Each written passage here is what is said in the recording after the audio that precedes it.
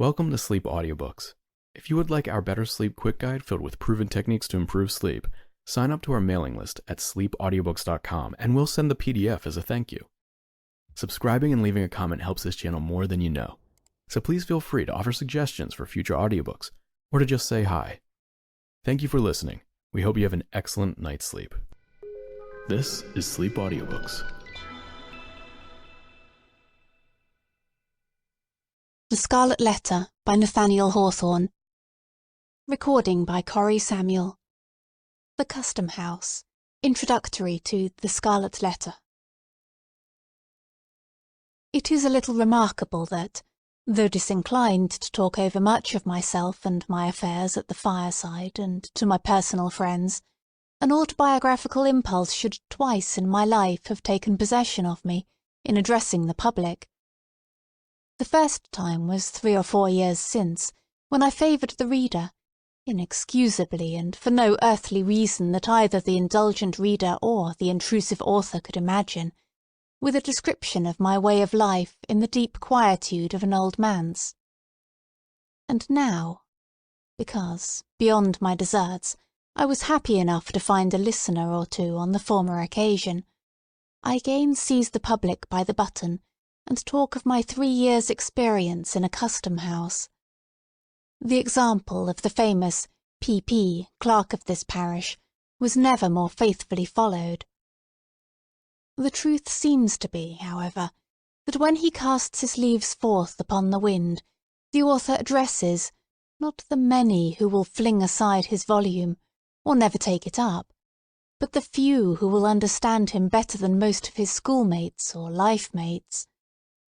Some authors, indeed, do far more than this, and indulge themselves in such confidential depths of revelation as could fittingly be addressed only and exclusively to the one heart and mind of perfect sympathy, as if the printed book, thrown at large on the wide world, was certain to find out the divided segment of the writer's own nature, and complete his circle of existence by bringing him into communion with it.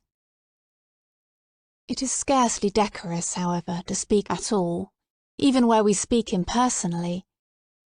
But, as thoughts are frozen and utterance benumbed, unless the speaker stand in some true relation with his audience, it may be pardonable to imagine that a friend, a kind and apprehensive, though not the closest friend, is listening to our talk, and then, a native reserve being thawed by this genial consciousness, we may prate of the circumstances that lie around us, and even of ourself, but still keep the inmost me behind its veil. To this extent, and within these limits, an author, methinks, may be autobiographical, without violating either the reader's rights or his own. It will be seen likewise that this custom-house sketch has a certain propriety, of a kind always recognised in literature, as explaining how a large portion of the following pages came into my possession, and as offering proofs of the authenticity of a narrative therein contained. This, in fact, a desire to put myself in my true position as editor, or very little more, of the most prolix among the tales that make up my volume. This, and no other, is my true reason for assuming a personal relation with the public. In accomplishing the main purpose, it has appeared allowable, by a few extra touches, to give a faint representation of a mode of life not heretofore described, together with some of the characters that move in it, among whom the author happened to make one.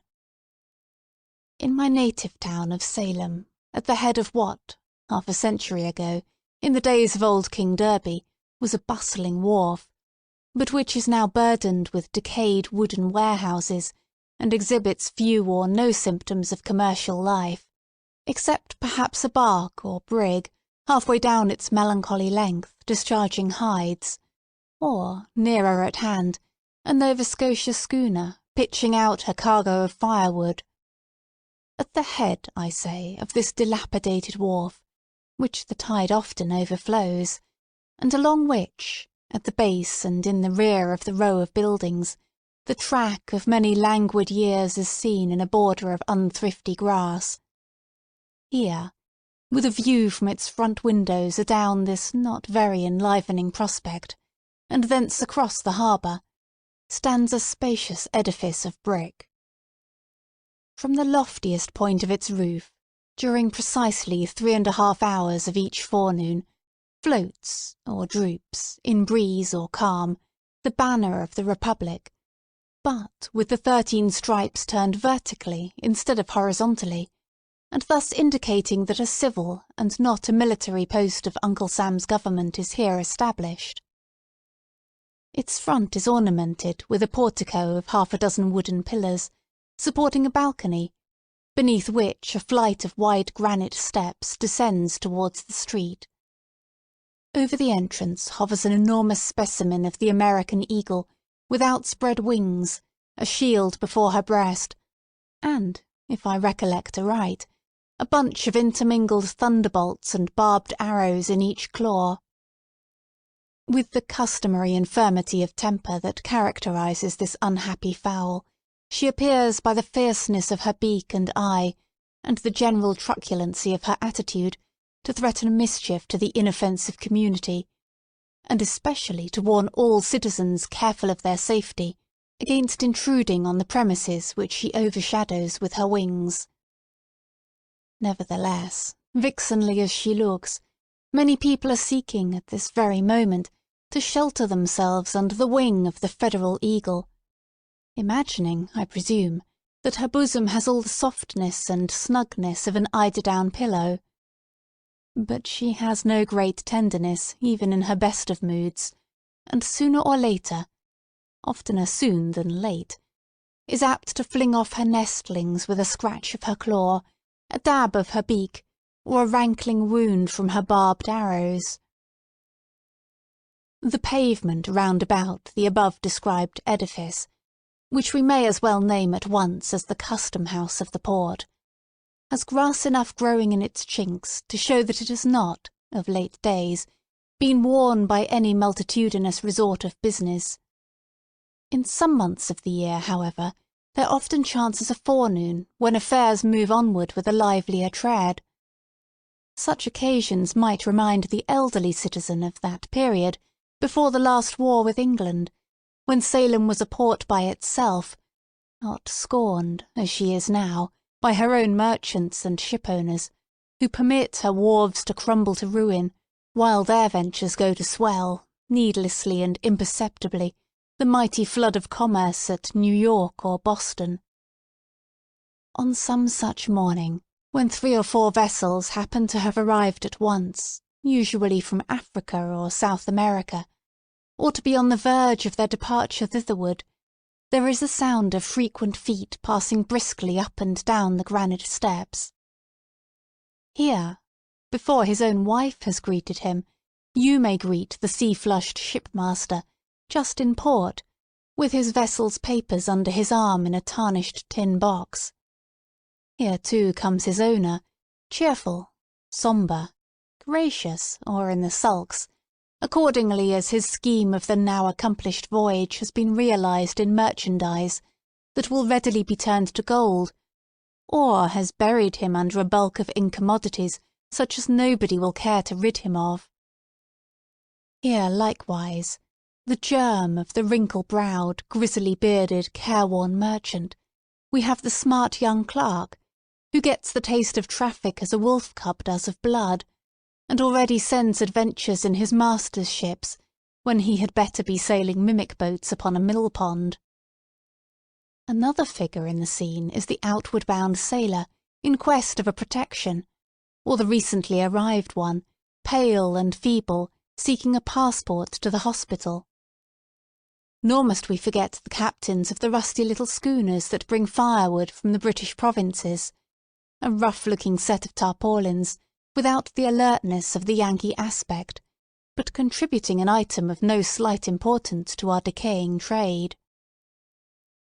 Cluster all these individuals together, as they sometimes were, with other miscellaneous ones to diversify the group, and, for the time being, it made the custom-house a stirring scene. More frequently, however, on ascending the steps, you would discern, in the entry if it were summer-time, or in their appropriate rooms if wintry or inclement weather, a row of venerable figures, sitting in old-fashioned chairs, which were tipped on their hind legs back against the wall. Oftentimes they were asleep, but occasionally might be heard talking together, in voices between a speech and a snore, and with that lack of energy that distinguishes the occupants of almshouses and all other human beings who depend for subsistence on charity, on monopolised labour, or on anything else but their own independent exertions. These old gentlemen, seated, like Matthew, at the receipt of custom, but not very liable to be summoned thence, like him, for apostolic errands, were custom-house officers. Furthermore, on the left hand as you enter the front door, is a certain room or office, about 15 feet square, and of a lofty height, with 2 of its arched windows commanding a view of the aforesaid dilapidated wharf, and the third looking across a narrow lane, and along a portion of Derby Street. All 3 give glimpses of the shops of grocers, block-makers, slop-sellers, and ship-chandlers, around the doors of which are generally to be seen, laughing and gossiping, clusters of old salts and such other wharf-rats as haunt the Wapping of a seaport. The room itself is cobwebbed and dingy with old paint. Its floor is strewn with grey sand, in a fashion that has elsewhere fallen into long disuse, and it is easy to conclude, from the general slovenliness of the place, that this is a sanctuary into which womankind, with her tools of magic, the broom and mop, has very infrequent access. In the way of furniture, there is a stove with a voluminous funnel, an old pine desk with a 3-legged stool beside it, 2 or 3 wooden-bottom chairs, exceedingly decrepit and infirm, and, not to forget the library, on some shelves, a score or 2 of volumes of the Acts of Congress, and a bulky digest of the revenue laws. A tin pipe ascends through the ceiling, and forms a medium of vocal communication with other parts of the edifice. And here, some 6 months ago, pacing from corner to corner, or lounging on the long-legged stool, with his elbow on the desk and his eyes wandering up and down the columns of the morning newspaper, you might have recognised, honoured reader, the same individual who welcomed you into his cheery little study, where the sunshine glimmered so pleasantly through the willow branches on the western side of the old manse. But now, should you go thither to seek him, you would inquire in vain for the loco-foco surveyor. The besom of reform hath swept him out of office, and a worthier successor wears his dignity and pockets his emoluments. This old town of Salem, my native place, though I have dwelt much away from it both in boyhood and maturer years, possesses, or did possess, a hold on my affection, the force of which I have never realised during my seasons of actual residence here. Indeed, so far as its physical aspect is concerned, with its flat, unvaried surface, covered chiefly with wooden houses, few or none of which pretend to architectural beauty, its irregularity, which is neither picturesque nor quaint, but only tame, its long and lazy street, lounging wearisomely through the whole extent of the peninsula, with Gallows Hill and New Guinea at one end, and a view of the almshouse at the other.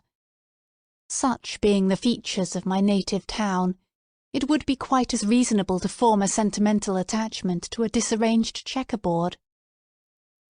And yet, though invariably happiest elsewhere, there is within me a feeling for old Salem, which, in lack of a better phrase, I must be content to call affection.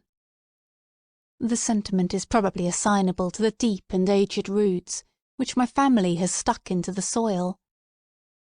It is now nearly 2 centuries and a quarter since the original Briton, the earliest emigrant of my name, made his appearance in the wild and forest-bordered settlement which has since become a city. And here his descendants have been born and died, and have mingled their earthly substance with the soil, until no small portion of it must necessarily be akin to the mortal frame wherewith, for a little while, I walk the streets.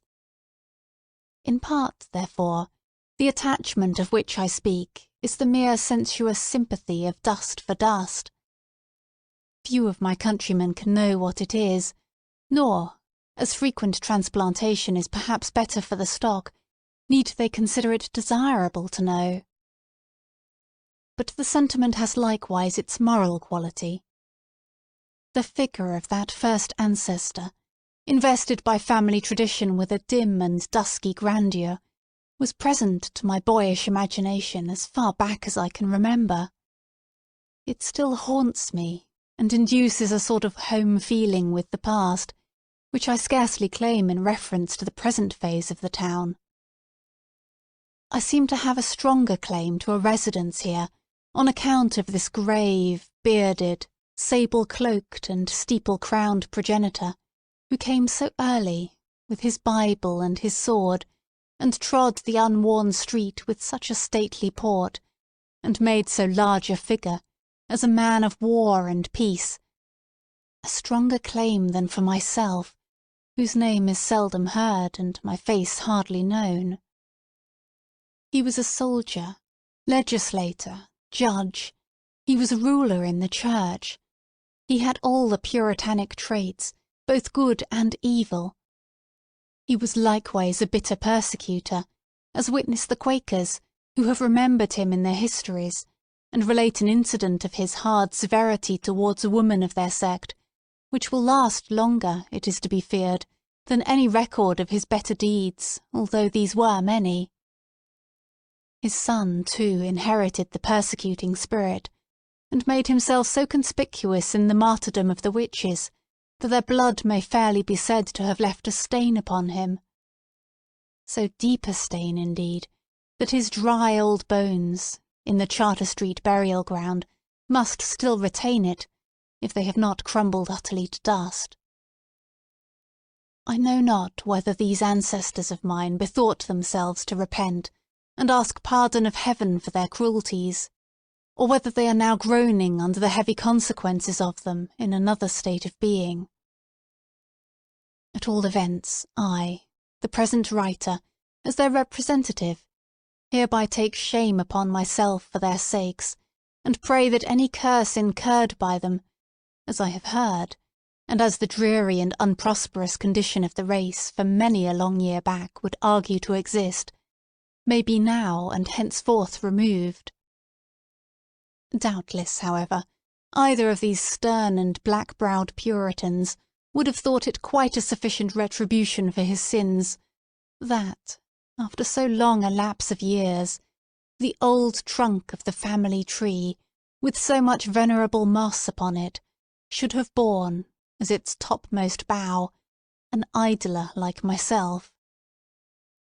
No aim that I have ever cherished would they recognise as laudable, no success of mine, if my life, beyond its domestic scope, had ever been brightened by success, would they deem otherwise than worthless, if not positively disgraceful. What is he? Murmurs one grey shadow of my forefathers to the other. A writer of story-books! What kind of business in life? What mode of glorifying God, or being serviceable to mankind in his day and generation, may that be? Why, the degenerate fellow might as well have been a fiddler. Such are the compliments bandied between my great-grandsires and myself, across the gulf of time. And yet, let them scorn me as they will, strong traits of their nature have intertwined themselves with mine. Planted deep, in the town's earliest infancy and childhood, by these two earnest and energetic men, the race has ever since subsisted here, always, too, in respectability, never, so far as I have known, disgraced by a single unworthy member, but seldom or never, on the other hand, after the first 2 generations, performing any memorable deed, or so much as putting forward a claim to public notice. Gradually they have sunk almost out of sight, as old houses, here and there about the streets, get covered halfway to the eaves by the accumulation of new soil. From father to son, for above 100 years, they followed the sea, a grey-headed shipmaster in each generation, retiring from the quarterdeck to the homestead, while a boy of 14 took the hereditary place before the mast, confronting the salt spray and the gale which had blustered against his sire and grandsire. The boy, also in due time, passed from the forecastle to the cabin, spent a tempestuous manhood, and returned from his world wanderings, to grow old and die, and mingle his dust with the natal earth. This long connection of a family with one spot, as its place of birth and burial, creates a kindred between the human being and the locality, quite independent of any charm in the scenery or moral circumstances that surround him. It is not love, but instinct. The new inhabitant, who came himself from a foreign land, or whose father or grandfather came, has little claim to be called a Salemite. He has no conception of the oyster-like tenacity with which an old settler, over whom his 3rd century is creeping, clings to the spot where his successive generations have been embedded. It is no matter that the place is joyless for him, that he is weary of the old wooden houses, the mud and dust, the dead level of sight and sentiment, the chill east wind, and chillest of social atmospheres. All these, and whatever faults besides he may see or imagine, are nothing to the purpose. The spell survives, and just as powerfully as if the natal spot were an earthly paradise. So has it been in my case. I felt it almost as a destiny to make Salem my home, so that the mould of features and cast of character, which had all along been familiar here, ever, as one representative of the race lay down in the grave, another assuming, as it were, his sentry march along the main street, might still, in my little day, be seen and recognised in the old town. Nevertheless, this very sentiment is an evidence that the connection, which has become an unhealthy one, should at least be severed. Human nature will not flourish, any more than a potato, if it be planted and replanted for too long a series of generations in the same worn-out soil. My children have had other birthplaces, and, so far as their fortunes may be within my control, shall strike their roots into unaccustomed earth. On emerging from the old manse, it was chiefly this strange, indolent, unjoyous attachment for my native town that brought me to fill a place in Uncle Sam's brick edifice, when I might as well, or better, have gone somewhere else. My doom was on me. It was not the first time, nor the second, that I had gone away, as it seemed permanently, but yet returned, like the bad halfpenny, or as if Salem were for me the inevitable centre of the universe. So, one fine morning I ascended the flight of granite steps, with the President's commission in my pocket, and was introduced to the corps of gentlemen who were to aid me in my weighty responsibility as Chief Executive Officer of the Custom House. I doubt greatly, or rather I do not doubt at all, whether any public functionary of the United States, either in the civil or military line, has ever had such a patriarchal body of veterans under his orders as myself. The whereabouts of the oldest inhabitant was at once settled when I looked at them. For upwards of 20 years before this epoch, the independent position of the collector had kept the Salem Custom House out of the whirlpool of political vicissitude which makes the tenure of office generally so fragile. A soldier, New England's most distinguished soldier, He stood firmly on the pedestal of his gallant services, and, himself secure in the wise liberality of the successive administrations through which he had held office, he had been the safety of his subordinates in many an hour of danger and heartquake. General Miller was radically conservative, a man over whose kindly nature habit had no slight influence, attaching himself strongly to familiar faces, and with difficulty moved to change, even when change might have brought unquestionable improvement. Thus, on taking charge of my department, I found few but aged men.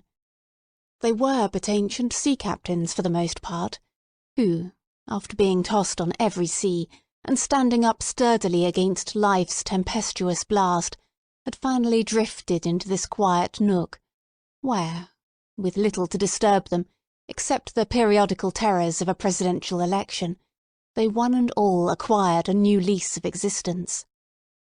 Though by no means less liable than their fellow men to age and infirmity, they had evidently some talisman or other that kept death at bay.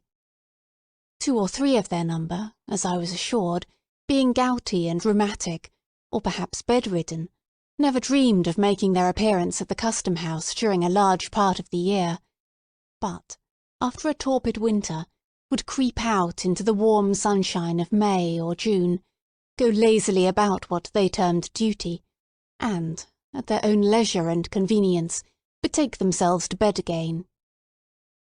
I must plead guilty to the charge of abbreviating the official breath of more than one of these venerable servants of the Republic. They were allowed, on my representation, to rest from their arduous labours, and soon afterwards, as if their sole principle of life had been zeal for their country's service, as I verily believe it was, withdrew to a better world. It is a pious consolation to me that, through my interference, a sufficient space was allowed them for repentance of the evil and corrupt practices into which, as a matter of course, every custom-house officer must be supposed to fall. Neither the front nor the back entrance of the custom-house opens on the road to paradise. The greater part of my officers were Whigs. It was well for their venerable brotherhood that the new surveyor was not a politician, and, though a faithful Democrat in principle, neither received nor held his office with any reference to political services. Had it been otherwise, had an active politician been put into this influential post, to assume the easy task of making head against a Whig collector, whose infirmities withheld him from the personal administration of his office, hardly a man of the old corps would have drawn the breath of official life within a month after the exterminating angel had come up the custom-house steps. According to the received code in such matters, it would have been nothing short of duty, in a politician, to bring every one of those white heads under the axe of the guillotine. It was plain enough to discern that the old fellows dreaded some such discourtesy at my hands. It pained, and at the same time amused me, to behold the terrors that attended my advent, to see a furrowed cheek, weather-beaten by half a century of storm, turn ashy pale at the glance of so harmless an individual as myself, to detect, as one or another addressed me, the tremor of a voice, which, in long past days, had been wont to bellow through a speaking trumpet, hoarsely enough to frighten Boreas himself to silence. They knew, these excellent old persons, that, by all established rule, and, as regarded some of them, weighed by their own lack of efficiency for business, they ought to have given place to younger men, more orthodox in politics, and altogether fitter than themselves to serve our common uncle. I knew it, too, but could never quite find in my heart to act upon the knowledge. Much and deservedly to my own discredit, therefore, and considerably to the detriment of my official conscience, they continued, during my incumbency, to creep about the wharves and loiter up and down the custom-house steps. They spent a good deal of time, also, asleep in their accustomed corners, with their chairs tilted back against the walls, awaking, however, once or twice in the forenoon, to bore one another with the several thousandth repetition of old sea stories and mouldy jokes that had grown to be passwords and countersigns among them. The discovery was soon made, I imagine, that the new surveyor had no great harm in him. So, with lightsome hearts and the happy consciousness of being usefully employed, in their own behalf at least, if not for our beloved country, these good old gentlemen went through the various formalities of office. Sagaciously under their spectacles did they peep into the holds of vessels. Mighty was their fuss about little matters, and marvellous, sometimes, the obtuseness that allowed greater ones to slip between their fingers. Whenever such a mischance occurred, when a waggon-load of valuable merchandise had been smuggled ashore, at noonday perhaps, and directly beneath their unsuspicious noses, nothing could exceed the vigilance and alacrity with which they proceeded to lock and double-lock, and secure with tape and sealing-wax, all the avenues of the delinquent vessel. Instead of a reprimand for their previous negligence, the case seemed rather to require a eulogium on their praiseworthy caution after the mischief had occurred, a grateful recognition of the promptitude of their zeal the moment that there was no longer any remedy. Unless people are more than commonly disagreeable, it is my foolish habit to contract a kindness for them. The better part of my companion's character, if it have a better part, is that which usually comes uppermost in my regard, and forms the type whereby I recognise the man. As most of these old custom-house officers had good traits, and as my position in reference to them, being paternal and protective, was favourable to the growth of friendly sentiments, I soon grew to like them all. It was pleasant in the summer forenoons, when the fervent heat, that almost liquefied the rest of the human family, merely communicated a genial warmth to their half-torpid systems. It was pleasant to hear them chatting in the back entry, a row of them all tipped against the wall as usual, while the frozen witticisms of past generations were thawed out and came bubbling with laughter from their lips. Externally, the jollity of aged men has much in common with the mirth of children.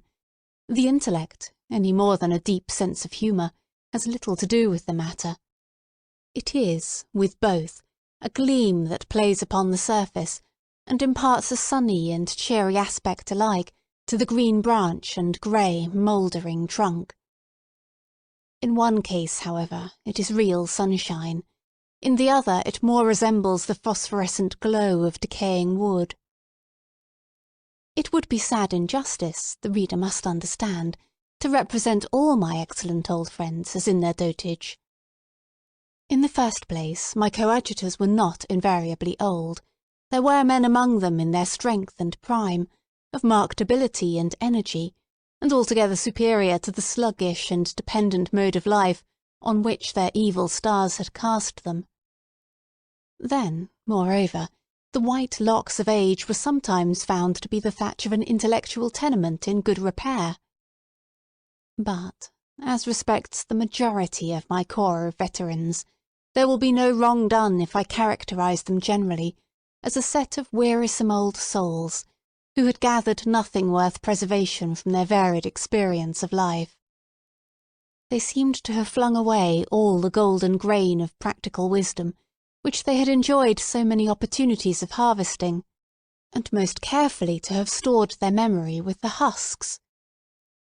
They spoke with far more interest and unction of their morning's breakfast, or yesterday's, today's, or tomorrow's dinner, than of the shipwreck of 40 or 50 years ago, and all the world's wonders which they had witnessed with their youthful eyes. The father of the custom-house, the patriarch not only of this little squad of officials, but, I am bold to say, of the respectable body of tide-waiters all over the United States, was a certain permanent inspector. He might truly be termed a legitimate son of the revenue system, dyed in the wool, or rather born in the purple, since his sire, a revolutionary colonel, and formerly collector of the port, had created an office for him, and appointed him to fill it, at a period of the early ages which few living men can now remember. This inspector, when I first knew him, was a man of 80 years or thereabouts, and certainly one of the most wonderful specimens of wintergreen that you would be likely to discover in a lifetime's search. With his florid cheek, his compact figure smartly arrayed in a bright-buttoned blue coat, his brisk and vigorous step, and his hale and hearty aspect, altogether he seemed, not young indeed, but a kind of new contrivance of Mother Nature in the shape of man, whom age and infirmity had no business to touch. His voice and laugh, which perpetually re-echoed through the custom-house, had nothing of the tremulous quaver and cackle of an old man's utterance. They came strutting out of his lungs, like the crow of a cock or the blast of a clarion. Looking at him merely as an animal, and there was very little else to look at, he was a most satisfactory object, from the thorough healthfulness and wholesomeness of his system, and his capacity, at that extreme age, to enjoy all, or nearly all, the delights which he had ever aimed at or conceived of. The careless security of his life in the custom-house, on a regular income, and with but slight and infrequent apprehensions of removal, had no doubt contributed to make time pass lightly over him. The original and more potent causes, however, lay in the rare perfection of his animal nature, the moderate proportion of intellect, and the very trifling admixture of moral and spiritual ingredients, these latter qualities indeed being in barely enough measure to keep the old gentleman from walking on all fours. He possessed no power of thought, no depth of feeling, no troublesome sensibilities, nothing, in short, but a few commonplace instincts, which, aided by the cheerful temper which grew inevitably out of his physical well-being, did duty very respectably, and to general acceptance, in lieu of a heart. He had been the husband of 3 wives, all long since dead, the father of 20 children, most of whom, at every age of childhood or maturity, had likewise returned to dust. Here, one would suppose, might have been sorrow enough to imbue the sunniest disposition through and through with a sable tinge. Not so with our old inspector. One brief sigh sufficed to carry off the entire burden of these dismal reminiscences. The next moment he was as ready for sport as any unbreeched infant, far readier than the collector's junior clerk, who, at 19 years, was much the elder and graver man of the two. I used to watch and study this patriarchal personage, with, I think, livelier curiosity than any other form of humanity there presented to my notice. He was, in truth, a rare phenomenon, so perfect, in one point of view, so shallow, so delusive, so impalpable, such an absolute nonentity in every other. My conclusion was that he had no soul, no heart, no mind, nothing, as I have already said, but instincts, and yet, withal, so cunningly had the few materials of his character been put together that there was no painful perception of deficiency, but, on my part, an entire contentment with what I found in him. It might be difficult, and it was so, to conceive how he should exist hereafter, so earthly and sensuous did he seem. But surely his existence here, admitting that it was to terminate with his last breath, had been not unkindly given, with no higher moral responsibilities than the beasts of the field, but with a larger scope of enjoyment than theirs, and with all their blessed immunity from the dreariness and duskiness of age. One point in which he had vastly the advantage over his 4-footed brethren was his ability to recollect the good dinners which it had made no small portion of the happiness of his life to eat. His gourmandism was a highly agreeable trait, and to hear him talk of roast meat was as appetizing as a pickle or an oyster. As he possessed no higher attribute, and neither sacrificed nor vitiated any spiritual endowment by devoting all his energies and ingenuities to subserve the delight and profit of his maw, it always pleased and satisfied me to hear him expatiate on fish, poultry, and butcher's meat, and the most eligible methods of preparing them for the table. His reminiscences of good cheer, however ancient the date of the actual banquet, seemed to bring the savour of pig or turkey under one's very nostrils. There were flavours on his palate that had lingered there not less than 60 or 70 years, and were still apparently as fresh as that of the mutton chop which he had just devoured for his breakfast. I have heard him smack his lips over dinners, every guest at which, except himself, had long been food for worms. It was marvellous to observe how the ghosts of bygone meals were continually rising up before him, not in anger or retribution, but as if grateful for his former appreciation, and seeking to repudiate an endless series of enjoyment, at once shadowy and sensual.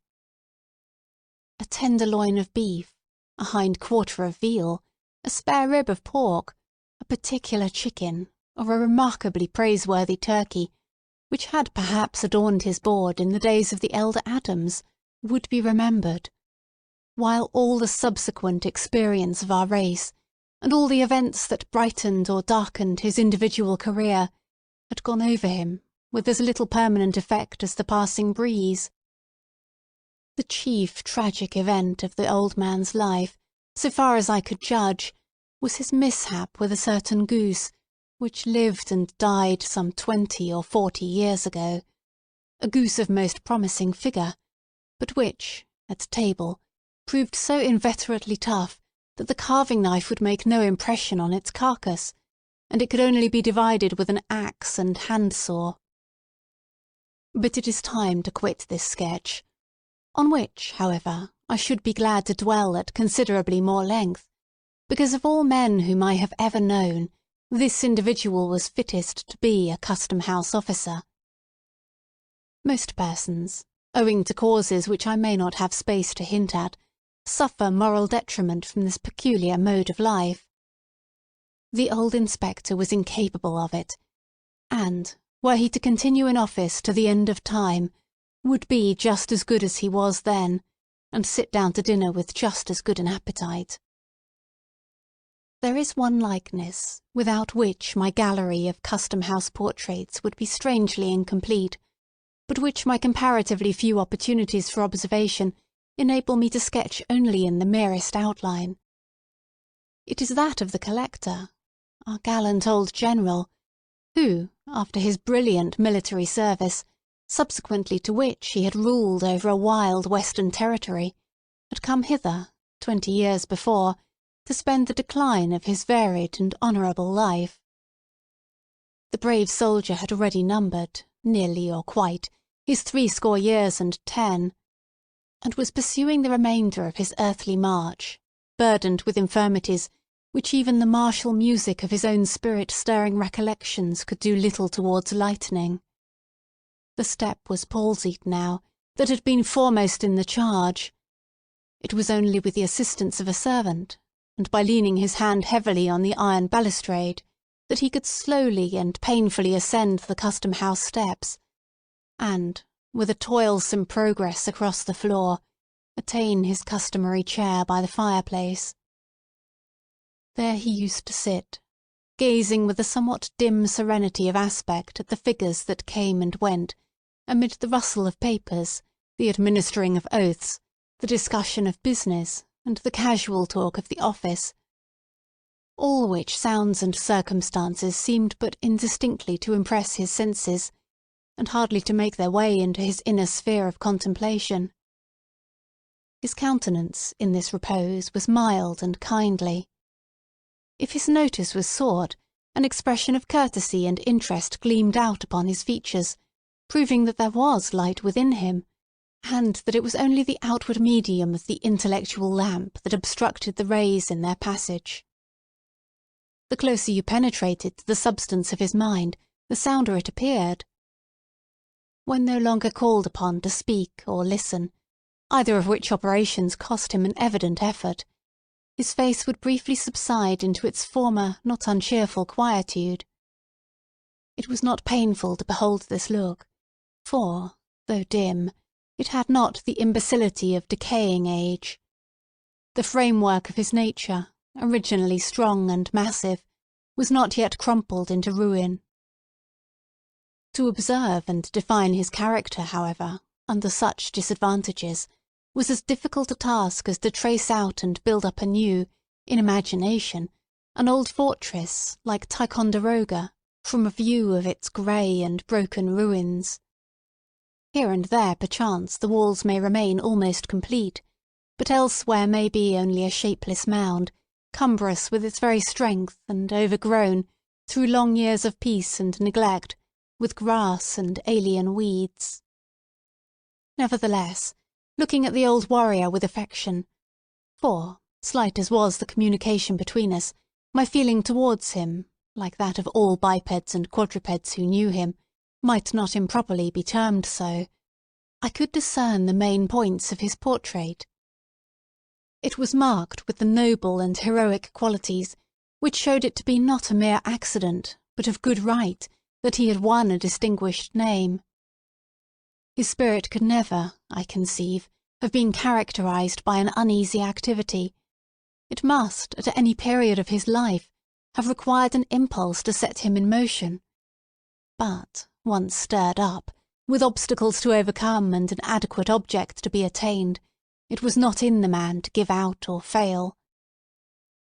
The heat that had formerly pervaded his nature, and which was not yet extinct, was never of the kind that flashes and flickers in a blaze, but rather a deep red glow, as of iron in a furnace.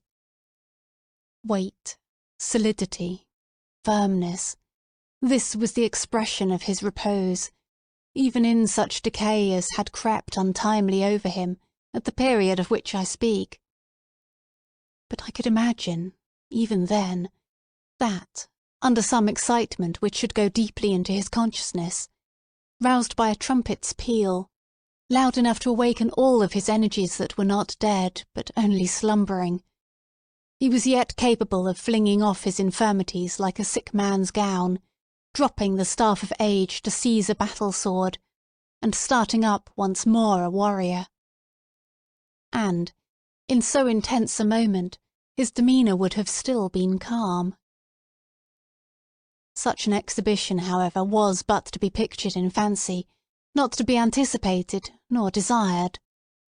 What I saw in him, as evidently as the indestructible ramparts of old Ticonderoga, already cited as the most appropriate simile, was the features of stubborn and ponderous endurance, which might well have amounted to obstinacy in his earlier days, of integrity that, like most of his other endowments, lay in a somewhat heavy mass, and was just as unmalleable or unmanageable as a ton of iron ore, and of benevolence, which, fiercely as he led the bayonets on at Chippewa or Fort Erie, I take to be of quite as genuine a stamp as what actuates any or all of the polemical philanthropists of the age. He had slain men with his own hand, for aught I know. Certainly they had fallen like blades of grass at the sweep of the scythe before the charge to which his spirit imparted its triumphant energy.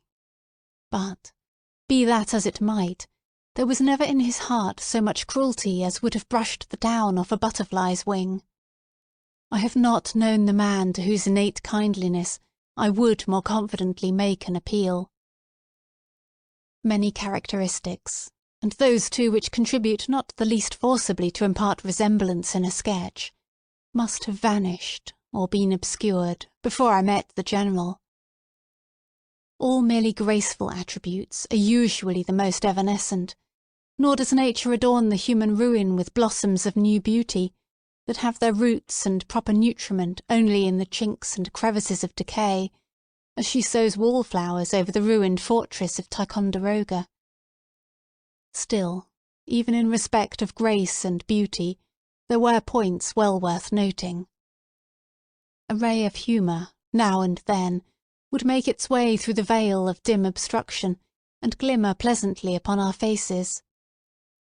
A trait of native elegance, seldom seen in the masculine character after childhood or early youth, was shown in the general's fondness for the sight and fragrance of flowers. An old soldier might be supposed to prize only the bloody laurel on his brow, but here was one who seemed to have a young girl's appreciation of the floral tribe. There, beside the fireplace, the brave old general used to sit, while the surveyor, though seldom, when it could be avoided, taking upon himself the difficult task of engaging him in conversation, was fond of standing at a distance and watching his quiet and almost slumberous countenance. He seemed away from us, although we saw him but a few yards off, remote, though we passed close beside his chair, unattainable, though we might have stretched forth our hands and touched his own. It might be that he lived a more real life within his thoughts than amid the unappropriate environment of the collector's office. The evolutions of the parade, the tumult of the battle, the flourish of old heroic music heard 30 years before.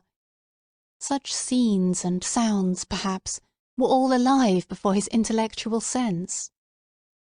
Meanwhile, the merchants and shipmasters, the spruce clerks and uncouth sailors, entered and departed. The bustle of this commercial and custom-house life kept up its little murmur round about him, and neither with the men nor their affairs did the general appear to sustain the most distant relation. He was as much out of place as an old sword, now rusty, but which had flashed once in the battle's front, and showed still a bright gleam along its blade, would have been among the inkstands, paper folders, and mahogany rulers on the deputy collector's desk. There was one thing that much aided me in renewing and recreating the stalwart soldier of the Niagara frontier, the man of true and simple energy. It was the recollection of those memorable words of his, "I'll try, sir," spoken on the very verge of a desperate and heroic enterprise, and breathing the soul and spirit of New England hardihood, comprehending all perils and encountering all. If, in our country, valour were rewarded by heraldic honour, this phrase, which it seems so easy to speak, but which only he, with such a task of danger and glory before him, has ever spoken, would be the best and fittest of all mottos for the general's shield of arms. It contributes greatly towards a man's moral and intellectual health to be brought into habits of companionship with individuals unlike himself, who care little for his pursuits, and whose sphere and abilities he must go out of himself to appreciate. The accidents of my life have often afforded me this advantage, but never with more fullness and variety than during my continuance in office. There was one man especially, the observation of whose character gave me a new idea of talent. His gifts were emphatically those of a man of business, prompt, acute, clear-minded, with an eye that saw through all perplexities, and a faculty of arrangement that made them vanish as if by the waving of an enchanter's wand. Bred up from boyhood in the custom-house, it was his proper field of activity, and the many intricacies of business, so harassing to the interloper, presented themselves before him with the regularity of a perfectly comprehended system. In my contemplation he stood as the ideal of his class. He was, indeed, the custom-house in himself, or, at all events, the mainspring that kept its variously revolving wheels in motion. For, in an institution like this, where its officers are appointed to subserve their own profit and convenience, and seldom with a leading reference to their fitness for the duty to be performed, they must perforce seek elsewhere the dexterity which is not in them. Thus, by an inevitable necessity, as a magnet attracts steel filings, so did our man of business draw to himself the difficulties which everybody met with. With an easy condescension, and kind forbearance towards our stupidity, which, to his order of mind, must have seemed little short of crime, would he, forthwith, by the merest touch of his finger, make the incomprehensible as clear as daylight. The merchants valued him not less than we, his esoteric friends. His integrity was perfect. It was a law of nature with him, rather than a choice or a principle, nor can it be otherwise than the main condition of an intellect so remarkably clear and accurate as his, to be honest and regular in the administration of affairs. A stain on his conscience, as to anything that came within the range of his vocation, would trouble such a man very much in the same way, though to a far greater degree, than an error in the balance of an account, or an ink blot on the fair page of a book of record. Here, in a word, and it is a rare instance in my life, I had met with a person thoroughly adapted to the situation which he held. Such were some of the people with whom I now found myself connected. I took it in good part, at the hands of Providence, that I was thrown into a position so little akin to my past habits, and set myself seriously to gather from it whatever profit was to be had. After my fellowship of toil and impracticable schemes with the dreamy brethren of Brook Farm, after living for 3 years within the subtle influence of an intellect like Emerson's, after those wild, free days on the Assabeth, indulging fantastic speculations, beside our fire of fallen boughs, with Ellery Channing, after talking with Thoreau about pine trees and Indian relics in his hermitage at Walden, after growing fastidious by sympathy with the classic refinement of Hillard's culture, after becoming imbued with poetic sentiment at Longfellow's hearthstone, it was time, at length, that I should exercise other faculties of my nature, and nourish myself with food for which I had hitherto had little appetite. Even the old inspector was desirable, as a change of diet, to a man who had known Alcott. I looked upon it as an evidence, in some measure, of a system naturally well balanced, and lacking no essential part of a thorough organisation, that, with such associates to remember, I could mingle at once with men of altogether different qualities, and never murmur at the change. Literature, its exertions and objects, were now of little moment in my regard. I cared not at this period for books, they were apart from me.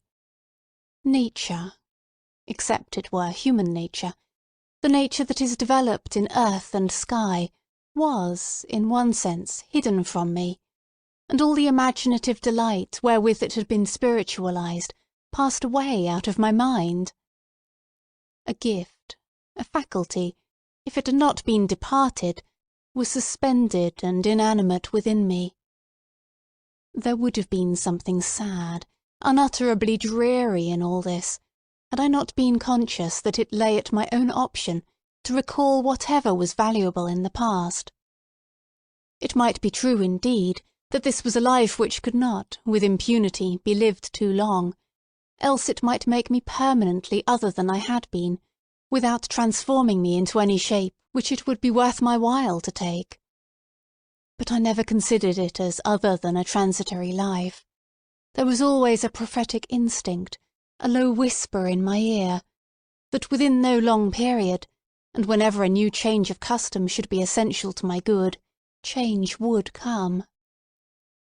Meanwhile, there I was, a surveyor of the revenue, and, so far as I have been able to understand, as good a surveyor as need be.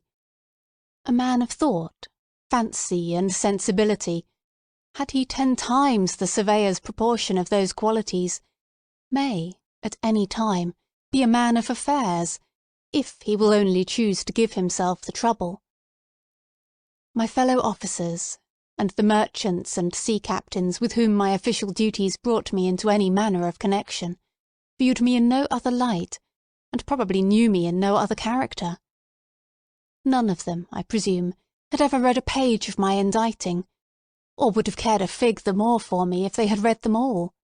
Nor would it have mended the matter in the least, had those same unprofitable pages been written with a pen like those of Burns or of Chaucer, each of whom was a custom-house officer in his day, as well as I. It is a good lesson, though it may often be a hard one, for a man who has dreamed of literary fame, and of making for himself a rank among the world's dignitaries by such means, to step aside out of the narrow circle in which his claims are recognised, and to find how utterly devoid of significance, beyond that circle, is all that he achieves and all he aims at.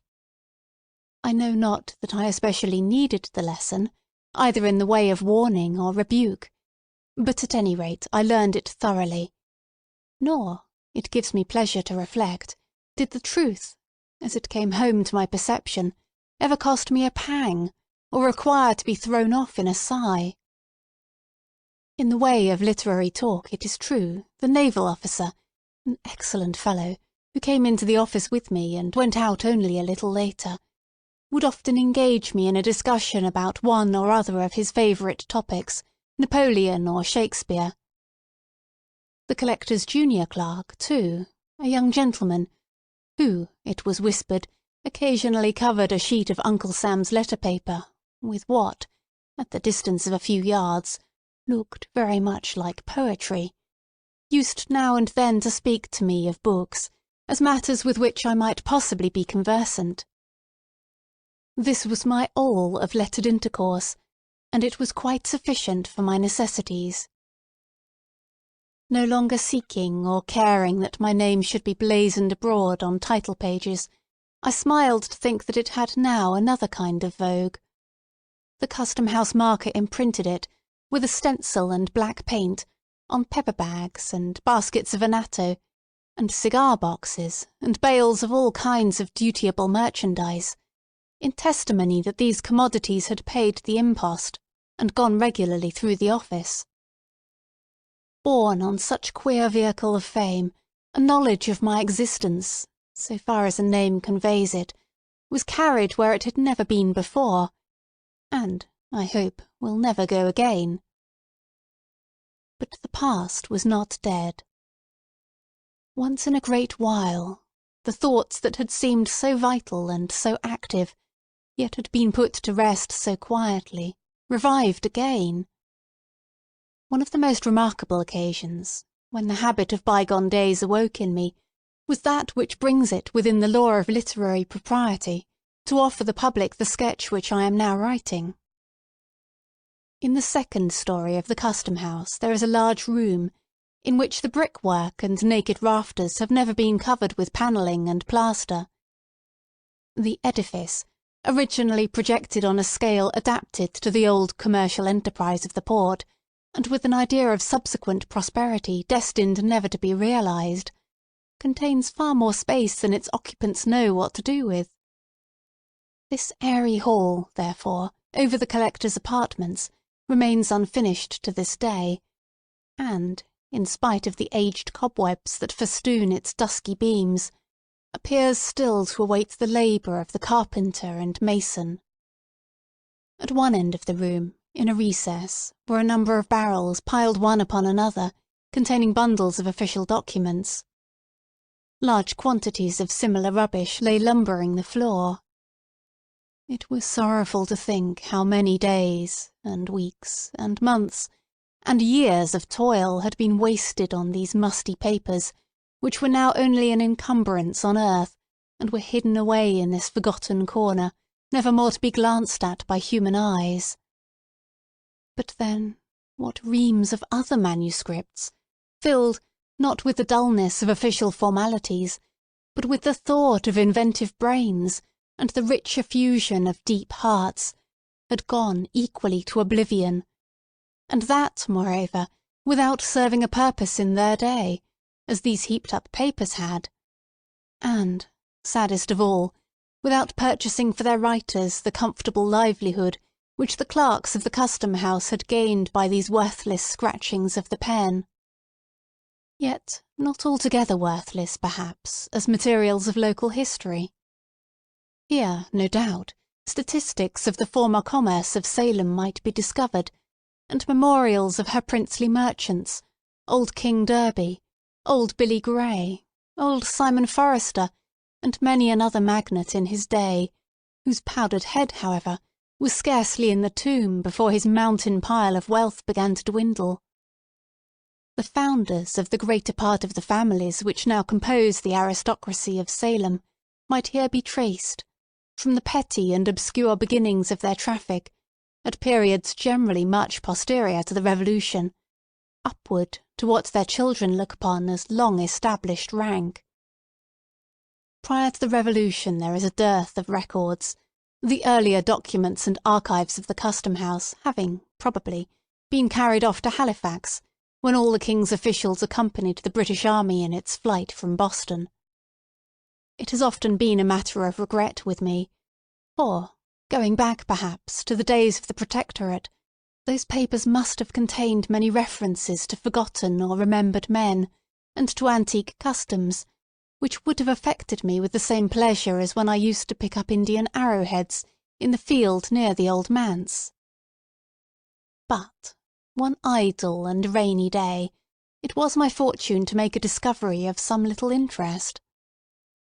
Poking and burrowing into the heaped-up rubbish in the corner, unfolding one and another document, and reading the names of vessels that had long ago foundered at sea or rotted at the wharves, and those of merchants never heard of now on 'Change, nor very readily decipherable on their mossy tombstones.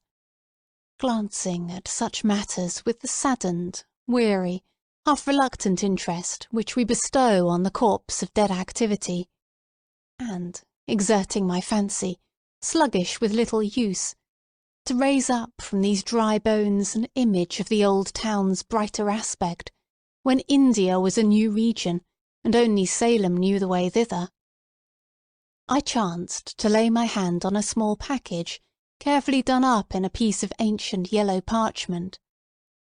This envelope had the air of an official record of some period long past, when clerks engrossed their stiff and formal chirography on more substantial materials than at present. There was something about it that quickened an instinctive curiosity, and made me undo the faded red tape that tied up the package, with the sense that a treasure would here be brought to light. Unbending the rigid folds of the parchment cover, I found it to be a commission, under the hand and seal of Governor Shirley, in favour of one Jonathan Pugh, as surveyor of His Majesty's customs for the port of Salem, in the province of Massachusetts Bay. I remembered to have read, probably in Felt's Annals, a notice of the decease of Mr. Surveyor Pugh, about 80 years ago, and likewise, in a newspaper of recent times, an account of the digging up of his remains in the little graveyard of St. Peter's Church during the renewal of that edifice. Nothing, if I rightly call to mind, was left of my respected predecessor, save an imperfect skeleton, and some fragments of apparel, and a wig of majestic frizzle, which, unlike the head that it once adorned, was in very satisfactory preservation. But, on examining the papers which the parchment commission served to envelop, I found more traces of Mr. Pugh's mental part, and the internal operations of his head, than the frizzled wig had contained of the venerable skull itself. They were documents, in short, not official, but of a private nature, or at least written in his private capacity, and apparently with his own hand. I could account for their being included in the heap of Custom House lumber only by the fact that Mr. Pugh's death had happened suddenly, and that these papers, which he probably kept in his official desk, had never come to the knowledge of his heirs, or were supposed to relate to the business of the revenue. On the transfer of the archives to Halifax, this package, proving to be of no public concern, was left behind, and had remained ever since unopened. The ancient surveyor, being little molested, I suppose, at that early day, with business pertaining to his office, seems to have devoted some of his many leisure hours to researches as a local antiquarian, and other inquisitions of a similar nature. These supplied material for petty activity to a mind that would otherwise have been eaten up with rust. A portion of his facts, by the by, did me good service in the preparation of the article entitled Main Street, included in the present volume. The remainder may perhaps be applied to purposes equally valuable hereafter, or, not impossibly, may be worked up, so far as they go, into a regular history of Salem, should my veneration for the natal soil ever impel me to so pious a task. Meanwhile they shall be at the command of any gentleman, inclined and competent, to take the unprofitable labour off my hands. As a final disposition, I contemplate depositing them with the Essex Historical Society. But the object that most drew my attention to the mysterious package was a certain affair of fine red cloth, much worn and faded. There were traces about it of gold embroidery, which, however, was greatly frayed and defaced, so that none, or very little, of the glitter was left. It had been wrought, as was easy to perceive, with wonderful skill of needlework, and the stitch, as I am assured by ladies conversant with such mysteries, gives evidence of a now forgotten art, not to be discovered even by the process of picking out the threads.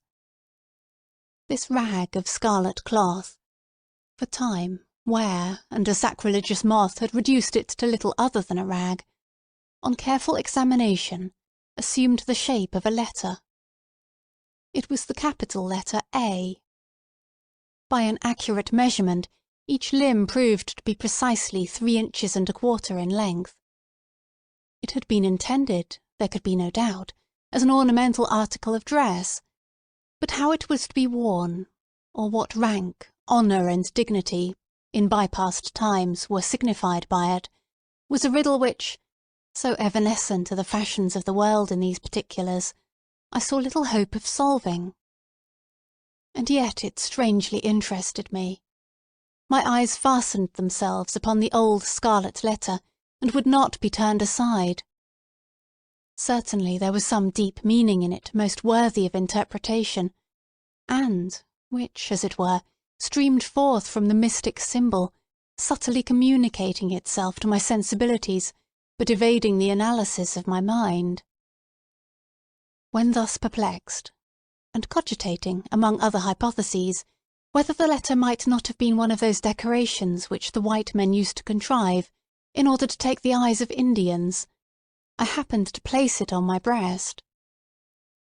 It seemed to me, the reader may smile, but must not doubt my word, it seemed to me then that I experienced a sensation not altogether physical, yet almost so, as of burning heat, and as if the letter were not of red cloth, but red-hot iron. I shuddered, and involuntarily let it fall upon the floor.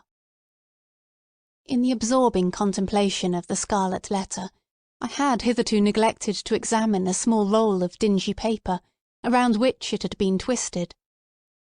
This I now opened, and had the satisfaction to find recorded by the old surveyor's pen a reasonably complete explanation of the whole affair.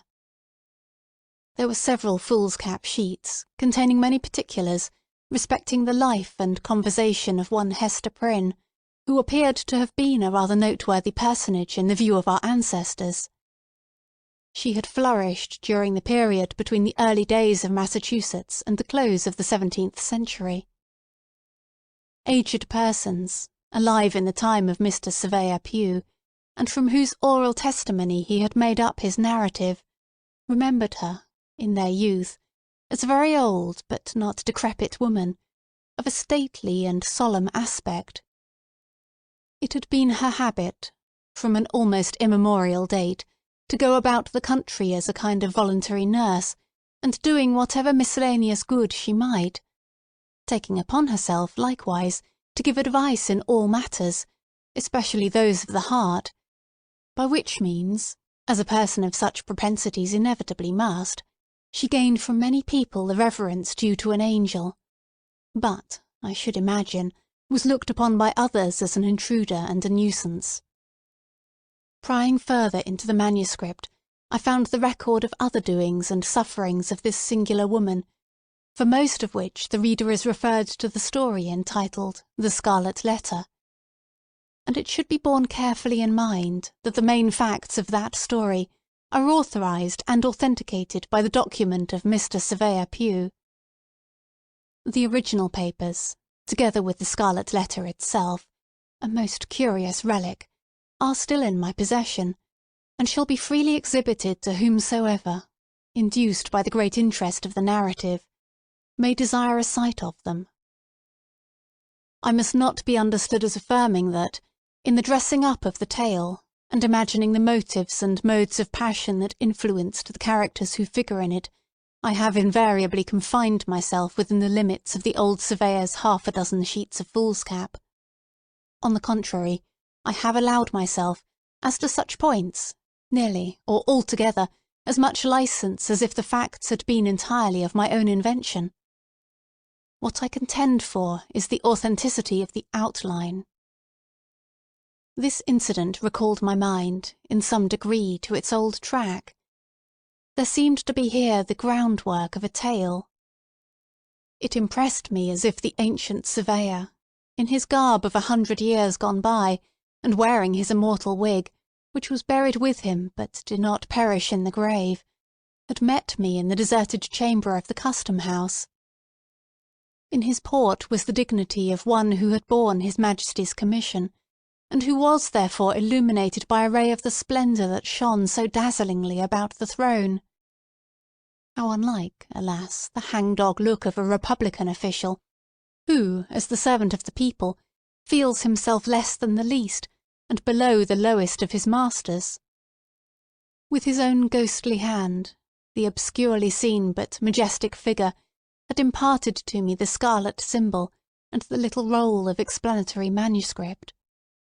With his own ghostly voice he had exhorted me, on the sacred consideration of my filial duty and reverence towards him, who might reasonably regard himself as my official ancestor, to bring his mouldy and moth-eaten lucubrations before the public. "Do this," said the ghost of Mr. Surveyor Pugh, emphatically nodding the head that looked so imposing within its memorable wig. "Do this, and the profit shall be all your own. You will shortly need it, for it is not in your days as it was in mine, when a man's office was a life lease, and oftentimes an heirloom. But I charge you, in this matter of old Mistress Prynne, give to your predecessor's memory the credit which will be rightfully due." And I said to the ghost of Mr. Surveyor Pugh, "I will." On Hester Prynne's story, therefore, I bestowed much thought. It was the subject of my meditations for many an hour, while pacing to and fro across my room, or traversing, with 100-fold repetition, the long extent from the front door of the custom-house to the side entrance and back again. Great were the weariness and annoyance of the old inspector and the weighers and gaugers, whose slumbers were disturbed by the unmercifully lengthened tramp of my passing and returning footsteps. Remembering their own former habits, they used to say that the surveyor was walking the quarter-deck.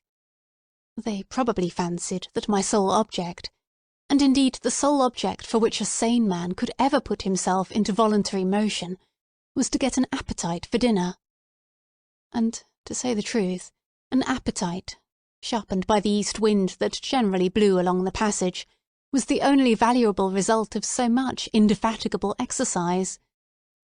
So little adapted is the atmosphere of a custom-house to the delicate harvest of fancy and sensibility, that, had I remained there through 10 presidencies yet to come, I doubt whether the tale of the Scarlet Letter would ever have been brought before the public eye.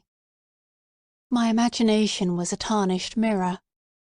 It would not reflect, or only with miserable dimness, the figures with which I did my best to people it. The characters of the narrative would not be warmed and rendered malleable by any heat that I could kindle at my intellectual forge. They would take neither the glow of passion nor the tenderness of sentiment, but retained all the rigidity of dead corpses, and stared me in the face with a fixed and ghastly grin of contemptuous defiance. "What have you to do with us?" that expression seemed to say. "The little power you might have once possessed over the tribe of unrealities is gone.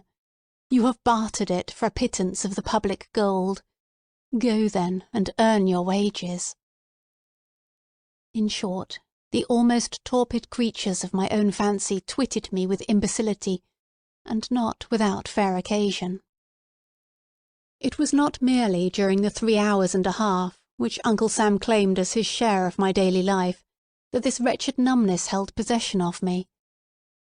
It went with me on my seashore walks and rambles into the country, whenever, which was seldom and reluctantly, I bestirred myself to seek that invigorating charm of nature, which used to give me such freshness and activity of thought the moment that I stepped across the threshold of the old manse.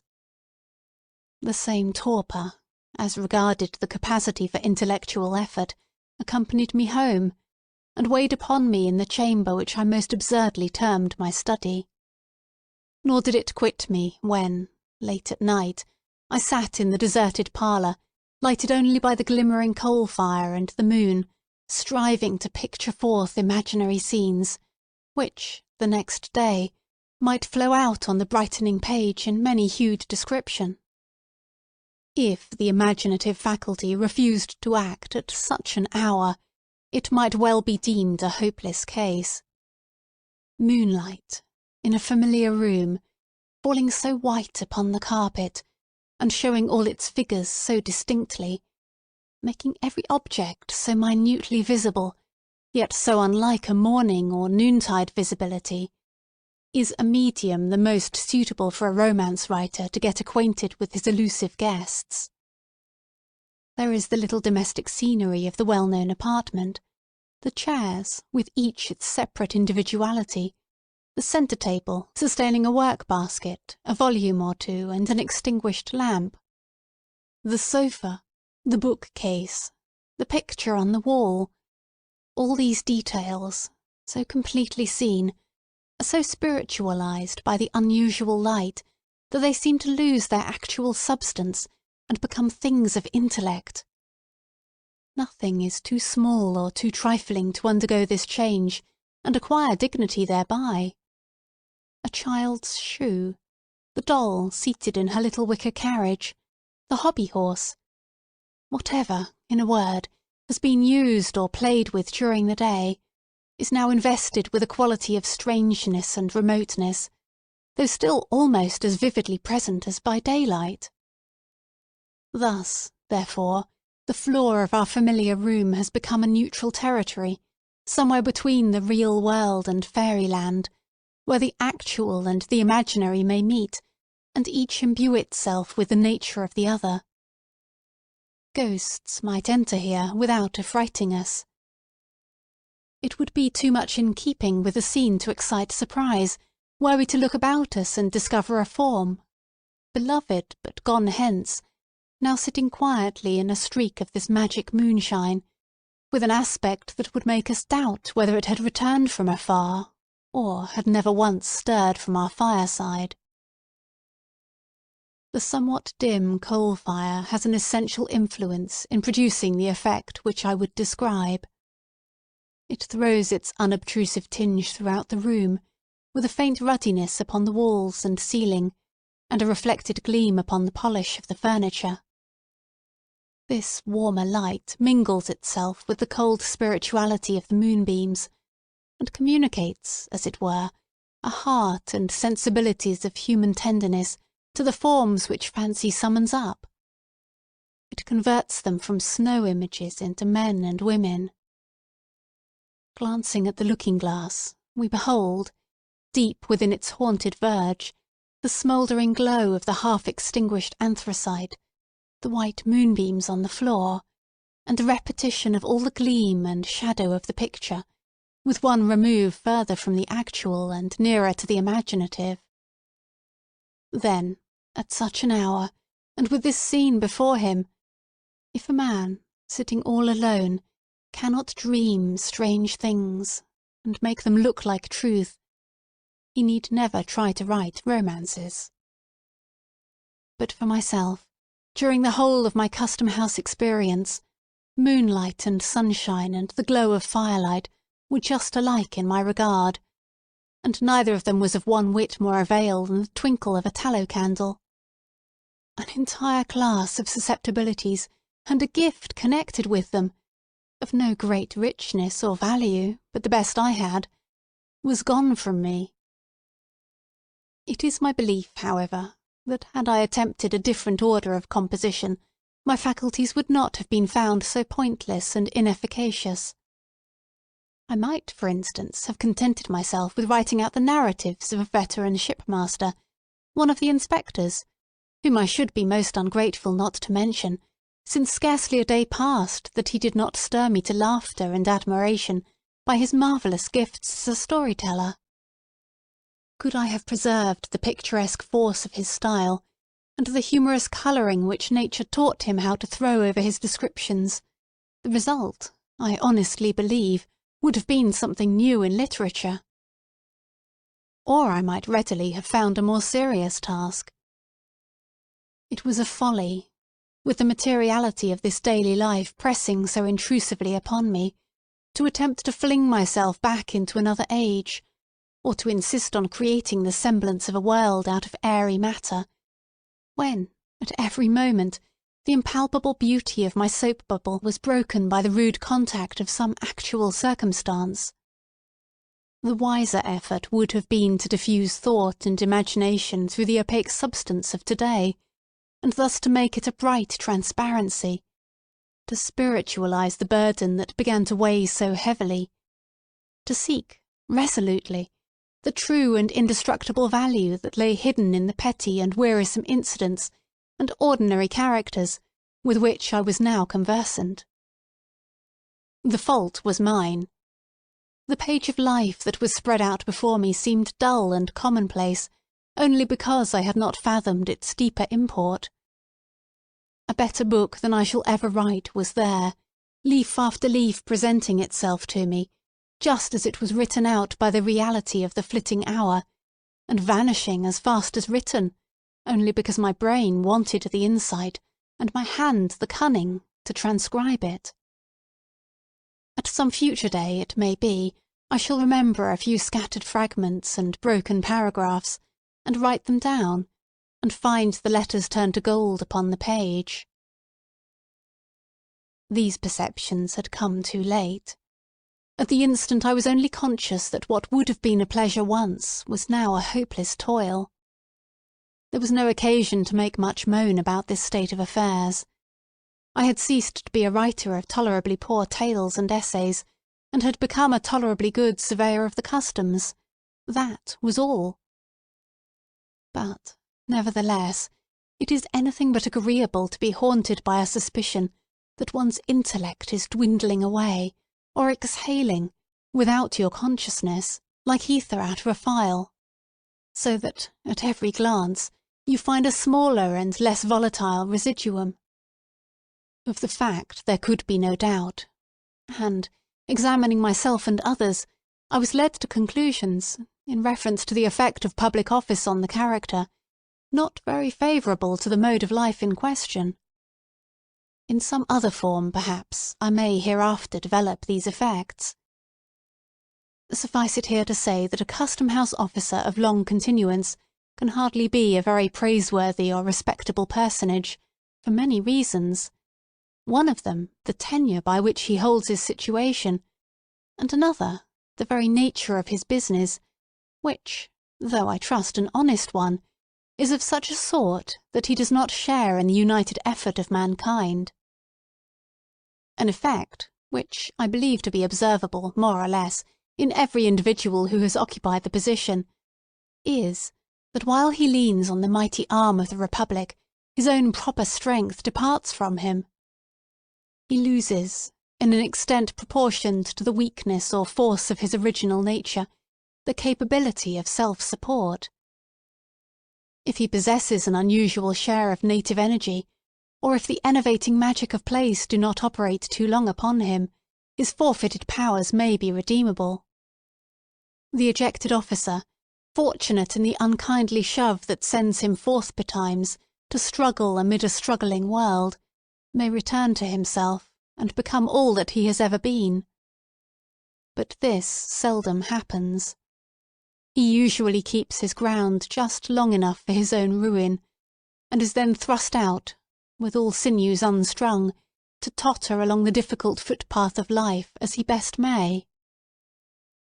Conscious of his own infirmity, that his tempered steel and elasticity are lost, he forever afterwards looks wistfully about him in quest of support external to himself. His pervading and continual hope, a hallucination which, in the face of all discouragement and making light of impossibilities, haunts him while he lives, and, I fancy, like the convulsive throes of the cholera, torments him for a brief space after death, is that, finally, and in no long time, by some happy coincidence of circumstances, he shall be restored to office. This faith, more than anything else, steals the pith and availability out of whatever enterprise he may dream of undertaking. Why should he toil and moil, and be at so much trouble to pick himself up out of the mud, when, in a little while hence, the strong arm of his uncle will raise and support him? Why should he work for his living here, or go to dig gold in California, when he is so soon to be made happy, at monthly intervals, with a little pile of glittering coin out of his uncle's pocket? It is sadly curious to observe how slight a taste of office suffices to infect a poor fellow with this singular disease. Uncle Sam's gold, meaning no disrespect to the worthy old gentleman, has, in this respect, a quality of enchantment like that of the devil's wages. Whoever touches it should look well to himself, or he may find the bargain to go hard against him, involving, if not his soul, yet many of its better attributes, its sturdy force, its courage and constancy, its truth, its self-reliance, and all that gives the emphasis to manly character. Here was a fine prospect in the distance. Not that the surveyor brought the lesson home to himself, or admitted that he could be so utterly undone, either by continuance in office or ejectment. Yet my reflections were not the most comfortable. I began to grow melancholy and restless, continually prying into my mind, to discover which of its poor properties were gone, and what degree of detriment had already accrued to the remainder. I endeavoured to calculate how much longer I could stay in the custom-house, and yet go forth a man. To confess the truth, it was my greatest apprehension, as it would never be a measure of policy to turn out so quiet an individual as myself, and it hardly being in the nature of a public officer to resign. It was my chief trouble, therefore, that I was likely to grow grey and decrepit in the surveyorship, and become much such another animal as the old inspector. Might it not, in the tedious lapse of official life that lay before me, finally be with me as it was with this venerable friend, to make the dinner hour the nucleus of the day, and to spend the rest of it, as an old dog spends it, asleep in the sunshine or in the shade? A dreary look-forward, this, for a man who felt it to be the best definition of happiness to live throughout the whole range of his faculties and sensibilities. But, all this while, I was giving myself very unnecessary alarm. Providence had meditated better things for me than I could possibly imagine for myself. A remarkable event of the 3rd year of my surveyorship, to adopt the tone of P.P., was the election of General Taylor to the presidency. It is essential, in order to a complete estimate of the advantages of official life, to view the incumbent at the incoming of a hostile administration. His position is then one of the most singularly irksome, and in every contingency disagreeable, that a wretched mortal can possibly occupy, with seldom an alternative of good on either hand, though what presents itself to him as the worst event may, very probably, be the best. But it is a strange experience, to a man of pride and sensibility, to know that his interests are within the control of individuals who neither love nor understand him, and by whom, since one or the other must needs happen, he would rather be injured than obliged. Strange, too, for one who has kept his calmness throughout the contest, to observe the bloodthirstiness that is developed in the hour of triumph, and to be conscious that he is himself among its objects. There are few uglier traits of human nature than this tendency, which I now witnessed in men no worse than their neighbours, to grow cruel, merely because they possessed the power of inflicting harm. If the guillotine, as applied to office holders, were a literal fact, instead of one of the most apt of metaphors, it is my sincere belief that the active members of the victorious party were sufficiently excited to have chopped off all our heads, and have thanked heaven for the opportunity. It appears to me, who have been a calm and curious observer, as well in victory as defeat, that this fierce and bitter spirit of malice and revenge has never distinguished the many triumphs of my own party, as it now did that of the Whigs.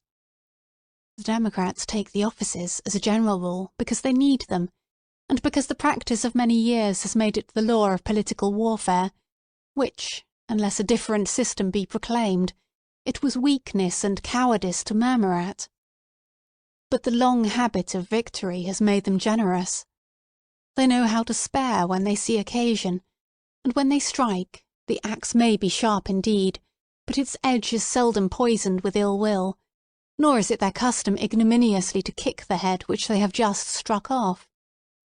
In short, unpleasant as was my predicament, at best I saw much reason to congratulate myself that I was on the losing side rather than the triumphant one.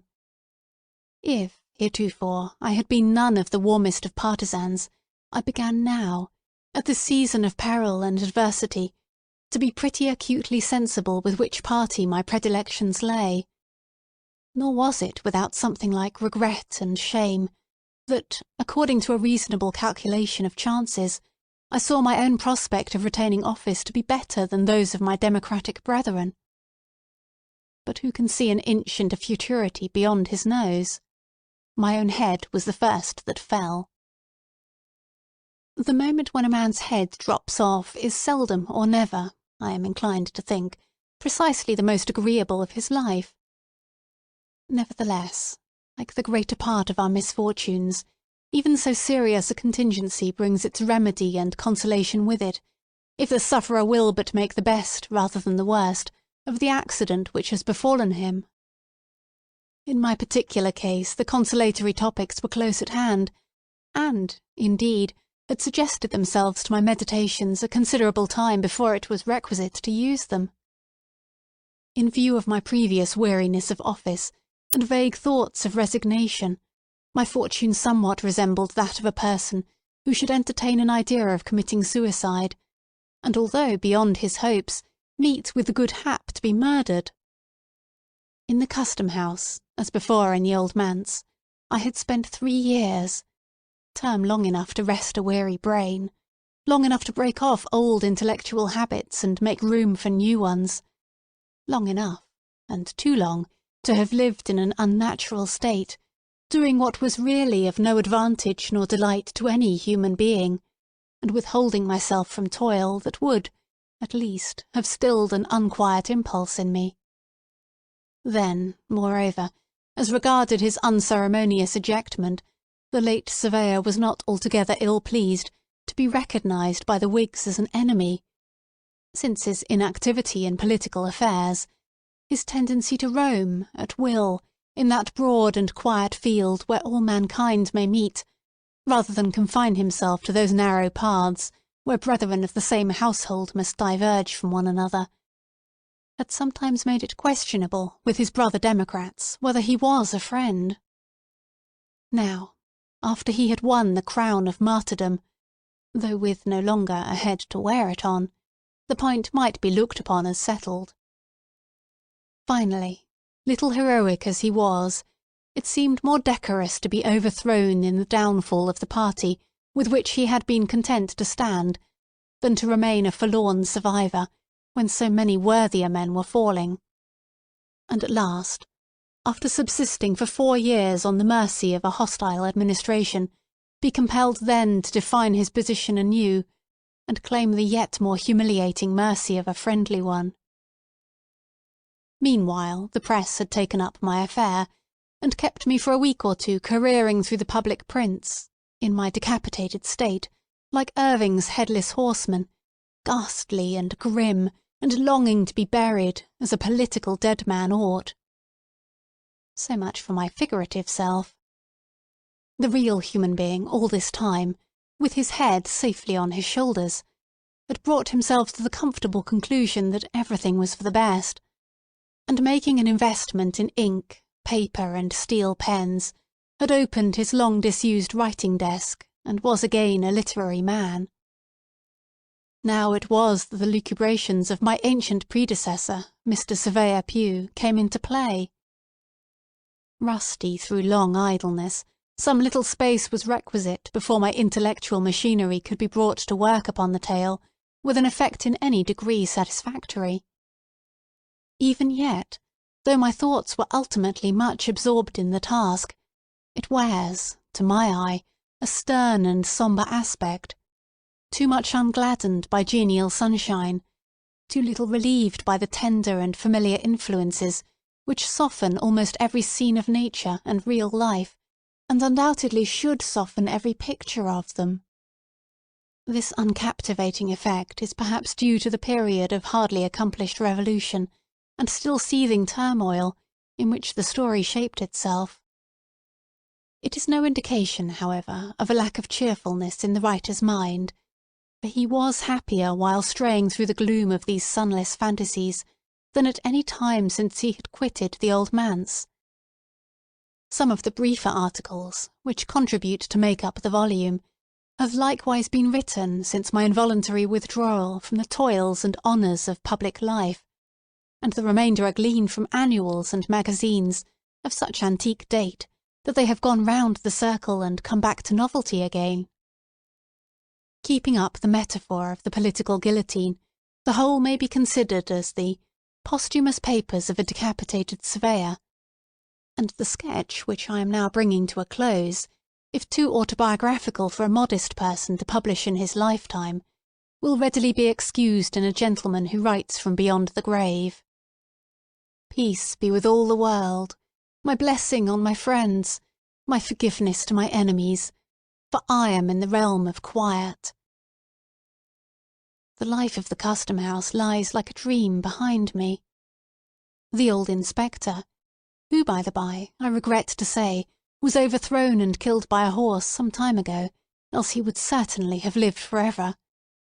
He, and all those other venerable personages who sat with him at the receipt of custom, are but shadows in my view, white-headed and wrinkled images, which my fancy used to sport with, and has now flung aside for ever. The merchants, Pingree, Phillips, Shepherd, Upton, Kimball, Bertram, Hunt, these and many other names, which had such classic familiarity for my ear 6 months ago, these men of traffic, who seemed to occupy so important a position in the world, how little time has it required to disconnect me from them all, not merely in act, but recollection? It is with an effort that I recall the figures and appellations of these few. Soon, likewise, my old native town will loom upon me through the haze of memory, a mist brooding over and around it, as if it were no portion of the real earth, but an overgrown village in cloudland, with only imaginary inhabitants to people its wooden houses and walk its homely lanes, and the unpicturesque prolixity of its main street. Henceforth it ceases to be a reality of my life. I am a citizen of somewhere else. My good townspeople will not much regret me, for, though it has been as dear an object as any, in my literary efforts, to be of some importance in their eyes, and to win myself a pleasant memory in this abode and burial place of so many of my forefathers, there has never been, for me, the genial atmosphere which a literary man requires in order to ripen the best harvest of his mind. I shall do better amongst other faces, and these familiar ones, it need hardly be said, will do just as well without me. It may be, however, O transporting and triumphant thought, that the great-grandchildren of the present race may sometimes think kindly of the scribbler of bygone days, when the antiquary of days to come, among the sights memorable in the town's history, shall point out the locality of the town pump. Chapter 1. the prison door. A throng of bearded men, in sad-coloured garments and grey steeple-crowned hats, intermixed with women, some wearing hoods and others bareheaded, was assembled in front of a wooden edifice, the door of which was heavily timbered with oak and studded with iron spikes. The founders of a new colony, whatever utopia of human virtue and happiness they might originally project, have invariably recognised it among their earliest practical necessities to allot a portion of the virgin soil as a cemetery, and another portion as the site of a prison. In accordance with this rule, it may safely be assumed that the forefathers of Boston had built the first prison house somewhere in the vicinity of Cornhill, almost as seasonably as they marked out the first burial ground, on Isaac Johnson's lot, and round about his grave, which subsequently became the nucleus of all the congregated sepulchres in the old churchyard of King's Chapel. Certain it is that, some 15 or 20 years after the settlement of the town, the wooden jail was already marked with weather stains and other indications of age, which gave a yet darker aspect to its beetle-browed and gloomy front. The rust on the ponderous ironwork of its oaken door looked more antique than anything else in the New World. Like all that pertains to crime, it seemed never to have known a youthful era.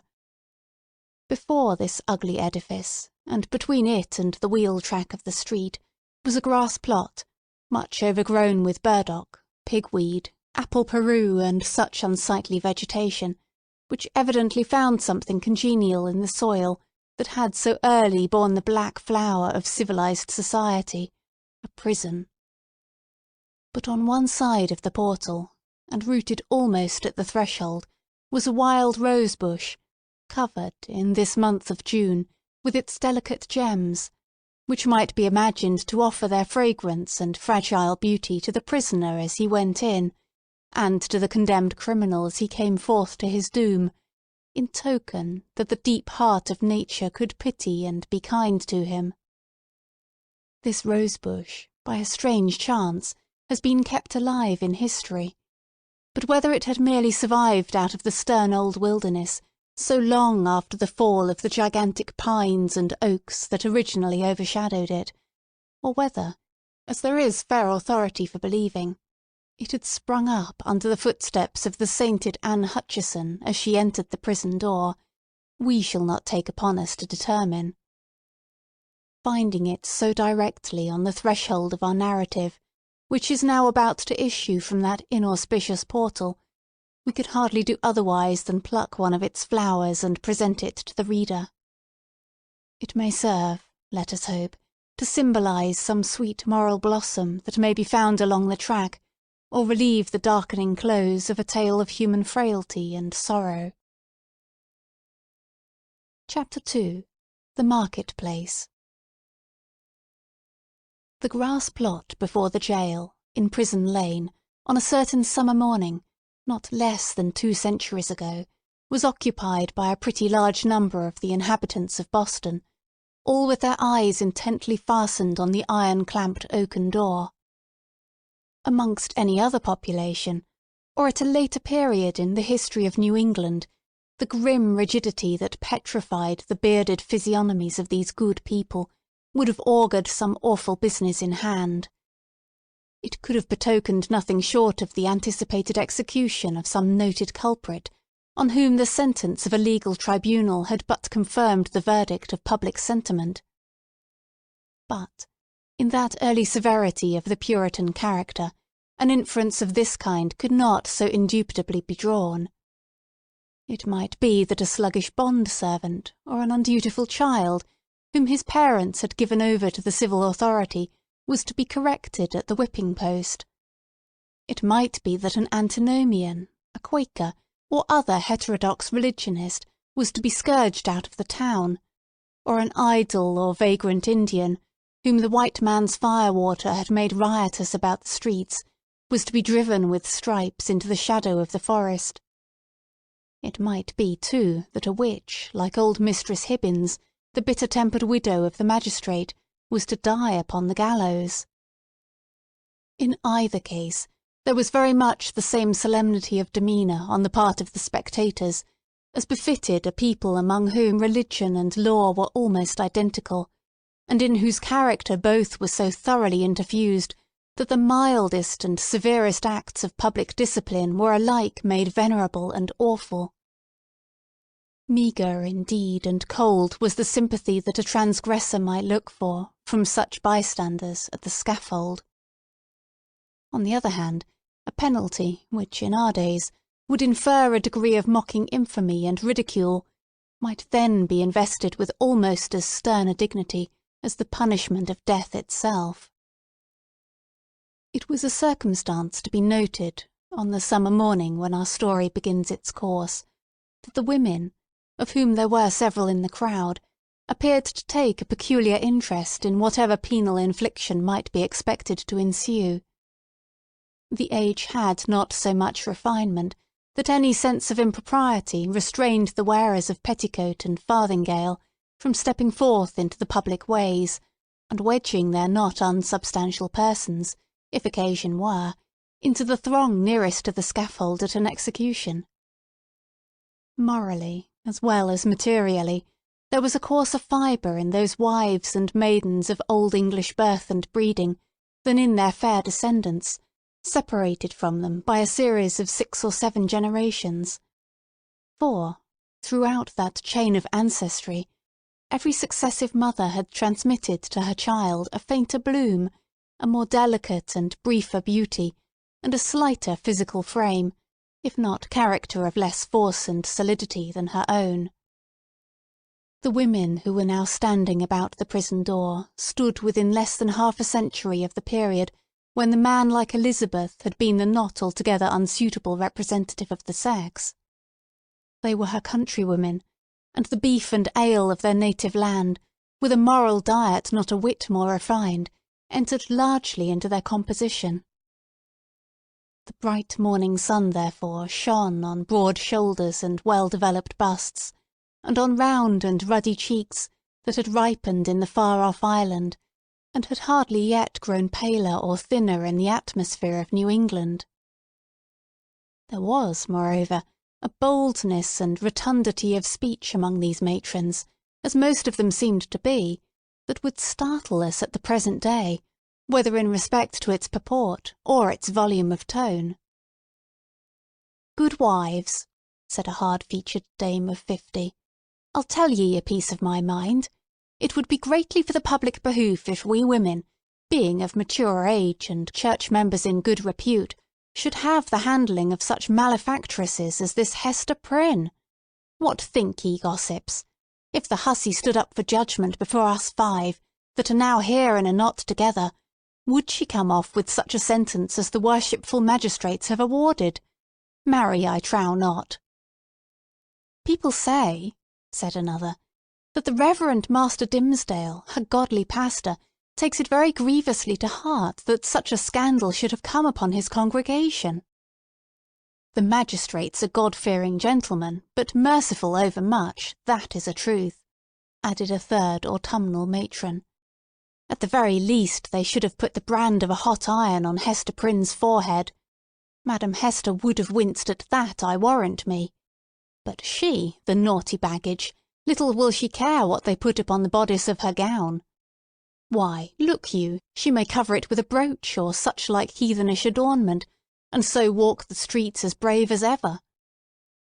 "Ah, but," interposed more softly a young wife, holding a child by the hand, "let her cover the mark as she will, the pang of it will always be in her heart." "What do we talk of marks and brands, whether on the bodice of her gown or the flesh of her forehead?" cried another female, the ugliest as well as the most pitiless of these self-constituted judges.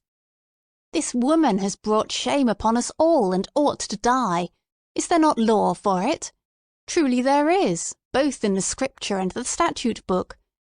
Then let the magistrates, who have made it of no effect, thank themselves if their own wives and daughters go astray." "Mercy on us, good wife!" exclaimed a man in the crowd. "Is there no virtue in woman save what springs from a wholesome fear of the gallows? That is the hardest word yet. Hush now, gossips, for the lock is turning in the prison door, and here comes Mistress Prynne herself." The door of the jail being flung open from within, there appeared, in the first place, like a black shadow emerging into sunshine, the grim and grisly presence of the town beadle, with a sword by his side and his staff of office in his hand. This personage prefigured and represented in his aspect the whole dismal severity of the Puritanic code of law, which it was his business to administer in its final and closest application to the offender. Stretching forth the official staff in his left hand, he laid his right upon the shoulder of a young woman, whom he thus drew forward, until, on the threshold of the prison door, she repelled him, by an action marked with natural dignity and force of character, and stepped into the open air as if by her own free will. She bore in her arms a child, a baby of some 3 months old, who winked and turned aside its little face from the too vivid light of day, because its existence, heretofore, had brought it acquaintance only with the grey twilight of a dungeon or other darksome apartment of the prison. When the young woman, the mother of this child, stood fully revealed before the crowd, it seemed to be her first impulse to clasp the infant closely to her bosom, not so much by an impulse of motherly affection, as that she might thereby conceal a certain token, which was wrought or fastened into her dress. In a moment, however, wisely judging that one token of her shame would but poorly serve to hide another, she took the baby on her arm, and, with a burning blush, and yet a haughty smile, and a glance that would not be abashed, looked around at her townspeople and neighbours. On the breast of her gown, in fine red cloth, surrounded with an elaborate embroidery and fantastic flourishes of gold thread, appeared the letter A. It was so artistically done, and with so much fertility and gorgeous luxuriance of fancy, that it had all the effect of a last and fitting decoration to the apparel which she wore, and which was of a splendour in accordance with the taste of the age, but greatly beyond what was allowed by the sumptuary regulations of the colony. The young woman was tall, with a figure of perfect elegance on a large scale. She had dark and abundant hair, so glossy that it threw off the sunshine with a gleam, and a face which, besides being beautiful from regularity of feature and richness of complexion, had the impressiveness belonging to a marked brow and deep black eyes. She was ladylike, too, after the manner of the feminine gentility of those days, characterized by a certain state and dignity, rather than by the delicate, evanescent, and indescribable grace which is now recognized as its indication. And never had Hester Prynne appeared more ladylike, in the antique interpretation of the term, than as she issued from the prison. Those who had before known her, and had expected to behold her dimmed and obscured by a disastrous cloud, were astonished, and even startled, to perceive how her beauty shone out, and made a halo of the misfortune and ignominy in which she was enveloped. It may be true that, to a sensitive observer, there was something exquisitely painful in it. Her attire, which indeed she had wrought for the occasion in prison, and had modelled much after her own fancy, seemed to express the attitude of her spirit, the desperate recklessness of her mood, by its wild and picturesque peculiarity. But the point which drew all eyes, and, as it were, transfigured the wearer, so that both men and women who had been familiarly acquainted with Hester Prynne were now impressed as if they beheld her for the first time, was that scarlet letter, so fantastically embroidered and illuminated upon her bosom. It had the effect of a spell, taking her out of the ordinary relations with humanity, and enclosing her in a sphere by herself. "She hath good skill at her needle, that's certain," remarked one of her female spectators. "But did ever a woman, before this brazen hussy, contrive such a way of showing it?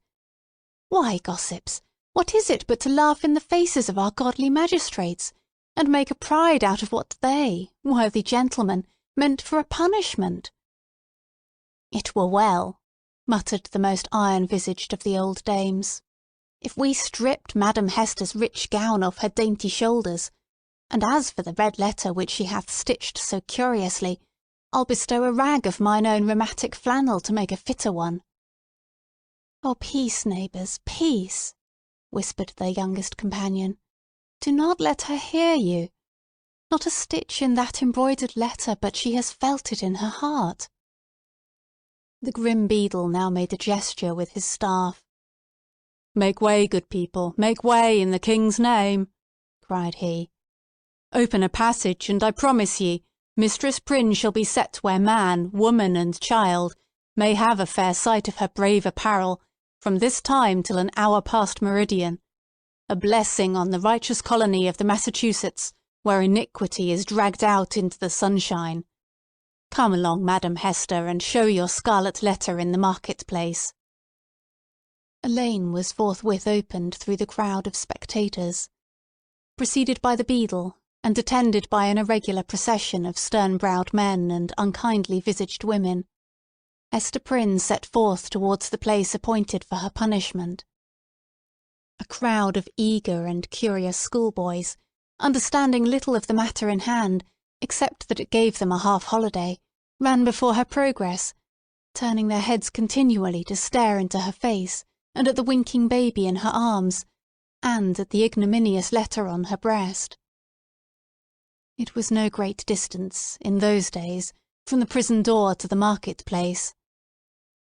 Measured by the prisoner's experience, however, it might be reckoned a journey of some length, for haughty as her demeanour was, she perchance underwent an agony from every footstep of those that thronged to see her, as if her heart had been flung into the street for them all to spurn and trample upon. In our nature, however, there is a provision, alike marvellous and merciful, that the sufferer should never know the intensity of what he endures by its present torture, but chiefly by the pang that rankles after it. With an almost serene deportment, therefore, Hester Prynne passed through this portion of her ordeal, and came to a sort of scaffold at the western extremity of the market-place. It stood nearly beneath the eaves of Boston's earliest church, and appeared to be a fixture there. In fact, this scaffold constituted a portion of a penal machine, which now, for 2 or 3 generations past, has been merely historical and traditionary among us, but was held, in the old time, to be as effectual an agent in the promotion of good citizenship as ever was the guillotine among the terrorists of France. It was, in short, the platform of the pillory, and above it rose the framework of that instrument of discipline, so fashioned as to confine the human head in its tight grasp, and thus hold it up to the public gaze. The very ideal of ignominy was embodied and made manifest in this contrivance of wood and iron. There can be no outrage, methinks, against our common nature, whatever be the delinquencies of the individual, no outrage more flagrant than to forbid the culprit to hide his face for shame, as it was the essence of this punishment to do. In Hester Prynne's instance, however, as not unfrequently in other cases, her sentence bore that she should stand a certain time upon the platform, but without undergoing that gripe around the neck and confinement of the head, the proneness to which was the most devilish characteristic of this ugly engine. Knowing well her part, she ascended a flight of wooden steps, and was thus displayed to the surrounding multitude at about the height of a man's shoulders above the crowd. Had there been a papist among the crowd of Puritans, he might have seen in this beautiful woman, so picturesque in her attire and mien, and with the infant at her bosom, an object to remind him of the image of divine maternity, which so many illustrious painters have vied with one another to represent. Something which should remind him, indeed, but only by contrast, of that sacred image of sinless motherhood, whose infant was to redeem the world. Here there was the taint of deepest sin in the most sacred quality of human life, working such effect that the world was only the darker for this woman's beauty, and the more lost for the infant that she had borne. The scene was not without a mixture of awe, such as must always invest the spectacle of guilt and shame in a fellow creature, before society shall have grown corrupt enough to smile instead of shuddering at it. The witnesses of Hester Prynne's disgrace had not yet passed beyond their simplicity. They were stern enough to look upon her death, had that been the sentence, without a murmur at its severity, but had none of the heartlessness of another social state, which would find only a theme for jest in an exhibition like the present. Even had there been a disposition to turn the matter into ridicule, it must have been repressed and overpowered by the solemn presence of men no less dignified than the governor and several of his councillors, a judge, a general, and the ministers of the town, all of whom sat or stood in a balcony of the meeting-house, looking down upon the platform. When such personages could constitute a part of the spectacle, without risking the majesty or reverence of rank and office, it was safely to be inferred that the infliction of a legal sentence would have an earnest and effectual meaning. Accordingly, the crowd was sombre and grave. The unhappy culprit sustained herself as best a woman might, under the heavy weight of 1,000 unrelenting eyes, all fastened upon her, and concentrated at her bosom. It was almost intolerable to be borne. Of an impulsive and passionate nature, she had fortified herself to encounter the stings and venomous stabs of public contumely, wreaking itself in every variety of insult. But there was a quality so much more terrible in the solemn mood of the popular mind, that she longed rather to behold all those rigid countenances contorted with scornful merriment, and herself the object. Had a roar of laughter burst from the multitude, each man, each woman, each little shrill-voiced child contributing their individual parts, Hester Prynne might have repaid them all with a bitter and disdainful smile. But, under the leaden infliction which it was her doom to endure, she felt, at moments, as if she must needs shriek out with the full power of her lungs, and cast herself from the scaffold down upon the ground, or else go mad at once. Yet there were intervals when the whole scene, in which she was the most conspicuous object, seemed to vanish from her eyes, or at least glimmered indistinctly before them, like a mass of imperfectly shaped and spectral images. Her mind, and especially her memory, was preternaturally active, and kept bringing up other scenes than this roughly hewn street of a little town on the edge of the western wilderness, other faces than were lowering upon her from beneath the brims of those steeple-crowned hats. Reminiscences, the most trifling and immaterial, passages of infancy and school-days, sports, childish quarrels, and the little domestic traits of her maiden years, came swarming back upon her, intermingled with recollections of whatever was gravest in her subsequent life. One picture precisely as vivid as another, as if all were of similar importance, or all alike a play. Possibly it was an instinctive device of her spirit to relieve itself by the exhibition of these phantasmagoric forms from the cruel weight and hardness of the reality. Be that as it might, the scaffold of the pillory was a point of view that revealed to Hester Prynne the entire track along which she had been treading since her happy infancy. Standing on that miserable eminence, she saw again her native village in Old England, and her paternal home, a decayed house of grey stone, with a poverty-stricken aspect, but retaining a half-obliterated shield of arms over the portal, in token of antique gentility. She saw her father's face, with its bold brow and reverend white beard, that flowed over the old-fashioned Elizabethan ruff. Her mother's, too, with the look of heedful and anxious love which it always wore in her remembrance, and which, even since her death, had so often laid the impediment of a gentle remonstrance in her daughter's pathway. She saw her own face, glowing with girlish beauty, and illuminating all the interior of the dusky mirror in which she had been wont to gaze at it. There she beheld another countenance, of a man well stricken in years, a pale, thin, scholar-like visage, with eyes dim and bleared by the lamplight that had served them to pore over many ponderous books. Yet those same bleared optics had a strange penetrating power when it was their owner's purpose to read the human soul. This figure of the study and the cloister, as Hester Prynne's womanly fancy failed not to recall, was slightly deformed, with the left shoulder a trifle higher than the right.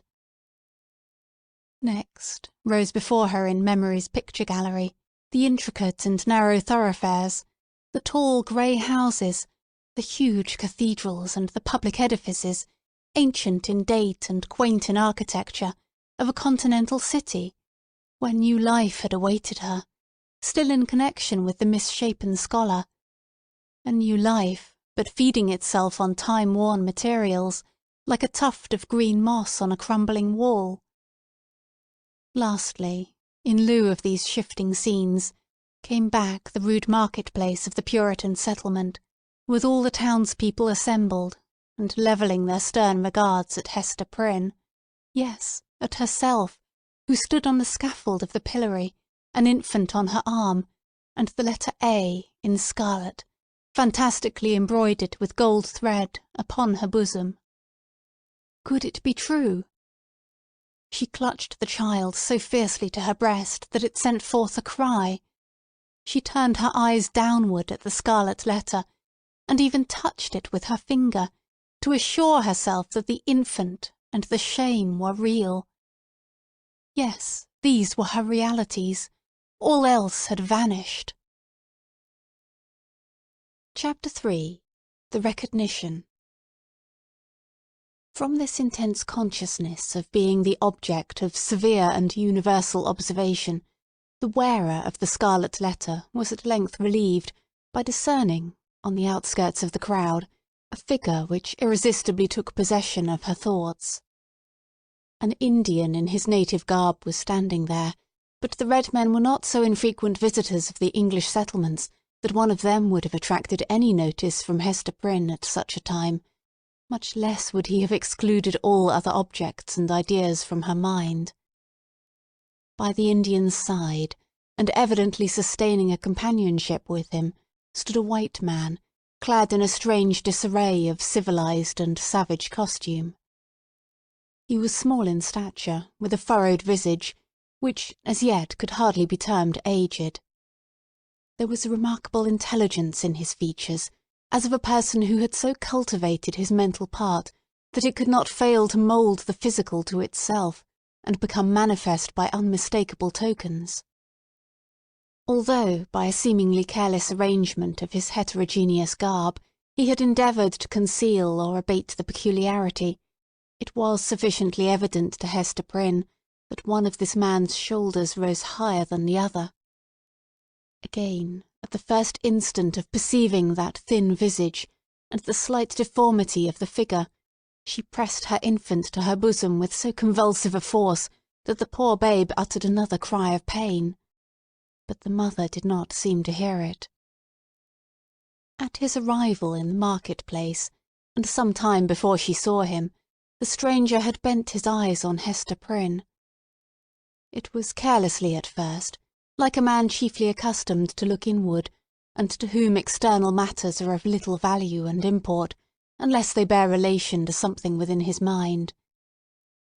Very soon, however, his look became keen and penetrative. A writhing horror twisted itself across his features, like a snake gliding swiftly over them, and making one little pause, with all its wreathed intervolutions in open sight. His face darkened with some powerful emotion, which, nevertheless, he so instantaneously controlled by an effort of his will, that, save at a single moment, its expression might have passed for calmness. After a brief space the convulsion grew almost imperceptible, and finally subsided into the depths of his nature. When he found the eyes of Hester Prynne fastened on his own, and saw that she appeared to recognize him, he slowly and calmly raised his finger, made a gesture with it in the air, and laid it on his lips. Then, touching the shoulder of a townsman who stood near him, he addressed him in a formal and courteous manner. "I pray you, good sir," said he, "who is this woman, and wherefore is she here set up to public shame?" "You must needs be a stranger in this region, friend," answered the townsman, looking curiously at the questioner and his savage companion. "Else you would surely have heard of Mistress Hester Prynne and her evil doings. She hath raised a great scandal, I promise you, in godly Master Dimmesdale's church."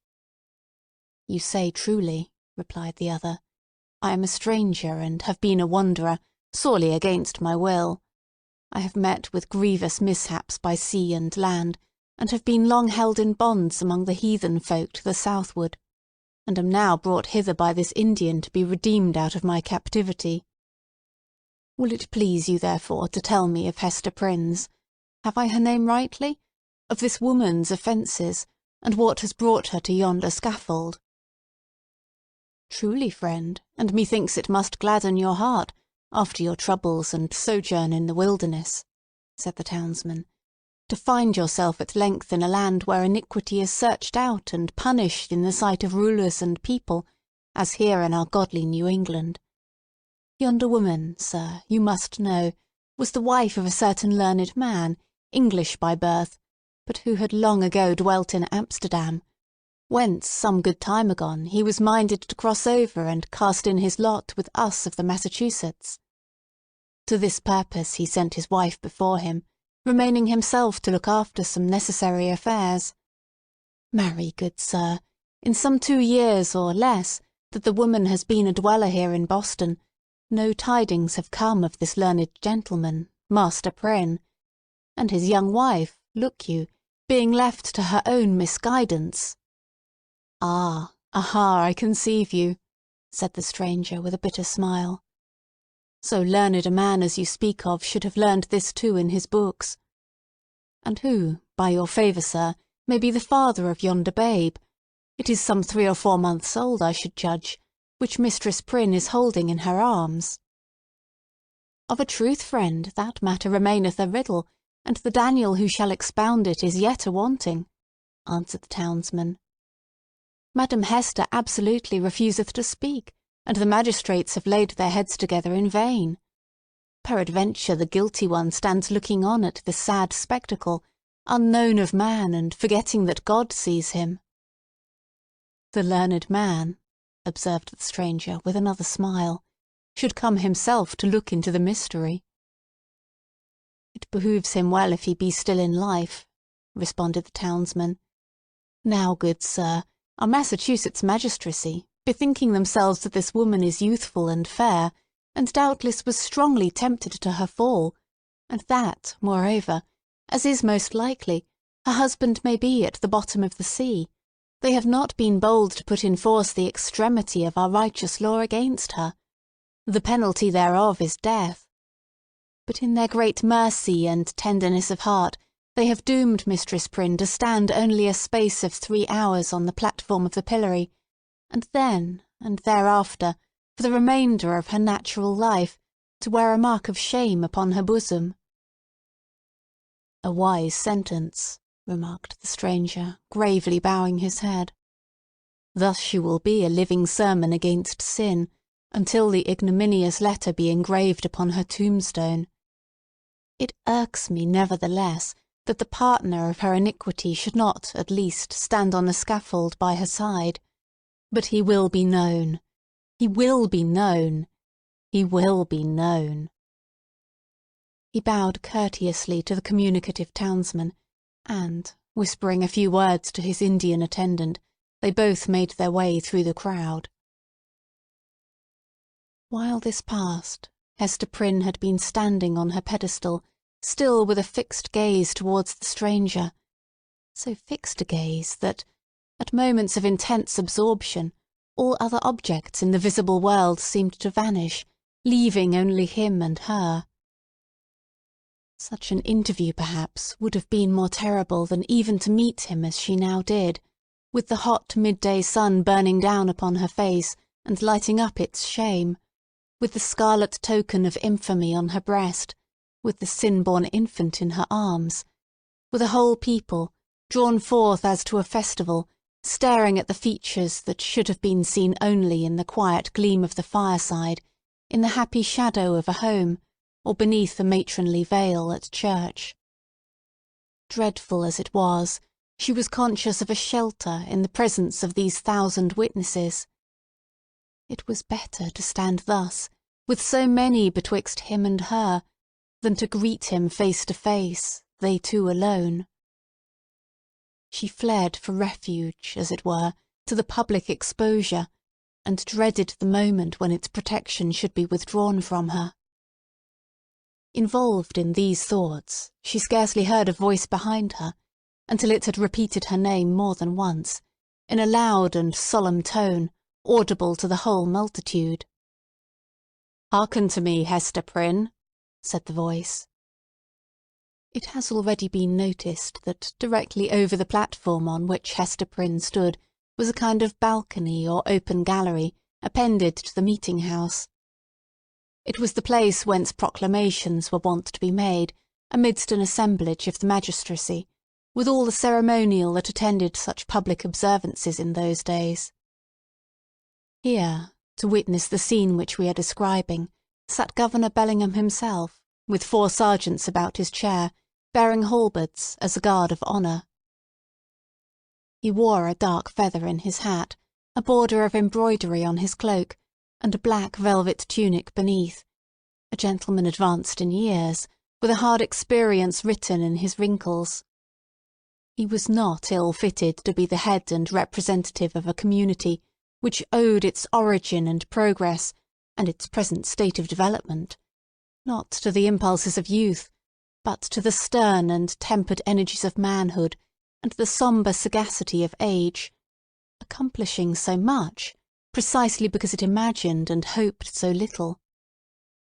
The other eminent characters by whom the chief ruler was surrounded were distinguished by a dignity of mien, belonging to a period when the forms of authority were felt to possess the sacredness of divine institutions. They were, doubtless, good men, just and sage. But, out of the whole human family, it would not have been easy to select the same number of wise and virtuous persons, who should be less capable of sitting in judgment on an erring woman's heart, and disentangling its mesh of good and evil, than the sages of rigid aspect towards whom Hester Prynne now turned her face. She seemed conscious, indeed, that whatever sympathy she might expect lay in the larger and warmer heart of the multitude, for, as she lifted her eyes towards the balcony, the unhappy woman grew pale and trembled. The voice which had called her attention was that of the Reverend and famous John Wilson, the eldest clergyman of Boston, a great scholar, like most of his contemporaries in the profession, and withal a man of kind and genial spirit. This last attribute, however, had been less carefully developed than his intellectual gifts, and was, in truth, rather a matter of shame than self-congratulation with him. There he stood, with a border of grizzled locks beneath his skull-cap, while his grey eyes, accustomed to the shaded light of his study, were winking, like those of Hester's infant, in the unadulterated sunshine.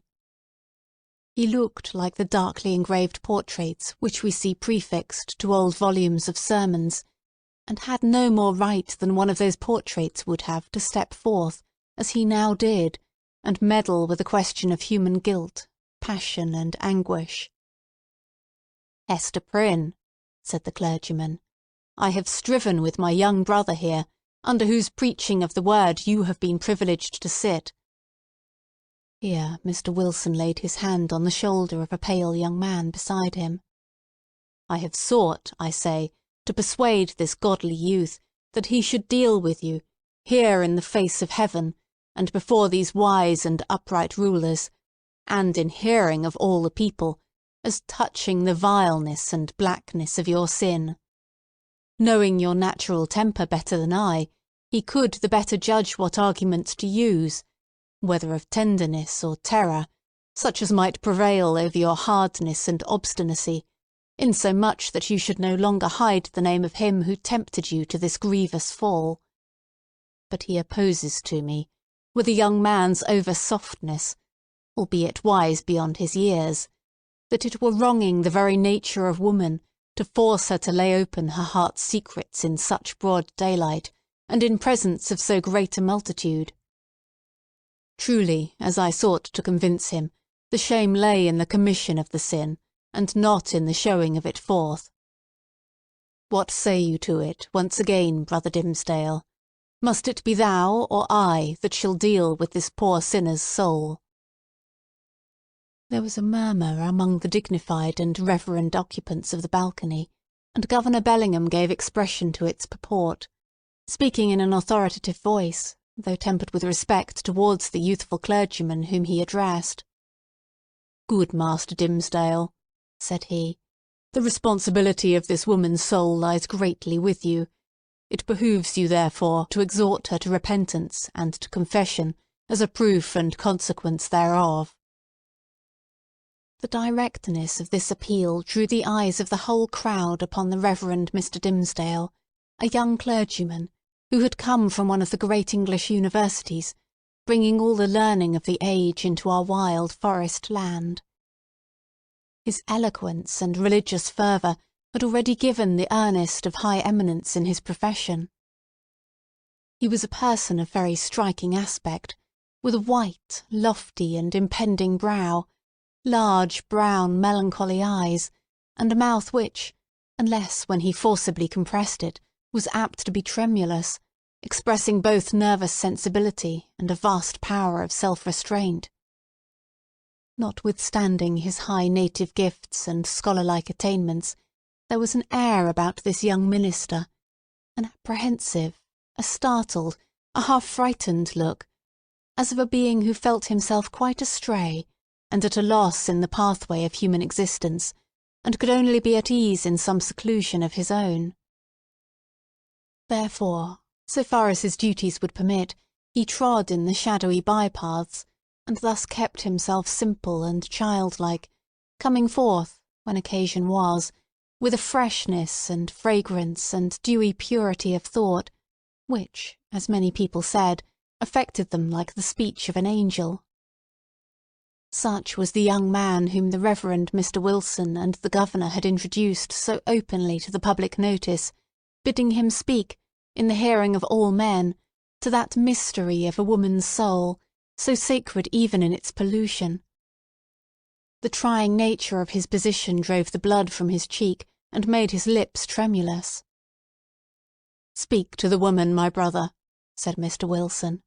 "It is of moment to her soul, and, therefore, as the worshipful Governor says, momentous to thine own, in whose charge hers is. Exhort her to confess the truth." The Reverend Mr. Dimmesdale bent his head in silent prayer, as it seemed, and then came forward. "Hester Prynne," said he, leaning over the balcony, and looking down steadfastly into her eyes, "thou hearest what this good man says, and seest the accountability under which I labour. If thou feelest it to be for thy soul's peace, and that thy earthly punishment will thereby be made more effectual to salvation, I charge thee to speak out the name of thy fellow sinner and fellow sufferer. Be not silent from any mistaken pity and tenderness for him, for believe me, Hester, though he were to step down from a high place and stand there beside thee, on thy pedestal of shame, yet better were it so than to hide a guilty heart through life. What can thy silence do for him, except it tempt him, yea, compel him, as it were, to add hypocrisy to sin? Heaven hath granted thee an open ignominy, that thereby thou mayest work out an open triumph over the evil within thee and the sorrow without. Take heed how thou deniest to him, who perchance hath not the courage to grasp it for himself, the bitter but wholesome cup that is now presented to thy lips." The young pastor's voice was tremulously sweet, rich, deep, and broken. The feeling that it so evidently manifested, rather than the direct purport of the words, caused it to vibrate within all hearts, and brought the listeners into one accord of sympathy. Even the poor baby at Hester's bosom was affected by the same influence, for it directed its hitherto vacant gaze towards Mr. Dimmesdale, and held up its little arms, with a half-pleased, half-plaintive murmur. So powerful seemed the minister's appeal, that the people could not believe but that Hester Prynne would speak out the guilty name, or else that the guilty one himself, in whatever high or lowly place he stood, would be drawn forth by an inward and inevitable necessity, and compelled to ascend the scaffold. Hester shook her head. "Woman, transgress not beyond the limits of heaven's mercy," cried the Reverend Mr. Wilson more harshly than before. "That little babe hath been gifted with a voice, to second and confirm the counsel which thou hast heard. Speak out the name. That and thy repentance may avail to take the scarlet letter off thy breast." "Never," replied Hester Prynne, looking not at Mr. Wilson, but into the deep and troubled eyes of the younger clergyman. "It is too deeply branded. Ye cannot take it off, and would that I might endure his agony as well as mine." "Speak, woman," said another voice, coldly and sternly, proceeding from the crowd about the scaffold. "Speak, and give your child a father." "I will not speak," answered Hester, turning pale as death, but responding to this voice, which she too surely recognised. "And my child must seek a heavenly father. She shall never know an earthly one." "She will not speak," murmured Mr. Dimmesdale, who, leaning over the balcony, with his hand upon his heart, had awaited the result of his appeal. He now drew back with a long respiration. Wondrous strength and generosity of a woman's heart. She will not speak. Discerning the impracticable state of the poor culprit's mind, the elder clergyman, who had carefully prepared himself for the occasion, addressed to the multitude a discourse on sin, in all its branches, but with continual reference to the ignominious letter.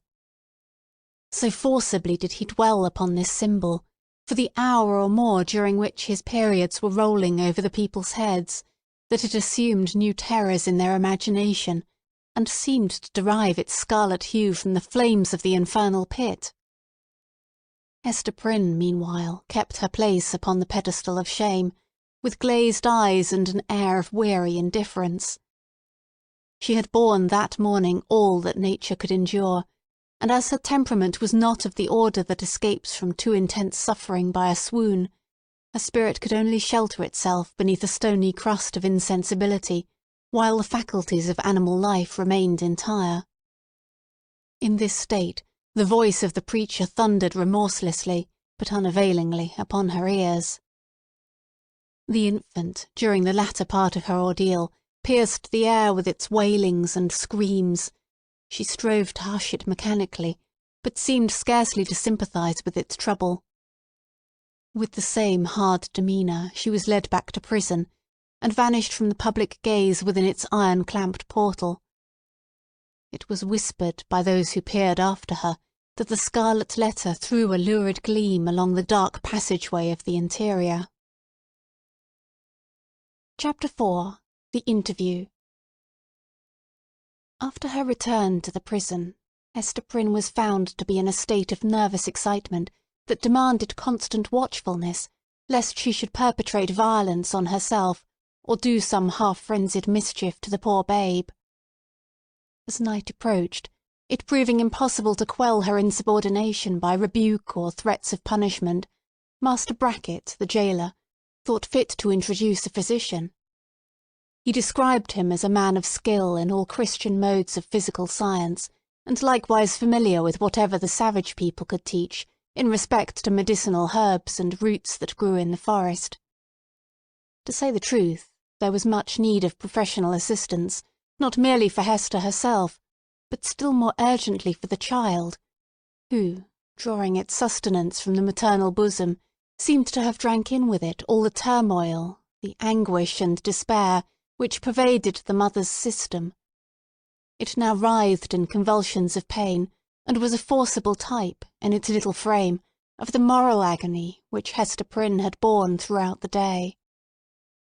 Closely following the jailer into the dismal apartment appeared that individual, of singular aspect, whose presence in the crowd had been of such deep interest to the wearer of the scarlet letter.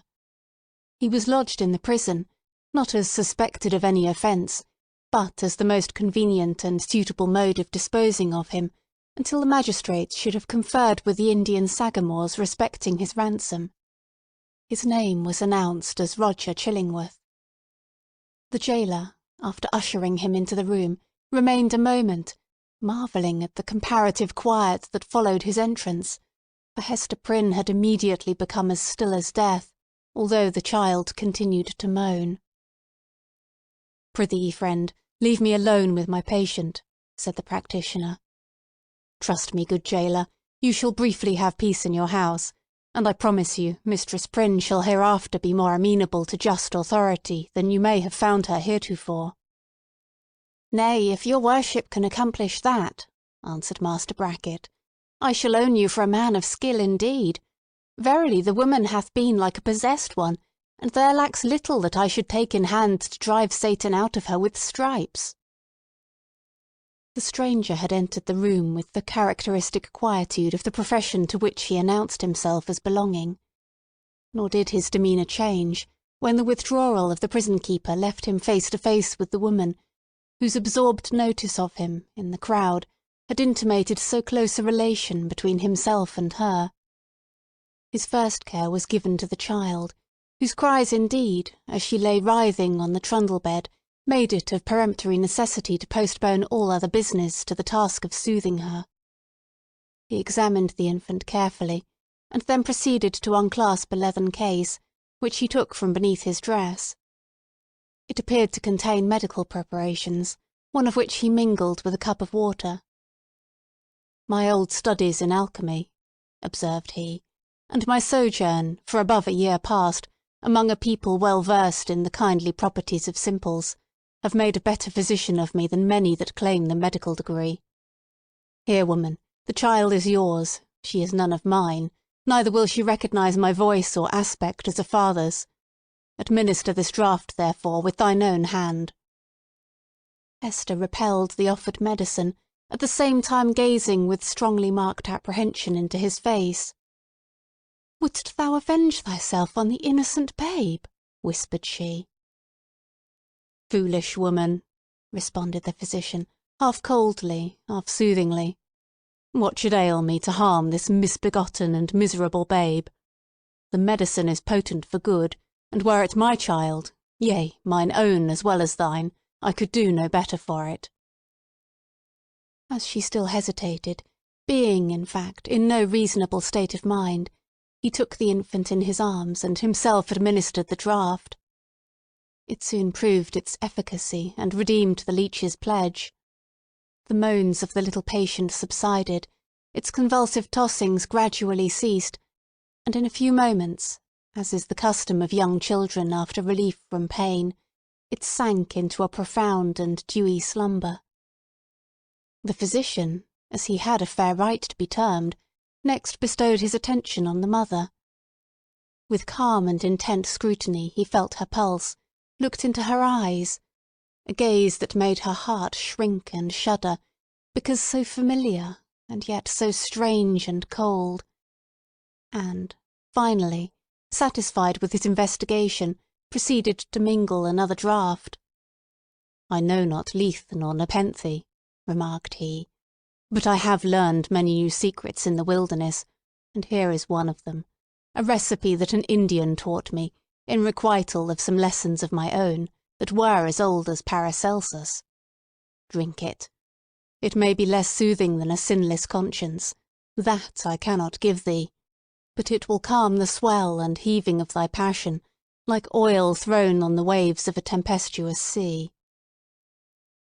He presented the cup to Hester, who received it with a slow, earnest look into his face, Not precisely a look of fear, yet full of doubt and questioning as to what his purposes might be. She looked also at her slumbering child. "I have thought of death," said she, "have wished for it, would even have prayed for it, were it fit that such as I should pray for anything. Yet if death be in this cup, I bid thee think again, ere thou beholdest me quaff it. See, it is even now at my lips." "Drink, then," replied he, still with the same cold composure. "Dost thou know me so little, Hester Prynne? Are my purposes wont to be so shallow? Even if I imagine a scheme of vengeance, what could I do better for my object than to let thee live, than to give thee medicines against all harm and peril of life, so that this burning shame may still blaze upon thy bosom?" As he spoke, he laid his long forefinger on the scarlet letter, which forthwith seemed to scorch into Hester's breast as if it had been red hot. He noticed her involuntary gesture and smiled. "Live, therefore, and bear about thy doom with thee, in the eyes of men and women, in the eyes of him whom thou didst call thy husband, in the eyes of yonder child, and, that thou mayest live, take off this draught." Without further expostulation or delay, Hester Prynne drained the cup, and, at the motion of the man of skill, seated herself on the bed where the child was sleeping, while he drew the only chair which the room afforded, and took his own seat beside her.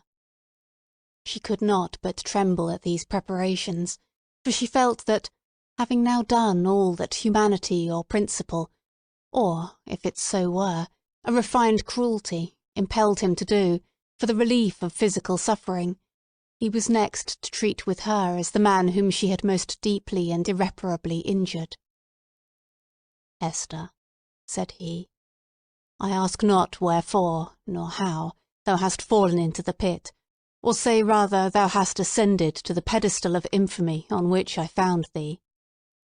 The reason is not far to seek. It was my folly, and thy weakness.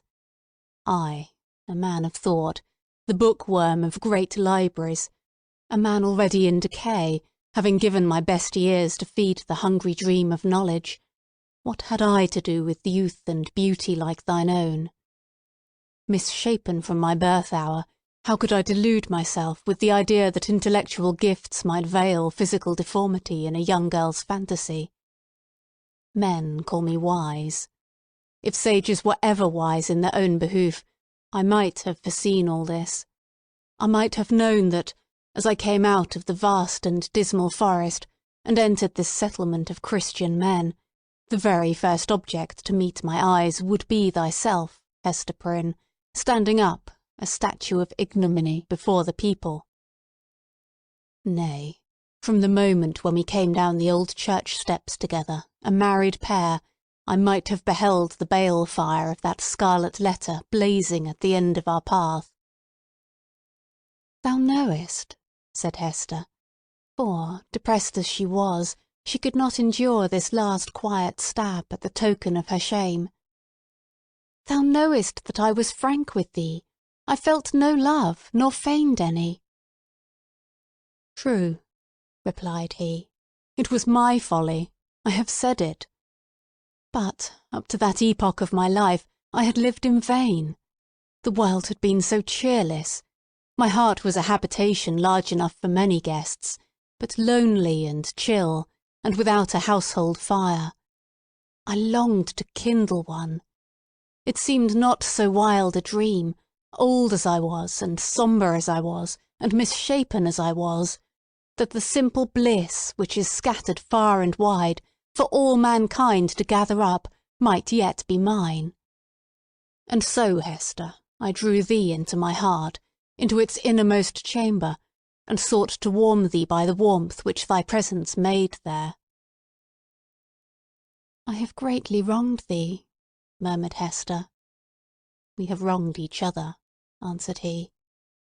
"Mine was the first wrong, when I betrayed thy budding youth into a false and unnatural relation with my decay. Therefore, as a man who has not thought and philosophized in vain, I seek no vengeance, plot no evil against thee. Between thee and me the scale hangs fairly balanced. But, Hester, the man lives who has wronged us both. Who is he?" "Ask me not," replied Hester Prynne, looking firmly into his face. "That thou shalt never know." "Never, sayest thou?" rejoined he, with a smile of dark and self-relying intelligence. "Never know him? Believe me, Hester, there are few things, whether in the outward world, or, to a certain depth, in the invisible sphere of thought, few things hidden from the man who devotes himself earnestly and unreservedly to the solution of a mystery. Thou mayest cover up thy secret from the prying multitude.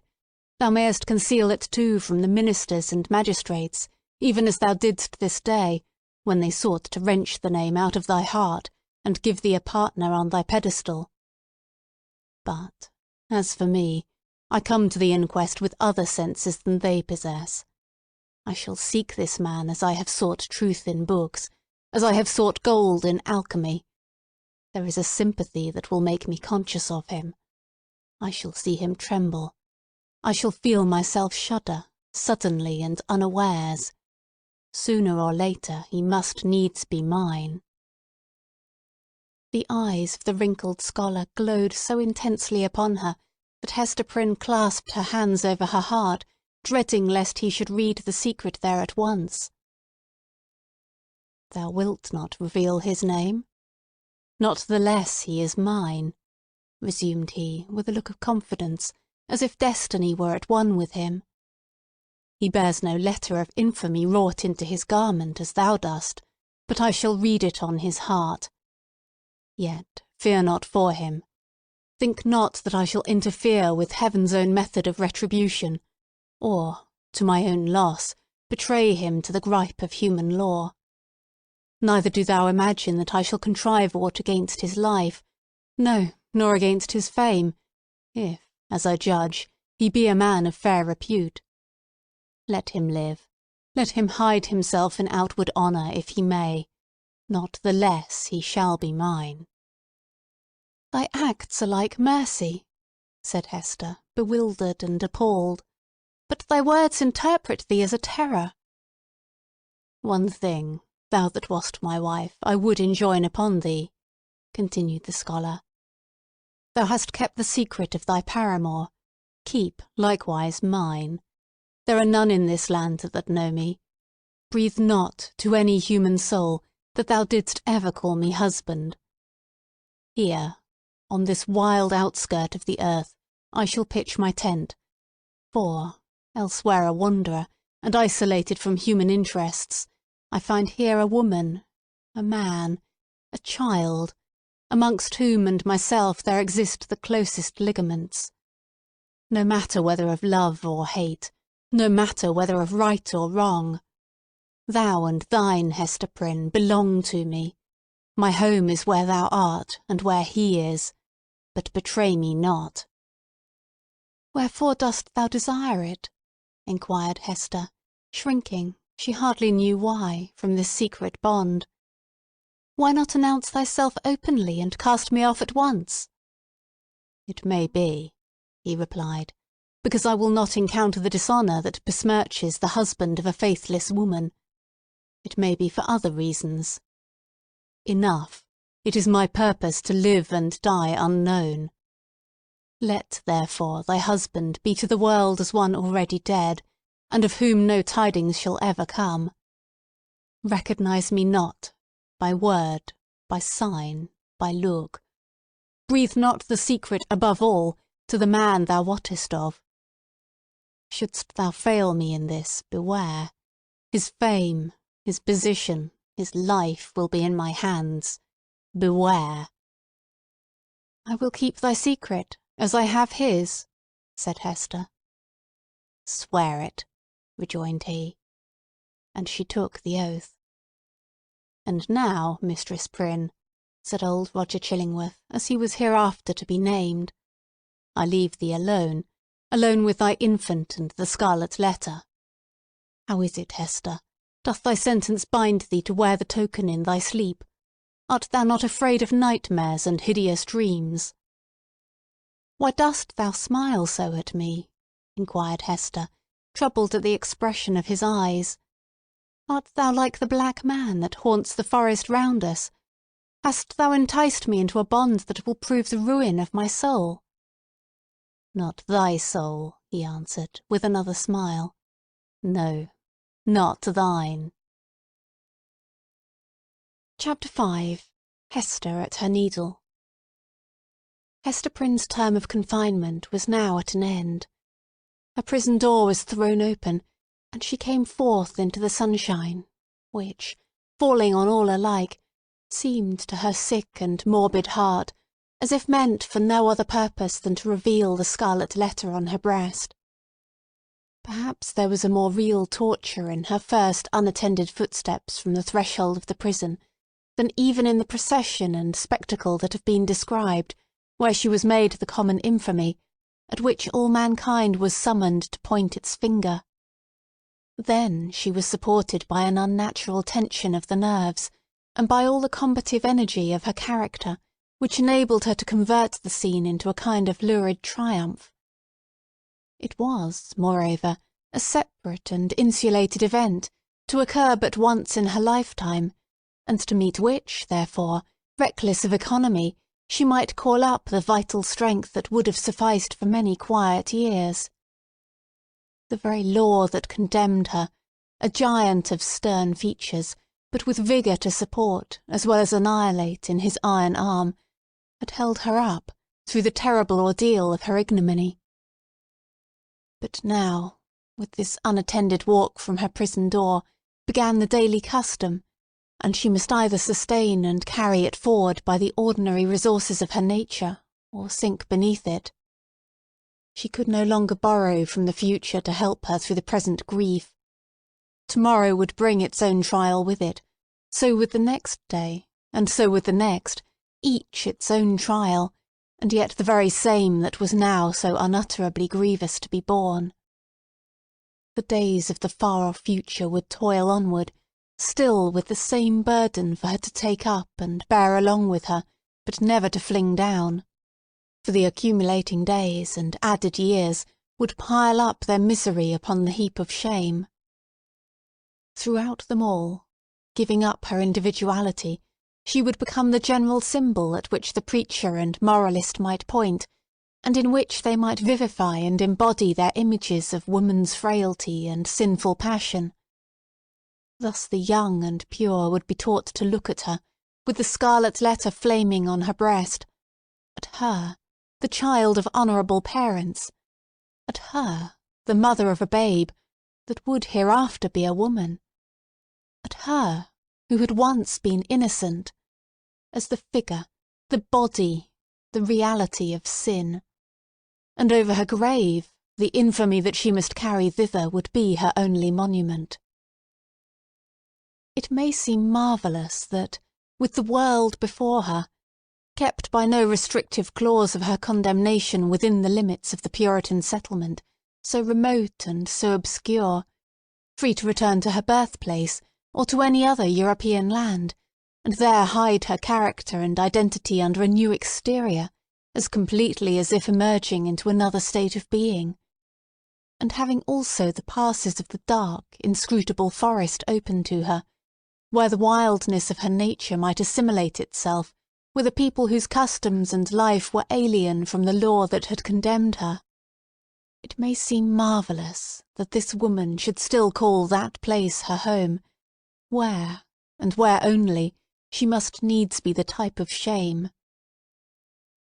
But there is a fatality, a feeling so irresistible and inevitable that it has the force of doom, which almost invariably compels human beings to linger around and haunt, ghost-like, the spot where some great and marked event has given the colour to their lifetime, and still the more irresistibly, the darker the tinge that saddens it.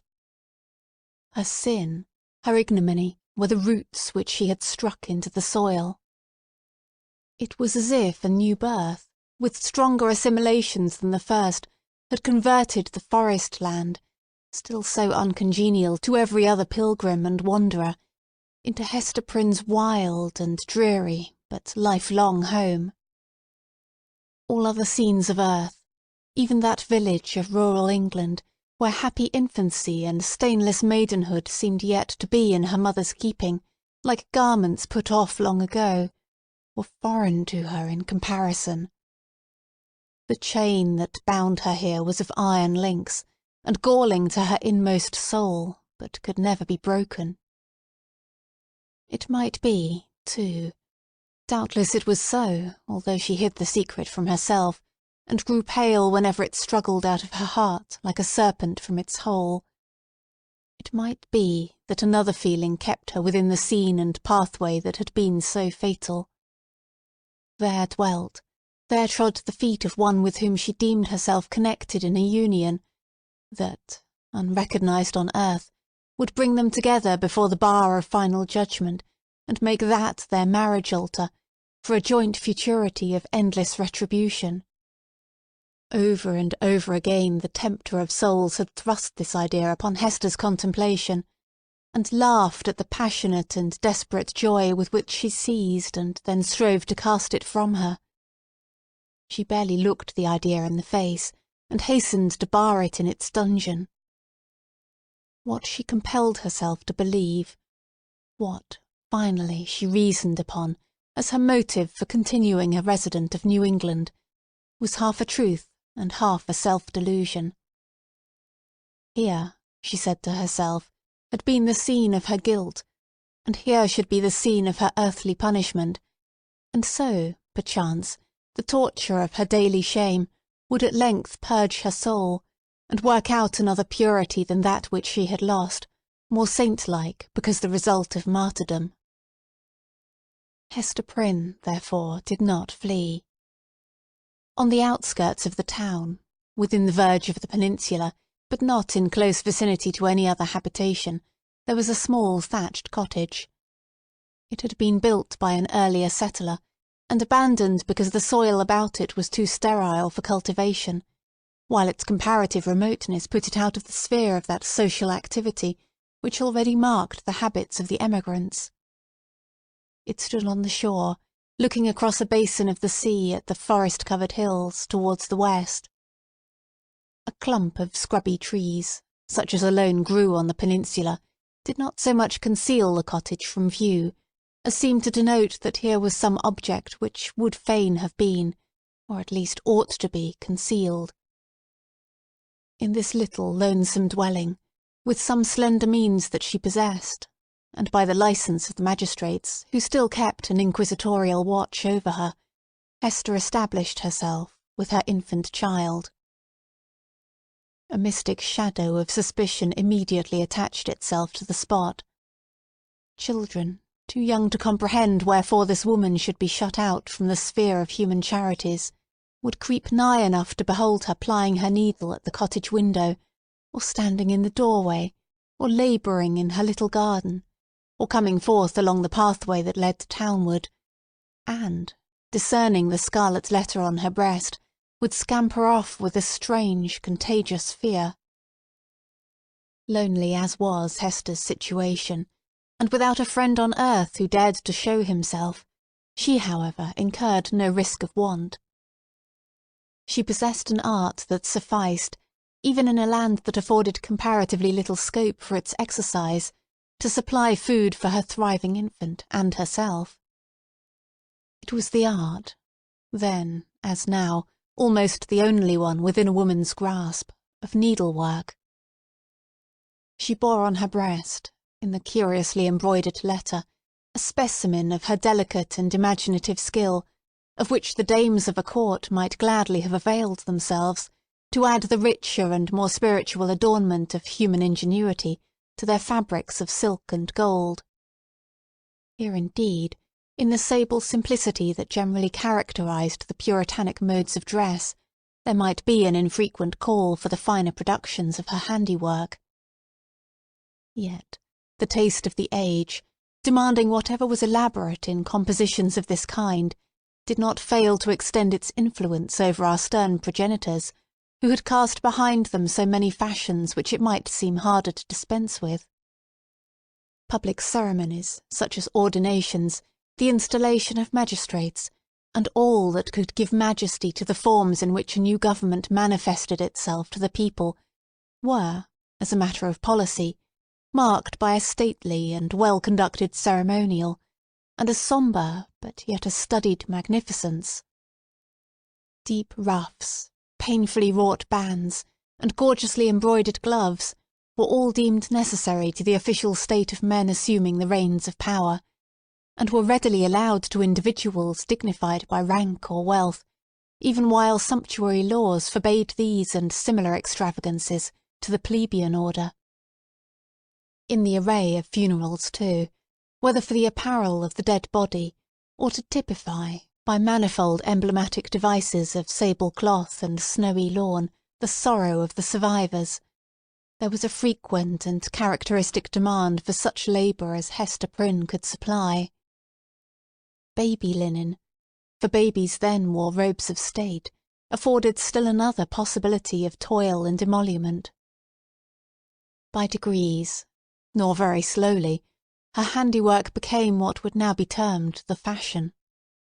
Whether from commiseration for a woman of so miserable a destiny, or from the morbid curiosity that gives a fictitious value even to common or worthless things, or by whatever other intangible circumstance was then, as now, sufficient to bestow, on some persons, what others might seek in vain, or because Hester really filled a gap which must otherwise have remained vacant, it is certain that she had ready and fairly requited employment for as many hours as she saw fit to occupy with her needle.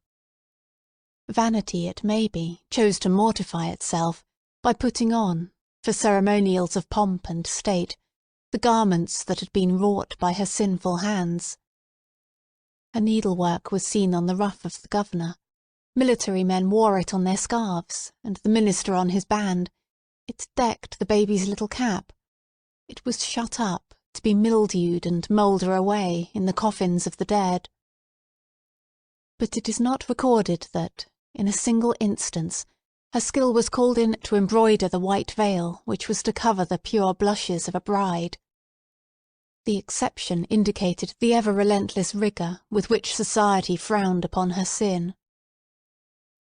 Hester sought not to acquire anything beyond a subsistence, of the plainest and most ascetic description, for herself, and a simple abundance for her child. Her own dress was of the coarsest materials and the most sombre hue, with only that one ornament, the scarlet letter, which it was her doom to wear. The child's attire, on the other hand, was distinguished by a fanciful, or, we might rather say, a fantastic ingenuity, which served indeed to heighten the airy charm that early began to develop itself in the little girl, but which appeared to have also a deeper meaning. We may speak further of it hereafter. Except for that small expenditure in the decoration of her infant, Hester bestowed all her superfluous means in charity on wretches less miserable than herself, and who not unfrequently insulted the hand that fed them. Much of the time, which she might readily have applied to the better efforts of her art, she employed in making coarse garments for the poor. It is probable that there was an idea of penance in this mode of occupation, and that she offered up a real sacrifice of enjoyment in devoting so many hours to such rude handiwork. She had in her nature a rich, voluptuous, oriental characteristic, a taste for the gorgeously beautiful, which, save in the exquisite productions of her needle, found nothing else, in all the possibilities of her life, to exercise itself upon. Women derive a pleasure, incomprehensible to the other sex, from the delicate toil of the needle. To Hester Prynne it might have been a mode of expressing, and therefore soothing, the passion of her life. Like all other joys, she rejected it as sin. This morbid meddling of conscience with an immaterial matter betokened, it is to be feared, no genuine and steadfast penitence, but something doubtful, something that might be deeply wrong beneath. In this manner, Hester Prynne came to have a part to perform in the world. With her native energy of character, and rare capacity, it could not entirely cast her off, although it had set a mark upon her more intolerable to a woman's heart than that which branded the brow of Cain. In all her intercourse with society, however, there was nothing that made her feel as if she belonged to it.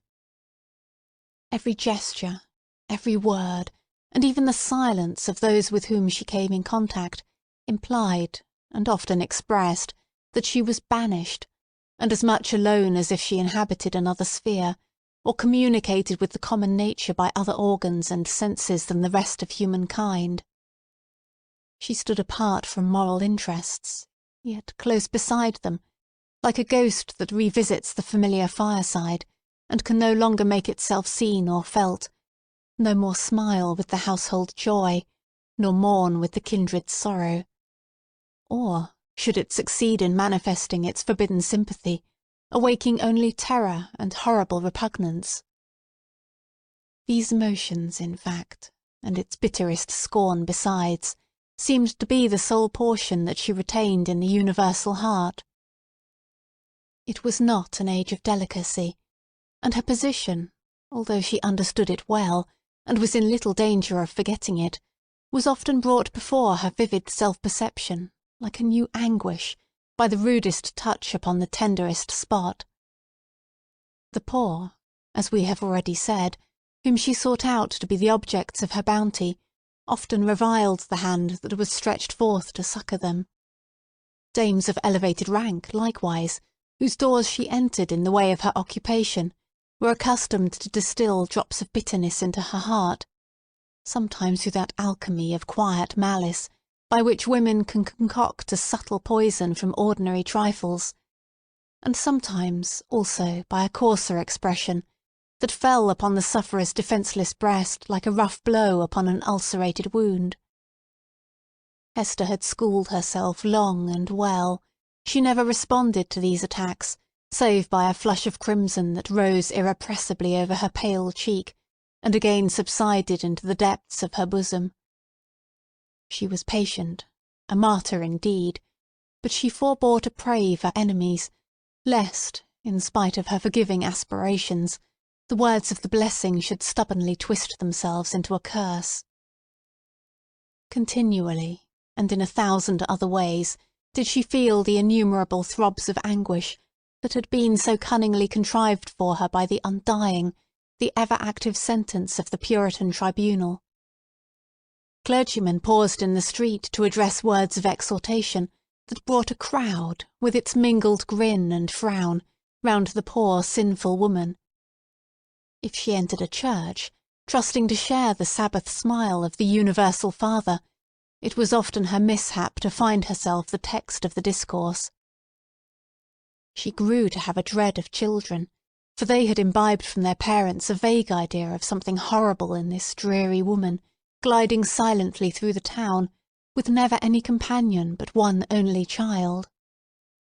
Therefore, first allowing her to pass, they pursued her at a distance with shrill cries, and the utterance of a word that had no distinct purport to their own mind, but was none the less terrible to her, as proceeding from lips that babbled it unconsciously. It seemed to argue so wide a diffusion of her shame that all nature knew of it.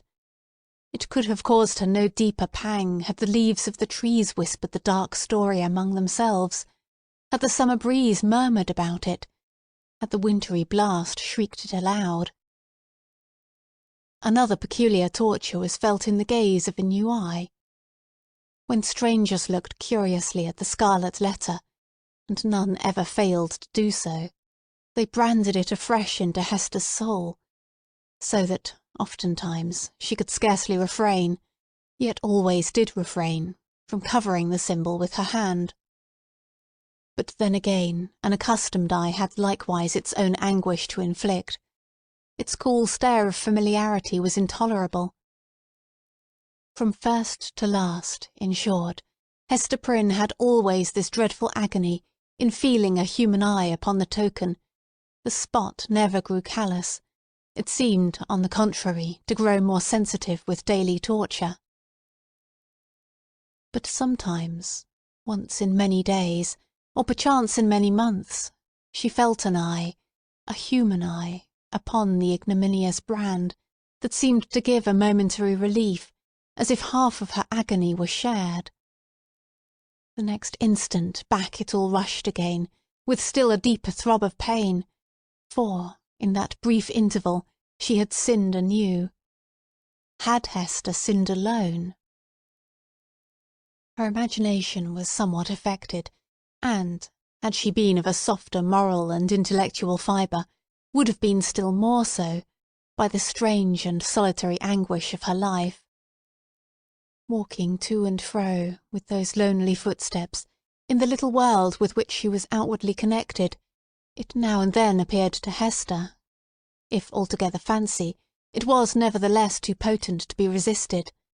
She felt, or fancied then, that the Scarlet Letter had endowed her with a new sense. She shuddered to believe, yet could not help believing, that it gave her a sympathetic knowledge of the hidden sin in other hearts. She was terror-stricken by the revelations that were thus made. What were they?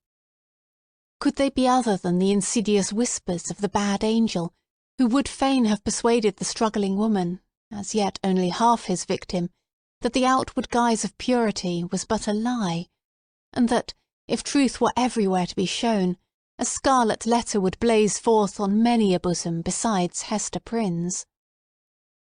Or must she receive those intimations, so obscure, yet so distinct, as truth?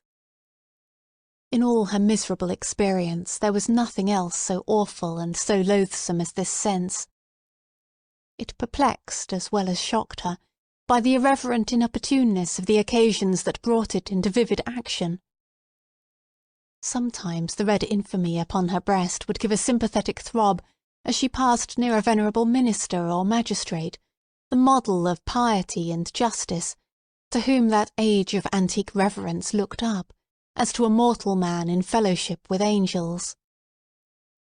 "What evil thing is at hand?" would Hester say to herself. Lifting her reluctant eyes, there would be nothing human within the scope of view, save the form of this earthly saint.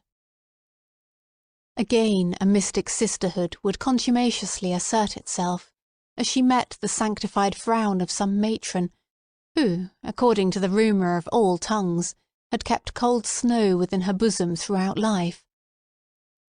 That unsunned snow in the matron's bosom, and the burning shame on Hester Prynne's, what had the two in common? Or, once more, the electric thrill would give her warning.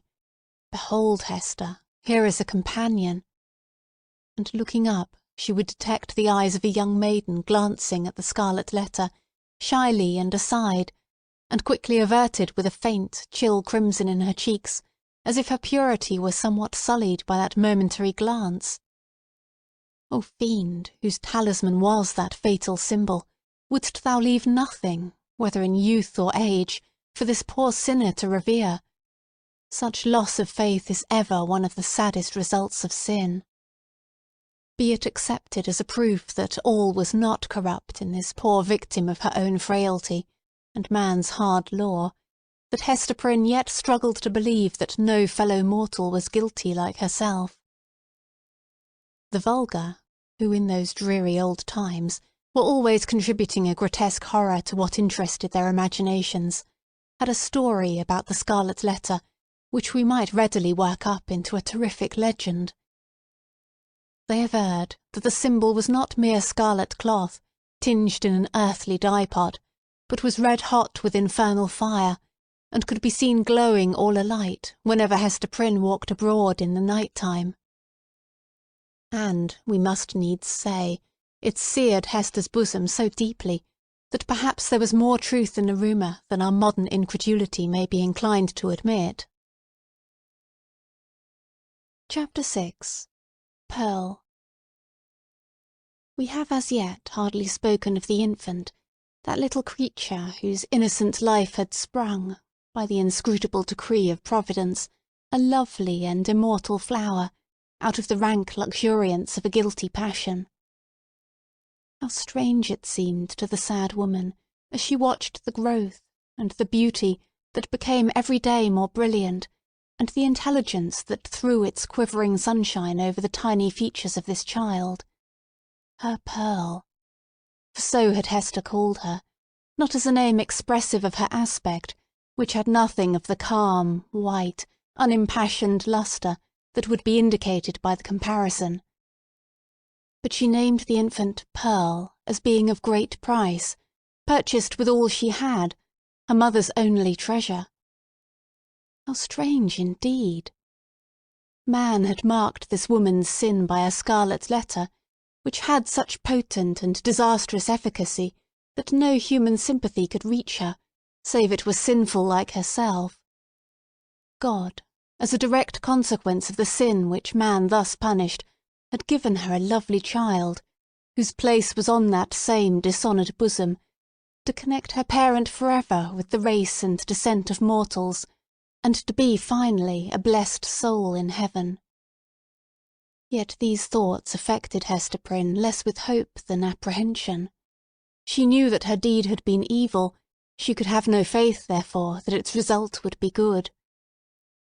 Day after day she looked fearfully into the child's expanding nature, ever dreading to detect some dark and wild peculiarity that should correspond with the guiltiness to which she owed her being.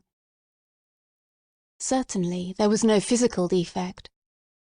By its perfect shape, its vigour, and its natural dexterity in the use of all its untried limbs, the infant was worthy to have been brought forth in Eden, worthy to have been left there to be the plaything of the angels after the world's first parents were driven out.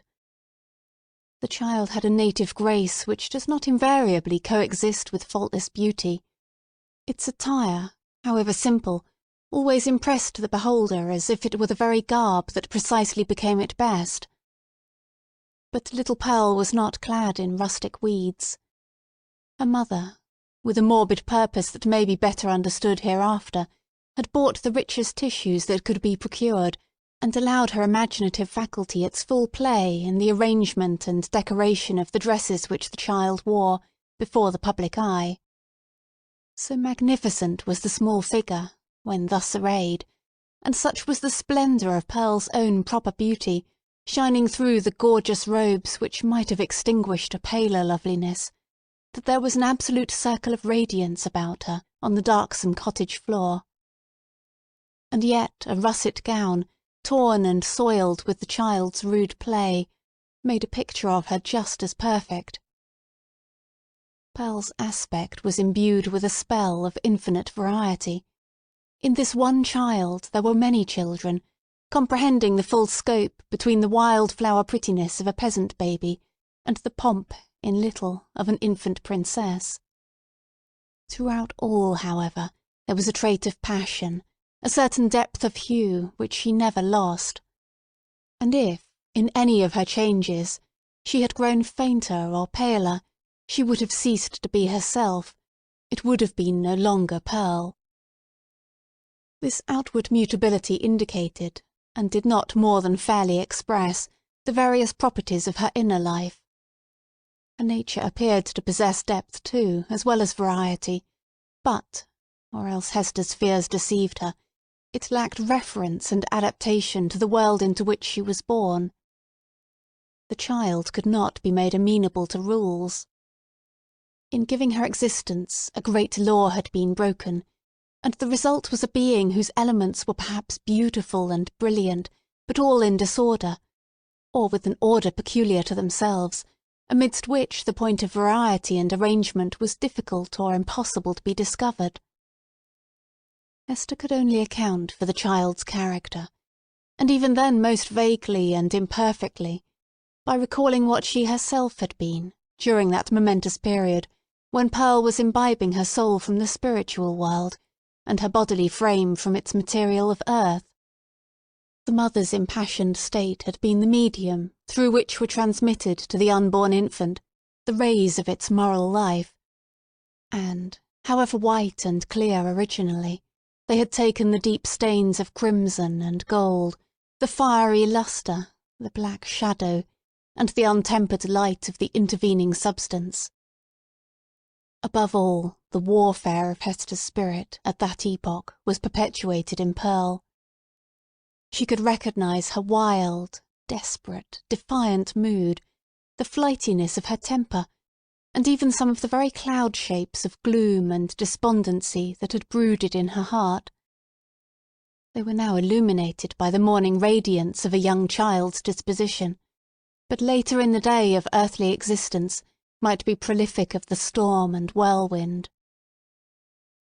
The discipline of the family in those days was of a far more rigid kind than now. The frown, the harsh rebuke, the frequent application of the rod, enjoined by scriptural authority, were used not merely in the way of punishment for actual offences, but as a wholesome regimen for the growth and promotion of all childish virtues. Hester Prynne, nevertheless, the loving mother of this one child, ran little risk of erring on the side of undue severity. Mindful, however, of her own errors and misfortunes, she early sought to impose a tender but strict control over the infant immortality that was committed to her charge. But the task was beyond her skill. After testing both smiles and frowns, and proving that neither mode of treatment possessed any calculable influence, Hester was ultimately compelled to stand aside and permit the child to be swayed by her own impulses. Physical compulsion or restraint was effectual, of course, while it lasted. As to any other kind of discipline, whether addressed to her mind or heart, little Pearl might or might not be within its reach, in accordance with the caprice that ruled the moment. Her mother, while Pearl was yet an infant, grew acquainted with a certain peculiar look that warned her when it would be labour thrown away to insist, persuade, or plead. It was a look so intelligent, yet inexplicable, so perverse, sometimes so malicious, but generally accompanied by a wild flow of spirits, that Hester could not help questioning at such moments whether Pearl was a human child. She seemed rather an airy sprite, which, after playing its fantastic sports for a little while upon the cottage floor, would flit away with a mocking smile. Whenever that look appeared in her wild, bright, deeply black eyes, it invested her with a strange remoteness and intangibility. It was as if she were hovering in the air, and might vanish, like a glimmering light, that comes we know not whence, and goes we know not whither.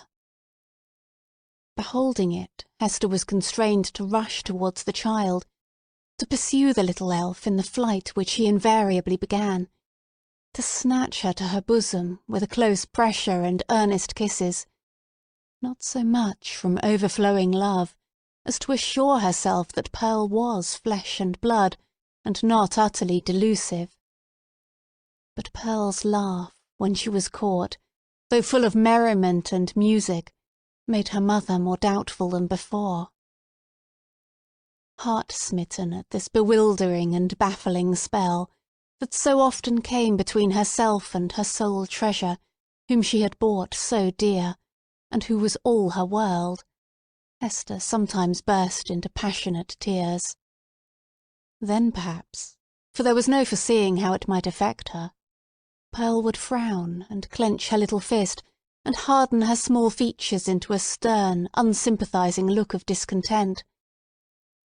Not seldom she would laugh anew, and louder than before, like a thing incapable and unintelligent of human sorrow. Or, but this more rarely happened, she would be convulsed with a rage of grief, and sob out her love for her mother in broken words, and seem intent on proving that she had a heart by breaking it. Yet Hester was hardly safe in confiding herself to that gusty tenderness. It passed as suddenly as it came. Brooding over all these matters, the mother felt like one who has evoked a spirit, but, by some irregularity in the process of conjuration, has failed to win the master-word that should control this new and incomprehensible intelligence. Her only real comfort was when the child lay in the placidity of sleep. Then she was sure of her, and tasted hours of quiet, sad, delicious happiness, until, perhaps with that perverse expression glimmering from beneath her opening lids, little Pearl awoke. How soon, with what strange rapidity indeed, did Pearl arrive at an age that was capable of social intercourse beyond the mother's ever-ready smile and nonsense words? And then what happiness would it have been, could Hester Prynne have heard her clear, bird-like voice mingling with the uproar of other childish voices, and have distinguished and unravelled her own darling's tones, amid all the entangled outcry of a group of sportive children. But this could never be. Pearl was a born outcast of the infantile world. An imp of evil, emblem and product of sin, she had no right among christened infants. Nothing was more remarkable than the instinct, as it seemed, with which the child comprehended her loneliness, the destiny that had drawn an inviolable circle round about her, the whole peculiarity, in short, of her position in respect to other children. Never, since her release from prison, had Hester met the public gaze without her. In all her walks about the town, Pearl, too, was there, first as the babe in arms, and afterwards as the little girl, small companion of her mother, holding a forefinger with her whole grasp, and tripping along at the rate of 3 or 4 footsteps to one of Hester's. She saw the children of the settlement, on the grassy margin of the street, or at the domestic thresholds, disporting themselves in such grim fashion as the puritanic nurture would permit, playing at going to church perchance, or at scourging Quakers, or taking scalps in a sham fight with the Indians, or scaring one another with freaks of imitative witchcraft. Pearl saw, and gazed intently, but never sought to make acquaintance. If spoken to, she would not speak again. If the children gathered about her, as they sometimes did, Pearl would grow positively terrible in her puny wrath, snatching up stones to fling at them, with shrill, incoherent exclamations that made her mother tremble, because they had so much the sound of a witch's anathemas in some unknown tongue. The truth was that the little Puritans, being of the most intolerant brood that ever lived, had got a vague idea of something outlandish, unearthly, or at variance with ordinary fashions, in the mother and child, and therefore scorned them in their hearts, and not unfrequently reviled them with their tongues. Pearl felt the sentiment, and requited it with the bitterest hatred that can be supposed to rankle in a childish bosom. These outbreaks of a fierce temper had a kind of value, and even comfort, for her mother, because there was at least an intelligible earnestness in the mood, instead of the fitful caprice that so often thwarted her in the child's manifestations. It appalled her, nevertheless, to discern here, again, a shadowy reflection of the evil that had existed in herself. All this enmity and passion had Pearl inherited, by inalienable right, out of Hester's heart. Mother and daughter stood together in the same circle of seclusion from human society, and in the nature of the child seemed to be perpetuated those unquiet elements that had distracted Hester Prynne before Pearl's birth, but had since begun to be soothed away by the softening influences of maternity. At home, within and around her mother's cottage, Pearl wanted not a wide and various circle of acquaintance. The spell of life went forth from her ever-creative spirit, and communicated itself to 1,000 objects, as a torch kindles a flame wherever it may be applied. The unlikeliest materials, a stick, a bunch of rags, a flower, were the puppets of Pearl's witchcraft, and, without undergoing any outward change, became spiritually adapted to whatever drama occupied the stage of her inner world. Her one baby voice served a multitude of imaginary personages, old and young, to talk withal. The pine trees, aged, black and solemn, and flinging groans and other melancholy utterances on the breeze, needed little transformation to figure as Puritan elders. The ugliest weeds of the garden were their children, whom Pearl smote down and uprooted most unmercifully. It was wonderful, the vast variety of forms into which she threw her intellect, with no continuity indeed, but darting up and dancing, always in a state of preternatural activity, soon sinking down, as if exhausted by so rapid and feverish a tide of life, and succeeded by other shapes of a similar wild energy. It was like nothing so much as the phantasmagoric play of the Northern Lights. In the mere exercise of the fancy, however, and the sportiveness of a growing mind, there might be little more than was observable in other children of bright faculties, except as Pearl, in the dearth of human playmates, was thrown more upon the visionary throng which she created. The singularity lay in the hostile feelings with which the child regarded all these offspring of her own heart and mind. She never created a friend, but seemed always to be sowing broadcast the dragon's teeth, whence sprung a harvest of armed enemies, against whom she rushed to battle. It was inexpressibly sad. Then what depth of sorrow to a mother, who felt in her own heart the cause, to observe, in one so young, this constant recognition of an adverse world, and so fierce a training of the energies that were to make good her cause in the contest that must ensue.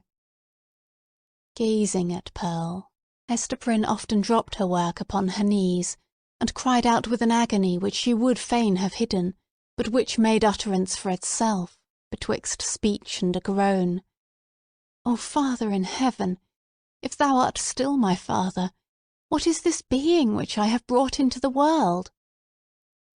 And Pearl, overhearing the ejaculation, or aware, through some more subtle channel, of those throbs of anguish, would turn her vivid and beautiful little face upon her mother, smile with sprite-like intelligence, and resume her play.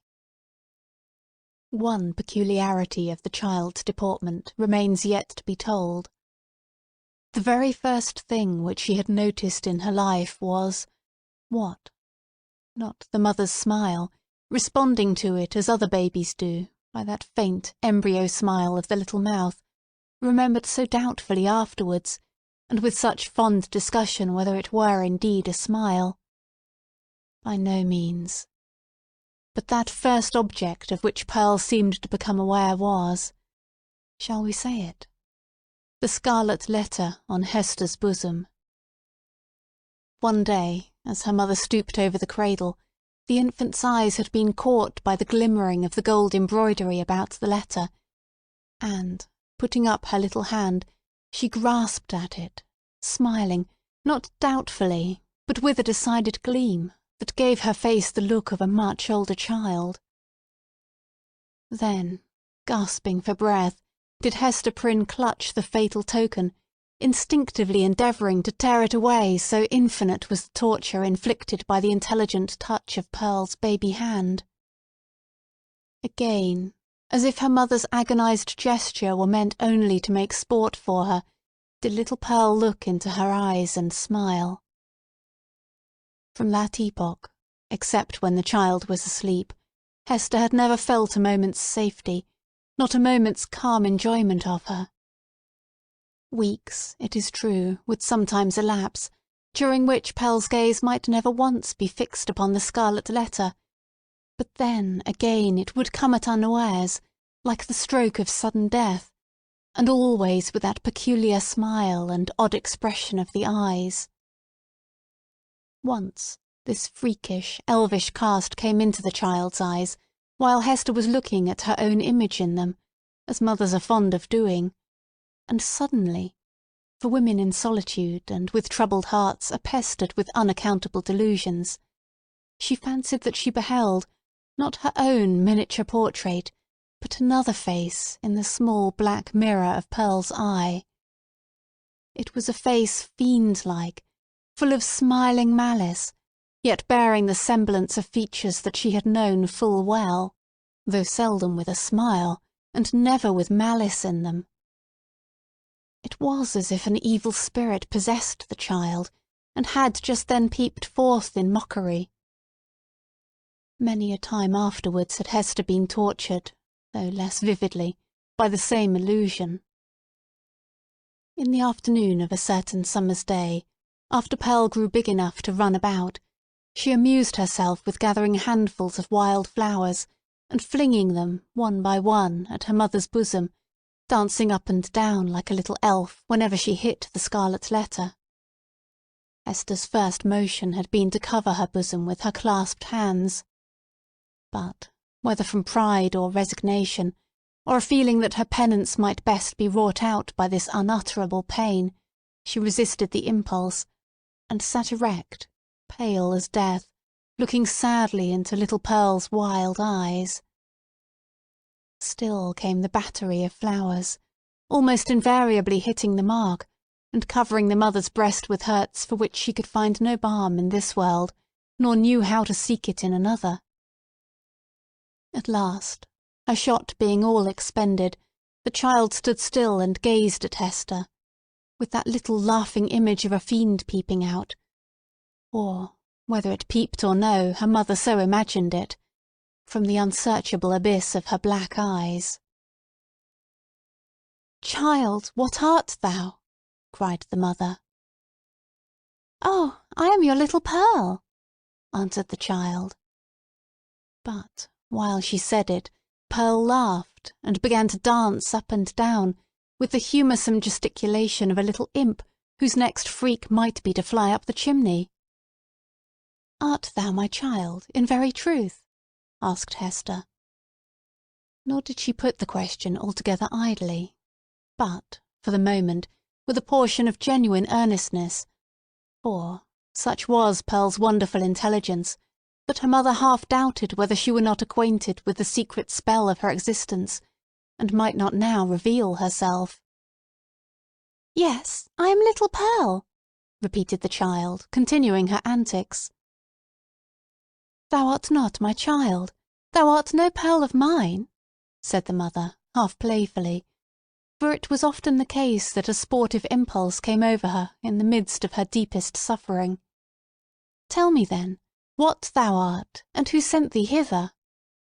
"Tell me, mother," said the child seriously, coming up to Hester and pressing herself close to her knees. "Do thou tell me." "Thy heavenly Father sent thee," answered Hester Prynne. But she said it with a hesitation that did not escape the acuteness of the child. Whether moved only by her ordinary freakishness, or because an evil spirit prompted her, she put up her small forefinger and touched the scarlet letter. "He did not send me," cried she positively. "I have no heavenly Father." "Hush, Pearl, hush! Thou must not talk so," answered the mother, suppressing a groan. "He sent us all into this world. He sent even me, thy mother. Then, much more, thee. Or if not, thou strange and elfish child, whence didst thou come?" "Tell me, tell me!" repeated Pearl, no longer seriously, but laughing and capering about the floor. "It is thou that must tell me." But Hester could not resolve the query, being herself in a dismal labyrinth of doubt.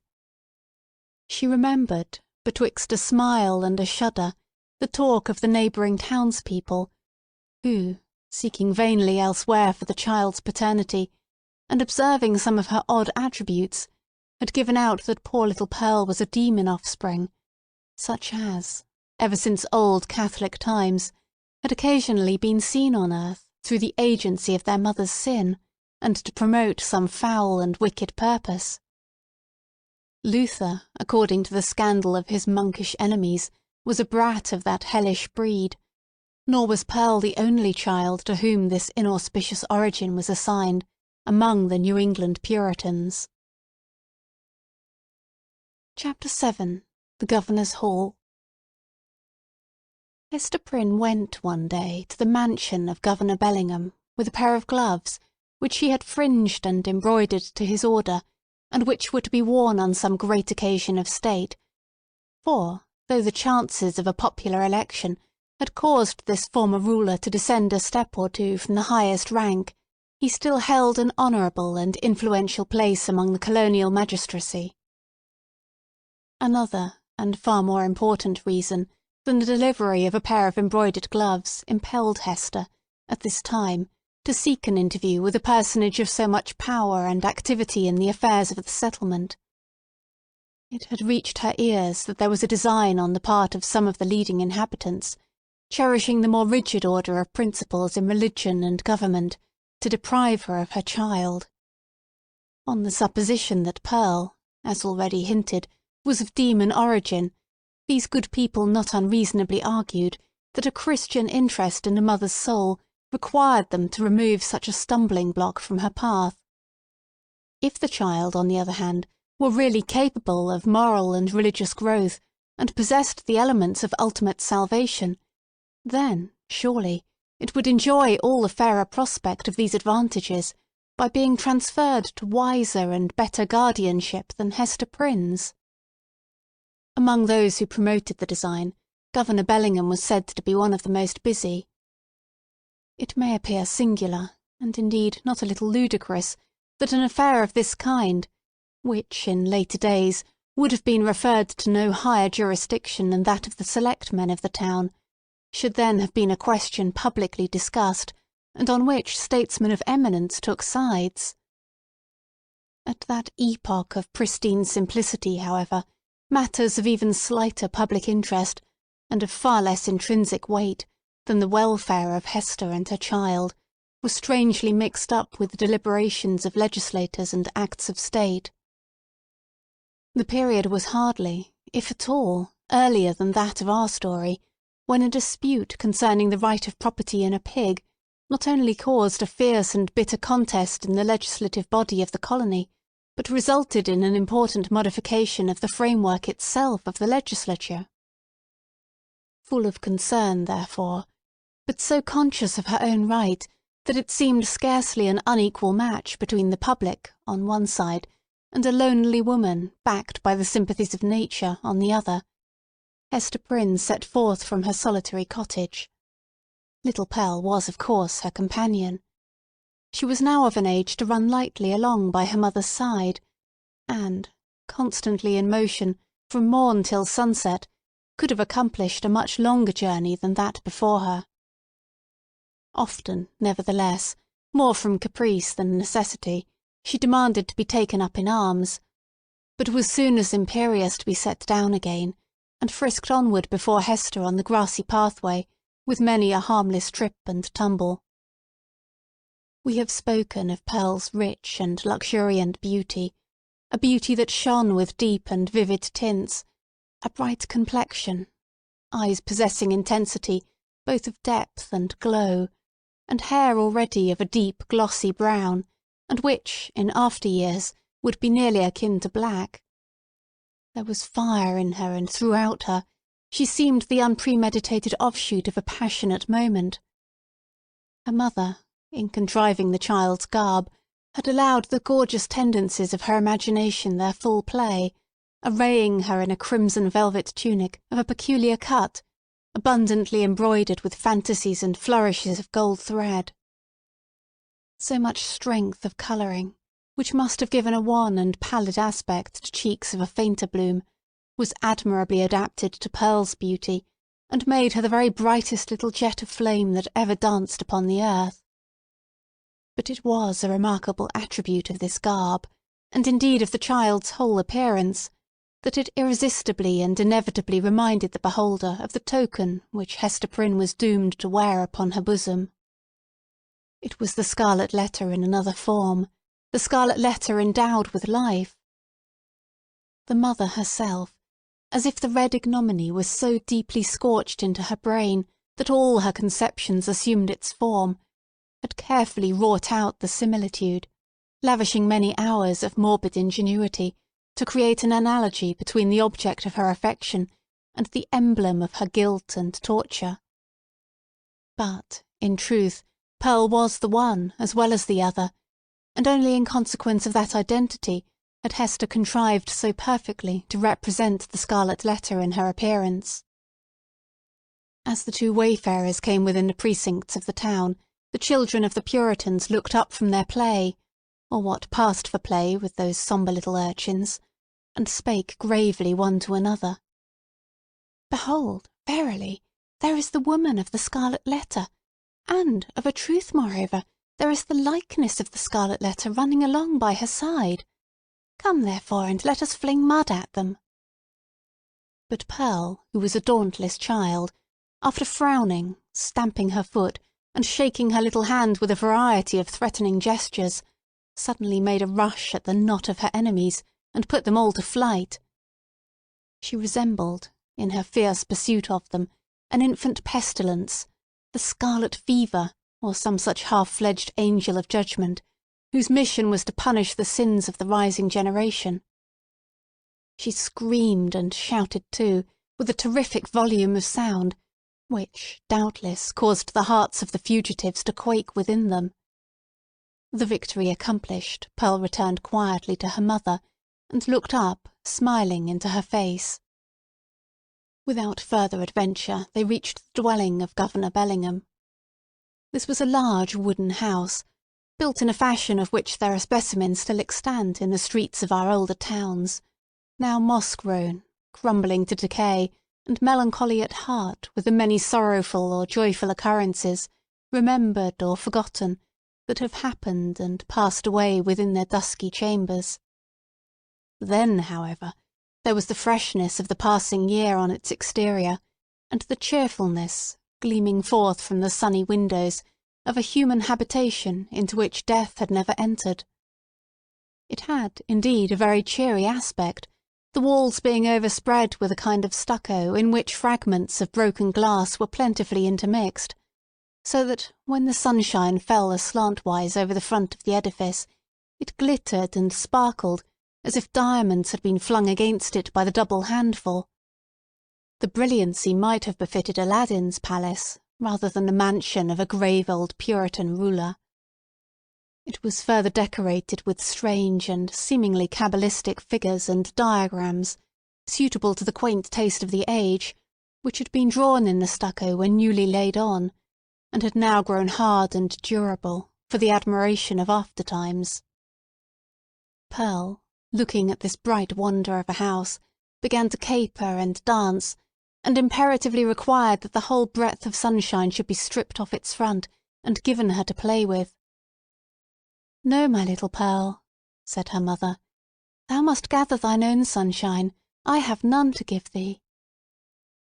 They approached the door, which was of an arched form and flanked on each side by a narrow tower or projection of the edifice, in both of which were lattice windows, with wooden shutters to close over them at need. Lifting the iron hammer that hung at the portal, Hester Prynne gave a summons, which was answered by one of the governor's bond-servants, a free-born Englishman, but now 7 years a slave. During that term he was to be the property of his master, and as much a commodity of bargain and sale as an ox or a joint-stool. The serf wore the blue coat, which was the customary garb of serving-men of that period, and long before, in the old hereditary halls of England. "Is the worshipful Governor Bellingham within?" inquired Hester. "Yea, forsooth," replied the bond-servant, staring with wide-open eyes at the scarlet letter, which, being a newcomer in the country, he had never before seen. "Yea, his honourable worship is within, but he hath a godly minister or two with him, and likewise a leech. Ye may not see his worship now." "Nevertheless, I will enter," answered Hester Prynne, and the bond-servant, perhaps judging from the decision of her air, and the glittering symbol in her bosom, that she was a great lady in the land, offered no opposition. So the mother and little Pearl were admitted into the hall of entrance. With many variations, suggested by the nature of his building materials, diversity of climate, and different mode of social life, Governor Bellingham had planned his new habitation after the residences of gentlemen of fair estate in his native land. Here, then, was a wide and reasonably lofty hall, extending through the whole depth of the house, and forming a medium of general communication, more or less directly, with all the other apartments. At one extremity this spacious room was lighted by the windows of the two towers, which formed a small recess on either side of the portal. At the other end, though partly muffled by a curtain, it was more powerfully illuminated by one of those embowed hall windows which we read of in old books, and which was provided with a deep and cushioned seat. Here, on the cushion, lay a folio tome, probably of the Chronicles of England, or other such substantial literature, even as, in our own days, we scatter gilded volumes on the centre-table, to be turned over by the casual guest. The furniture of the hall consisted of some ponderous chairs, the backs of which were elaborately carved with wreaths of oaken flowers, and likewise a table in the same taste, the whole being of the Elizabethan age, or perhaps earlier, and heirlooms, transferred hither from the governor's paternal home.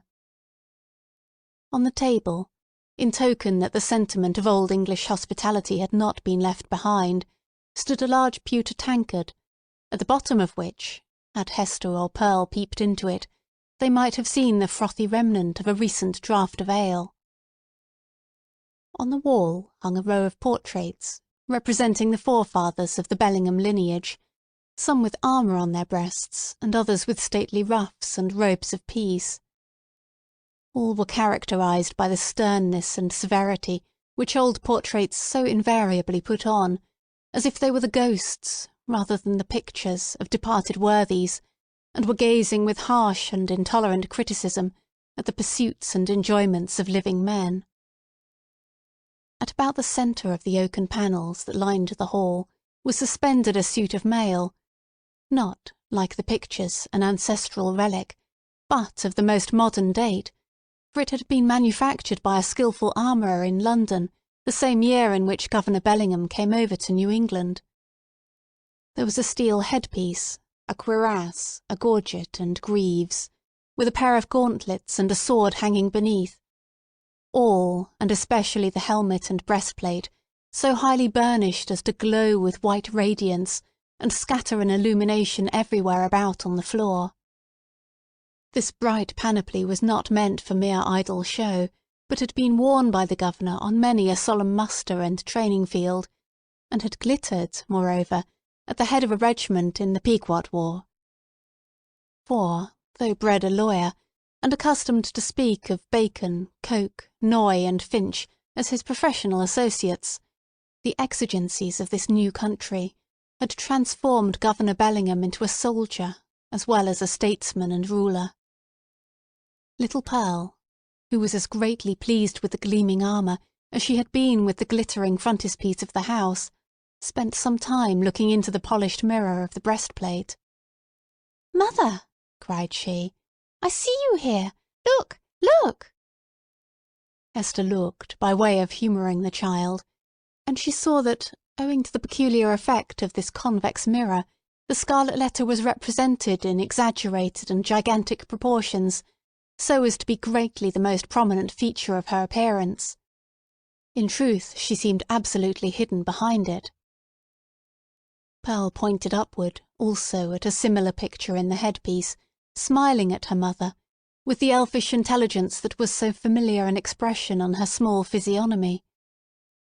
That look of naughty merriment was likewise reflected in the mirror, with so much breadth and intensity of effect, that it made Hester Prynne feel as if it could not be the image of her own child, but of an imp who was seeking to mould itself into Pearl's shape. "Come along, Pearl," said she, drawing her away. "Come and look into this fair garden. It may be we shall see flowers there, more beautiful ones than we find in the woods." Pearl accordingly ran to the bow window at the farther end of the hall, and looked along the vista of a garden walk, carpeted with closely shaven grass, and bordered with some rude and immature attempt at shrubbery. But the proprietor appeared already to have relinquished, as hopeless, the effort to perpetuate on this side of the Atlantic, in a hard soil and amid the close struggle for subsistence, the native English taste for ornamental gardening. Cabbages grew in plain sight, and a pumpkin vine, rooted at some distance, had run across the intervening space, and deposited one of its gigantic products directly beneath the hall window, as if to warn the governor that this great lump of vegetable gold was as rich an ornament as New England earth would offer him. There were a few rose bushes, however, and a number of apple trees, probably the descendants of those planted by the Reverend Mr. Blackstone, the first settler of the peninsula, that half-mythological personage who rides through our early annals seated on the back of a bull. Pearl, seeing the rose bushes, began to cry for a red rose, and would not be pacified. "Hush, child, hush," said her mother earnestly. "Do not cry, dear little Pearl. I hear voices in the garden. The governor is coming, and gentlemen along with him." In fact, down the vista of the garden avenue, a number of persons were seen approaching towards the house. Pearl, in utter scorn of her mother's attempt to quiet her, gave an eldritch scream, and then became silent, not from any notion of obedience, but because the quick and mobile curiosity of her disposition was excited by the appearance of these new personages. Chapter 8. The Elf Child and the Minister. Governor Bellingham, in a loose gown and easy cap, such as elderly gentlemen loved to endue themselves with in their domestic privacy, walked foremost, and appeared to be showing off his estate and expatiating on his projected improvements. The wide circumference of an elaborate ruff beneath his grey beard, in the antiquated fashion of King James's reign, caused his head to look not a little like that of John the Baptist in a charger. The impression made by his aspect, so rigid and severe, and frostbitten with more than autumnal age, was hardly in keeping with the appliances of worldly enjoyment wherewith he had evidently done his utmost to surround himself. But it is an error to suppose that our grave forefathers, though accustomed to speak and think of human existence as a state merely of trial and warfare, and though unfeignedly prepared to sacrifice goods and life at the behest of duty, made it a matter of conscience to reject such means of comfort or even luxury as lay fairly within their grasp. This creed was never taught, for instance, by the venerable pastor, John Wilson, whose beard, white as a snowdrift, was seen over Governor Bellingham's shoulder, while its wearer suggested that pears and peaches might yet be naturalized in the New England climate, and that purple grapes might possibly be compelled to flourish against the sunny garden wall. The old clergyman, nurtured at the rich bosom of the English Church, had a long-established and legitimate taste for all good and comfortable things, and however stern he might show himself in the pulpit, or in his public reproof of such transgressions as that of Hester Prynne, still the genial benevolence of his private life had won him warmer affection than was accorded to any of his professional contemporaries. Behind the governor and Mr. Wilson came two other guests, one the Reverend Arthur Dimmesdale, whom the reader may remember as having taken a brief and reluctant part in the scene of Hester Prynne's disgrace, and, in close companionship with him, old Roger Chillingworth, a person of great skill in physic, who, for 2 or 3 years past, had been settled in the town. It was understood that this learned man was the physician as well as friend of the young minister, whose health had severely suffered of late by his too unreserved self-sacrifice to the labours and duties of the pastoral relation.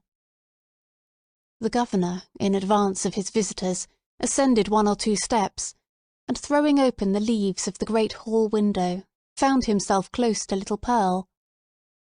The shadow of the curtain fell on Hester Prynne and partially concealed her. "What have we here?" said Governor Bellingham, looking with surprise at the scarlet little figure before him. "I profess I have never seen the like since my days of vanity, in old King James's time, when I was wont to esteem it a high favour to be admitted to a court masque. There used to be a swarm of these little apparitions in holiday time, and we called them children of the Lord of Misrule. But how gat such a guest into my hall?" "Ay, indeed," cried good old Mr. Wilson. "What little bird of scarlet plumage may this be? Methinks I have seen just such figures when the sun has been shining through a richly painted window, and tracing out the golden and crimson images across the floor. But that was in the old land. Prithee, young one, who art thou, and what has ailed thy mother to bedizen thee in this strange fashion? Art thou a Christian child, ha? Dost thou know thy catechism? Or art thou one of those naughty elves or fairies whom we thought to have left behind us, with other relics of papistry, in merry old England? I am mother's child, answered the scarlet vision, and my name is Pearl. Pearl? Ruby, rather, or coral, or red rose at the very least, judging from thy hue, responded the old minister, putting forth his hand in a vain attempt to pat little Pearl on the cheek. But where is this mother of thine? Ah, I see, he added, and, turning to Governor Bellingham, whispered, This is the selfsame child of whom we have held speech together, and behold here the unhappy woman, Hester Prynne, her mother. Sayest thou so? Cried the governor.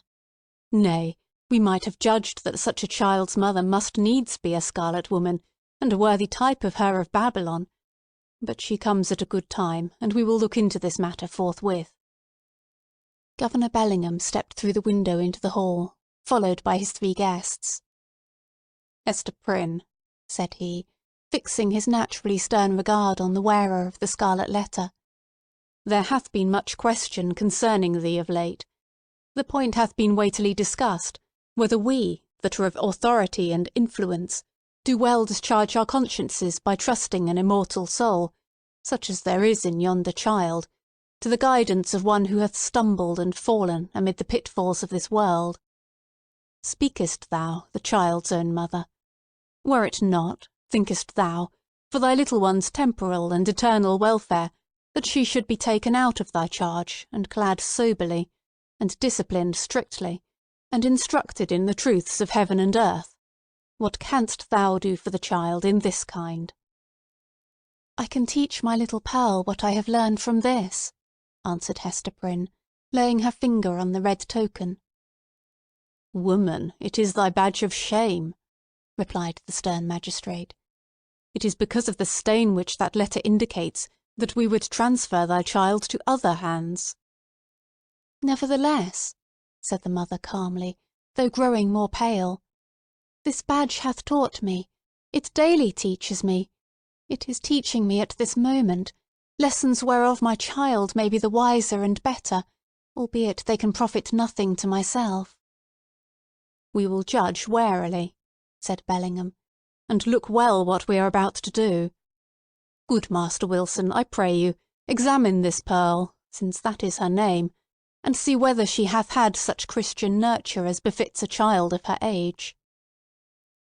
The old minister seated himself in an armchair, and made an effort to draw Pearl betwixt his knees. But the child, unaccustomed to the touch or familiarity of any but her mother, escaped through the open window, and stood on the upper step, looking like a wild tropical bird of rich plumage, ready to take flight into the upper air. Mr. Wilson, not a little astonished at this outbreak, for he was a grandfatherly sort of personage, and usually a vast favourite with children, essayed, however, to proceed with the examination. Pearl, said he with great solemnity, thou must take heed to instruction, that so, in due season, thou mayest wear in thy bosom the pearl of great price. Canst thou tell me, my child, who made thee? Now Pearl knew well enough who made her, for Hester Prynne, the daughter of a pious home, very soon after her talk with the child about her heavenly Father, had begun to inform her of those truths which the human spirit, at whatever stage of immaturity, imbibes with such eager interest. Pearl, therefore, so large were the attainments of her 3 years' lifetime, could have borne a fair examination in the New England Primer, or the first column of the Westminster Catechisms, although unacquainted with the outward form of either of those celebrated works. But that perversity which all children have more or less of, and of which little Pearl had a tenfold portion, now, at the most inopportune moment, took thorough possession of her, and closed her lips, or impelled her to speak words amiss. After putting her finger in her mouth, with many ungracious refusals to answer good Mr. Wilson's question, the child finally announced that she had not been made at all, but had been plucked by her mother off the bush of wild roses that grew by the prison door. This fantasy was probably suggested by the near proximity of the governor's red roses, as Pearl stood outside of the window, together with her recollection of the prison rose-bush, which she had passed in coming hither. Old Roger Chillingworth, with a smile on his face, whispered something in the young clergyman's ear.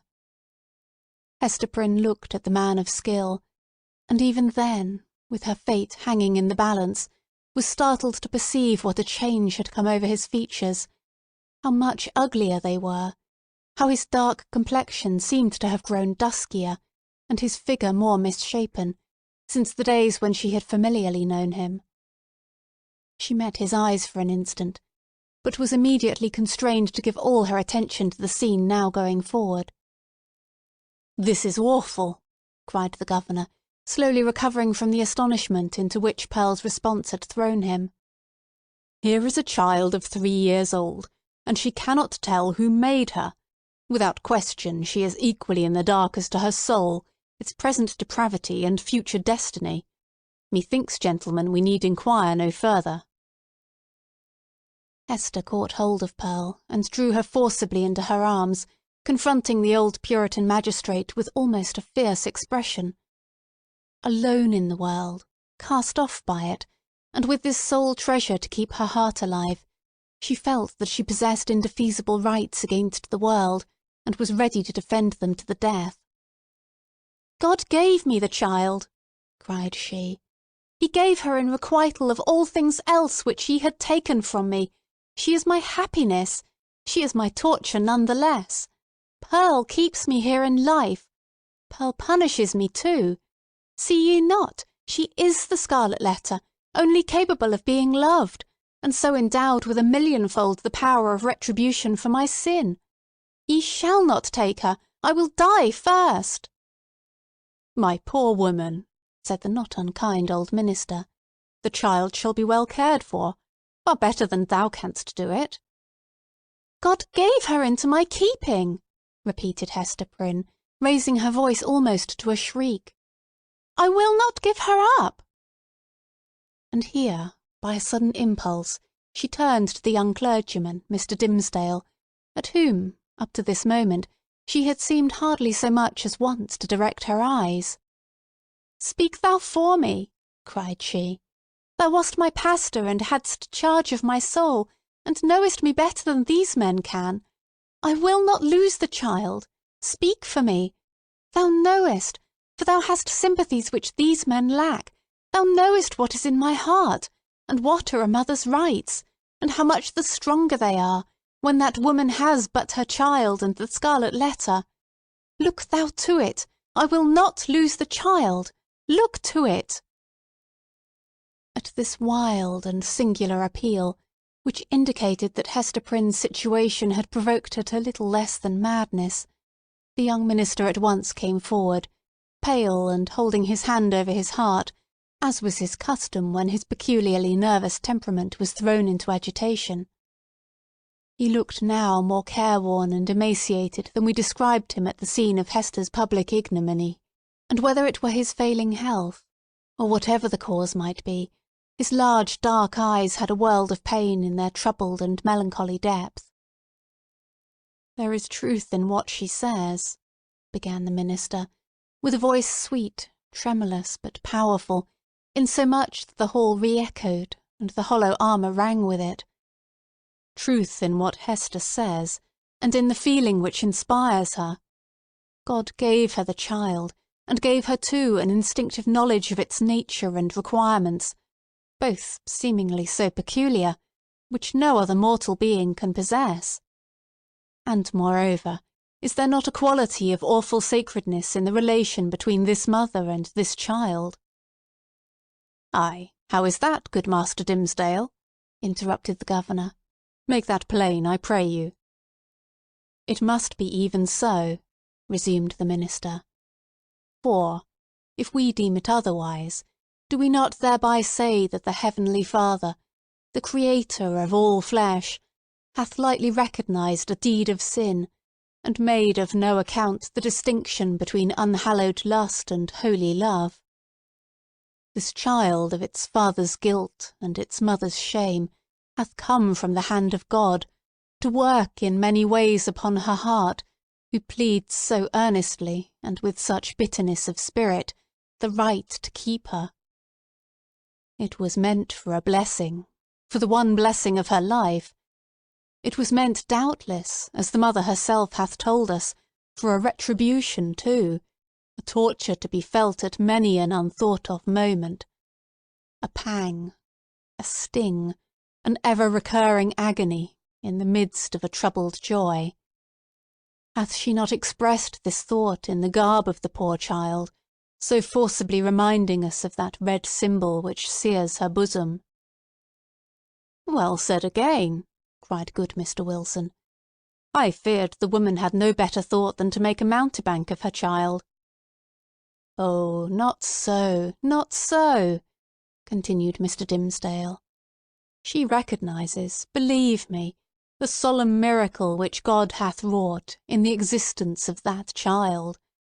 And may she feel, too, what methinks is the very truth, that this boon was meant, above all things else, to keep the mother's soul alive, and to preserve her from blacker depths of sin into which Satan might else have sought to plunge her.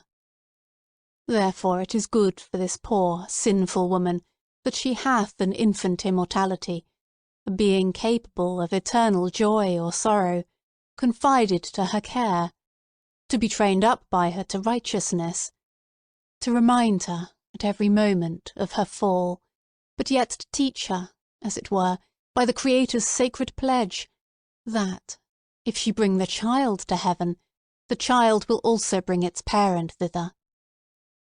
Herein is the sinful mother happier than the sinful father. For Hester Prynne's sake, then, and no less for the poor child's sake, let us leave them as Providence hath seen fit to place them." "You speak, my friend, with a strange earnestness," said old Roger Chillingworth, smiling at him. "And there is a weighty import in what my young brother hath spoken," added the Reverend Mr. Wilson. "What say you, worshipful Master Bellingham? Hath he not pleaded well for the poor woman?" "Indeed hath he," answered the magistrate, "and hath adduced such arguments that we will even leave the matter as it now stands.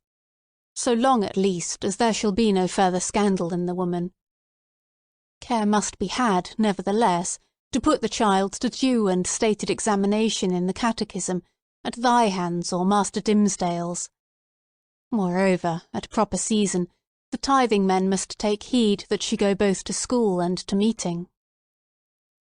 The young minister, on ceasing to speak, had withdrawn a few steps from the group, and stood with his face partially concealed in the heavy folds of the window curtain, while the shadow of his figure, which the sunlight cast upon the floor, was tremulous with the vehemence of his appeal. Pearl, that wild and flighty little elf, stole softly towards him, and taking his hand in the grasp of both her own, laid her cheek against it, a caress so tender, and withal so unobtrusive, that her mother, who was looking on, asked herself, "Is that my Pearl?" Yet she knew that there was love in the child's heart, though it mostly revealed itself in passion, and hardly twice in her lifetime had been softened by such gentleness as now. The minister—for, save the long-sought regards of woman, nothing is sweeter than these marks of childish preference—accorded spontaneously by a spiritual instinct, and therefore seeming to imply in us something truly worthy to be loved. The minister looked round, laid his hand on the child's head, hesitated an instant, and then kissed her brow. Little Pearl's unwonted mood of sentiment lasted no longer. She laughed and went capering down the hall, so airily that old Mr. Wilson raised a question whether even her tiptoes touched the floor. "The little baggage hath witchcraft in her, I profess," said he to Mr. Dimmesdale. "She needs no old woman's broomstick to fly withal." "A strange child," remarked old Roger Chillingworth. "It is easy to see the mother's part in her. Would it be beyond a philosopher's research, think ye, gentlemen, to analyse that child's nature, and, from its make and mould, to give a shrewd guess at the father?" "Nay, it would be sinful in such a question to follow the clue of profane philosophy," said Mr. Wilson. "Better to fast and pray upon it, and still better, it may be, to leave the mystery as we find it, unless Providence reveal it of its own accord. Thereby every good Christian man hath a title to show a father's kindness towards the poor deserted babe." The affair being so satisfactorily concluded, Hester Prynne, with Pearl, departed from the house. As they descended the steps, it is averred that the lattice of a chamber window was thrown open, and forth into the sunny day was thrust the face of Mistress Hibbins, Governor Bellingham's bitter-tempered sister, and the same who, a few years later, was executed as a witch. "Hist! Hist!" said she, while her ill-omened physiognomy seemed to cast a shadow over the cheerful newness of the house.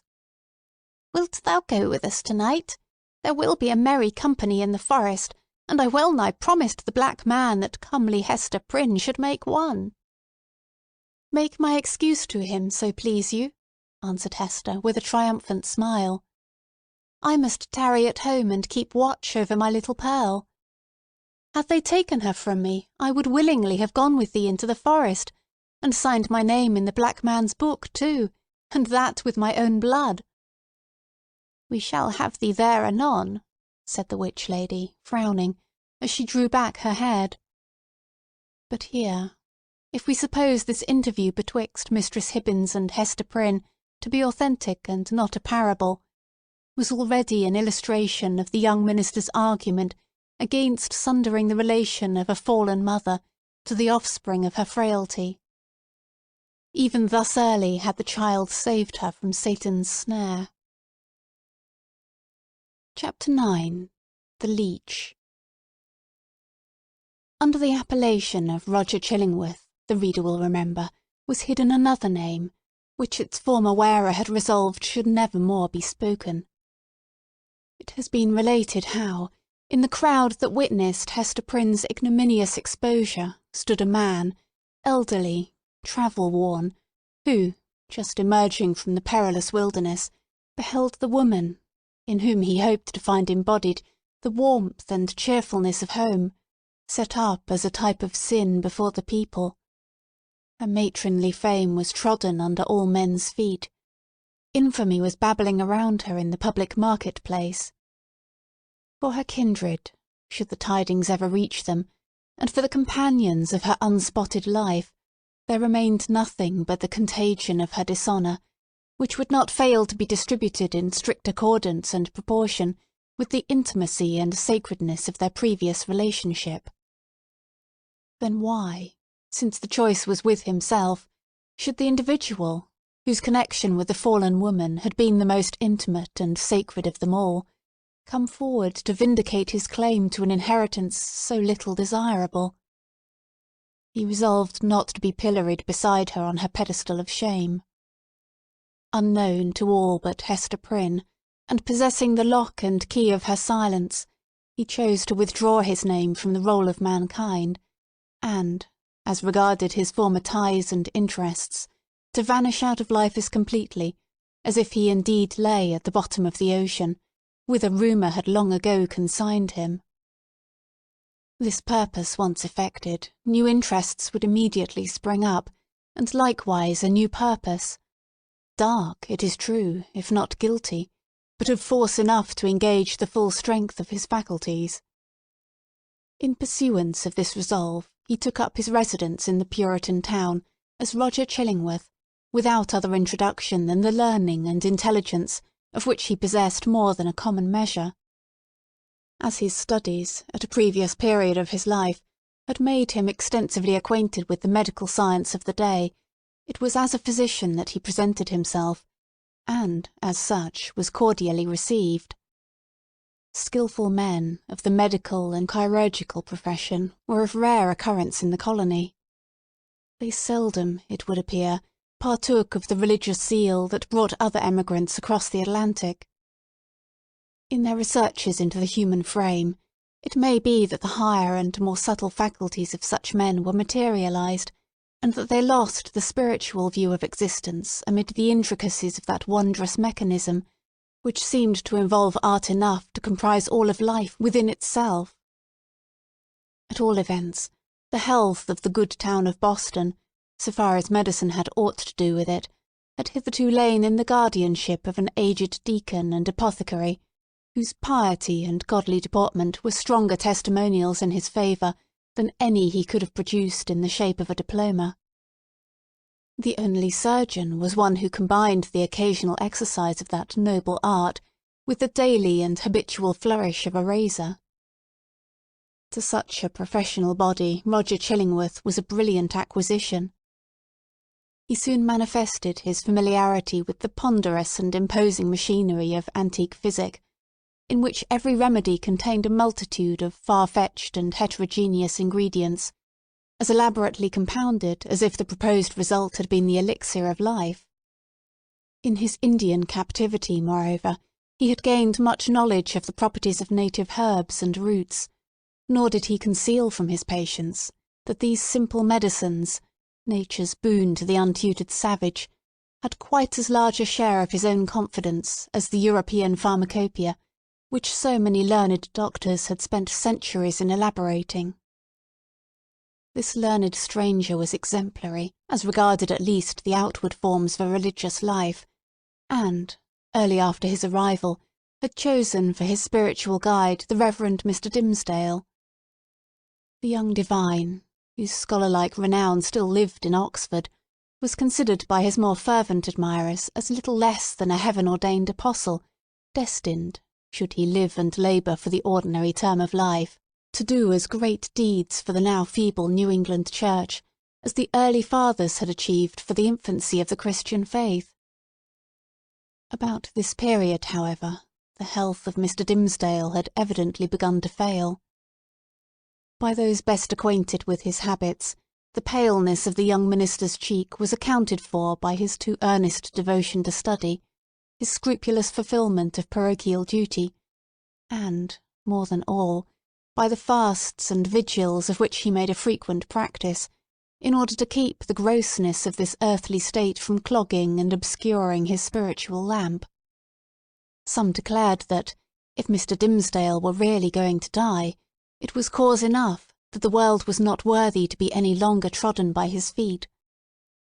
He himself, on the other hand, with characteristic humility, avowed his belief that, if Providence should see fit to remove him, it would be because of his own unworthiness to perform its humblest mission here on earth.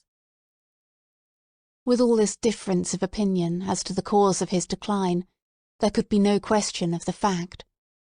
His form grew emaciated. His voice, though still rich and sweet, had a certain melancholy prophecy of decay in it. He was often observed, on any slight alarm or other sudden accident, to put his hand over his heart, with first a flush and then a paleness, indicative of pain. Such was the young clergyman's condition, and so imminent the prospect that his dawning light would be extinguished, all untimely, when Roger Chillingworth made his advent to the town. His first entry on the scene, few people could tell whence, dropping down as it were out of the sky, or starting from the nether earth, had an aspect of mystery which was easily heightened to the miraculous. He was now known to be a man of skill. It was observed that he gathered herbs and the blossoms of wild flowers, and dug up roots and plucked off twigs from the forest trees, like one acquainted with hidden virtues in what was valueless to common eyes. He was heard to speak of Sir Kenelm Digby and other famous men, whose scientific attainments were esteemed hardly less than supernatural, as having been his correspondents or associates. Why, with such rank in the learned world, had he come hither? What could he, whose sphere was in great cities, be seeking in the wilderness? In answer to this query a rumour gained ground, and, however absurd, was entertained by some very sensible people, that Heaven had wrought an absolute miracle by transporting an eminent doctor of physic from a German university bodily through the air, and setting him down at the door of Mr. Dimmesdale's study. Individuals of wiser faith, indeed, who knew that Heaven promotes its purposes without aiming at the stage effect of what is called miraculous interposition, were inclined to see a providential hand in Roger Chillingworth's so opportune arrival. This idea was countenanced by the strong interest which the physician ever manifested in the young clergyman. He attached himself to him as a parishioner, and sought to win a friendly regard and confidence from his naturally reserved sensibility. He expressed great alarm at his pastor's state of health, but was anxious to attempt the cure, and, if early undertaken, seemed not despondent of a favourable result. The elders, the deacons, the motherly dames, and the young and fair maidens of Mr. Dimmesdale's flock were alike importunate that he should make trial of the physician's frankly offered skill. Mr. Dimmesdale gently repelled their entreaties. "I need no medicine," said he. But how could the young minister say so, when, with every successive Sabbath, his cheek was paler and thinner, and his voice more tremulous than before, when it had now become a constant habit, rather than a casual gesture, to press his hand over his heart? Was he weary of his labours? Did he wish to die? These questions were solemnly propounded to Mr. Dimmesdale by the elder ministers of Boston and the deacons of his church, who, to use their own phrase, dealt with him, on the sin of rejecting the aid which Providence so manifestly held out. He listened in silence, and finally promised to confer with the physician. "Were it God's will," said the Reverend Mr. Dimmesdale, when, in fulfilment of this pledge, he requested old Roger Chillingworth's professional advice, "I could be well content that my labours, and my sorrows, and my sins, and my pains, should shortly end with me, and what is earthly of them be buried in my grave, and the spiritual go with me to my eternal state, rather than that you should put your skill to the proof in my behalf." "Ah," replied Roger Chillingworth, with that quietness which, whether imposed or natural, marked all his deportment, "it is thus that a young clergyman is apt to speak. Youthful men, not having taken a deep root, give up their hold of life so easily, and saintly men, who walk with God on earth, would fain be away, to walk with him on the golden pavements of the New Jerusalem." "Nay," rejoined the young minister, putting his hand to his heart, with a flush of pain flitting over his brow, "were I worthier to walk there, I could be better content to toil here." "Good men ever interpret themselves too meanly," said the physician. In this manner, the mysterious old Roger Chillingworth became the medical adviser of the Reverend Mr. Dimmesdale.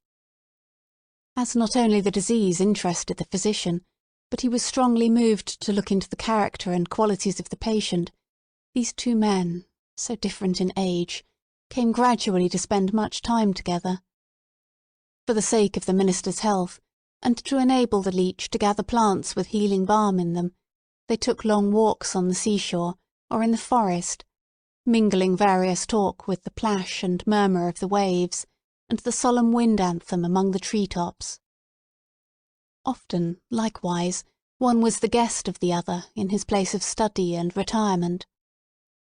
There was a fascination for the minister in the company of the man of science, in whom he recognised an intellectual cultivation of no moderate depth or scope, together with a range and freedom of ideas that he would have vainly looked for among the members of his own profession. In truth, he was startled, if not shocked, to find this attribute in the physician. Mr. Dimmesdale was a true priest, a true religionist, with the reverential sentiment largely developed, and an order of mind that impelled itself powerfully along the track of a creed, and wore its passage continually deeper with the lapse of time. In no state of society would he have been what is called a man of liberal views.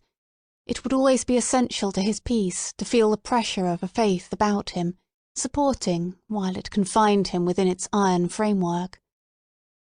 Not the less, however, though with a tremulous enjoyment, did he feel the occasional relief of looking at the universe through the medium of another kind of intellect than those with which he habitually held converse.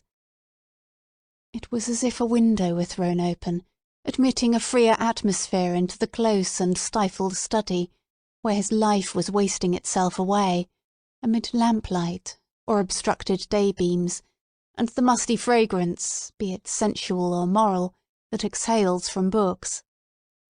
But the air was too fresh and chill to be long breathed with comfort. So the minister, and the physician with him, withdrew again within the limits of what their church defined as orthodox. Thus Roger Chillingworth scrutinised his patient carefully, both as he saw him in his ordinary life, keeping an accustomed pathway in the range of thoughts familiar to him, and as he appeared when thrown amidst other moral scenery, the novelty of which might call out something new to the surface of his character. He deemed it essential, it would seem, to know the man, before attempting to do him good. Wherever there is a heart and an intellect, the diseases of the physical frame are tinged with the peculiarities of these. In Arthur Dimmesdale, thought and imagination were so active, and sensibility so intense, that the bodily infirmity would be likely to have its groundwork there. So Roger Chillingworth, the man of skill, the kind and friendly physician, strove to go deep into his patient's bosom, delving among his principles, prying into his recollections, and probing everything with a cautious touch, like a treasure-seeker in a dark cavern. Few secrets can escape an investigator who has opportunity and licence to undertake such a quest, and skill to follow it up. A man burdened with a secret should especially avoid the intimacy of his physician. If the latter possess native sagacity, and a nameless something more, let us call it intuition, if he shows no intrusive egotism, nor disagreeably prominent characteristics of his own, if he have the power, which must be born with him, to bring his mind into such affinity with his patient's, that this last shall, unawares, have spoken what he imagines himself only to have thought, if such revelations be received without tumult, and acknowledged not so often by an uttered sympathy as by silence, in an articulate breath, and here and there a word, to indicate that all is understood, if, to these qualifications of a confidant, be joined the advantages afforded by his recognised character as a physician, then, at some inevitable moment, will the soul of the sufferer be dissolved, and flow forth, in a dark but transparent stream, bringing all its mysteries into the daylight. Roger Chillingworth possessed all, or most, of the attributes above enumerated. Nevertheless, time went on. A kind of intimacy, as we have said, grew up between these two cultivated minds, which had as wide a field as the whole sphere of human thought and study to meet upon.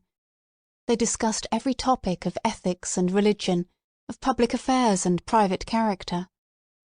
They talked much, on both sides, of matters that seemed personal to themselves, and yet no secret, such as the physician fancied must exist there, ever stole out of the minister's consciousness into his companion's ear.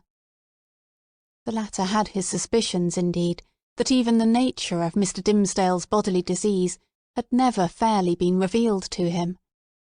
It was a strange reserve. After a time, at a hint from Roger Chillingworth, the friends of Mr. Dimmesdale effected an arrangement by which the two were lodged in the same house, so that every ebb and flow of the minister's life-tide might pass under the eye of his anxious and attached physician. There was much joy throughout the town when this greatly desirable object was attained.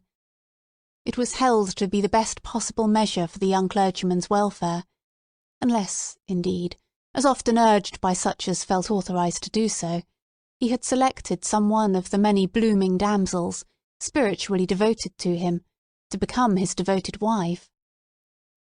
This latter step, however, there was no present prospect that Arthur Dimmesdale would be prevailed upon to take.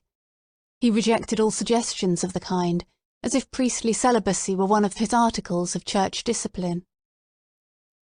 Doomed by his own choice, therefore, as Mr. Dimmesdale so evidently was, to eat his unsavoury morsel always at another's board, and endure the lifelong chill which must be his lot, who seeks to warm himself only at another's fireside, it truly seemed that this sagacious, experienced, benevolent old physician, with his concord of paternal and reverential love for the young pastor, was the very man, of all mankind, to be constantly within reach of his voice. The new abode of the two friends was with a pious widow, of good social rank, who dwelt in a house covering pretty nearly the site on which the venerable structure of King's Chapel has since been built. It had the graveyard, originally Isaac Johnson's home field, on one side, and so was well adapted to call up serious reflections, suited to their respective employments, in both minister and man of physic. The motherly care of the good widow assigned to Mr. Dimmesdale a front apartment, with a sunny exposure and heavy window curtains to create a noontide shadow when desirable. The walls were hung round with tapestry, said to be from the Gobelin looms, and, at all events, representing the scriptural story of David and Bathsheba and Nathan the prophet, in colours still unfaded, but which made the fair woman of the scene almost as grimly picturesque as the woe-denouncing seer. Here the pale clergyman piled up his library, rich with parchment-bound folios of the Fathers, and the lore of rabbis, and monkish erudition, of which the Protestant divines, even while they vilified and decried that class of writers, were yet constrained often to avail themselves. On the other side of the house, old Roger Chillingworth arranged his study and laboratory, not such as a modern man of science would reckon even tolerably complete, but provided with a distilling apparatus, and the means of compounding drugs and chemicals, which the practised alchemist knew well how to turn to purpose. With such commodiousness of situation, these two learned persons sat themselves down, each in his own domain, yet familiarly passing from one apartment to the other, and bestowing a mutual and not incurious inspection into one another's business. And the Reverend Arthur Dimmesdale's best discerning friends, as we have intimated, very reasonably imagined that the hand of Providence had done all this, for the purpose, besought in so many public, and domestic, and secret prayers, of restoring the young minister to health. But, it must now be said, another portion of the community had latterly begun to take its own view of the relation betwixt Mr. Dimmesdale and the mysterious old physician. When an uninstructed multitude attempts to see with its eyes, it is exceedingly apt to be deceived. When, however, it forms its judgment, as it usually does, on the intuitions of its great and warm heart, the conclusions thus attained are often so profound and so unerring, as to possess the character of truths supernaturally revealed. The people, in the case of which we speak, could justify its prejudice against Roger Chillingworth by no fact or argument worthy of serious refutation. There was an aged handicraftsman, it is true, who had been a citizen of London at the period of Sir Thomas Overbury's murder, now some 30 years agone. He testified to having seen the physician, under some other name, which the narrator of the story had now forgotten, in company with Dr. Foreman, the famous old conjurer, who was implicated in the affair of Overbury. 2 or 3 individuals hinted that the man of skill, during his Indian captivity, had enlarged his medical attainments by joining in the incantations of the savage priests, who were universally acknowledged to be powerful enchanters, often performing seemingly miraculous cures by their skill in the black art. A large number, and many of these were persons of such sober sense and practical observation that their opinions would have been valuable in other matters, affirmed that Roger Chillingworth's aspect had undergone a remarkable change while he had dwelt in town, and especially since his abode with Mr. Dimmesdale. At first his expression had been calm, meditative, scholar-like. Now there was something ugly and evil in his face, which they had not previously noticed, and which grew still the more obvious to sight the oftener they looked upon him. According to the vulgar idea, the fire in his laboratory had been brought from the lower regions, and was fed with infernal fuel, and so, as might be expected, his visage was getting sooty with the smoke. To sum up the matter, it grew to be a widely diffused opinion that the Reverend Arthur Dimmesdale, like many other personages of especial sanctity in all ages of the Christian world, was haunted either by Satan himself or Satan's emissary in the guise of old Roger Chillingworth. This diabolical agent had the divine permission, for a season, to burrow into the clergyman's intimacy and plot against his soul. No sensible man, it was confessed, could doubt on which side the victory would turn. The people looked, with an unshaken hope, to see the minister come forth out of the conflict, transfigured with the glory which he would unquestionably win. Meanwhile, nevertheless, it was sad to think of the perchance mortal agony through which he must struggle towards his triumph. Alas, to judge from the gloom and terror in the depths of the poor minister's eyes, the battle was a sore one, and the victory anything but secure. Chapter 10. The Leech and His Patient. Old Roger Chillingworth, throughout life, had been calm in temperament, kindly, though not of warm affections, but ever, and in all his relations with the world, a pure and upright man. He had begun an investigation, as he imagined, with the severe and equal integrity of a judge, desirous only of truth, even as if the question involved no more than the air-drawn lines and figures of a geometrical problem, instead of human passions and wrongs inflicted on himself. But, as he proceeded, a terrible fascination, a kind of fierce, though still calm necessity, seized the old man within its gripe, and never set him free again until he had done all its bidding. He now dug into the poor clergyman's heart, like a miner searching for gold, or, rather, like a sexton delving into a grave, possibly in quest of a jewel that had been buried on the dead man's bosom, but likely to find nothing save mortality and corruption. Alas for his own soul, if these were what he sought. Sometimes a light glimmered out of the physician's eyes, burning blue and ominous, like the reflection of a furnace, or, let us say, like one of those gleams of ghastly fire that darted from Bunyan's awful doorway in the hillside and quivered on the pilgrim's face. The soil where this dark miner was working had perchance shown indications that encouraged him. "This man," said he at one such moment to himself, "pure as they deem him, all spiritual as he seems, hath inherited a strong animal nature from his father or his mother. Let us dig a little further in the direction of this vein."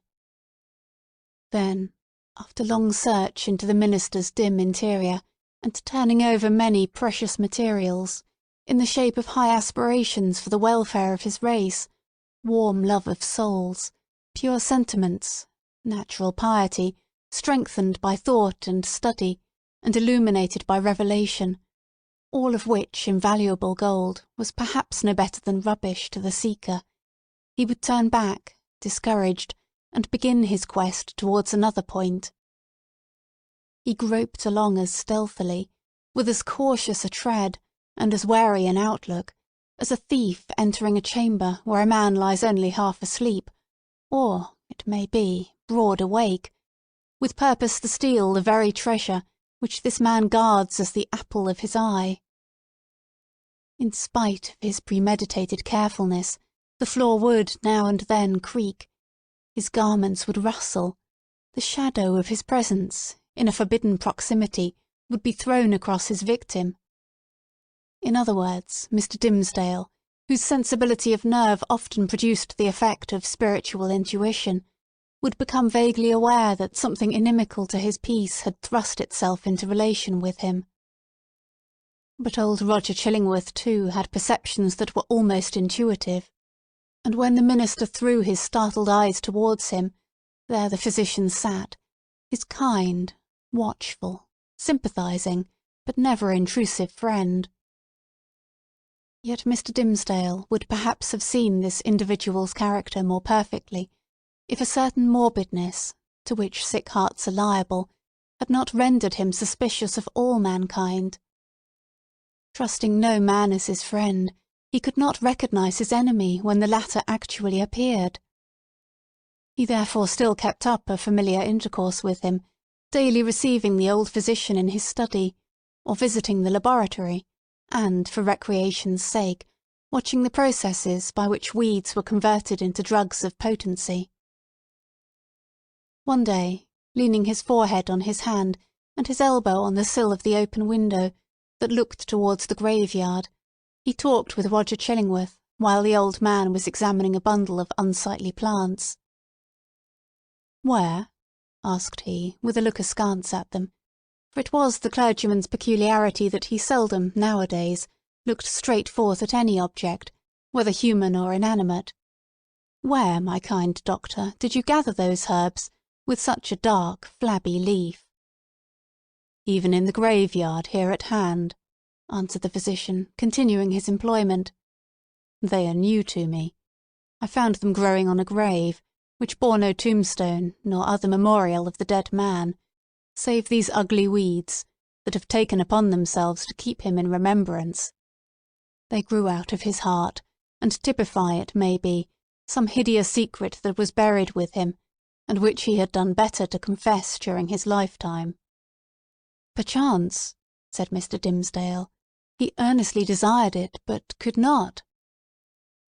"And wherefore?" rejoined the physician.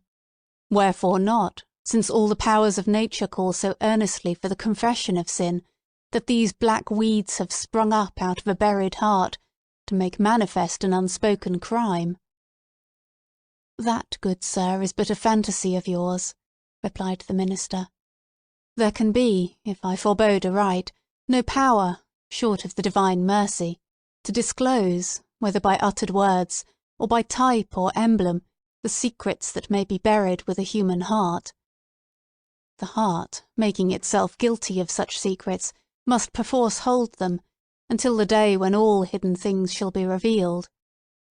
Nor have I so read or interpreted Holy Writ as to understand that the disclosure of human thoughts and deeds, then to be made, is intended as part of the retribution. That, surely, were a shallow view of it. No, these revelations, unless I greatly err, are meant merely to promote the intellectual satisfaction of all intelligent beings, who will stand waiting, on that day, to see the dark problem of this life made plain. Knowledge of men's hearts will be needful to the completest solution of that problem. And I conceive, moreover, that the hearts holding such miserable secrets as you speak of will yield them up, at that last day, not with reluctance, but with a joy unutterable." "Then why not reveal them here?" asked Roger Chillingworth, glancing quietly aside at the minister. "Why should not the guilty ones sooner avail themselves of this unutterable solace?" "They mostly do," said the clergyman, gripping hard at his breast as if afflicted with an importunate throb of pain. "Many, many a poor soul hath given its confidence to me, not only on the deathbed, but while strong in life and fair in reputation. And ever, after such an outpouring, oh, what a relief have I witnessed in those sinful brethren, even as in one who at last draws free air, after long stifling with his own polluted breath. How can it be otherwise? Why should a wretched man, guilty we will say of murder, prefer to keep the dead corpse buried in his own heart, rather than fling it forth at once and let the universe take care of it?" "Yet some men bury their secrets thus," observed the calm physician. "True, there are such men," answered Mr. Dimmesdale. "But, not to suggest more obvious reasons, It may be that they are kept silent by the very constitution of their nature. Or, can we not suppose it, guilty as they may be, retaining, nevertheless, a zeal for God's glory and man's welfare, they shrink from displaying themselves black and filthy in the view of men, because, thenceforward, no good can be achieved by them, no evil of the past be redeemed by better service. So, to their unutterable torment, they go about among their fellow creatures, looking pure as new-fallen snow, while their hearts are all speckled and spotted with iniquity, of which they cannot rid themselves. "These men deceive themselves," said Roger Chillingworth, with somewhat more emphasis than usual, and making a slight gesture with his forefinger. "They fear to take up the shame that rightfully belongs to them. Their love for man, their zeal for God's service, these holy impulses may or may not coexist in their hearts with the evil inmates to which their guilt has unbarred the door, and which must needs propagate a hellish breed within them. But, if they seek to glorify God, let them not lift heavenward their unclean hands. If they would serve their fellow men, let them do it by making manifest the power and reality of conscience, in constraining them to penitential self-abasement. Wouldst thou have me to believe, O wise and pious friend, that a false show can be better, can be more for God's glory or man's welfare, than God's own truth? Trust me, such men deceive themselves." "It may be so," said the young clergyman indifferently, as waiving a discussion that he considered irrelevant or unseasonable. He had a ready faculty indeed of escaping from any topic that agitated his too sensitive and nervous temperament.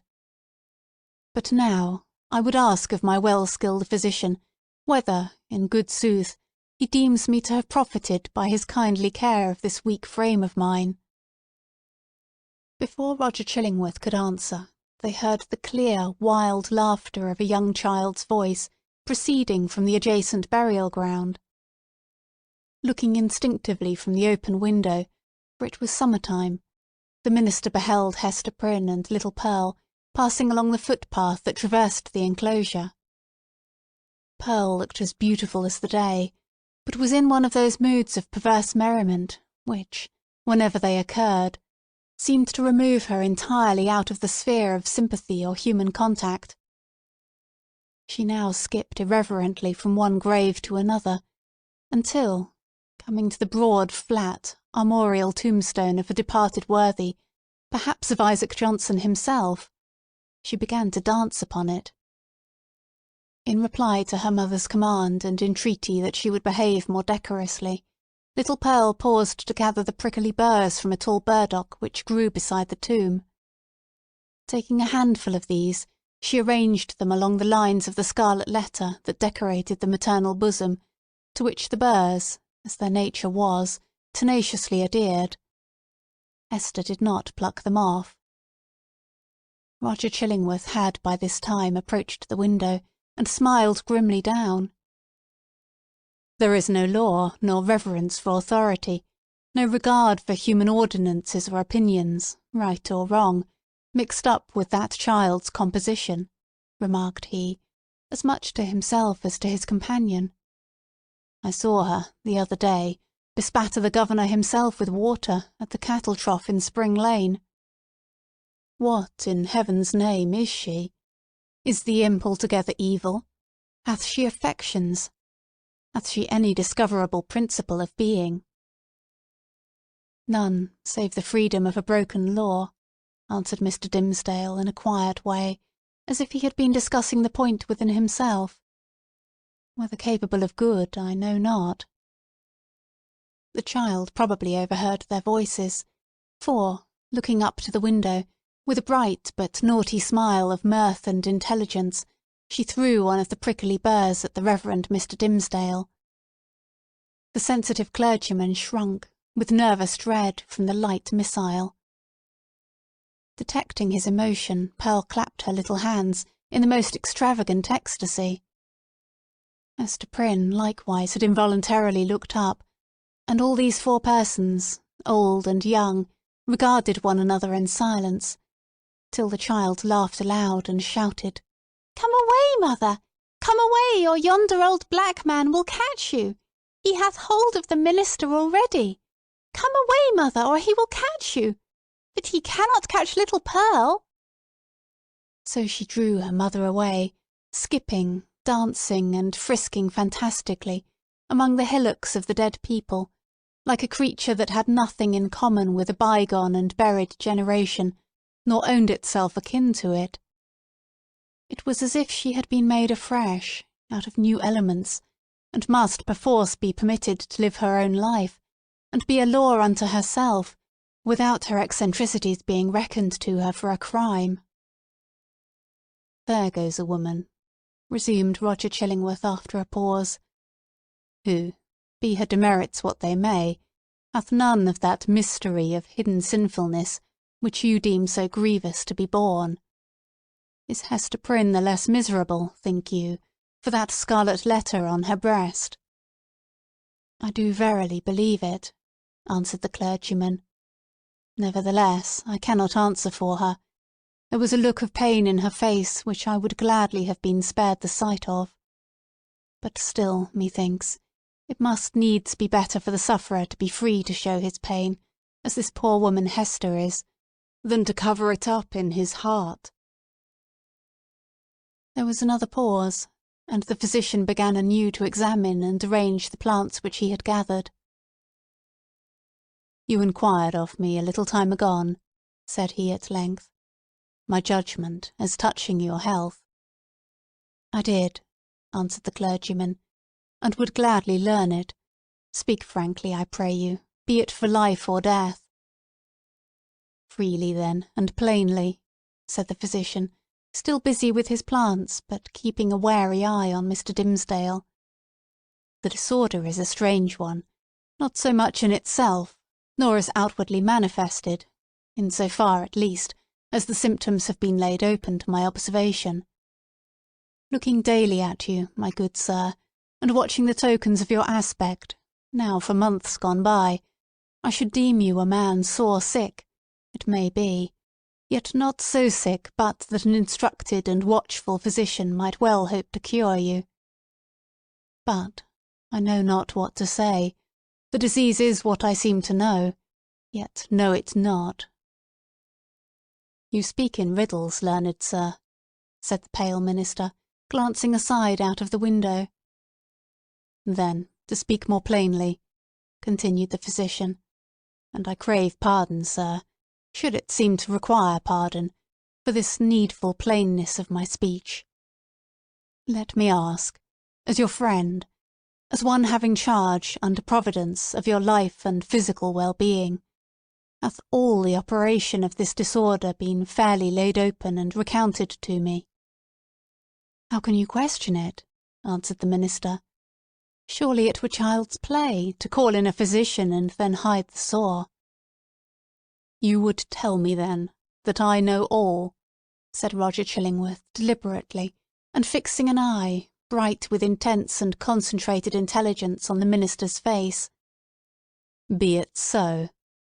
But, again, he to whom only the outward and physical evil is laid open, knoweth, oftentimes, but half the evil which he is called upon to cure. A bodily disease, which we look upon as whole and entire within itself, may, after all, be but a symptom of some ailment in the spiritual part. Your pardon once again, good sir, if my speech give the shadow of offence. You, sir, of all men whom I have known, are he whose body is the closest conjoined, and imbued, and identified, so to speak, with the spirit whereof it is the instrument." "Then I need ask no further," said the clergyman, somewhat hastily rising from his chair. "You deal not, I take it, in medicine for the soul." "Thus a sickness," continued Roger Chillingworth, going on in an unaltered tone, without heeding the interruption, but standing up and confronting the emaciated and white-cheeked minister, with his low, dark, and misshapen form. "A sickness, A sore place, if we may so call it, in your spirit, hath immediately its appropriate manifestation in your bodily frame. Would you, therefore, that your physician heal the bodily evil? How may this be, unless you first lay open to him the wound or trouble in your soul? No, not to thee, not to an earthly physician, cried Mr. Dimmesdale passionately, turning his eyes full and bright, and with a kind of fierceness on old Roger Chillingworth. Not to thee, but if it be the soul's disease, then do I commit myself to the one physician of the soul. He, if it stand with his good pleasure, can cure, or he can kill. Let him do with me as, in his justice and wisdom, he shall see good. But who art thou that meddlest in this matter, that dares thrust himself between the sufferer and his God?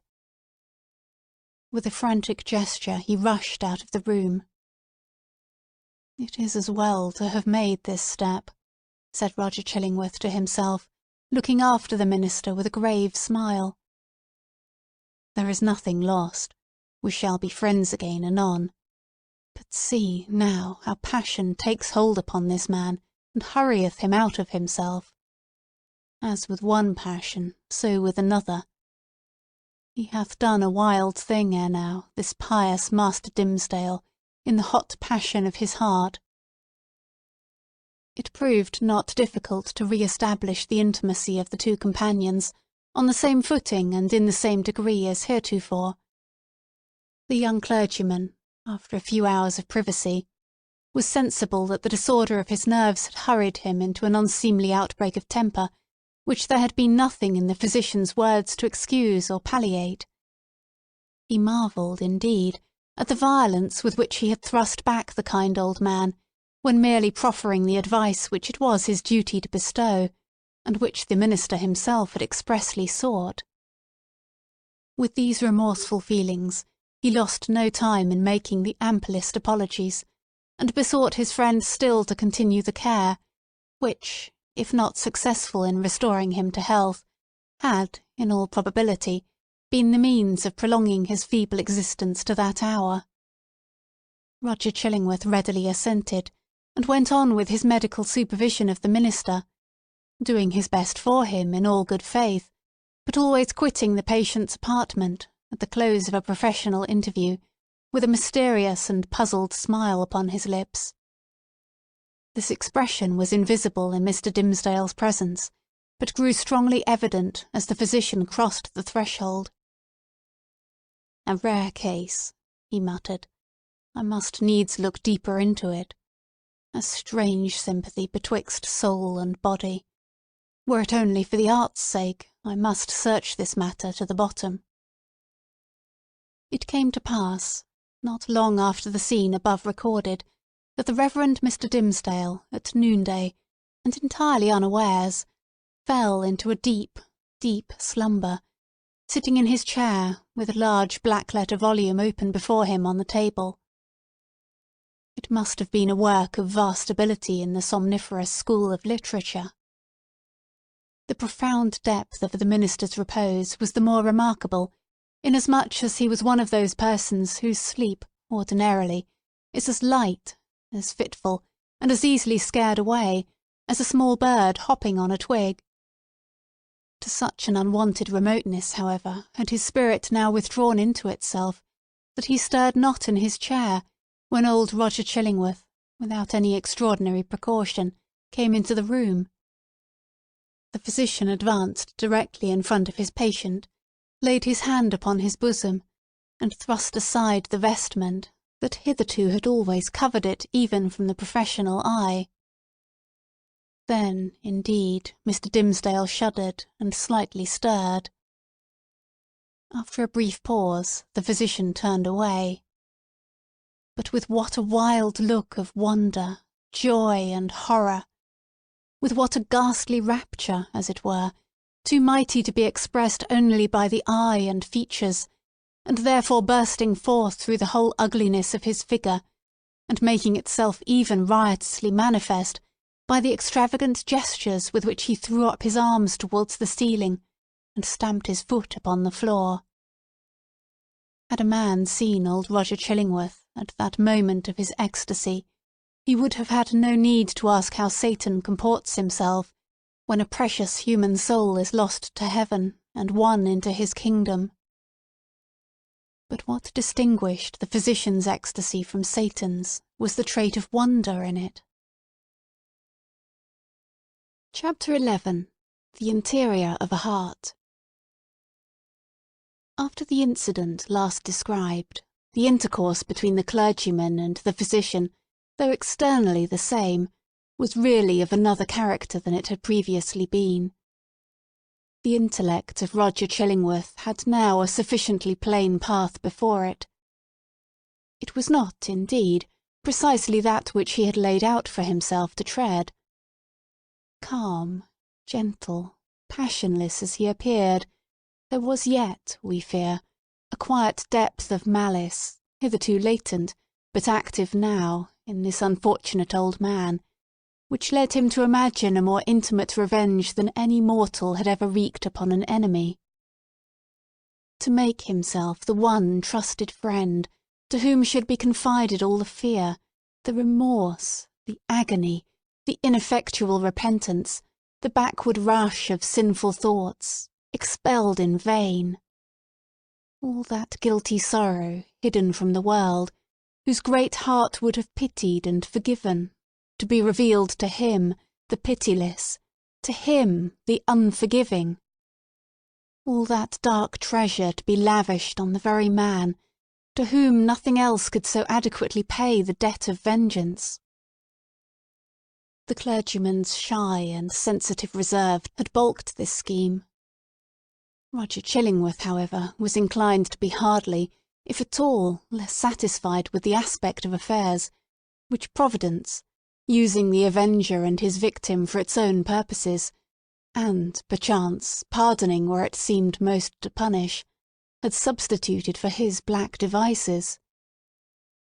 A revelation, he could almost say, had been granted to him. It mattered little, for his object, whether celestial or from what other region.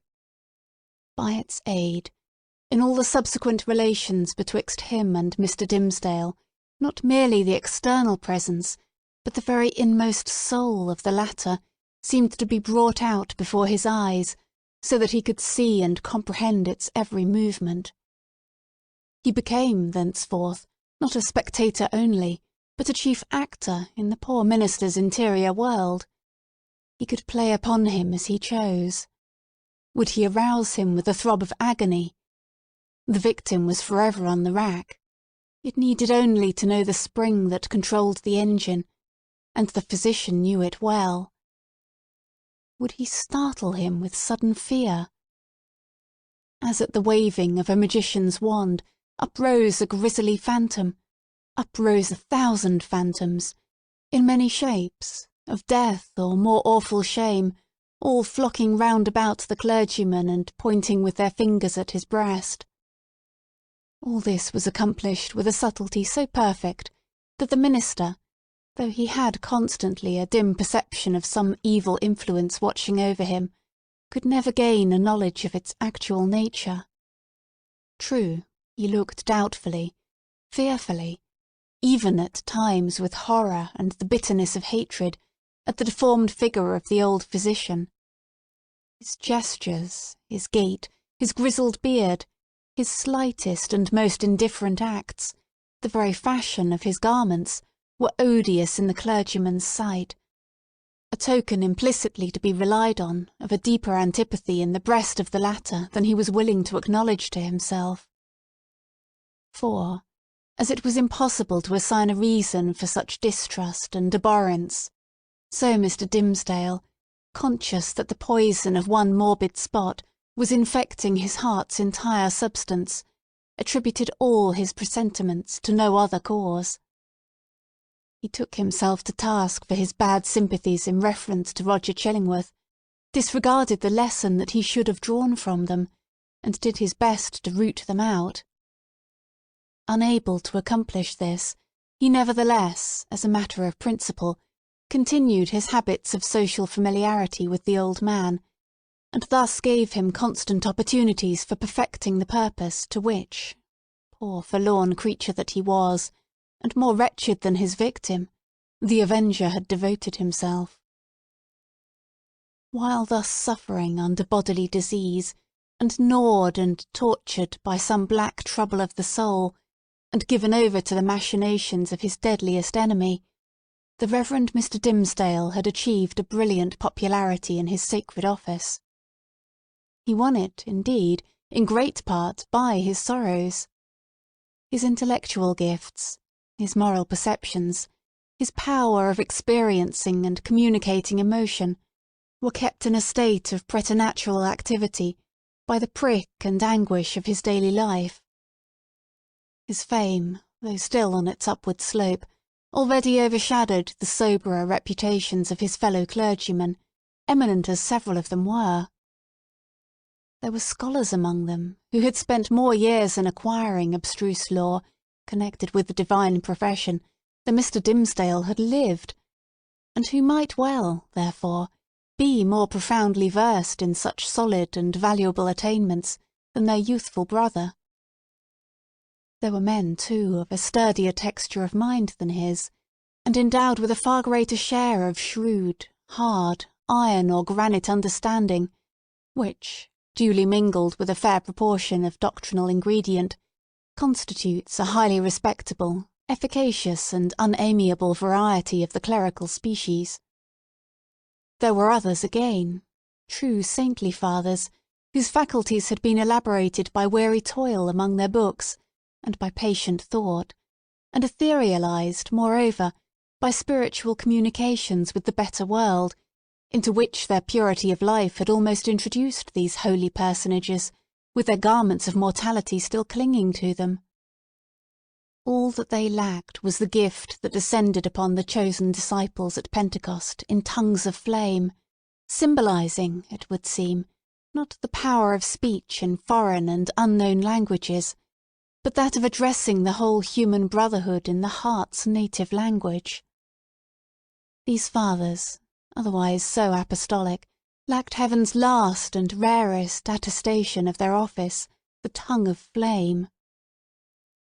They would have vainly sought, had they ever dreamed of seeking, to express the highest truths through the humblest medium of familiar words and images. Their voices came down, afar and indistinctly, from the upper heights where they habitually dwelt. Not improbably, it was to this latter class of men that Mr. Dimmesdale, by many of his traits of character, naturally belonged. To the high mountain peaks of faith and sanctity he would have climbed, had not the tendency been thwarted by the burden, whatever it might be, of crime or anguish, beneath which it was his doom to totter. It kept him down, on a level with the lowest, him, the man of ethereal attributes, whose voice the angels might else have listened to and answered. But this very burden it was that gave him sympathies so intimate with the sinful brotherhood of mankind, so that his heart vibrated in unison with theirs, and received their pain into itself, and sent its own throb of pain through 1,000 other hearts, in gushes of sad, persuasive eloquence. Oftenest persuasive, but sometimes terrible. The people knew not the power that moved them thus. They deemed the young clergyman a miracle of holiness. They fancied him the mouthpiece of heaven's messages of wisdom and rebuke and love. In their eyes, the very ground on which he trod was sanctified. The virgins of his church grew pale around him, victims of a passion so imbued with religious sentiment that they imagined it to be all religion, and brought it openly, in their white bosoms, as their most acceptable sacrifice before the altar. The aged members of his flock, beholding Mr. Dimmesdale's frame so feeble, while they were themselves so rugged in their infirmity, believed that he would go heavenward before them, and enjoined it upon their children, that their old bones should be buried close to their young pastor's holy grave. And all this time, perchance, when poor Mr. Dimmesdale was thinking of his grave, He questioned with himself whether the grass would ever grow on it, because an accursed thing must there be buried. It is inconceivable, the agony with which this public veneration tortured him. It was his genuine impulse to adore the truth, and to reckon all things shadow-like and utterly devoid of weight or value, that had not its divine essence as the life within their life. Then, what was he? A substance, or the dimmest of all shadows? He longed to speak out from his own pulpit, at the full height of his voice, and tell the people what he was. I, whom you behold in these black garments of the priesthood, I, who ascend the sacred desk, and turn my pale face heavenward, taking upon myself to hold communion, in your behalf, with the most high omniscience, I, in whose daily life you discern the sanctity of Enoch, I, whose footsteps, as you suppose, leave a gleam along my earthly track, whereby the pilgrims that shall come after me may be guided to the regions of the blessed, I, who have laid the hand of baptism upon your children, I, who have breathed the parting prayer over your dying friends, to whom the Amen sounded faintly from a world which they had quitted, I, your pastor, whom you so reverence and trust, am utterly a pollution and a lie. More than once Mr. Dimmesdale had gone into the pulpit, with a purpose never to come down its steps until he should have spoken words like the above. More than once he had cleared his throat, and drawn in the long, deep, and tremulous breath, which, when sent forth again, would come burdened with the black secret of his soul. More than once, nay, more than 100 times, he had actually spoken. Spoken. But how? He had told his hearers that he was altogether vile, a viler companion of the vilest, the worst of sinners, an abomination, a thing of unimaginable iniquity, and that the only wonder was that they did not see his wretched body shrivelled up before their eyes by the burning wrath of the Almighty. Could there be plainer speech than this? Would not the people start up in their seats by a simultaneous impulse, and tear him down out of the pulpit which he defiled? Not so, indeed. They heard it all, and did but reverence him the more. They little guessed what deadly purport lurked in those self-condemning words. "The godly youth," said they among themselves, "the saint on earth! Alas! If he discern such sinfulness in his own white soul, what horrid spectacle would he behold in thine or mine?" The minister well knew, subtle but remorseful hypocrite that he was, the light in which his vague confession would be viewed. He had striven to put a cheat upon himself by making the avowal of a guilty conscience, but had gained only one other sin, and a self-acknowledged shame, without the momentary relief of being self-deceived. He had spoken the very truth, and transformed it into the veriest falsehood. And yet, by the constitution of his nature, he loved the truth and loathed the lie, as few men ever did. Therefore, above all things else, he loathed his miserable self. His inward trouble drove him to practices more in accordance with the old, corrupted faith of Rome than with the better light of the church in which he had been born and bred. In Mr. Dimmesdale's secret closet, under lock and key, there was a bloody scourge. Oftentimes this Protestant and Puritan divine had plied it on his own shoulders, laughing bitterly at himself the while, and smiting so much the more pitilessly because of that bitter laugh. It was his custom, too, as it has been that of many other pious Puritans, to fast. Not, however, like them, in order to purify the body and render it the fitter medium of celestial illumination, but rigorously, and until his knees trembled beneath him, as an act of penance. He kept vigils, likewise, night after night, sometimes in utter darkness, sometimes with a glimmering lamp, and sometimes, viewing his own face in a looking-glass, by the most powerful light which he could throw upon it. He thus typified the constant introspection wherewith he tortured, but could not purify himself. In these lengthened vigils his brain often reeled, and visions seemed to flit before him, perhaps seen doubtfully and by a faint light of their own, in the remote dimness of the chamber, or more vividly and close beside him, within the looking-glass. Now it was a herd of diabolic shapes that grinned and mocked at the pale minister, and beckoned him away with them. Now a group of shining angels, who flew upward heavily, as sorrow-laden, but grew more ethereal as they rose. Now came the dead friends of his youth, and his white-bearded father, with a saint-like frown, and his mother, turning her face away as she passed by.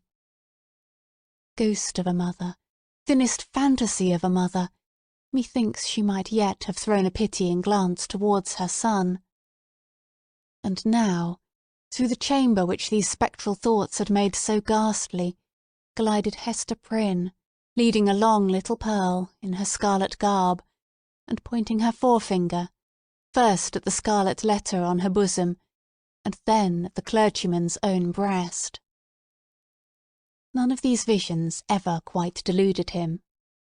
At any moment, by an effort of his will, he could discern substances through their misty lack of substance, and convince himself that they were not solid in their nature, like yonder table of carved oak, or that big, square, leathern-bound and brazen-clasped volume of divinity. But, for all that, they were, in one sense, the truest and most substantial things which the poor minister now dealt with. It is the unspeakable misery of a life so false as his, that it steals the pith and substance out of whatever realities there are around us, and which were meant by heaven to be the spirit's joy and nutriment. To the untrue man, the whole universe is false, it is impalpable, it shrinks to nothing within his grasp.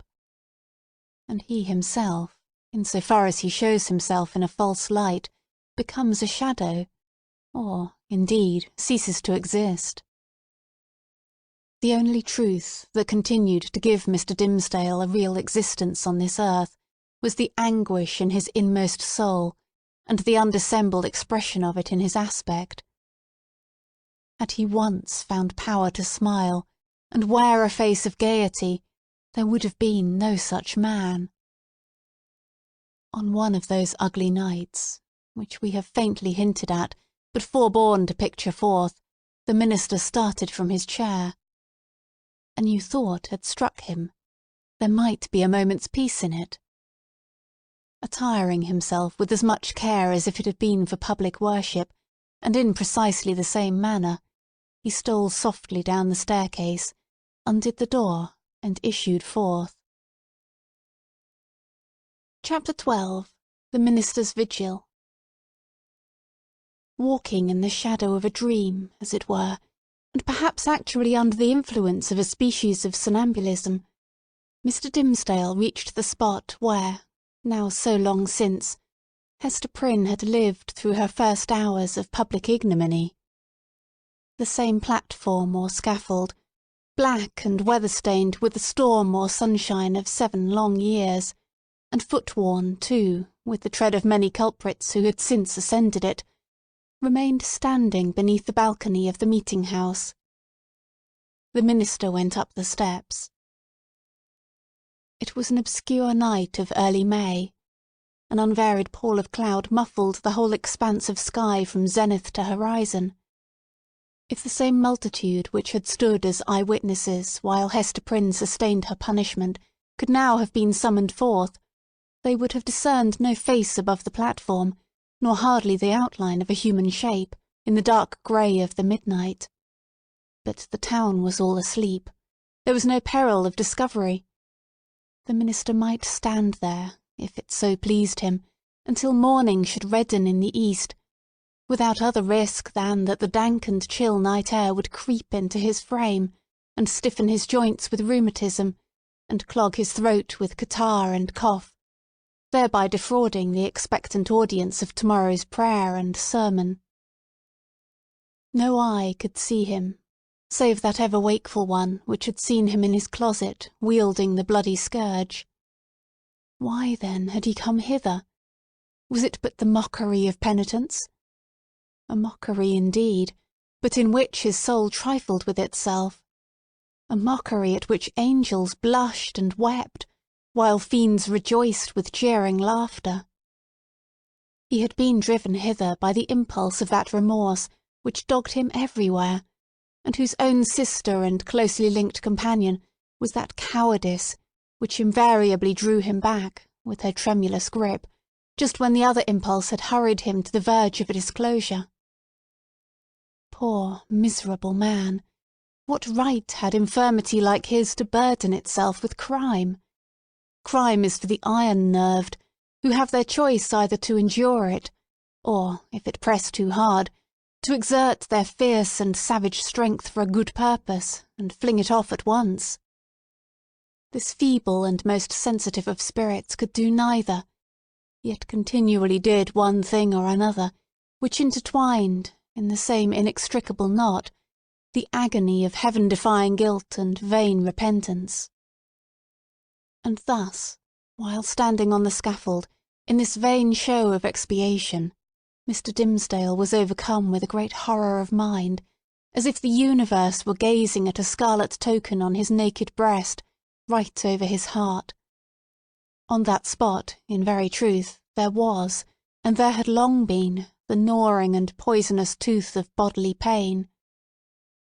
Without any effort of his will, or power to restrain himself, he shrieked aloud, an outcry that went pealing through the night, and was beaten back from one house to another, and reverberated from the hills in the background, as if a company of devils, detecting so much misery and terror in it, had made a plaything of the sound, and were bandying it to and fro.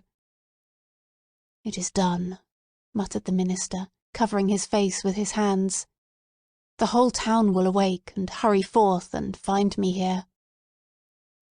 But it was not so. The shriek had perhaps sounded with a far greater power, to his own startled ears, than it actually possessed. The town did not awake. Or, if it did, the drowsy slumberers mistook the cry either for something frightful in a dream, or for the noise of witches, whose voices, at that period, were often heard to pass over the settlements or lonely cottages, as they rode with Satan through the air. The clergyman, therefore, hearing no symptoms of disturbance, uncovered his eyes and looked about him.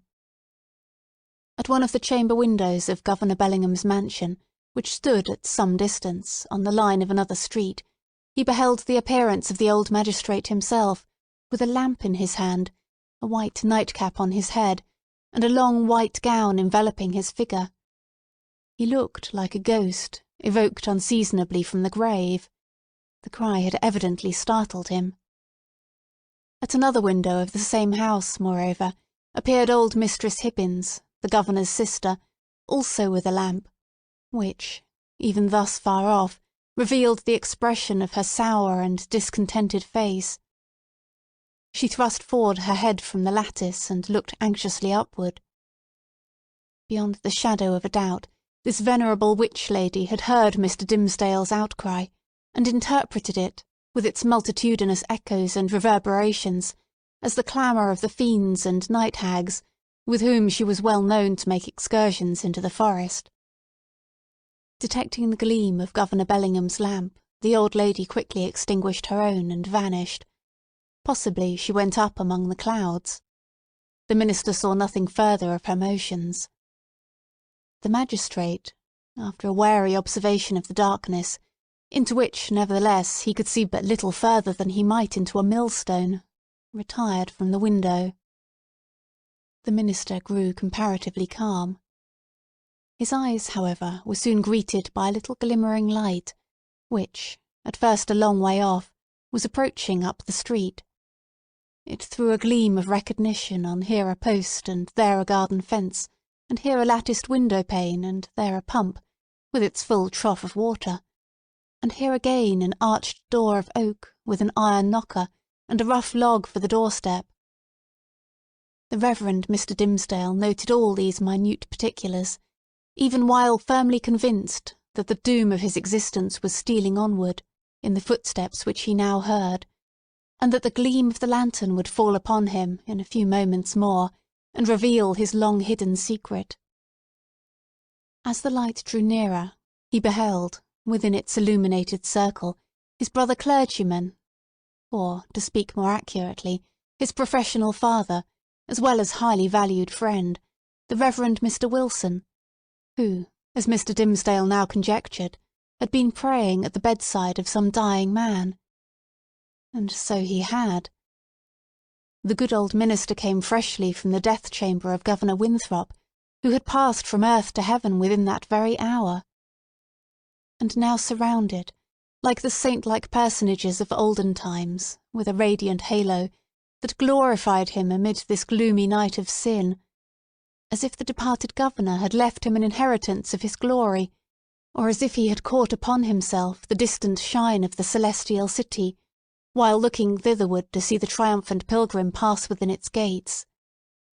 Now, in short, good Father Wilson was moving homeward, aiding his footsteps with the lighted lantern.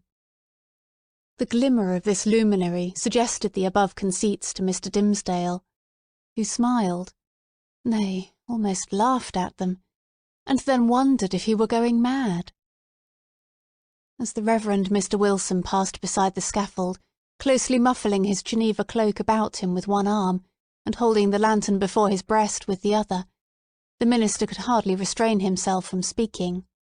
"A good evening to you, venerable Father Wilson. Come up hither, I pray you, and pass a pleasant hour with me." Good heavens! Had Mr. Dimmesdale actually spoken? For one instant he believed that these words had passed his lips. But they were uttered only within his imagination. The venerable Father Wilson continued to step slowly onward, looking carefully at the muddy pathway before his feet, and never once turning his head towards the guilty platform. When the light of the glimmering lantern had faded quite away, the minister discovered, by the faintness which came over him, that the last few moments had been a crisis of terrible anxiety, although his mind had made an involuntary effort to relieve itself by a kind of lurid playfulness. Shortly afterwards, the like grisly sense of the humorous again stole in among the solemn phantoms of his thought. He felt his limbs growing stiff with the unaccustomed chilliness of the night, and doubted whether he should be able to descend the steps of the scaffold. Morning would break and find him there. The neighbourhood would begin to rouse itself.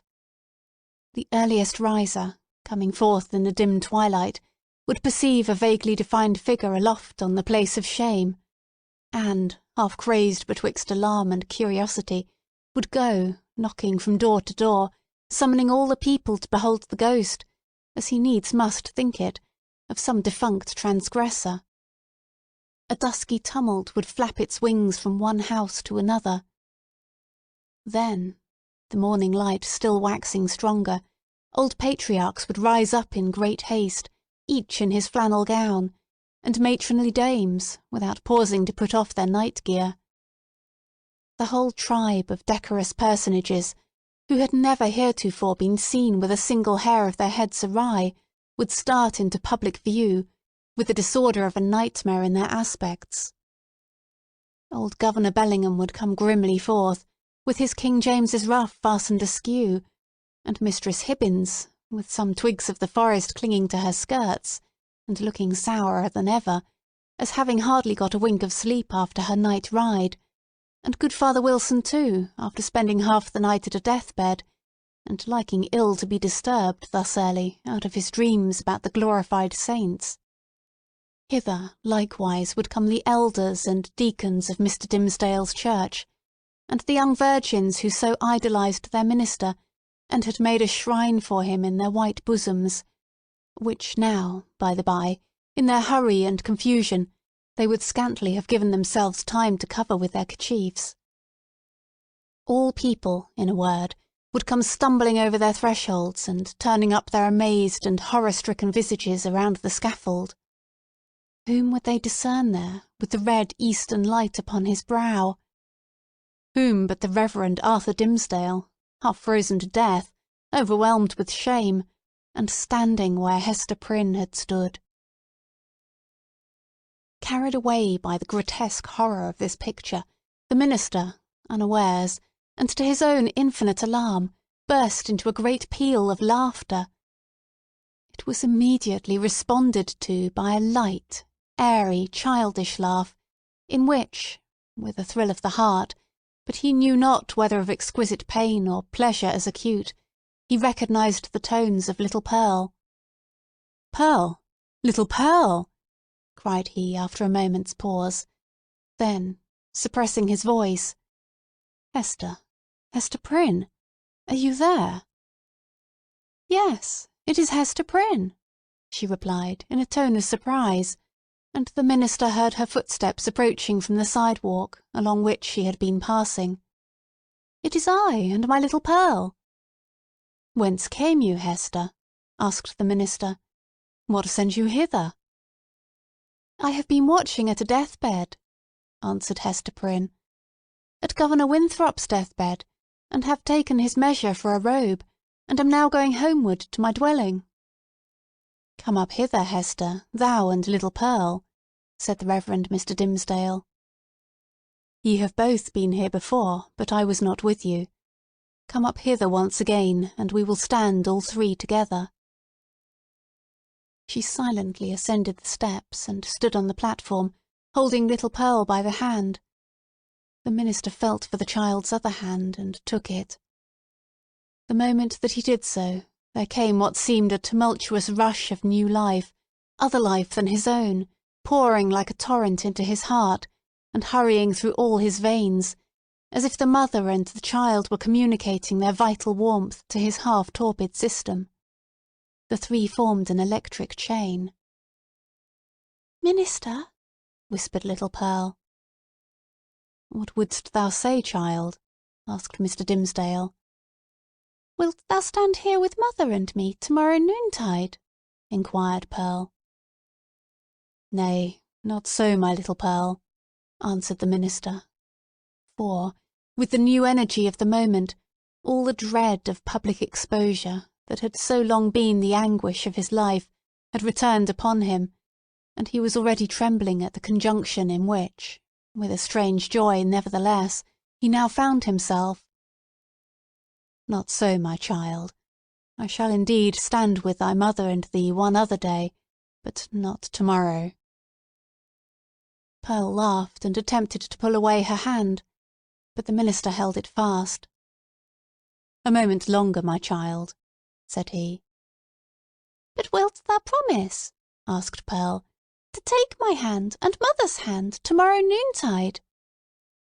"Not then, Pearl," said the minister, "but another time." "And what other time?" persisted the child. "At the great judgment day," whispered the minister. And, strangely enough, the sense that he was a professional teacher of the truth impelled him to answer the child so.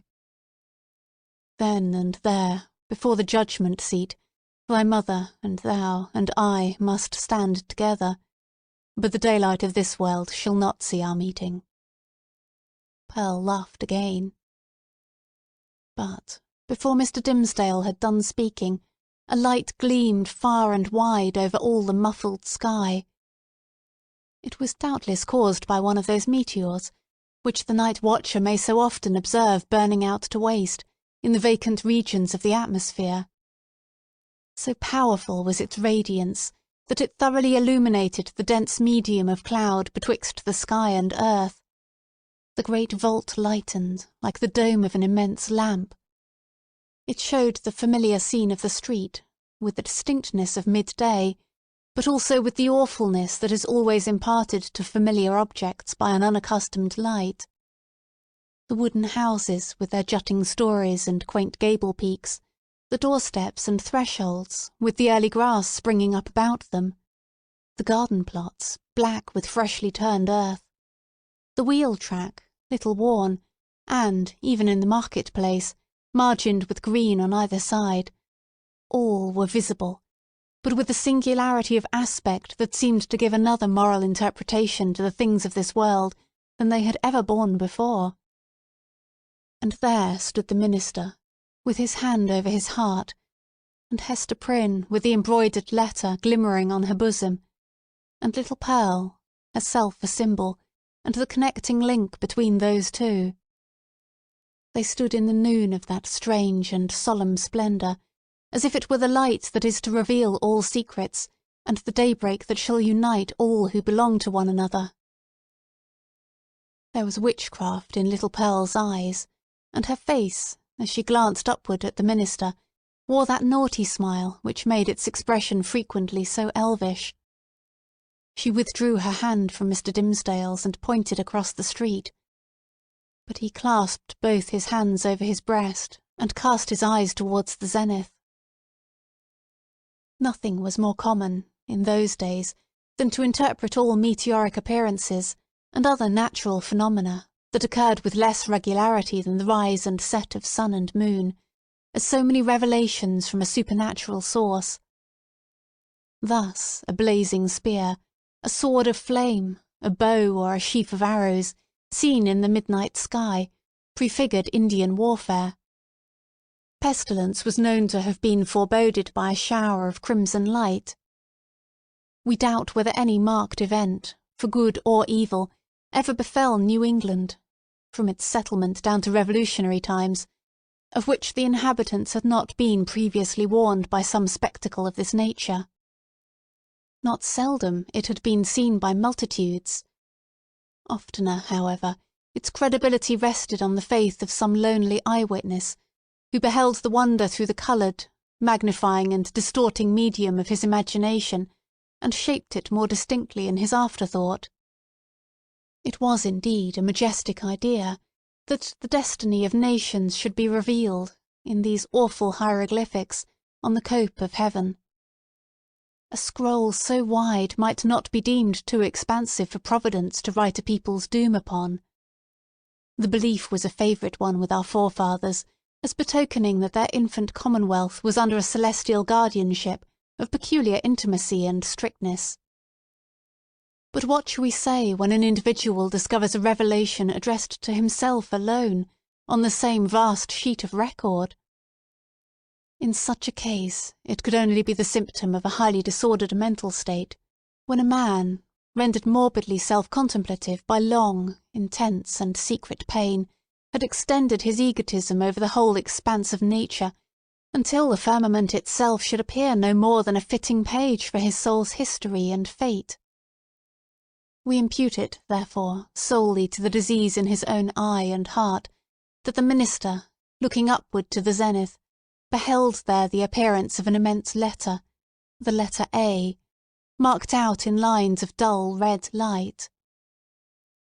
Not but the meteor may have shown itself at that point, burning duskily through a veil of cloud, but with no such shape as his guilty imagination gave it, or at least with so little definiteness, that another's guilt might have seen another symbol in it. There was a singular circumstance that characterized Mr. Dimmesdale's psychological state at this moment. All the time that he gazed upward to the zenith, he was, nevertheless, perfectly aware that little Pearl was pointing her finger towards Roger Chillingworth, who stood at no great distance from the scaffold. The minister appeared to see him, with the same glance that discerned the miraculous letter. To his features, as to all other objects, the meteoric light imparted a new expression, or it might well be that the physician was not careful then, as at all other times, to hide the malevolence with which he looked upon his victim. Certainly, if the meteor kindled up the sky, and disclosed the earth, with an awfulness that admonished Hester Prynne and the clergyman of the Day of Judgment, then might Roger Chillingworth have passed with them for the arch-fiend, standing there with a smile and scowl to claim his own. So vivid was the expression, or so intense the minister's perception of it, that it seemed still to remain painted on the darkness after the meteor had vanished, with an effect as if the street and all things else were at once annihilated. "Who is that man, Hester?" gasped Mr. Dimmesdale, overcome with terror. "I shiver at him. Dost thou know the man? I hate him, Hester." She remembered her oath, and was silent. "I tell thee my soul shivers at him," muttered the minister again. "Who is he? Who is he? Canst thou do nothing for me? I have a nameless horror of the man." "Minister," said little Pearl, "I can tell thee who he is." "Quickly then, child," said the minister, bending his ear close to her lips. "Quickly, and as low as thou canst whisper."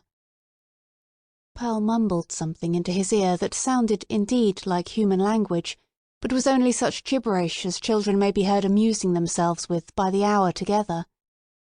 At all events, if it involved any secret information in regard to old Roger Chillingworth, it was in a tongue unknown to the erudite clergyman, and did but increase the bewilderment of his mind.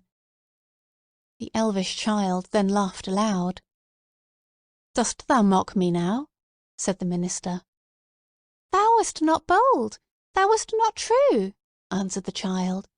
"Thou wouldst not promise to take my hand, and mother's hand, to-morrow noontide." "Worthy sir," answered the physician, who had now advanced to the foot of the platform. "Pious Master Dimmesdale, can this be you? Well, well, indeed. We men of study, whose heads are in our books, have need to be straitly looked after. We dream in our waking moments, and walk in our sleep. Come, good sir, and my dear friend, I pray you, let me lead you home." "How knewest thou that I was here?" asked the minister fearfully. "Verily and in good faith," answered Roger Chillingworth, "I knew nothing of the matter. I had spent the better part of the night at the bedside of the worshipful Governor Winthrop, doing what my poor skill might to give him ease. He going home to a better world, I likewise was on my way homeward, when this strange light shone out. Come with me, I beseech you, reverend sir, else you will be poorly able to do Sabbath duty tomorrow. Aha! See now, how they trouble the brain, these books, these books! You should study less, good sir, and take a little pastime, or these night whimsies will grow upon you." "I will go home with you," said Mr. Dimmesdale. With a chill despondency, like one awaking, all nerveless, from an ugly dream, he yielded himself to the physician and was led away. The next day, however, being the Sabbath, he preached a discourse which was held to be the richest and most powerful, and the most replete with heavenly influences, that had ever proceeded from his lips. Souls, it is said, more souls than one, were brought to the truth by the efficacy of that sermon, and vowed within themselves to cherish a holy gratitude towards Mr. Dimmesdale throughout the long hereafter. But, as he came down the pulpit steps, the grey-bearded sexton met him, holding up a black glove, which the minister recognised as his own. "It was found," said the sexton, "this morning, on the scaffold where evildoers are set up to public shame. Satan dropped it there, I take it, intending a scurrilous jest against your reverence. But indeed he was blind and foolish, as he ever and always is. A pure hand needs no glove to cover it." "Thank you, my good friend," said the minister, gravely, but startled at heart, for, so confused was his remembrance, that he had almost brought himself to look at the events of the past night as visionary. "Yes, it seems to be my glove indeed." "And since Satan saw fit to steal it, your reverence must needs handle him without gloves henceforward," remarked the old sexton, grimly smiling. "But did your reverence hear of the portent that was seen last night? A great red letter in the sky, the letter A, which we interpret to stand for angel. For, as our good Governor Winthrop was made an angel this past night, it was doubtless held fit that there should be some notice thereof." "No," answered the minister, "I had not heard of it." Chapter 13. Another View of Hester. In her late, singular interview with Mr. Dimmesdale, Hester Prynne was shocked at the condition to which she found the clergyman reduced. His nerves seemed absolutely destroyed. His moral force was abased into more than childish weakness. It grovelled helpless on the ground, even while his intellectual faculties retained their pristine strength, or had perhaps acquired a morbid energy, which disease only could have given them. With her knowledge of a train of circumstances hidden from all others, she could readily infer that, besides the legitimate action of his own conscience, a terrible machinery had been brought to bear, and was still operating on Mr. Dimmesdale's well-being and repose. Knowing what this poor fallen man had once been, her whole soul was moved by the shuddering terror with which he had appealed to her, the outcast woman, for support against his instinctively discovered enemy. She decided, moreover, that he had a right to her utmost aid. Little accustomed, in her long seclusion from society, to measure her ideas of right or wrong by any standard external to herself, Hester saw, or seemed to see, that there lay a responsibility upon her in reference to the clergyman, which she owed to no other, nor to the whole world besides. The links that united her to the rest of humankind, links of flowers, or silk, or gold, or whatever the material, had all been broken. Here was the iron link of mutual crime, which neither he nor she could break. Like all other ties, it brought along with it its obligations. Hester Prynne did not now occupy precisely the same position in which we beheld her during the earlier periods of her ignominy. Years had come and gone. Pearl was now 7 years old. Her mother, with the scarlet letter on her breast, glittering in its fantastic embroidery, had long been a familiar object to the townspeople. As is apt to be the case when a person stands out in any prominence before the community, and, at the same time, interferes with neither public nor individual interests and convenience, a species of general regard had ultimately grown up in reference to Hester Prynne.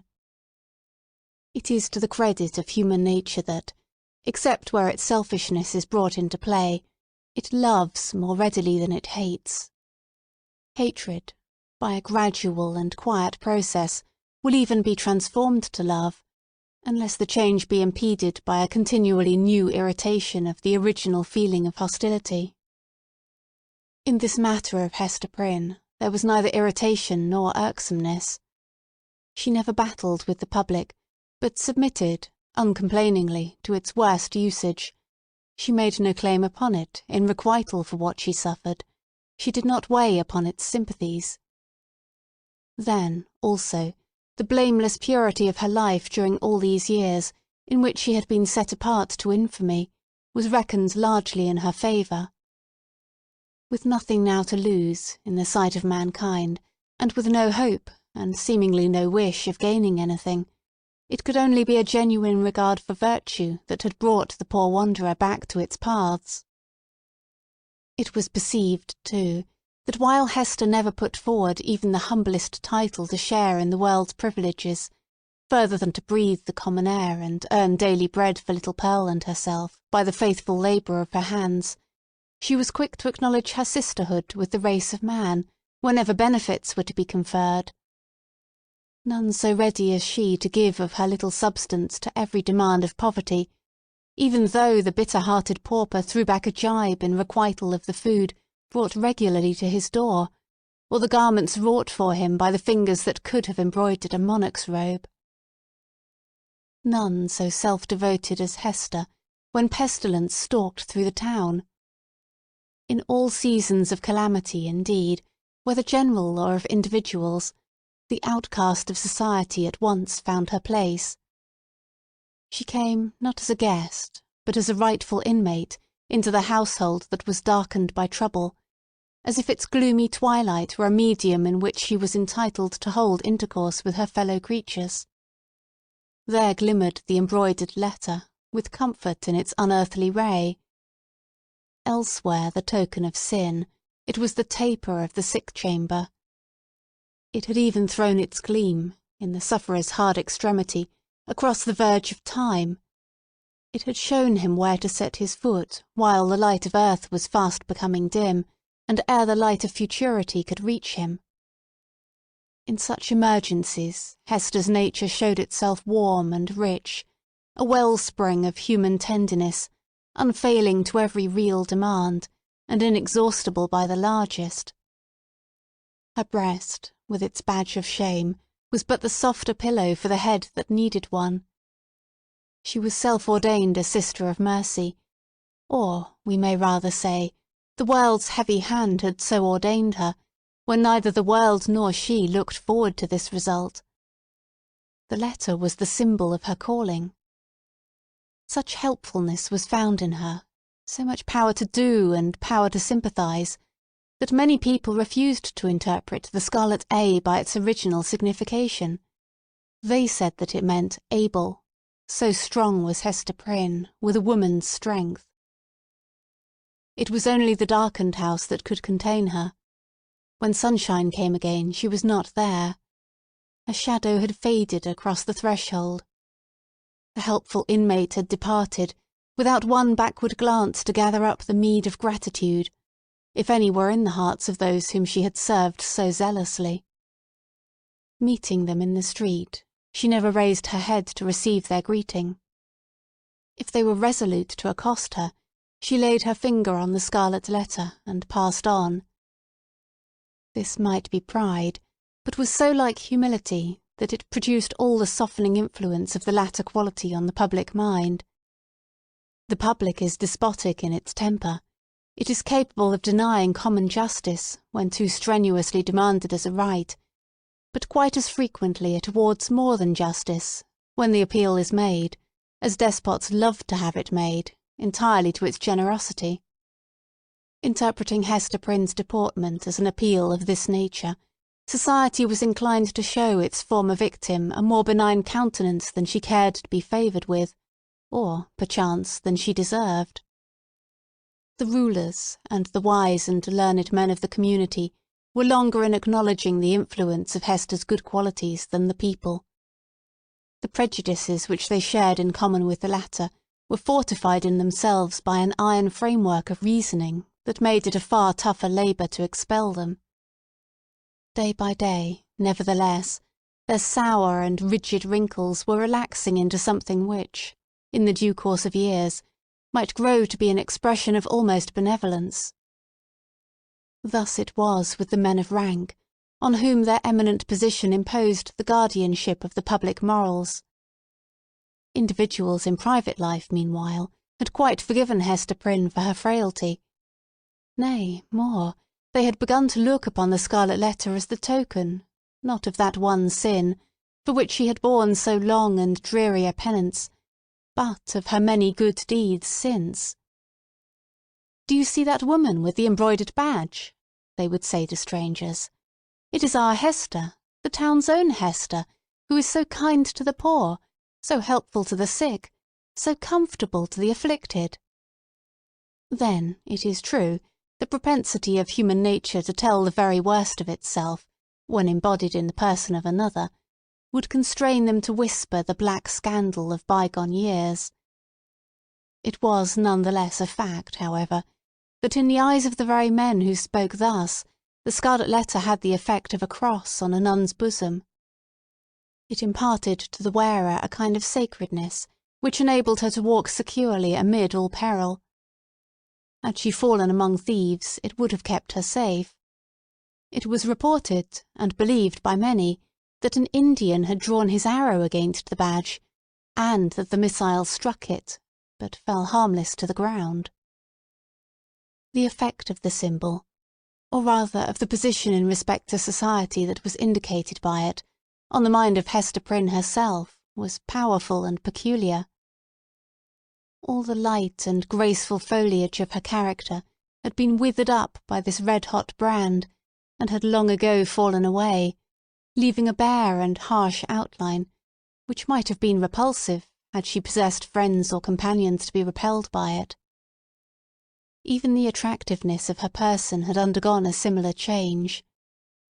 It might be partly owing to the studied austerity of her dress, and partly to the lack of demonstration in her manners.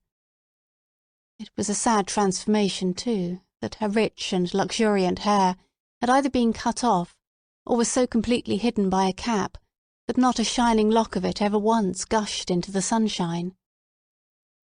It was due in part to all these causes, but still more to something else, that there seemed to be no longer anything in Hester's face for love to dwell upon, nothing in Hester's form, though majestic and statue-like, that passion would ever dream of clasping in its embrace, nothing in Hester's bosom to make it ever again the pillow of affection. Some attribute had departed from her, the permanence of which had been essential to keep her a woman. Such is frequently the fate, and such the stern development, of the feminine character and person, where the woman has encountered and lived through an experience of peculiar severity. If she be all tenderness, she will die. If she survive, the tenderness will either be crushed out of her, or, and the outward semblance is the same, crushed so deeply into her heart that it can never show itself more. The latter is perhaps the truest theory. She who has once been woman, and ceased to be so, might at any moment become a woman again, if there were only the magic touch to effect the transformation.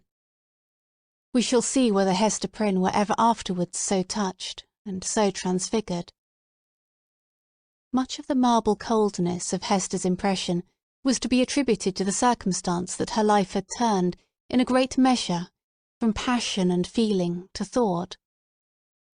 Standing alone in the world, alone as to any dependence on society, and with little Pearl to be guided and protected, alone and hopeless of retrieving her position, even had she not scorned to consider it desirable, she cast away the fragments of a broken chain. The world's law was no law for her mind. It was an age in which the human intellect, newly emancipated, had taken a more active and a wider range than for many centuries before. Men of the sword had overthrown nobles and kings. Men bolder than these had overthrown and rearranged, not actually, but within the sphere of theory, which was their most real abode, the whole system of ancient prejudice, wherewith was linked much of ancient principle. Hester Prynne imbibed the spirit. She assumed a freedom of speculation, then common enough on the other side of the Atlantic, but which our forefathers, had they known it, would have held to be a deadlier crime than that stigmatized by the Scarlet Letter. In her lonesome cottage, by the seashore, thoughts visited her, such as dared to enter no other dwelling in New England. Shadowy guests, that would have been as perilous as demons to their entertainer, could they have been seen so much as knocking at her door. It is remarkable that persons who speculate the most boldly often conform with the most perfect quietude to the external regulations of society. The thought suffices them, without investing itself in the flesh and blood of action. So it seemed to be with Hester. Yet, had little Pearl never come to her from the spiritual world, it might have been far otherwise. Then she might have come down to us in history, hand in hand with Anne Hutchinson, as the foundress of a religious sect. She might, in one of her phases, have been a prophetess. She might, and not improbably would, have suffered death from the stern tribunals of the period, for attempting to undermine the foundations of the Puritan establishment. But, in the education of her child, the mother's enthusiasm of thought had something to wreak itself upon. Providence, in the person of this little girl, had assigned to Hester's charge the germ and blossom of womanhood, to be cherished and developed amid a host of difficulties. Everything was against her. The world was hostile.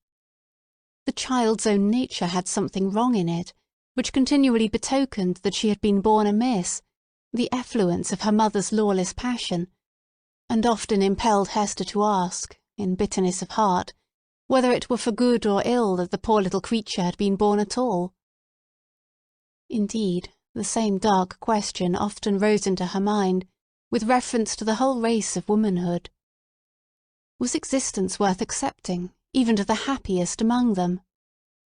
As concerned her own individual existence, she had long ago decided in the negative and dismissed the point as settled. A tendency to speculation, though it may keep woman quiet, as it does man, yet makes her sad. She discerns, it may be, such a hopeless task before her. As a first step, the whole system of society is to be torn down and built up anew. Then, the very nature of the opposite sex, or its long hereditary habit, which has become like nature, is to be essentially modified, before woman can be allowed to assume what seems a fair and suitable position. Finally, all other difficulties being obviated, woman cannot take advantage of these preliminary reforms until she herself shall have undergone a still mightier change, in which, perhaps, the ethereal essence, wherein she has her truest life, will be found to have evaporated. A woman never overcomes these problems by any exercise of thought. They are not to be solved, or only in one way. If her heart chance to come uppermost, they vanish. Thus Hester Prynne, whose heart had lost its regular and healthy throb, wandered without a clue in the dark labyrinth of mind, now turned aside by an insurmountable precipice, now starting back from a deep chasm. There was wild and ghastly scenery all around her, and a home and comfort nowhere. At times a fearful doubt strove to possess her soul, whether it were not better to send Pearl at once to heaven, and go herself to such futurity as eternal justice should provide. The scarlet letter had not done its office. Now, however, her interview with the Reverend Mr. Dimmesdale, on the night of his vigil, had given her a new theme of reflection, and held up to her an object that appeared worthy of any exertion and sacrifice for its attainment. She had witnessed the intense misery beneath which the minister struggled, or, to speak more accurately, had ceased to struggle. She saw that he stood on the verge of lunacy, if he had not already stepped across it. It was impossible to doubt that, whatever painful efficacy there might be in the secret sting of remorse, a deadlier venom had been infused into it by the hand that proffered relief. A secret enemy had been continually by his side, under the semblance of a friend and helper, and had availed himself of the opportunities thus afforded for tampering with the delicate springs of Mr. Dimmesdale's nature. Hester could not but ask herself whether there had not originally been a defect of truth, courage, and loyalty, on her own part, in allowing the minister to be thrown into a position where so much evil was to be foreboded, and nothing auspicious to be hoped. Her only justification lay in the fact that she had been able to discern no method of rescuing him from a blacker ruin than had overwhelmed herself, except by acquiescing in Roger Chillingworth's scheme of disguise. Under that impulse she had made her choice, and had chosen, as it now appeared, the more wretched alternative of the two. She determined to redeem her error so far as it might yet be possible. Strengthened by years of hard and solemn trial, she felt herself no longer so inadequate to cope with Roger Chillingworth as on that night, abased by sin, and half maddened by the ignominy that was still new, when they had talked together in the prison chamber. She had climbed her way since then to a higher point. The old man, on the other hand, had brought himself nearer to her level, or perhaps below it, by the revenge which he had stooped for. In fine, Hester Prynne resolved to meet her former husband, and do what might be in her power for the rescue of the victim on whom he had so evidently set his grip. The occasion was not long to seek. One afternoon, walking with Pearl in a retired part of the peninsula, she beheld the old physician, with a basket on one arm, and a staff in the other hand, stooping along the ground, in quest of roots and herbs to concoct his medicine withal. Chapter 14. Hester and the Physician. Hester bade little Pearl run down to the margin of the water and play with the shells and tangled seaweed until she should have talked a while with yonder gatherer of herbs. So the child flew away like a bird, and, making bare her small white feet, went pattering along the moist margin of the sea. Here and there she came to a full stop, and peeped curiously into a pool, left by the retiring tide as a mirror for Pearl to see her face in.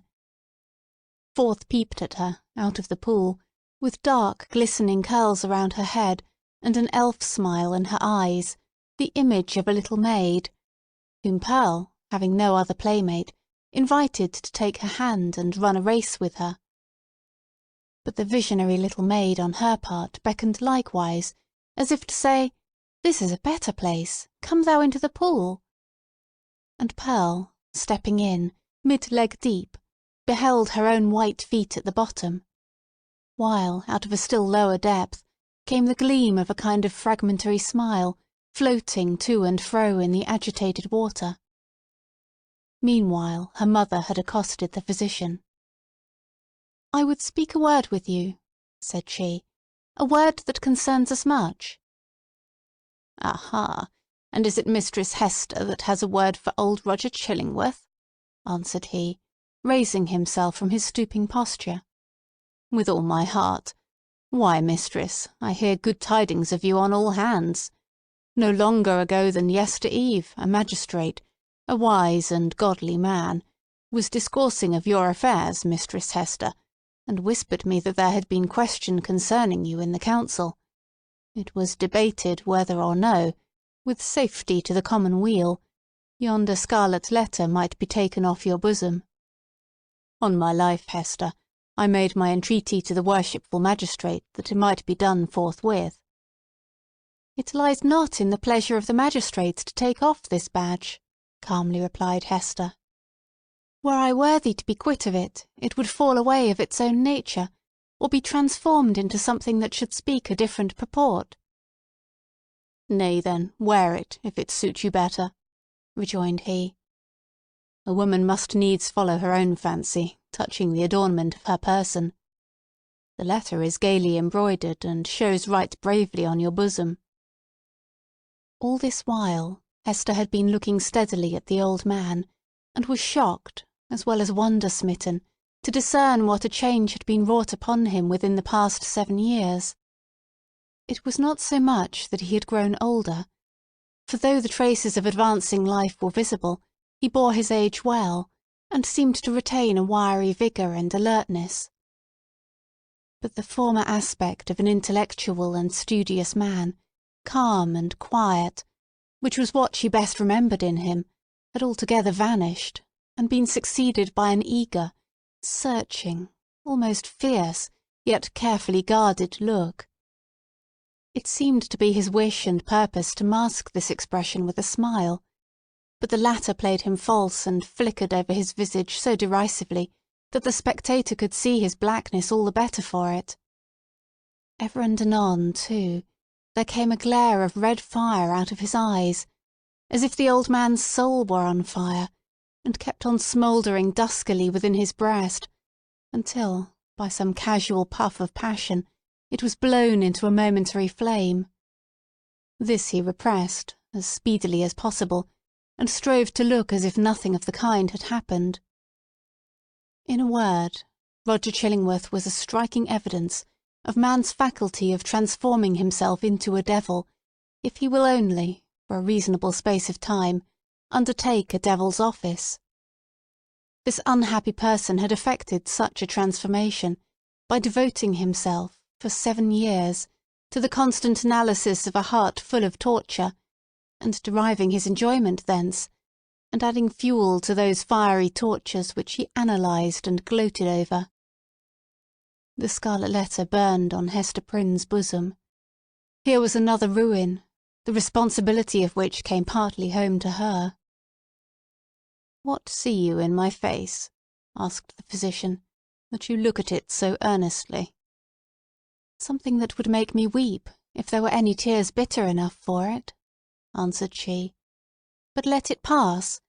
It is of yonder miserable man that I would speak." "And what of him?" cried Roger Chillingworth eagerly, as if he loved the topic, and were glad of an opportunity to discuss it with the only person of whom he could make a confidant. "Not to hide the truth, Mistress Hester, my thoughts happen just now to be busy with the gentleman. So speak freely, and I will make answer." "When we last spake together," said Hester, "now 7 years ago, it was your pleasure to extort a promise of secrecy, as touching the former relation betwixt yourself and me. As the life and good fame of yonder man were in your hands, there seemed no choice to me, save to be silent, in accordance with your behest. Yet it was not without heavy misgivings that I thus bound myself, for, having cast off all duty towards other human beings, there remained a duty towards him, and something whispered me that I was betraying it in pledging myself to keep your counsel. Since that day no man is so near to him as you. You tread behind his every footstep. You are beside him, sleeping and waking. You search his thoughts. You burrow and rankle in his heart. Your clutch is on his life, and you cause him to die daily a living death, and still he knows you not. In permitting this, I have surely acted a false part by the only man to whom the power was left me to be true." "What choice had you?" asked Roger Chillingworth. "My finger, pointed at this man, would have hurled him from his pulpit into a dungeon, there peradventure to the gallows." "It had been better so," said Hester Prynne. "What evil have I done the man?" asked Roger Chillingworth again. "I tell thee, Hester Prynne, the richest fee that ever physician earned from monarch could not have bought such care as I have wasted on this miserable priest. But for my aid, his life would have burned away in torments within the first 2 years after the perpetration of his crime and thine. Poor Hester, his spirit lacked the strength that could have borne up, as thine has, beneath a burden like thy scarlet letter. Oh, I could reveal a goodly secret. But enough. What art can do I have exhausted on him. That he now breathes and creeps about on earth is owing all to me." "Better he had died at once," said Hester Prynne. "Yea, woman, thou sayest truly," cried old Roger Chillingworth, letting the lurid fire of his heart blaze out before her eyes. "Better had he died at once. Never did mortal suffer what this man has suffered, and all in the sight of his worst enemy. He has been conscious of me. He has felt an influence dwelling always upon him like a curse. He knew, by some spiritual sense, for the Creator never made another being so sensitive as this, he knew that no friendly hand was pulling at his heartstrings, and that an eye was looking curiously into him, which sought only evil, and found it. But he knew not that the eye and hand were mine. With the superstition common to his brotherhood, he fancied himself given over to a fiend, to be tortured with frightful dreams and desperate thoughts, the sting of remorse and despair of pardon, as a foretaste of what awaits him beyond the grave. But it was the constant shadow of my presence, the closest propinquity of the man whom he had most vilely wronged, and who had grown to exist only by this perpetual poison of the direst revenge. Yea, indeed, he did not err. There was a fiend at his elbow. A mortal man, with once a human heart, has become a fiend for his especial torment." The unfortunate physician, while uttering these words, lifted his hands with a look of horror, as if he had beheld some frightful shape, which he could not recognize, usurping the place of his own image in a glass. It was one of those moments, which sometimes occur only at the interval of years, when a man's moral aspect is faithfully revealed to his mind's eye. Not improbably, he had never before viewed himself as he did now. "Hast thou not tortured him enough?" said Hester, noticing the old man's look. "Has he not paid thee all?" "No, no, he has but increased the debt," answered the physician, and as he proceeded his manner lost its fiercer characteristics and subsided into gloom. "Dost thou remember me, Hester, as I was 9 years agone?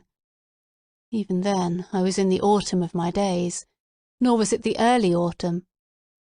But my life had been made up of earnest, studious, thoughtful, quiet years, bestowed faithfully for the increase of mine own knowledge, and faithfully too, though this latter object was but casual to the other, faithfully for the advancement of human welfare. No life had been more peaceful and innocent than mine, few lives so rich with benefits conferred. Dost thou remember me? Was I not, though you might deem me cold, nevertheless a man thoughtful for others, craving little for himself, kind, true, just, and of constant, if not warm, affections? Was I not all this?" "All this and more," said Hester. "And what am I now?" demanded he, looking into her face and permitting the whole evil within him to be written on his features. "I have already told thee what I am. A fiend. Who made me so?" "It was myself!" cried Hester, shuddering. "It was I, not less than he. Why hast thou not avenged thyself on me?" "I have left thee to the Scarlet Letter," replied Roger Chillingworth. "If that have not avenged me, I can do no more." He laid his finger on it with a smile. "It has avenged thee," answered Hester Prynne. "I judged no less," said the physician. "And now, what wouldst thou with me touching this man?" "I must reveal the secret," answered Hester firmly. "He must discern thee in thy true character. What may be the result I know not. But this long debt of confidence, due from me to him, whose bane and ruin I have been, shall at length be paid. So far as concerns the overthrow or preservation of his fair fame and his earthly state, and perchance his life, he is in thy hands. Nor do I, whom the Scarlet Letter has disciplined to truth, though it be the truth of red-hot iron entering into the soul, nor do I perceive such advantage in his living any longer a life of ghastly emptiness, that I shall stoop to implore thy mercy. Do with him as thou wilt. There is no good for him, no good for me, no good for thee. There is no good for little Pearl. There is no path to guide us out of this dismal maze." "Woman, I could well nigh pity thee," said Roger Chillingworth, unable to restrain a thrill of admiration too, for there was a quality almost majestic in the despair which she expressed. "Thou hadst great elements. Peradventure, had thou met earlier with a better love than mine, this evil had not been. I pity thee for the good that has been wasted in thy nature." "And I thee," answered Hester Prynne, "for the hatred that has transformed a wise and just man to a fiend. Wilt thou yet purge it out of thee, and be once more human? If not for his sake, then doubly for thine own. Forgive, and leave his further retribution to the power that claims it. I said, but now, that there could be no good event for him, or thee, or me, who are here wandering together in this gloomy maze of evil, and stumbling at every step over the guilt wherewith we have strewn our path. It is not so. There might be good for thee, and thee alone, since thou hast been deeply wronged, and has it at thy will to pardon. Wilt thou give up that only privilege? Wilt thou reject that priceless benefit?" "Peace, Hester, peace," replied the old man, with gloomy sternness. "It is not granted me to pardon. I have no such power as thou tellest me of. My old faith, long forgotten, comes back to me, and explains all that we do, and all we suffer. By thy first step awry, thou didst plant the germ of evil, but since that moment it has all been a dark necessity. Ye that have wronged me are not sinful, save in a kind of typical illusion. Neither am I fiend-like, who have snatched a fiend's office from his hands. It is our fate. let the black flower blossom as it may. Now go thy ways, and deal as thou wilt with yonder man." He waved his hand, and betook himself again to his employment of gathering herbs. Chapter 15. Hester and Pearl. So Roger Chillingworth, a deformed old figure, with a face that haunted men's memories longer than they liked, took leave of Hester Prynne, and went stooping away along the earth. He gathered here and there a herb, or grubbed up a root and put it into the basket on his arm. His grey beard almost touched the ground as he crept onward. Hester gazed after him a little while, looking with a half-fantastic curiosity to see whether the tender grass of early spring would not be blighted beneath him, and show the wavering track of his footsteps, sere and brown, across its cheerful verdure. She wondered what sort of herbs they were which the old man was so sedulous to gather. Would not the earth, quickened to an evil purpose by the sympathy of his eye, greet him with poisonous shrubs, of species hitherto unknown, that would start up under his fingers? Or might it suffice him that every wholesome growth should be converted into something deleterious and malignant at his touch? Did the sun, which shone so brightly everywhere else, really fall upon him? Or was there, as it rather seemed, a circle of ominous shadow moving along with his deformity, whichever way he turned himself? And whither was he now going? Would he not suddenly sink into the earth, leaving a barren and blasted spot, where, in due course of time, would be seen deadly nightshade, dogwood, henbane, and whatever else of vegetable wickedness the climate could produce, all flourishing with hideous luxuriance? Or would he spread bat's wings and flee away, looking so much the uglier the higher he rose towards heaven? "Be it sin or no," said Hester Prynne bitterly, as still she gazed after him, "I hate the man." She upbraided herself for the sentiment, but could not overcome or lessen it. Attempting to do so, she thought of those long-past days, in a distant land, when he used to emerge at eventide from the seclusion of his study, and sit down in the firelight of their home, and in the light of her nuptial smile. He needed to bask himself in that smile, he said, in order that the chill of so many lonely hours among his books might be taken off the scholar's heart.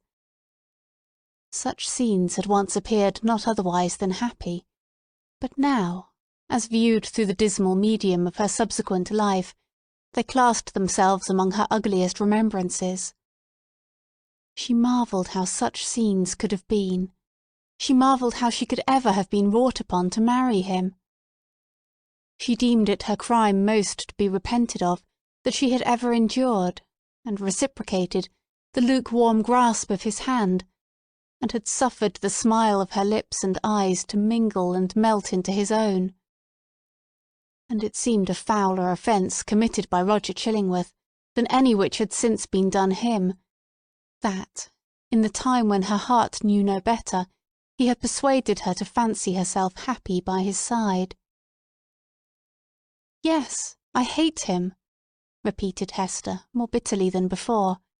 "He betrayed me. He has done me worse wrong than I did him." Let men tremble to win the hand of woman, unless they win along with it the utmost passion of her heart. Else it may be their miserable fortune, as it was Roger Chillingworth's, when some mightier touch than their own may have awakened all her sensibilities, to be reproached even for the calm content, the marble image of happiness, which they will have imposed upon her as the warm reality. But Hester ought long ago to have done with this injustice. What did it betoken? Had 7 long years, under the torture of the Scarlet Letter, inflicted so much of misery, and wrought out no repentance?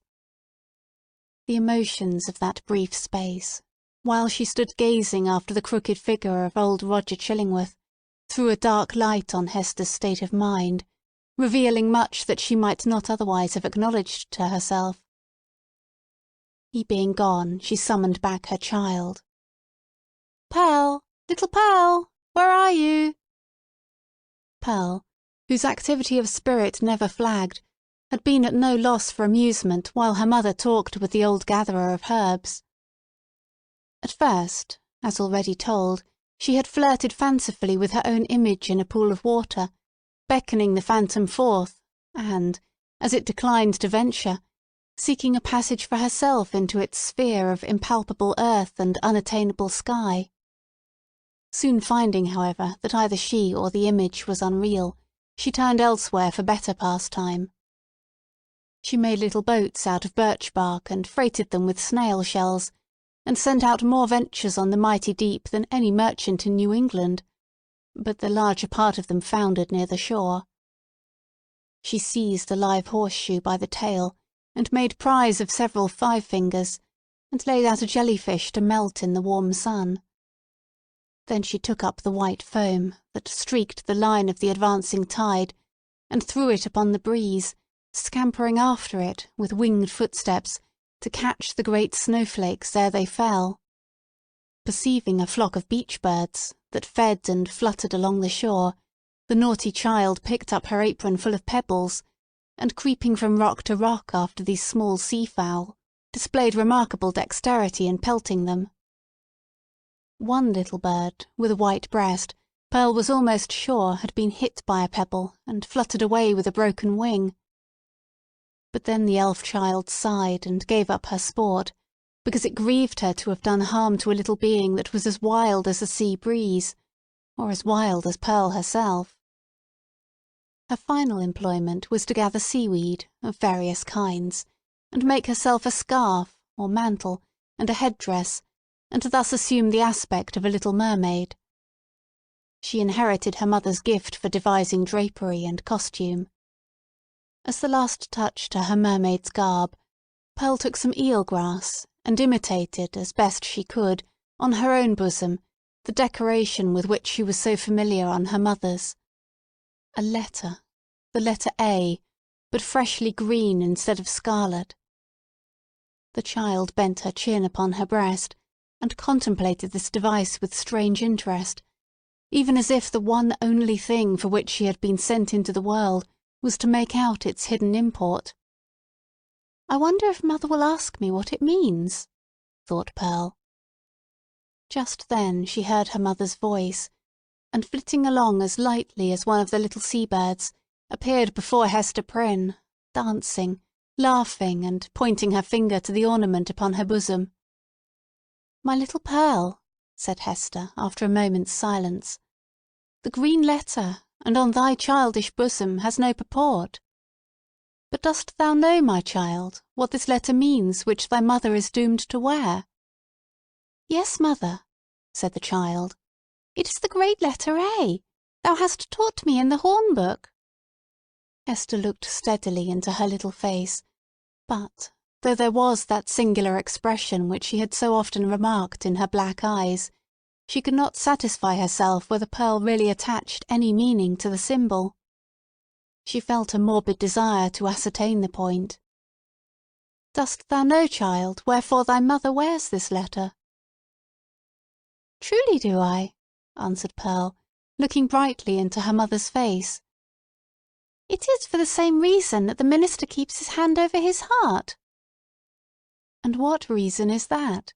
asked Hester, half smiling at the absurd incongruity of the child's observation, but, on second thoughts, turning pale. "What has the letter to do with any heart save mine?" "Nay, mother, I have told all I know," said Pearl, more seriously than she was wont to speak. "Ask yonder old man whom thou hast been talking with. It may be he can tell. But in good earnest now, mother dear, what does this scarlet letter mean, and why dost thou wear it on thy bosom? And why does the minister keep his hand over his heart?" She took her mother's hand in both her own, and gazed into her eyes with an earnestness that was seldom seen in her wild and capricious character. The thought occurred to Hester that the child might really be seeking to approach her with childlike confidence, and doing what she could, and as intelligently as she knew how, to establish a meeting point of sympathy. It showed Pearl in an unwonted aspect. Heretofore the mother, while loving her child with the intensity of a soul affection, had schooled herself to hope for little other return than the waywardness of an April breeze, which spends its time in airy sport, and has its gusts of inexplicable passion, and is petulant in its best of moods, and chills oftener than caresses you when you take it to your bosom, in requital of which misdemeanours it will sometimes, of its own vague purpose, kiss your cheek with a kind of doubtful tenderness, and play gently with your hair, and then be gone about its other idle business, leaving a dreamy pleasure at your heart. And this, moreover, was a mother's estimate of the child's disposition. Any other observer might have seen few but unamiable traits, and have given them a far darker colouring. But now the idea came strongly into Hester's mind that Pearl, with her remarkable precocity and acuteness, might already have approached the age when she could be made a friend, and entrusted with as much of her mother's sorrows as could be imparted, without irreverence to either the parent or the child. In the little chaos of Pearl's character there might be seen emerging, and could have been from the very first, the steadfast principles of an unflinching courage, an uncontrollable will, a sturdy pride, which might be disciplined into self-respect, and a bitter scorn of many things which, when examined, might be found to have the taint of falsehood in them. She possessed affections, too, though hitherto acrid and disagreeable, as are the richest flavours of unripe fruit. With all these sterling attributes, thought Hester, the evil which she inherited from her mother must be great indeed, if a noble woman do not grow out of this elfish child. Pearl's inevitable tendency to hover about the enigma of the Scarlet Letter seemed an innate quality of her being. From the earliest epoch of her conscious life, she had entered upon this as her appointed mission. Hester had often fancied that Providence had a design of justice and retribution in endowing the child with this marked propensity, but never, until now, had she bethought herself to ask, whether, linked with that design, there might not likewise be a purpose of mercy and beneficence. If little Pearl were entertained with faith and trust as a spirit messenger no less than an earthly child, might it not be her errand to soothe away the sorrow that lay cold in her mother's heart and converted it into a tomb, and to help her to overcome the passion, once so wild, and even yet neither dead nor asleep, but only imprisoned within the same tomb-like heart? Such were some of the thoughts that now stirred in Hester's mind, with as much vivacity of impression as if they had actually been whispered into her ear. And there was little Pearl, all this while, holding her mother's hand in both her own, and turning her face upward, while she put these searching questions, once, and again, and still a third time. "What does the letter mean, mother? And why dost thou wear it? And why does the minister keep his hand over his heart?" "What shall I say?" thought Hester to herself. "No, if this be the price of the child's sympathy, I cannot pay it." Then she spoke aloud. "Silly Pearl," said she, "what questions are these? There are many things in this world that a child must not ask about. What know I of the minister's heart? And as for the Scarlet Letter, I wear it for the sake of its gold thread." In all the 7 bygone years, Hester Prynne had never before been false to the symbol on her bosom. It may be that it was the talisman of a stern and severe, but yet a guardian spirit, who now forsook her, as recognizing that, in spite of his strict watch over her heart, some new evil had crept into it, or some old one had never been expelled. As for little Pearl, the earnestness soon passed out of her face. But the child did not see fit to let the matter drop. 2 or 3 times, as her mother and she went homeward, and as often as supper-time, and while Hester was putting her to bed, and once after she seemed to be fairly asleep, Pearl looked up with mischief gleaming in her black eyes. "Mother," said she, "what does the Scarlet Letter mean?"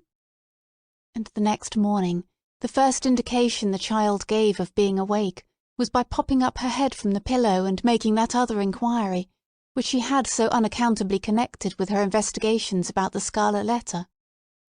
"Mother, mother, why does the minister keep his hand over his heart?"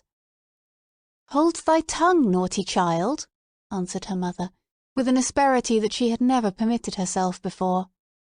"Do not tease me, else I shall shut thee into the dark closet." Chapter 16. A Forest Walk. Hester Prynne remained constant in her resolve to make known to Mr. Dimmesdale, at whatever risk of present pain or ulterior consequences, the true character of the man who had crept into his intimacy. For several days, however, she vainly sought an opportunity of addressing him in some of the meditative walks which she knew him to be in the habit of taking, along the shores of the peninsula, or on the wooded hills of the neighbouring country. There would have been no scandal, indeed, nor peril to the holy whiteness of the clergyman's good fame, had she visited him in his own study, where many a penitent, ere now, had confessed sins of perhaps as deep a dye as the one betokened by the Scarlet Letter. But, partly that she dreaded the secret or undisguised interference of old Roger Chillingworth, and partly that her conscious heart imputed suspicion where none could have been felt, and partly that both the minister and she would need the whole wide world to breathe in while they talked together, for all these reasons, Hester never thought of meeting him in any narrower privacy than beneath the open sky. At last, while attending a sick chamber, whither the Reverend Mr. Dimmesdale had been summoned to make a prayer, she learnt that he had gone, the day before, to visit the Apostle Eliot among his Indian converts. He would probably return by a certain hour, in the afternoon of the morrow. Betimes, therefore, the next day, Hester took little Pearl, who was necessarily the companion of all her mother's expeditions, however inconvenient her presence, and set forth. The road, after the two wayfarers had crossed from the peninsula to the mainland, was no other than a footpath. It straggled onward into the mystery of the primeval forest. This hemmed it in so narrowly, and stood so black and dense on either side, and disclosed such imperfect glimpses of the sky above, that, to Hester's mind, it imaged not amiss the moral wilderness in which she had so long been wandering. The day was chill and sombre.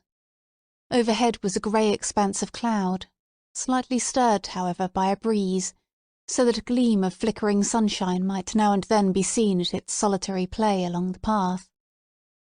This flitting cheerfulness was always at the farther extremity of some long vista through the forest.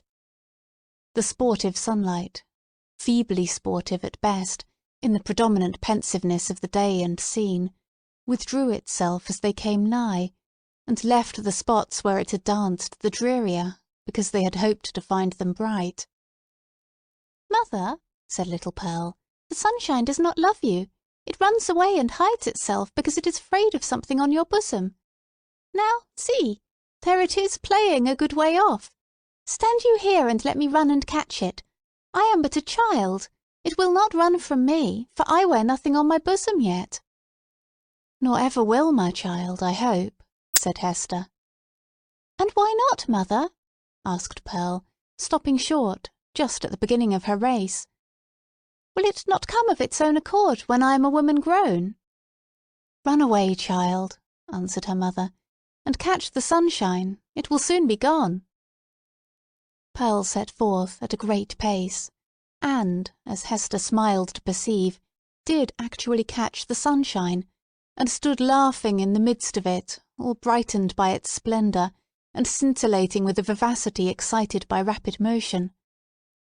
The light lingered about the lonely child, as if glad of such a playmate, until her mother had drawn almost nigh enough to step into the magic circle too. "It will go now," said Pearl, shaking her head. "See," answered Hester, smiling. "Now I can stretch out my hand and grasp some of it." As she attempted to do so, the sunshine vanished. Or, to judge from the bright expression that was dancing on Pearl's features, her mother could have fancied that the child had absorbed it into herself, and would give it forth again with a gleam about her path, as they should plunge into some gloomier shade. There was no other attribute that so much impressed her with a sense of new and untransmitted vigour in Pearl's nature as this never-failing vivacity of spirits. She had not the disease of sadness, which almost all children, in these latter days, inherit, with the scrofula, from the troubles of their ancestors. Perhaps this too was a disease, and but the reflex of the wild energy with which Hester had fought against her sorrows before Pearl's birth. It was certainly a doubtful charm, imparting a hard metallic lustre to the child's character. She wanted, what some people want throughout life, a grief that should deeply touch her, and thus humanize and make her capable of sympathy. But there was time enough yet for little Pearl. "Come, my child," said Hester, looking about her from the spot where Pearl had stood still in the sunshine. "We will sit down a little way within the wood and rest ourselves." "I am not aweary, mother," replied the little girl. "But you may sit down if you will tell me a story meanwhile." "A story, child?" said Hester. "And what about?" "Oh, a story about the Black Man," answered Pearl, taking hold of her mother's gown and looking up, half earnestly, half mischievously, into her face.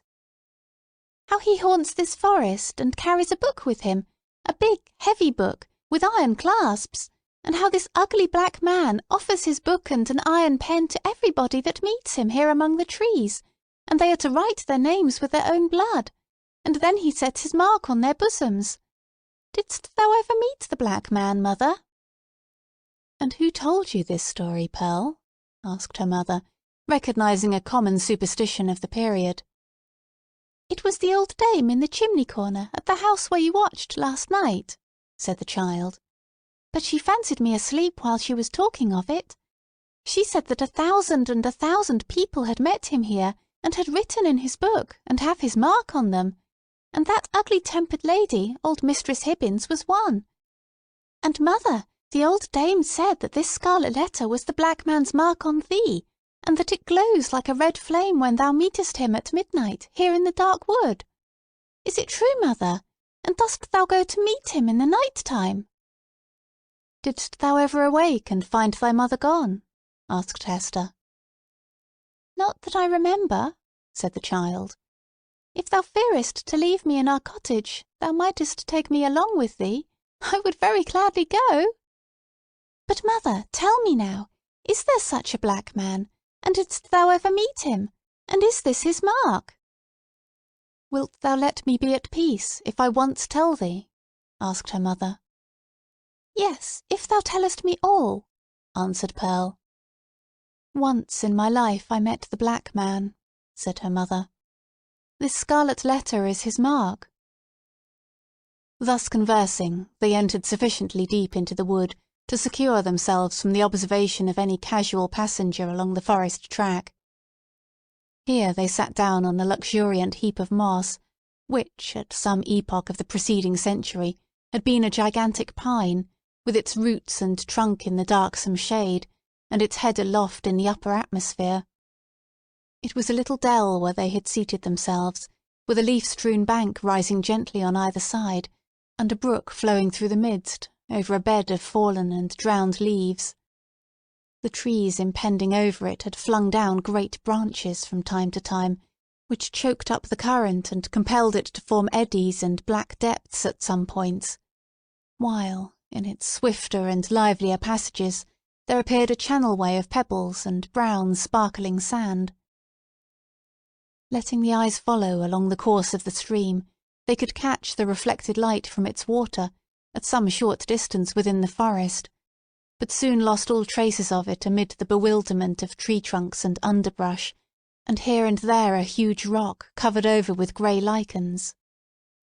All these giant trees and boulders of granite seemed intent on making a mystery of the course of this small brook, fearing perhaps that, with its never-ceasing loquacity, it should whisper tales out of the heart of the old forest whence it flowed, or mirror its revelations on the smooth surface of a pool. Continually, indeed, as it stole onward, the streamlet kept up a babble, kind, quiet, soothing, but melancholy, like the voice of a young child that was spending its infancy without playfulness, and knew not how to be merry among sad acquaintance and events of sombre hue. "Oh, Brook! Oh, foolish and tiresome little Brook!" cried Pearl, after listening a while to its talk. "Why art thou so sad? Pluck up a spirit, and do not be all the time sighing and murmuring." But the brook, in the course of its little lifetime among the forest trees, had gone through so solemn an experience that it could not help talking about it, and seemed to have nothing else to say. Pearl resembled the brook, inasmuch as the current of her life gushed from a wellspring as mysterious, and had flowed through scenes shadowed as heavily with gloom. But, unlike the little stream, she danced and sparkled and prattled airily along her course. "What does this sad little brook say, mother?" inquired she.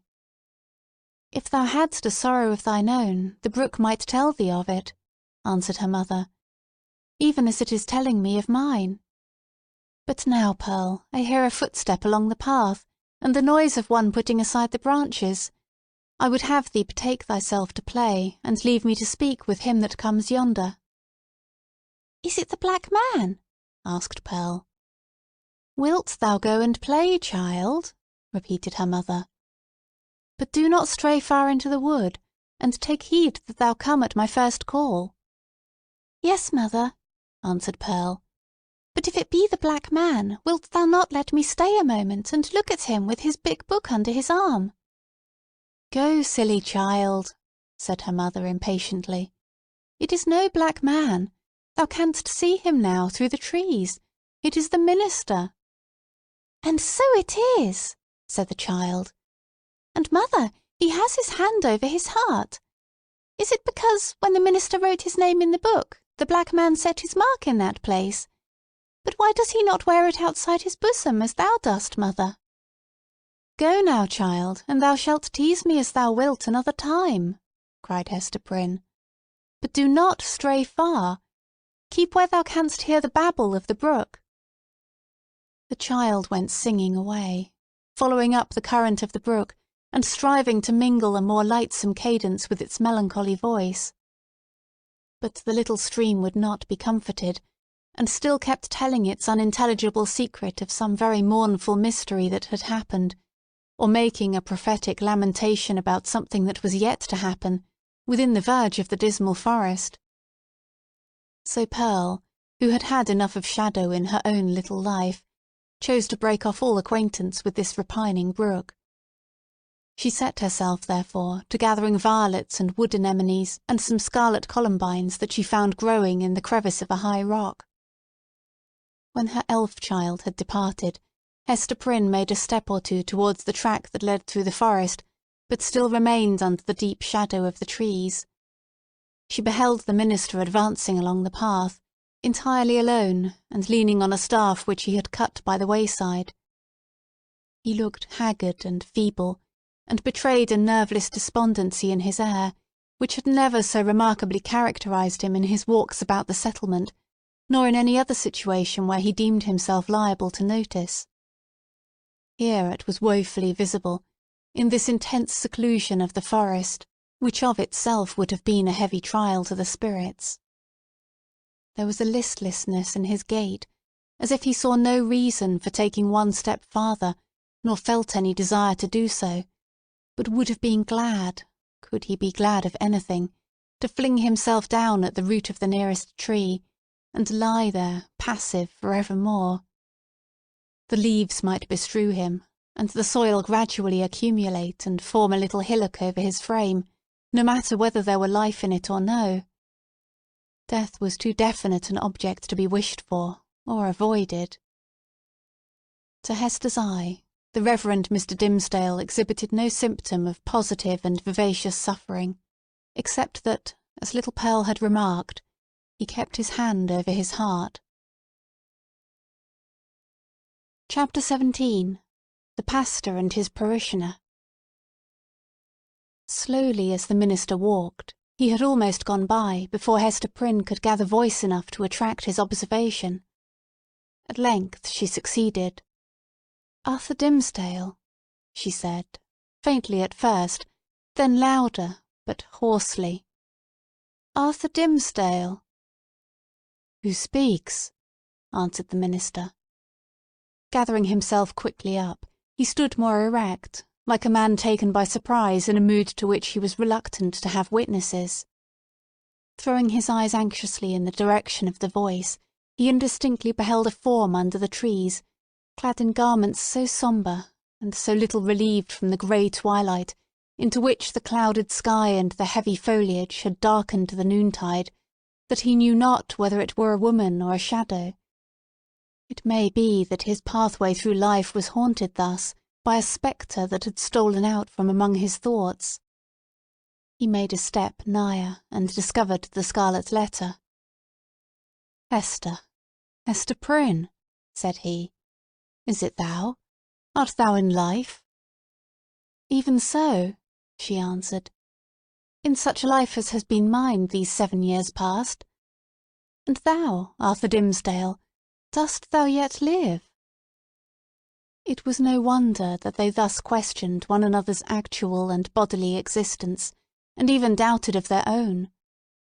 So strangely did they meet, in the dim wood, that it was like the first encounter, in the world beyond the grave, of two spirits who had been intimately connected in their former life, but now stood coldly shuddering in mutual dread, as yet not familiar with their state, nor wonted to the companionship of disembodied beings.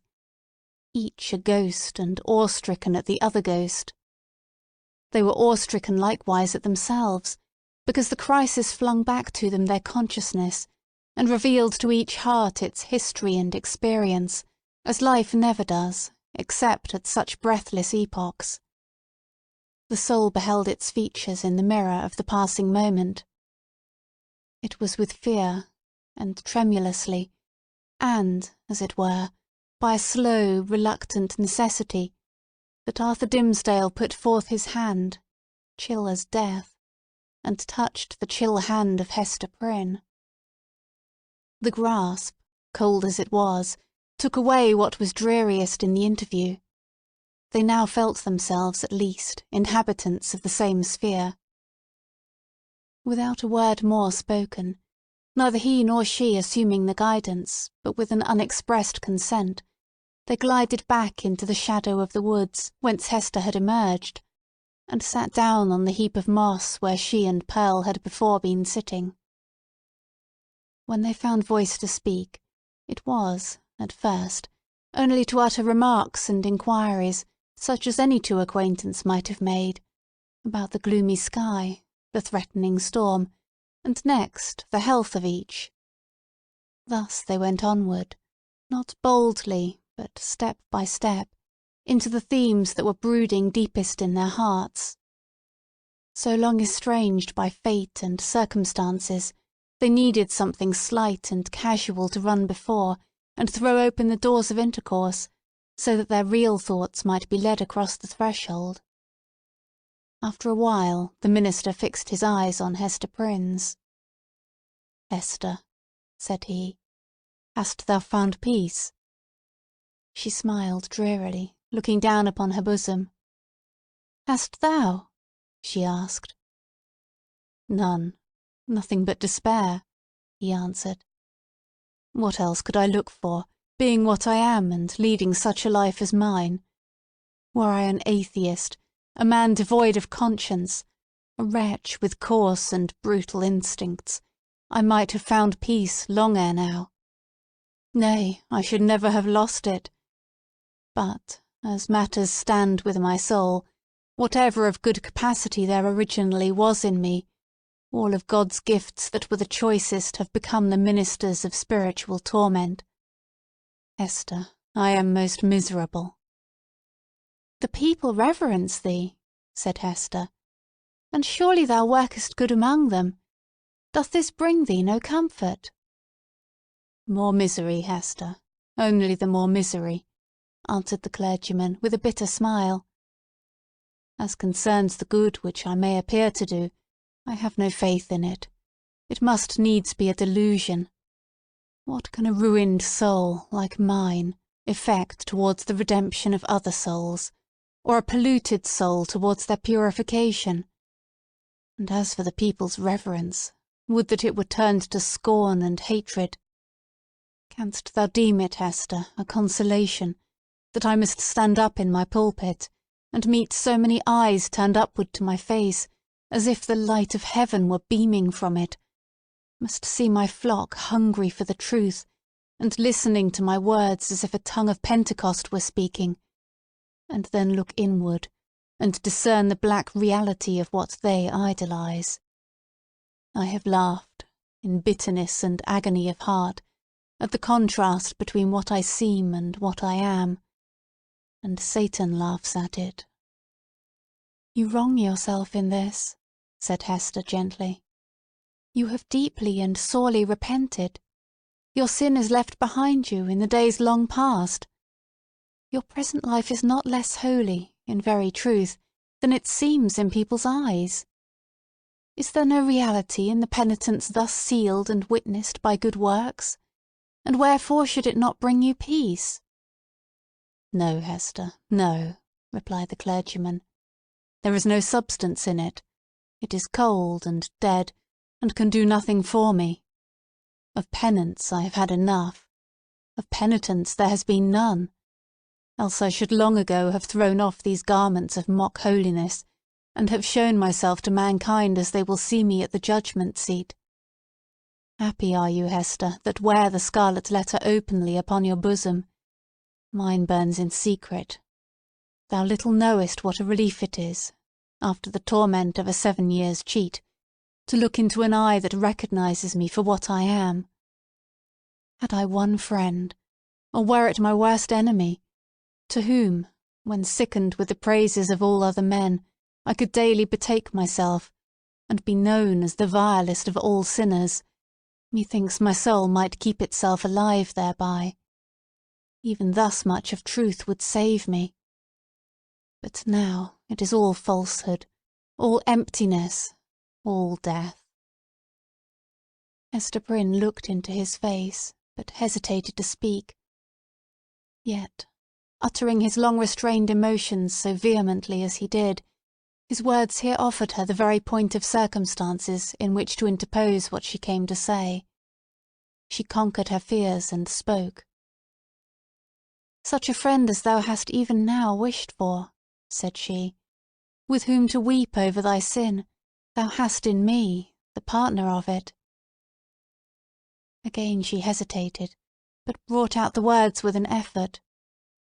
"Thou hast long had such an enemy, and dwellest with him under the same roof." The minister started to his feet, gasping for breath and clutching at his heart, as if he would have torn it out of his bosom. "Ha! What sayest thou?" cried he. "An enemy, and under mine own roof? What mean you?" Hester Prynne was now fully sensible of the deep injury for which she was responsible to this unhappy man, in permitting him to lie for so many years, or indeed, for a single moment, at the mercy of one whose purposes could not be other than malevolent. The very contiguity of his enemy, beneath whatever mask the latter might conceal himself, was enough to disturb the magnetic sphere of a being so sensitive as Arthur Dimmesdale. There had been a period when Hester was less alive to this consideration, or, perhaps, in the misanthropy of her own trouble, she left the minister to bear what she might picture to herself as a more tolerable doom. But of late, since the night of his vigil, all her sympathies towards him had been both softened and invigorated. She now read his heart more accurately. She doubted not that the continual presence of Roger Chillingworth, the secret poison of his malignity, infecting all the air about him, and his authorized interference, as a physician, with the minister's physical and spiritual infirmities, that these bad opportunities had been turned to a cruel purpose. By means of them, the sufferer's conscience had been kept in an irritated state, the tendency of which was, not to cure by wholesome pain, but to disorganize and corrupt his spiritual being. Its result, on earth, could hardly fail to be insanity, and hereafter that eternal alienation from the good and true, of which madness is perhaps the earthly type. Such was the ruin to which she had brought the man, once. Nay, why should we not speak of it, still so passionately loved? Hester felt that the sacrifice of the clergyman's good name, and death itself, as she had already told Roger Chillingworth, would have been infinitely preferable to the alternative which she had taken upon herself to choose.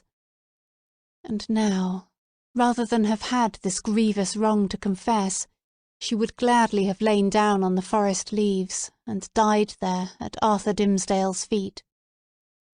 "Oh, Arthur," cried she, "forgive me. In all things else I have striven to be true. Truth was the one virtue which I might have held fast, and did hold fast, through all extremity, save when thy good, thy life, thy fame were put in question. Then I consented to a deception. But a lie is never good, even though death threaten on the other side. Dost thou not see what I would say? That old man, the physician, he whom they call Roger Chillingworth, he was my husband." The minister looked at her for an instant, with all that violence of passion which, intermixed in more shapes than one with his higher, purer, softer qualities, was in fact the portion of him which the devil claimed, and through which he sought to win the rest. Never was there a blacker or a fiercer frown than Hester now encountered. For the brief space that it lasted, it was a dark transfiguration. But his character had been so much enfeebled by suffering that even its lower energies were incapable of more than a temporary struggle. He sank down on the ground and buried his face in his hands. "I might have known it," murmured he. "I did know it. Was not the secret told me in the natural recoil of my heart at the first sight of him, and as often as I have seen him since? Why did I not understand? Oh, Hester Prynne, thou little, little knowest all the horror of this thing, and the shame, the indelicacy, the horrible ugliness of this exposure of a sick and guilty heart to the very eye that would gloat over it. Woman, woman, thou art accountable for this. I cannot forgive thee." "Thou shalt forgive me!" cried Hester, flinging herself on the fallen leaves beside him. "Let God punish! Thou shalt forgive!" With sudden and desperate tenderness, she threw her arms around him, and pressed his head against her bosom, little caring though his cheek rested on the scarlet letter. He would have released himself, but strove in vain to do so. Hester would not set him free, lest he should look her sternly in the face. All the world had frowned on her. For 7 long years had it frowned upon this lonely woman, and still she bore it all, nor ever once turned away her firm, sad eyes. Heaven, likewise, had frowned upon her, and she had not died. But the frown of this pale, weak, sinful, and sorrow-stricken man was what Hester could not bear and live. "Wilt thou yet forgive me?" she repeated, over and over again. "Wilt thou not frown? Wilt thou forgive?" "I do forgive you, Hester," replied the minister at length, with a deep utterance, out of an abyss of sadness, but no anger. "I freely forgive you now. May God forgive us both. We are not, Hester, the worst sinners in the world. There is one worse than even the polluted priest. That old man's revenge has been blacker than my sin. He has violated, in cold blood, the sanctity of a human heart. Thou and I, Hester, never did so." "Never, never," whispered she. "What we did had a consecration of its own. We felt it so. We said so to each other. Hast thou forgotten it?"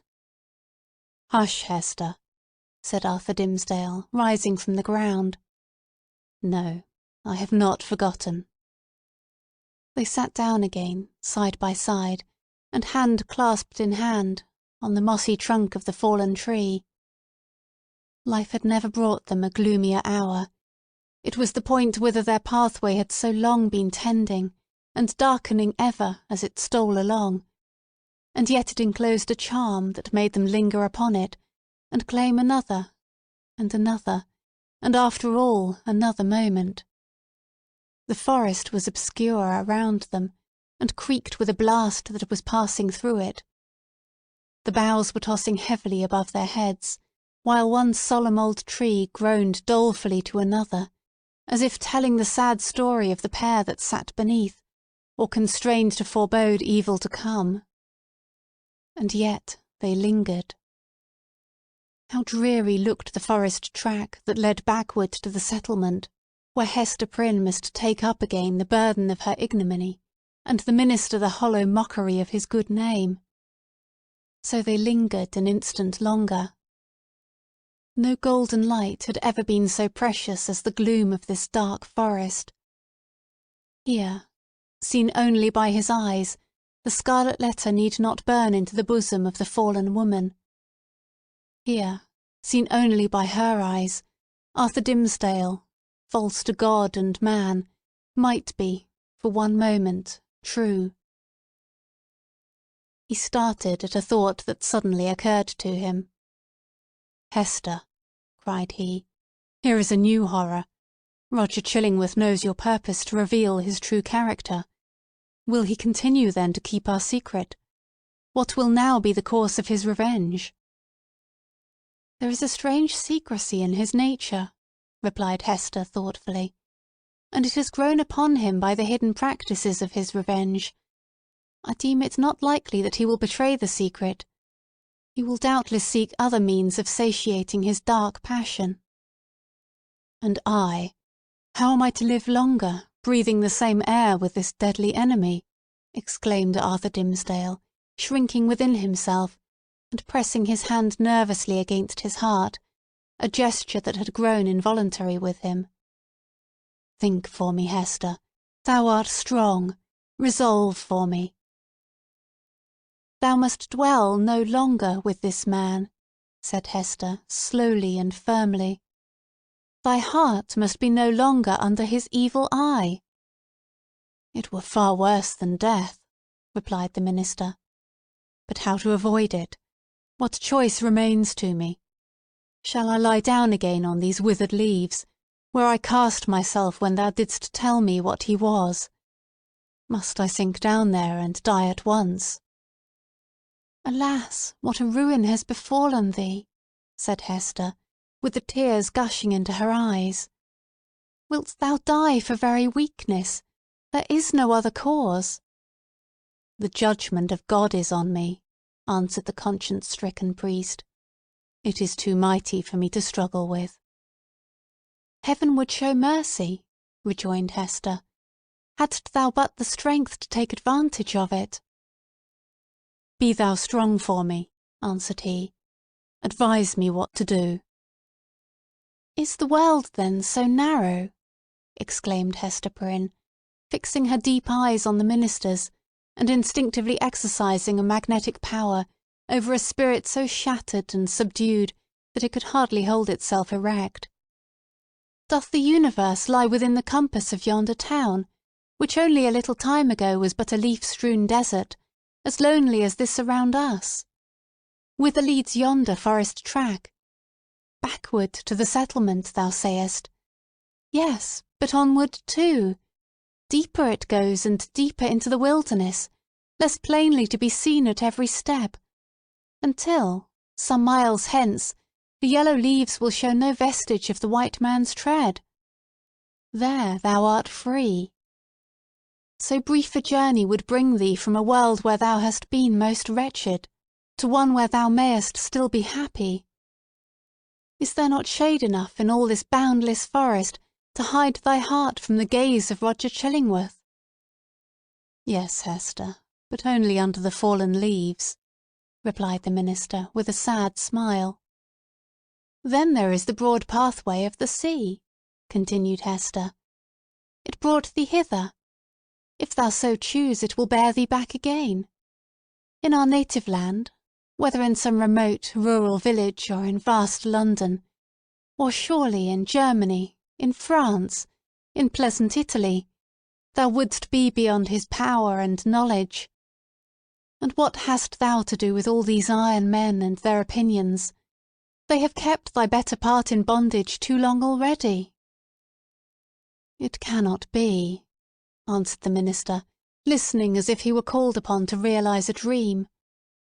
"I am powerless to go. Wretched and sinful as I am, I have had no other thought than to drag on my earthly existence in the sphere where Providence hath placed me. Lost as my own soul is, I would still do what I may for other human souls.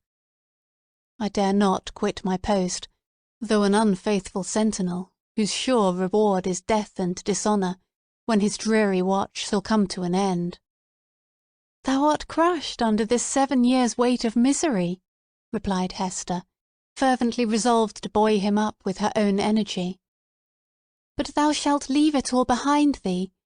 It shall not cumber thy steps, as thou treadest along the forest path, neither shalt thou freight the ship with it, if thou prefer to cross the sea. Leave this wreck and ruin here where it hath happened. Meddle no more with it. Begin all anew. Hast thou exhausted possibility in the failure of this one trial? Not so. The future is yet full of trial and success. There is happiness to be enjoyed. There is good to be done. Exchange this false life of thine for a true one. Be, if thy spirit summon thee to such a mission, the teacher and apostle of the red men. Or, as is more thy nature, be a scholar and a sage among the wisest and the most renowned of the cultivated world. Preach, write, act, do anything, save to lie down and die. Give up this name of Arthur Dimmesdale, and make thyself another, and a high one, such as thou canst wear without fear or shame. Why shouldst thou tarry so much as one other day in the torments that have so gnawed into thy life, that have made thee feeble to will and to do, that will leave thee powerless even to repent? Up and away!" "Oh, Hester!" cried Arthur Dimmesdale, in whose eyes a fitful light, kindled by her enthusiasm, flashed up and died away. "Thou tellest of running a race to a man whose knees are tottering beneath him. I must die here. There is not the strength or courage left me to venture into the wide, strange, difficult world, alone." It was the last expression of the despondency of a broken spirit. He lacked energy to grasp the better fortune that seemed within his reach. He repeated the word. "Alone, Hester." "Thou shalt not go alone," answered she in a deep whisper. Then all was spoken. Chapter 18. A Flood of Sunshine. Arthur Dimmesdale gazed into Hester's face with a look in which hope and joy shone out indeed, but with fear betwixt them, and a kind of horror at her boldness, who had spoken what he vaguely hinted at, but dared not speak. But Hester Prynne, with a mind of native courage and activity, and for so long a period not merely estranged, but outlawed from society, had habituated herself to such latitude of speculation as was altogether foreign to the clergyman. She had wandered, without rule or guidance, in a moral wilderness, as vast, as intricate and shadowy as the untamed forest, amid the gloom of which they were now holding a colloquy that was to decide their fate. Her intellect and heart had their home, as it were, in desert places, where she roamed as freely as the wild Indian in his woods. For years past she had looked from this estranged point of view at human institutions, and whatever priests or legislators had established, criticising all with hardly more reverence than the Indian would feel for the clerical band, the judicial robe, the pillory, the gallows, the fireside, or the church. The tendency of her fate and fortunes had been to set her free. The scarlet letter was her passport into regions where other women dared not tread. Shame, despair, solitude, these had been her teachers, stern and wild ones, and they had made her strong, but taught her much amiss.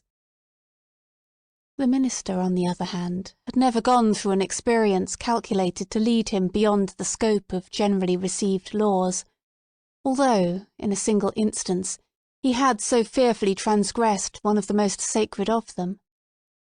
But this had been a sin of passion, not of principle, nor even purpose. Since that wretched epoch he had watched, with morbid zeal and minuteness, not his acts, for those it was easy to arrange, but each breath of emotion and his every thought. At the head of the social system, as the clergyman of that day stood, he was only the more trammelled by its regulations, its principles, and even its prejudices. As a priest, the framework of his order inevitably hemmed him in. As a man who had once sinned, but who kept his conscience all alive and painfully sensitive by the fretting of an unhealed wound, he might have been supposed safer within the line of virtue than if he had never sinned at all.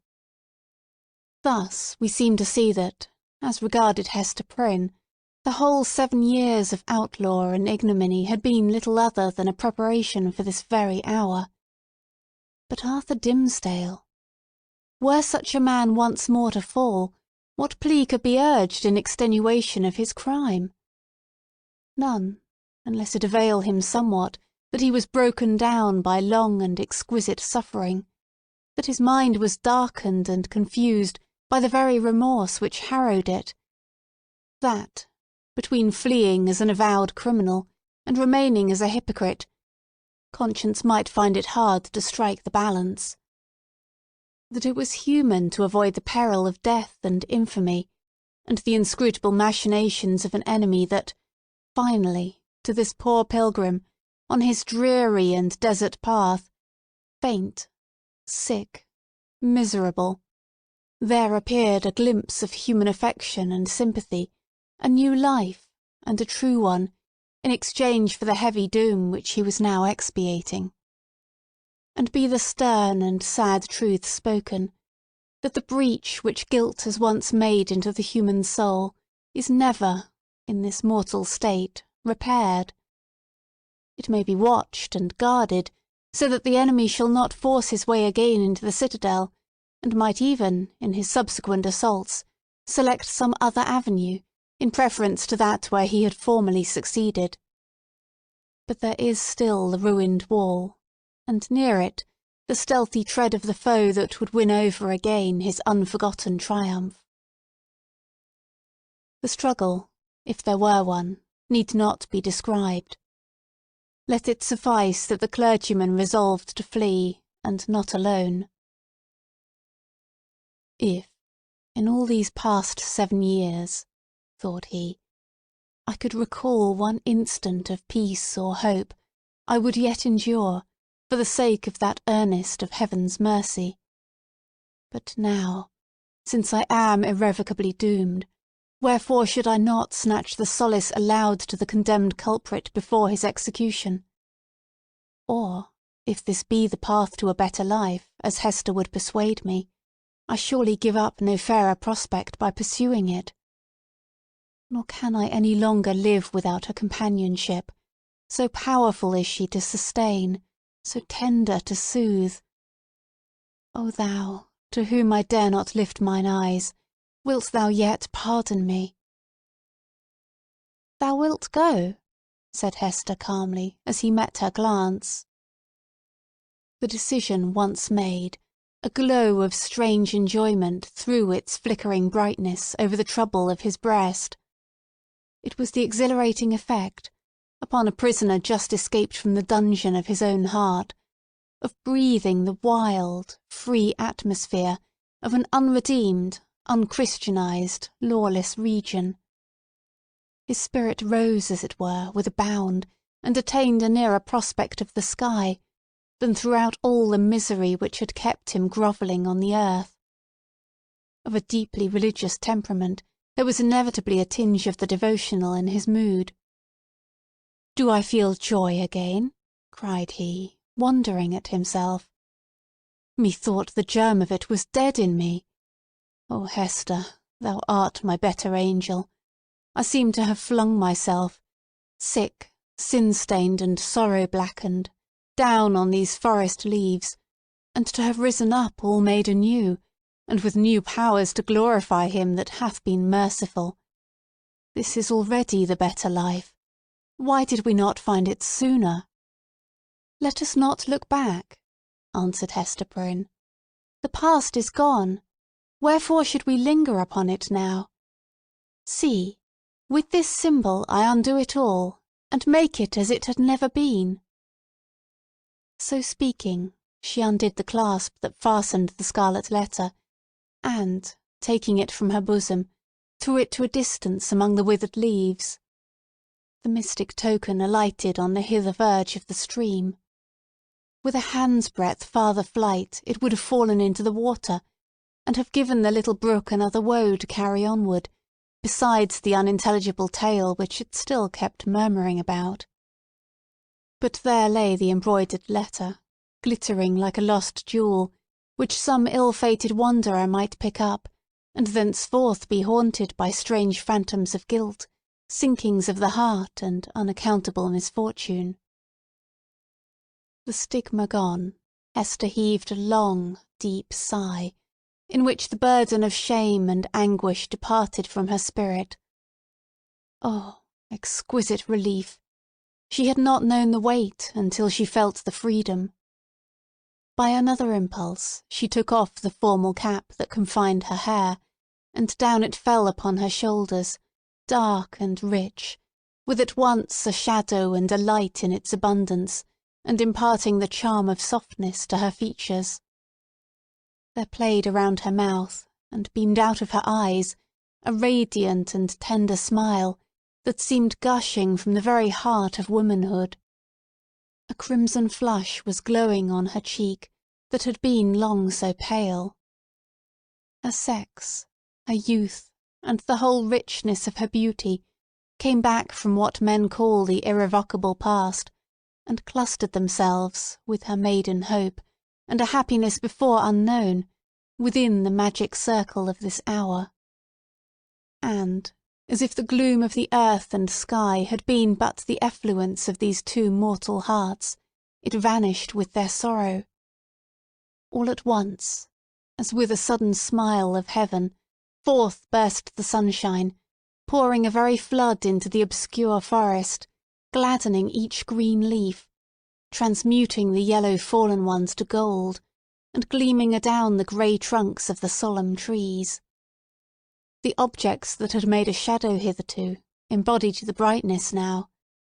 The course of the little brook might be traced by its merry gleam afar into the wood's heart of mystery, which had become a mystery of joy. Such was the sympathy of nature, that wild, heathen nature of the forest, never subjugated by human law, nor illumined by higher truth, with the bliss of these two spirits. Love, whether newly born or aroused from a death-like slumber, must always create a sunshine, filling the heart so full of radiance that it overflows upon the outward world. Had the forest still kept its gloom, it would have been bright in Hester's eyes, and bright in Arthur Dimmesdale's. Hester looked at him with the thrill of another joy. "Thou must know Pearl," said she. "Our little Pearl. Thou hast seen her, yes, I know it, but thou wilt see her now with other eyes. She is a strange child. I hardly comprehend her, but thou wilt love her dearly as I do, and wilt advise me how to deal with her." "Dost thou think the child will be glad to know me?" asked the minister, somewhat uneasily. "I have long shrunk from children, because they often show a distrust, a backwardness to be familiar with me. I have even been afraid of little Pearl." "Ah, that was sad," answered the mother. But she will love thee dearly, and thou her. She is not far off. I will call her. Pearl! Pearl!" "I see the child," observed the minister. "Yonder she is, standing in a streak of sunshine, a good way off on the other side of the brook. So thou thinkest the child will love me?"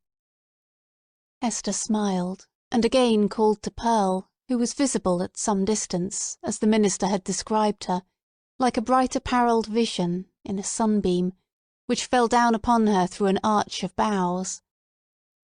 The ray quivered to and fro, making her figure dim or distinct, now like a real child, now like a child's spirit, as the splendour went and came again. She heard her mother's voice, and approached slowly through the forest. Pearl had not found the hour pass wearisomely, while her mother sat talking with the clergyman.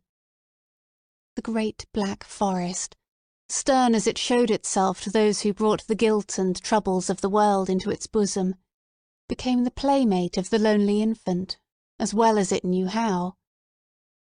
Sombre as it was, it put on the kindest of its moods to welcome her. It offered her the partridge berries, the growth of the preceding autumn, but ripening only in the spring, and now red as drops of blood upon the withered leaves. These Pearl gathered, and was pleased with their wild flavour. The small denizens of the wilderness hardly took pains to move out of her path. A partridge, indeed, with a brood of 10 behind her, ran forward threateningly, but soon repented of her fierceness, and clucked to her young ones not to be afraid. A pigeon, alone on a low branch, allowed Pearl to come beneath, and uttered a sound as much of greeting as alarm. A squirrel, from the lofty depths of his domestic tree, chattered, either in anger or merriment, for a squirrel is such a choleric and humorous little personage that it is hard to distinguish between his moods. So he chattered at the child, and flung down a nut upon her head. It was a last year's nut, and already gnawed by his sharp tooth. A fox, startled from his sleep by her light footstep on the leaves, looked inquisitively at Pearl, as if doubting whether it were better to steal off, or renew his nap on the same spot. A wolf, it is said—but here the tale has surely lapsed into the improbable—came up and smelt of Pearl's robe, and offered his savage head to be patted by her hand. The truth seems to be, however, that the mother forest, and these wild things which it nourished, all recognised a kindred wildness in the human child. And she was gentler here than in the grassy-margined streets of the settlement, or in her mother's cottage. The flowers appeared to know it. One and another whispered as she passed, "Adorn thyself with me, thou beautiful child, adorn thyself with me." And, to please them, Pearl gathered the violets and anemones and columbines, and some twigs of the freshest green which the old trees held down before her eyes. With these she decorated her hair, and her young waist, and became a nymph child, or an infant dryad, or whatever else was in closest sympathy with the antique wood.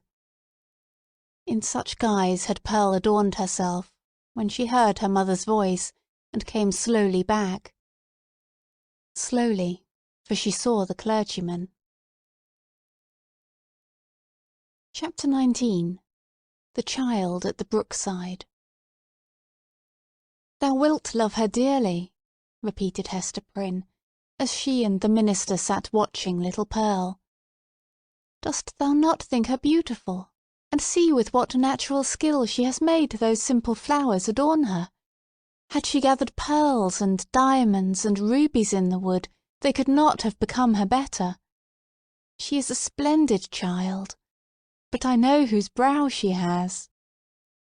"Dost thou know, Hester," said Arthur Dimmesdale, with an unquiet smile, "that this dear child, tripping about always at thy side, hath caused me many an alarm?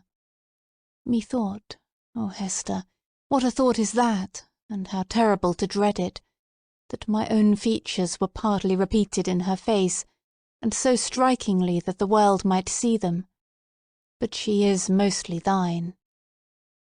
"No, no, not mostly," answered the mother, with a tender smile. "A little longer, and thou needest not be afraid to trace whose child she is. But how strangely beautiful she looks with those wild flowers in her hair! It is as if one of the fairies, whom we left in our dear old England, had decked her out to meet us." It was with a feeling which neither of them had ever before experienced that they sat and watched Pearl's slow advance. In her was visible the tie that united them. She had been offered to the world, these 7 years past, as the living hieroglyph, in which was revealed the secret they so darkly sought to hide, all written in this symbol, all plainly manifest, had there been a prophet or magician skilled to read the character of flame. And Pearl was the oneness of their being. Be the foregone evil what it might, how could they doubt that their earthly lives and future destinies were conjoined, when they beheld at once the material union and the spiritual idea, in whom they met, and were to dwell immortally together? Thoughts like these, and perhaps other thoughts, which they did not acknowledge or define, threw an awe about the child as she came onward. "Let her see nothing strange, no passion nor eagerness, in thy way of accosting her," whispered Hester. "Our Pearl is a fitful and fantastic little elf sometimes. Especially she is seldom tolerant of emotion, when she does not fully comprehend the why and wherefore. But the child hath strong affections. She loves me, and will love thee." "Thou canst not think," said the minister, glancing aside at Hester Prynne, "how my heart dreads this interview, and yearns for it. But in truth, as I already told thee, children are not readily won to be familiar with me. They will not climb my knee, nor prattle in my ear, nor answer to my smile, but stand apart and eye me strangely. Even little babes, when I take them in my arms, weep bitterly. Yet Pearl, twice in her little lifetime, hath been kind to me. The first time, thou knowest it well. The last was when thou ledst her with thee to the house of yonder stern old governor. And thou didst plead so bravely in her behalf and mine," answered the mother. "I remember it, and so shall little Pearl. Fear nothing. She may be strange and shy at first, but will soon learn to love thee." By this time Pearl had reached the margin of the brook, and stood on the farther side, gazing silently at Hester and the clergyman, who still sat together on the mossy tree trunk, waiting to receive her. Just where she had paused, the brook chanced to form a pool, so smooth and quiet that it reflected a perfect image of her little figure, with all the brilliant picturesqueness of her beauty, in its adornment of flowers and wreathed foliage, but more refined and spiritualized than the reality. This image, so nearly identical with the living Pearl, seemed to communicate somewhat of its own shadowy and intangible quality to the child herself. It was strange, the way in which Pearl stood, looking so steadfastly at them through the dim medium of the forest gloom, herself, meanwhile, all glorified with a ray of sunshine that was attracted thitherward as by a certain sympathy. In the brook beneath stood another child, another and the same, with likewise its ray of golden light.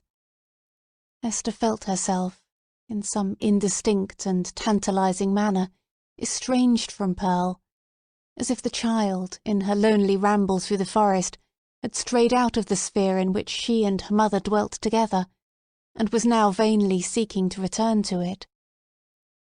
There was both truth and error in the impression.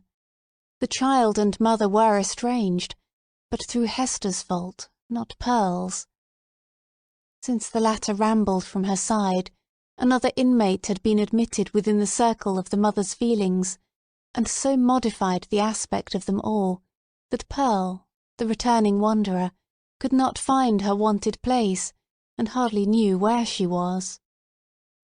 "I have a strange fancy," observed the sensitive minister, that this brook is the boundary between two worlds, and that thou canst never meet thy Pearl again? Or is she an elfish spirit, who, as the legends of our childhood taught us, is forbidden to cross a running stream?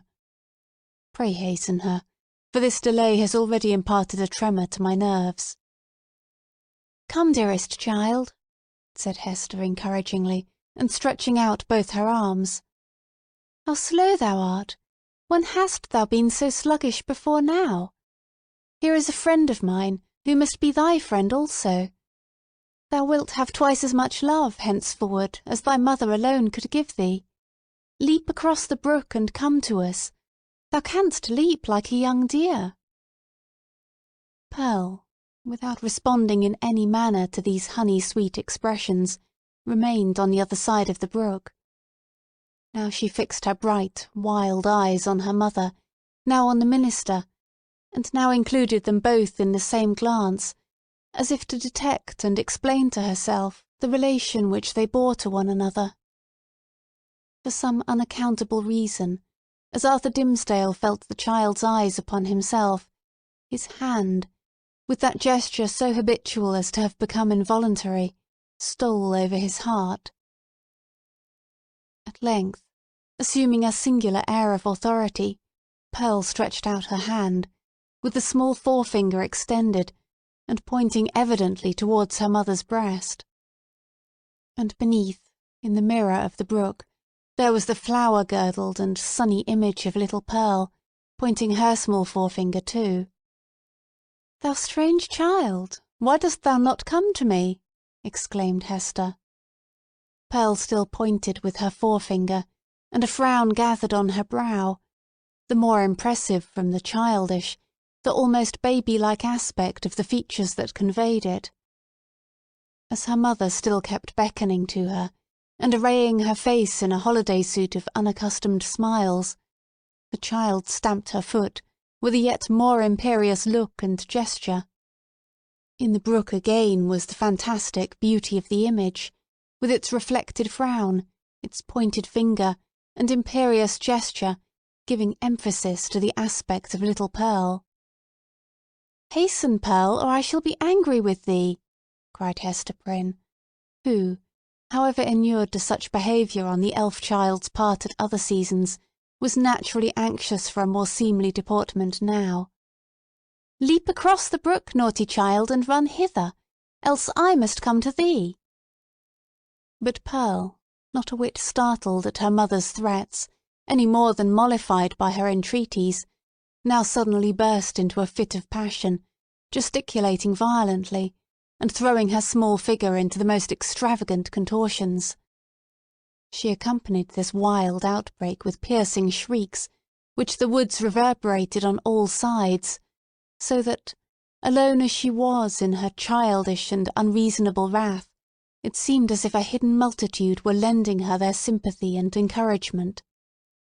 Seen in the brook once more was the shadowy wrath of Pearl's image, crowned and girdled with flowers, but stamping its foot, wildly gesticulating, and, in the midst of all, still pointing its small forefinger at Hester's bosom. "I see what ails the child," whispered Hester to the clergyman, and turning pale in spite of a strong effort to conceal her trouble and annoyance. "Children will not abide the slightest change in the accustomed aspect of things that are daily before their eyes. Pearl misses something which she has always seen me wear." "I pray you," answered the minister, "if thou hast any means of pacifying the child, do it forthwith. Save it were the cankered wrath of an old witch like Mistress Hibbins," added he, attempting to smile. "I know nothing that I would not sooner encounter than this passion in a child. In Pearl's young beauty, as in the wrinkled witch, it has a preternatural effect. Pacify her, if thou lovest me." Hester turned again towards Pearl, with a crimson blush upon her cheek, a conscious glance aside at the clergyman, and then a heavy sigh, while, even before she had time to speak, the blush yielded to a deadly pallor.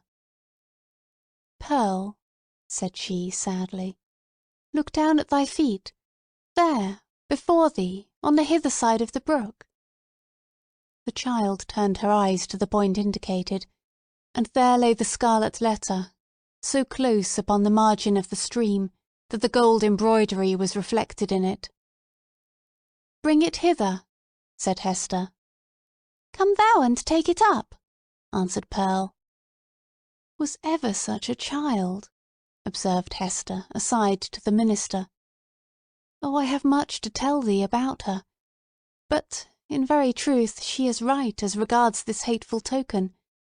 I must bear its torture yet a little longer, only a few days longer, until we shall have left this region, and look back hither as to a land which we have dreamed of. The forest cannot hide it. The mid-ocean shall take it from my hand and swallow it up for ever." With these words she advanced to the margin of the brook, took up the scarlet letter, and fastened it again into her bosom. Hopefully, but a moment ago, as Hester had spoken of drowning it in the deep sea, there was a sense of inevitable doom upon her, as she thus received back this deadly symbol from the hand of fate. She had flung it into infinite space. She had drawn an hour's free breath, and here again was the scarlet misery glittering on the old spot. So it ever is, whether thus typified or no, that an evil deed invests itself with the character of doom. Hester next gathered up the heavy tresses of her hair, and confined them beneath her cap. As if there were a withering spell in the sad letter, her beauty, the warmth and richness of her womanhood, departed like fading sunshine, and a grey shadow seemed to fall across her. When the dreary change was wrought, she extended her hand to Pearl. "Dost thou know thy mother now, child?" asked she reproachfully, but with a subdued tone. "Wilt thou come across the brook, and own thy mother, now that she has her shame upon her, now that she is sad?" "Yes, now I will," answered the child, bounding across the brook, and clasping Hester in her arms. "Now thou art my mother indeed, and I am thy little Pearl." In a mood of tenderness that was not usual with her, she drew down her mother's head and kissed her brow and both her cheeks. But then, by a kind of necessity that always impelled this child to alloy whatever comfort she might chance to give with a throb of anguish, Pearl put up her mouth and kissed the scarlet letter too. "That was not kind," said Hester. "When thou hast shown me a little love, thou mockest me." "Why doth the minister sit yonder?" asked Pearl. "He waits to welcome thee," replied her mother. "Come thou and entreat his blessing. He loves thee, my little Pearl, and loves thy mother too. Wilt thou not love him? Come, he longs to greet thee." "Doth he love us?" said Pearl, looking up with acute intelligence into her mother's face. "Will he go back with us, hand in hand, we three together, into the town?" "Not now, dear child," answered Hester. "But in days to come he will walk hand in hand with us. We will have a home and fireside of our own, and thou shalt sit upon his knee, and he will teach thee many things and love thee dearly. Thou wilt love him, wilt thou not?" "And will he always keep his hand over his heart?" inquired Pearl. "Foolish child, what a question is that?" exclaimed her mother. "Come and ask his blessing." But, whether influenced by the jealousy that seems instinctive with every petted child towards a dangerous rival, or from whatever caprice of her freakish nature, Pearl would show no favour to the clergyman. It was only by an exertion of force that her mother brought her up to him, hanging back and manifesting her reluctance by odd grimaces, of which, ever since her babyhood, she had possessed a singular variety, and could transform her mobile physiognomy into a series of different aspects, with a new mischief in them, each and all. The minister, painfully embarrassed, but hoping that a kiss might prove a talisman to admit him into the child's kindlier regards, bent forward and impressed one on her brow. Hereupon, Pearl broke away from her mother, and, running to the brook, stooped over it and bathed her forehead until the unwelcome kiss was quite washed off and diffused through a long lapse of the gliding water. She then remained apart, silently watching Hester and the clergyman, while they talked together and made such arrangements as were suggested by their new position and the purposes soon to be fulfilled. And now this fateful interview had come to a close. The dell was to be left a solitude among its dark, old trees, which, with their multitudinous tongues, would whisper long of what had passed there, and no mortal be the wiser. And the melancholy brook would add this other tale to the mystery with which its little heart was already overburdened, and whereof it still kept up a murmuring babble, with not a whit more cheerfulness of tone than for ages heretofore. Chapter 20. The Minister in a Maze. As the minister departed, in advance of Hester Prynne and little Pearl, he threw a backward glance, half expecting that he should discover only some faintly traced features or outline of the mother and the child, slowly fading into the twilight of the woods. So great a vicissitude in his life could not at once be received as real. But there was Hester, clad in her grey robe, still standing beside the tree-trunk, which some blast had overthrown a long antiquity ago, and which time had ever since been covering with moss, so that these two fated ones, with earth's heaviest burden on them, might there sit down together, and find a single hour's rest and solace. And there was Pearl, too, lightly dancing from the margin of the brook, now that the intrusive third person was gone, and taking her old place by her mother's side. So the minister had not fallen asleep and dreamed. In order to free his mind from this indistinctness and duplicity of impression, which vexed with a strange disquietude, he recalled and more thoroughly defined the plans which Hester and himself had sketched for their departure. It had been determined between them that the old world, with its crowds and cities, offered them a more eligible shelter and concealment than the wilds of New England, or all America, with its alternatives of an Indian wigwam, or the few settlements of Europeans scattered thinly along the seaboard. Not to speak of the clergyman's health, so inadequate to sustain the hardships of a forest life, his native gifts, his culture, and his entire development would secure him home only in the midst of civilization and refinement. The higher the state, the more delicately adapted to it the man. In furtherance of this choice, it so happened that a ship lay in the harbour, one of those questionable cruisers, frequent at that day, which, without being absolutely outlaws of the deep, yet roamed over its surface with a remarkable irresponsibility of character. This vessel had recently arrived from the Spanish Main, and, within 3 days' time, would sail for Bristol.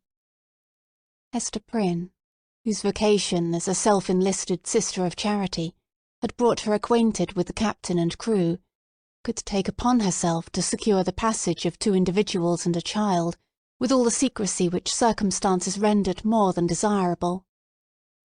The minister had inquired of Hester, with no little interest, the precise time at which the vessel might be expected to depart. It would probably be on the 4th day from the present. That is most fortunate, he had then said to himself. Now, why the Reverend Mr. Dimmesdale considered it so very fortunate, we hesitate to reveal.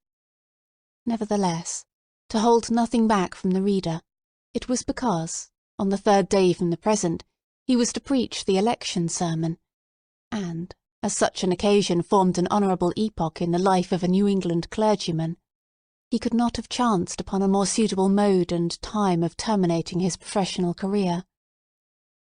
At least they shall say of me, thought this exemplary man, that I leave no public duty unperformed, nor ill-performed. Sad indeed that an introspection so profound and acute as this poor minister's should be so miserably deceived.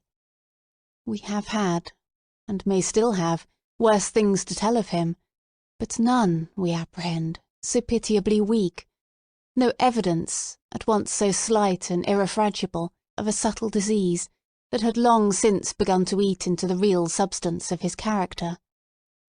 No man, for any considerable period, can wear one face to himself and another to the multitude, without finally getting bewildered as to which may be the true. The excitement of Mr. Dimmesdale's feelings, as he returned from his interview with Hester, lent him unaccustomed physical energy, and hurried him townward at a rapid pace.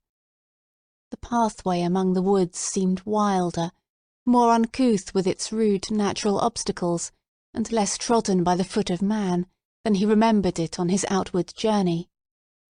But he leaped across the plashy places, thrust himself through the clinging underbrush, climbed the ascent, plunged into the hollow, and overcame, in short, all the difficulties of the track, with an unweariable activity that astonished him. He could not but recall how feebly, and with what frequent pauses for breath, he had toiled over the same ground only 2 days before. As he drew near the town, he took an impression of change from the series of familiar objects that presented themselves. It seemed not yesterday, not 1 nor 2, but many days, or even years ago, since he had quitted them. There indeed was each former trace of the street, as he remembered it, and all the peculiarities of the houses, with the due multitude of gable peaks, and a weathercock at every point where his memory suggested one. Not the less, however, came this importunately obtrusive sense of change. The same was true as regarded the acquaintances whom he met, and all the well-known shapes of human life about the little town. They looked neither older nor younger now. The beards of the aged were no whiter, nor could the creeping babe of yesterday walk on his feet today. It was impossible to describe in what respect they differed from the individuals on whom he had so recently bestowed a parting glance, and yet the minister's deepest sense seemed to inform him of their mutability. A similar impression struck him most remarkably as he passed under the walls of his own church. The edifice had so very strange, and yet so familiar an aspect, that Mr. Dimmesdale's mind vibrated between 2 ideas, either that he had seen it only in a dream hitherto, or that he was merely dreaming about it now. This phenomenon, in the various shapes which it assumed, indicated no external change, but so sudden and important a change in the spectator of the familiar scene, that the intervening space of a single day had operated on his consciousness like the lapse of years.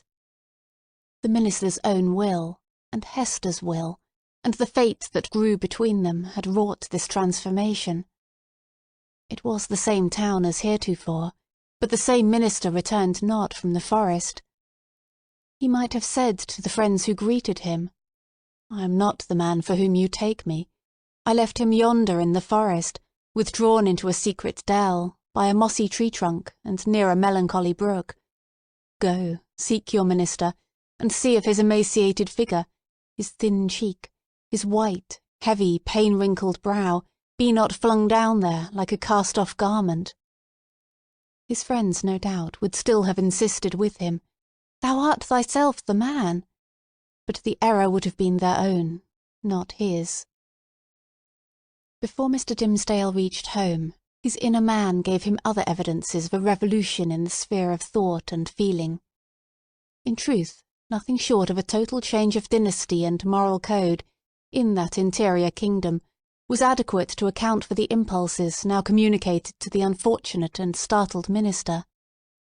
At every step he was incited to do some strange, wild, wicked thing or other, with a sense that it would be at once involuntary and intentional, in spite of himself, yet growing out of a still profounder self than that which opposed the impulse.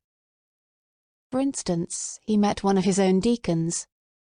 The good old man addressed him with the paternal affection and patriarchal privilege which his venerable age, his upright and holy character, and his station in the church entitled him to use, and, conjoined with this, the deep, almost worshipping respect which the minister's professional and private claims alike demanded. Never was there a more beautiful example of how the majesty of age and wisdom may comport with the obeisance and respect enjoined upon it, as from a lower social rank and inferior order of endowment towards a higher. Now, during a conversation of some 2 or 3 moments between the Reverend Mr. Dimmesdale and this excellent and hoary-bearded deacon, it was only by the most careful self-control that the former could refrain from uttering certain blasphemous suggestions that rose into his mind respecting the communion supper. He absolutely trembled and turned pale as ashes, lest his tongue should wag itself in utterance of these horrible matters, and plead his own consent for so doing, without his having fairly given it. And, even with this terror in his heart, he could hardly avoid laughing, to imagine how the sanctified old patriarchal deacon would have been petrified by his minister's impiety. Again, another incident of the same nature.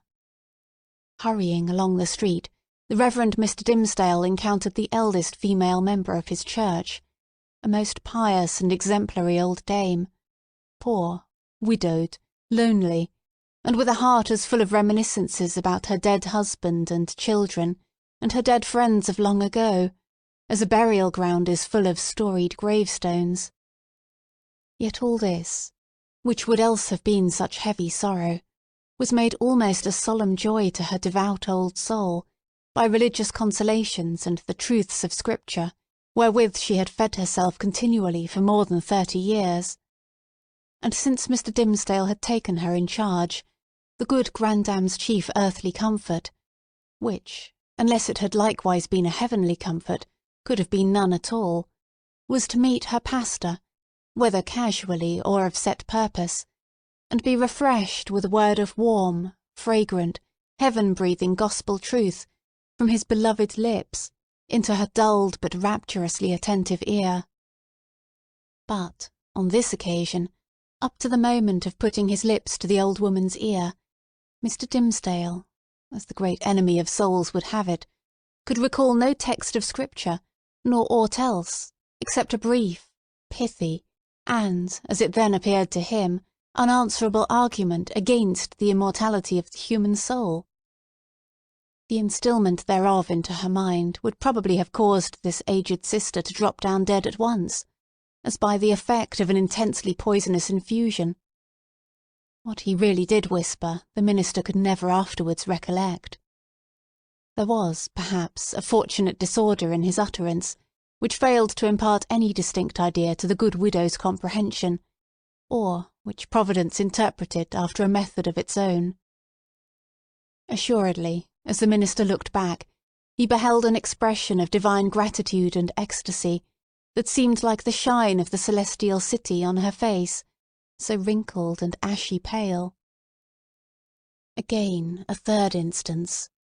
After parting from the old church member, he met the youngest sister of them all. It was a maiden newly won, and won by the Reverend Dimmesdale's own sermon on the Sabbath after his vigil, to barter the transitory pleasures of the world for the heavenly hope that was to assume brighter substance as life grew dark around her, and which would gild the utter gloom with final glory. She was fair and pure as a lily that had bloomed in paradise. The minister knew well that he was himself enshrined within the stainless sanctity of her heart, which hung its snowy curtains about his image, imparting to religion the warmth of love, and to love a religious purity. Satan, that afternoon, had surely led the poor girl away from her mother's side, and thrown her into the pathway of this sorely tempted, or, shall we not rather say, this lost and desperate man? As she drew nigh, the arch-fiend whispered him to condense into small compass, and drop into her tender bosom a germ of evil that would be sure to blossom darkly soon and bear black fruit betimes. Such was his sense of power over this virgin soul, trusting him as she did, but the minister felt potent to blight all the field of innocence with but one wicked look, and develop all its opposite with but a word. So, with a mightier struggle than he had yet sustained, he held his Geneva cloak before his face, and hurried onward, making no sign of recognition, and leaving the young sister to digest his rudeness as she might. She ransacked her conscience, which was full of harmless little matters, like her pocket or her work-book, and took herself to task, poor thing, for 1,000 imaginary faults, and went about her household duties with swollen eyelids the next morning. Before the minister had time to celebrate his victory over this last temptation, he was conscious of another impulse, more ludicrous and almost as horrible. It was, we blush to tell it was to stop short in the road, and teach some very wicked words to a knot of little Puritan children who were playing there, and had but just begun to talk. Denying himself this freak as unworthy of his cloth, he met a drunken seaman, one of the ship's crew from the Spanish Main. And here, since he had so valiantly forborne all other wickedness, poor Mr. Dimmesdale longed, at least, to shake hands with the tarry blackguard, and recreate himself with a few improper jests, such as dissolute sailors so abound with, and a volley of good, round, solid, satisfactory, and heaven-defying oaths. It was not so much a better principle, as partly his natural good taste, and still more his buckramed habit of clerical decorum, that carried him safely through the latter crisis. "What is it that haunts and tempts me thus?" cried the minister to himself at length, pausing in the street and striking his hand against his forehead. "Am I mad, or am I given over utterly to the fiend? Did I make a contract with him in the forest and sign it with my blood? And does he now summon me to its fulfilment by suggesting the performance of every wickedness which his most foul imagination can conceive?" At the moment when the Reverend Mr. Dimmesdale thus communed with himself, and struck his forehead with his hand, old Mistress Hibbins, the reputed witch lady, is said to have been passing by. She made a very grand appearance, having on a high head-dress, a rich gown of velvet, and a ruff done up with the famous yellow starch, of which Anne Turner, her especial friend, had taught her the secret, before this last good lady had been hanged for Sir Thomas Overbury's murder. Whether the witch had read the minister's thoughts or no, she came to a full stop, looked shrewdly into his face, smiled craftily, and, though little given to converse with clergymen, began a conversation. "So, reverend sir, you have made a visit into the forest," observed the witch lady, nodding her high head-dress at him. "The next time I pray you to allow me only a fair warning, and I shall be proud to bear you company. Without taking over much upon myself, my good word will go far towards gaining any strange gentleman a fair reception from yonder potentate you wot of." "I profess, madam," answered the clergyman, with a grave obeisance, such as the lady's rank demanded, and his own good breeding made imperative, "I profess, on my conscience and character, that I am utterly bewildered as touching the purport of your words. I went not into the forest to seek a potentate, neither do I, at any future time, design a visit thither, with a view to gaining the favour of such a personage. My one sufficient object was to greet that pious friend of mine, the Apostle Eliot, and rejoice with him over the many precious souls he hath won from heathendom." "Ha, ha, ha!" cackled the old witch lady, still nodding her high head-dress at the minister. "Well, well, we must needs talk thus in the daytime. You carry it off like an old hand. But at midnight, and in the forest, we shall have other talk together." She passed on with her aged stateliness, but often turning back her head and smiling at him, like one willing to recognise a secret intimacy of connection. "Have I then sold myself," thought the minister, "to the fiend whom, if men say true, this yellow-starched and velveted old hag has chosen for her prince and master?" The wretched minister! He had made a bargain very like it. Tempted by a dream of happiness, he had yielded himself, with deliberate choice, as he had never done before, to what he knew was deadly sin. And the infectious poison of that sin had been thus rapidly diffused throughout his moral system. It had stupefied all blessed impulses, and awakened into vivid life the whole brotherhood of bad ones. Scorn, bitterness, unprovoked malignity, gratuitous desire of ill, ridicule of whatever was good and holy, all awoke to tempt, even while they frightened him. And his encounter with old Mistress Hibbins, if it were a real incident, did but show his sympathy and fellowship with wicked mortals and the world of perverted spirits. He had by this time reached his dwelling on the edge of the burial ground, and, hastening up the stairs, took refuge in his study. The minister was glad to have reached this shelter without first betraying himself to the world by any of those strange and wicked eccentricities to which he had been continually impelled while passing through the streets. He entered the accustomed room, and looked around him on its books, its windows, its fireplace, and the tapestried comfort of the walls, with the same perception of strangeness that had haunted him throughout his walk from the forest dell into the town and thitherward.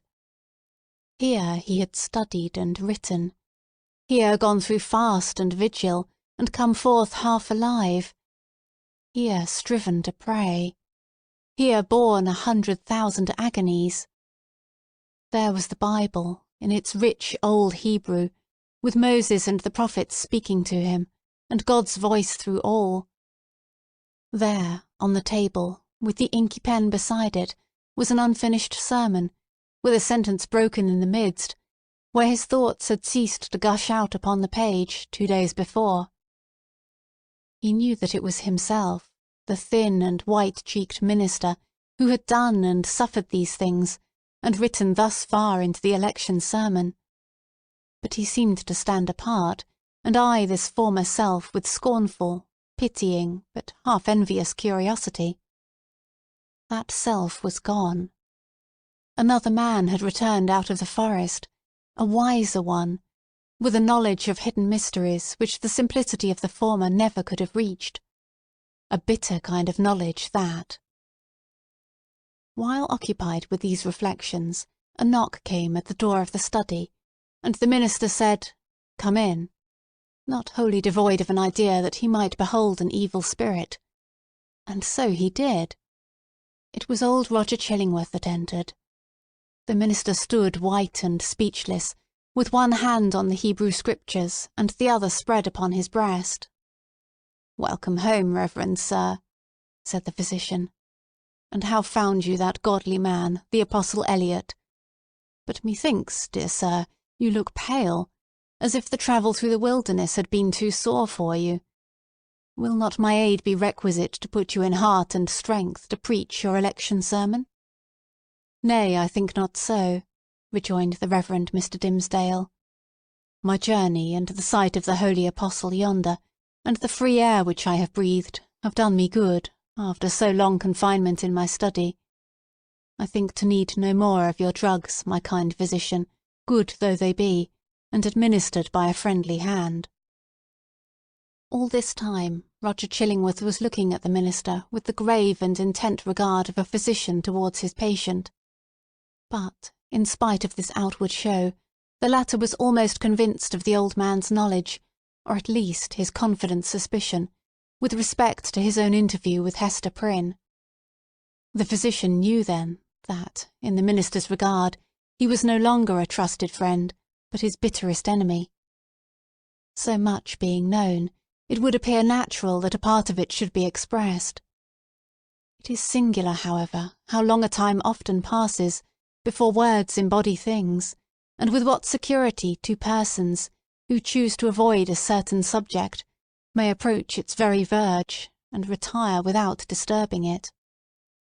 Thus the minister felt no apprehension that Roger Chillingworth would touch, in express words, upon the real position which they sustained towards one another.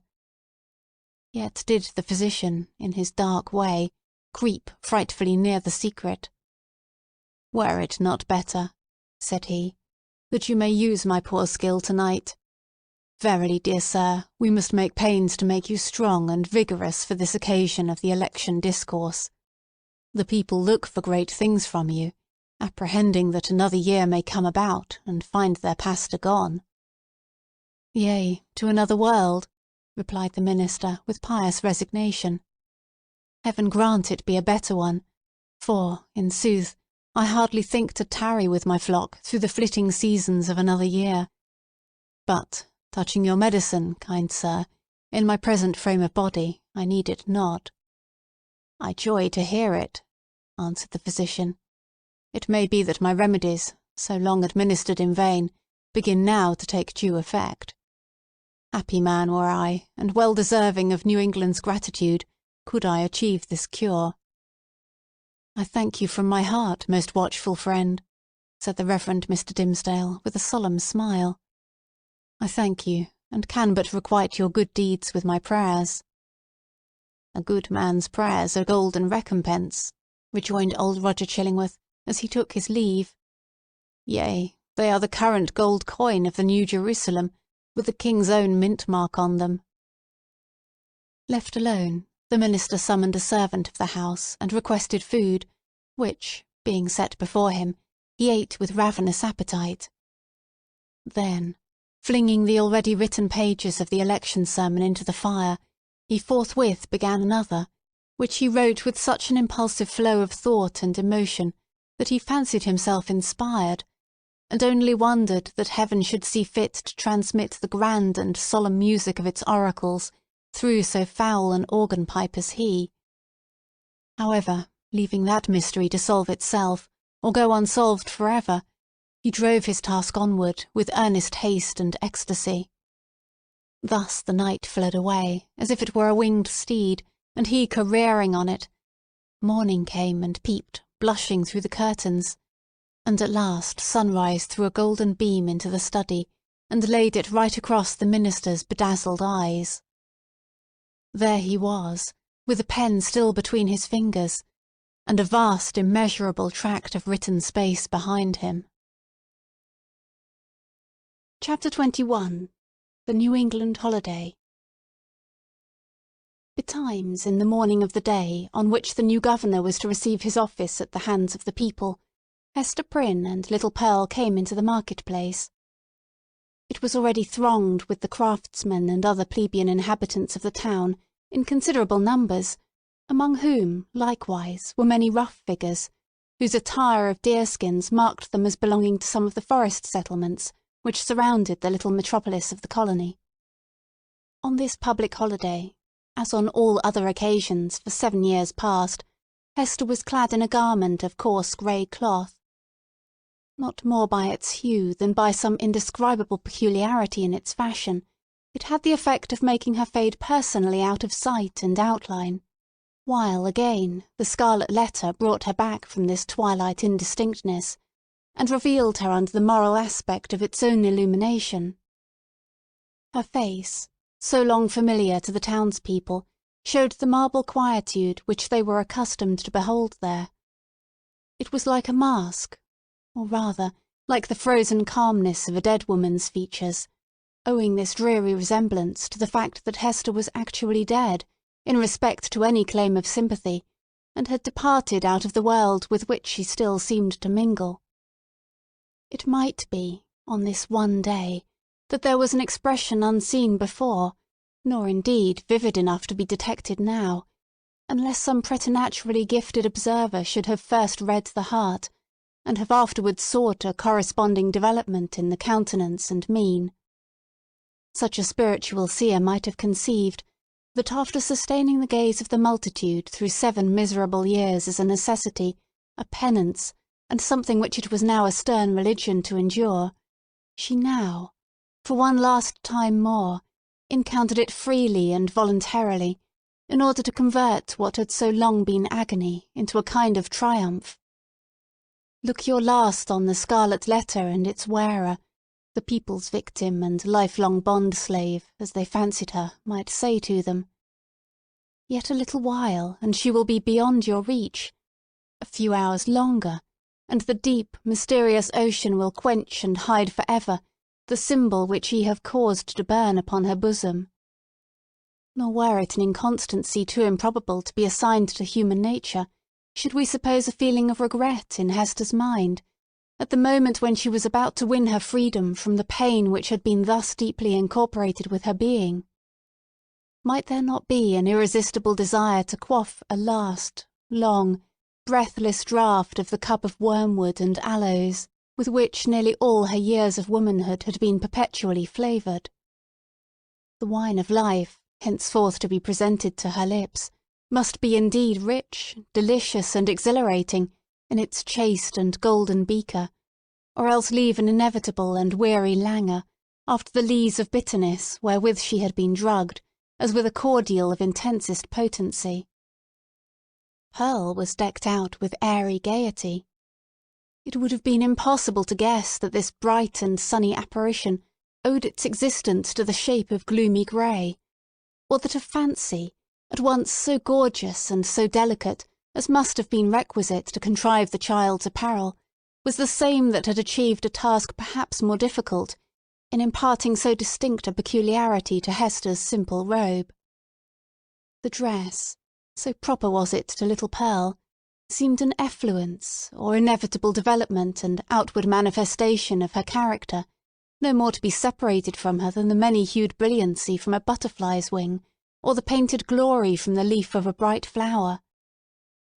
As with these, so with the child, her garb was all of one idea with her nature. On this eventful day, moreover, there was a certain singular inquietude and excitement in her mood, resembling nothing so much as the shimmer of a diamond, that sparkles and flashes with the varied throbbings of the breast on which it is displayed. Children have always a sympathy in the agitations of those connected with them, always especially a sense of any trouble or impending revolution, of whatever kind, in domestic circumstances, and therefore Pearl, who was the gem on her mother's unquiet bosom, betrayed, by the very dance of her spirits, the emotions which none could detect in the marble passiveness of Hester's brow. This effervescence made her flit with a bird-like movement, rather than walk by her mother's side. She broke continually into shouts of a wild, inarticulate, and sometimes piercing music. When they reached the market-place, she became still more restless on perceiving the stir and bustle that enlivened the spot, for it was usually more like the broad and lonesome green before a village meeting-house than the centre of a town's business. "Why, what is this, mother?" cried she. "Wherefore have all the people left their work to-day? Is it a play-day for the whole world? See, there is the blacksmith. He has washed his sooty face and put on his Sabbath-day clothes, and looks as if he would gladly be merry, if any kind body would only teach him how. And there is Master Brackett, the old jailer, nodding and smiling at me. Why does he do so, mother?" "He remembers thee a little babe, my child," answered Hester. "He should not nod and smile at me for all that, the black, grim, ugly-eyed old man," said Pearl. "He may nod at thee if he will, for thou art clad in grey and wearest the scarlet letter. But see, mother, how many faces of strange people, and Indians among them, and sailors! What have they all come to do here in the market-place?" "They wait to see the procession pass," said Hester. "For the governor and the magistrates are to go by, and the ministers, and all the great people and good people, with the music and the soldiers marching before them." "And will the minister be there?" asked Pearl. "And will he hold out both his hands to me, as when thou leddest me to him from the brookside?" "He will be there, child," answered her mother, "but he will not greet thee to-day, nor must thou greet him." "What a strange, sad man is he!" said the child, as if speaking partly to herself. "In the dark night-time he calls us to him, and holds thy hand and mine, as when we stood with him on the scaffold yonder. And in the deep forest, where only the old trees can hear, and the strip of sky sees it, he talks with thee, sitting on a heap of moss. And he kisses my forehead, too, so that the little brook would hardly wash it off. But here, in the sunny day, and among all the people, he knows us not, nor must we know him. A strange, sad man is he, with his hand always over his heart." "Be quiet, Pearl. Thou understandest not these things," said her mother. "Think not now of the minister, but look about thee, and see how cheery is everybody's face to-day. The children have come from their schools, and the grown people from their workshops and their fields, on purpose to be happy. For to-day a new man is beginning to rule over them, and so, as has been the custom of mankind ever since a nation was first gathered, they make merry and rejoice, as if a good and golden year were at length to pass over the poor old world."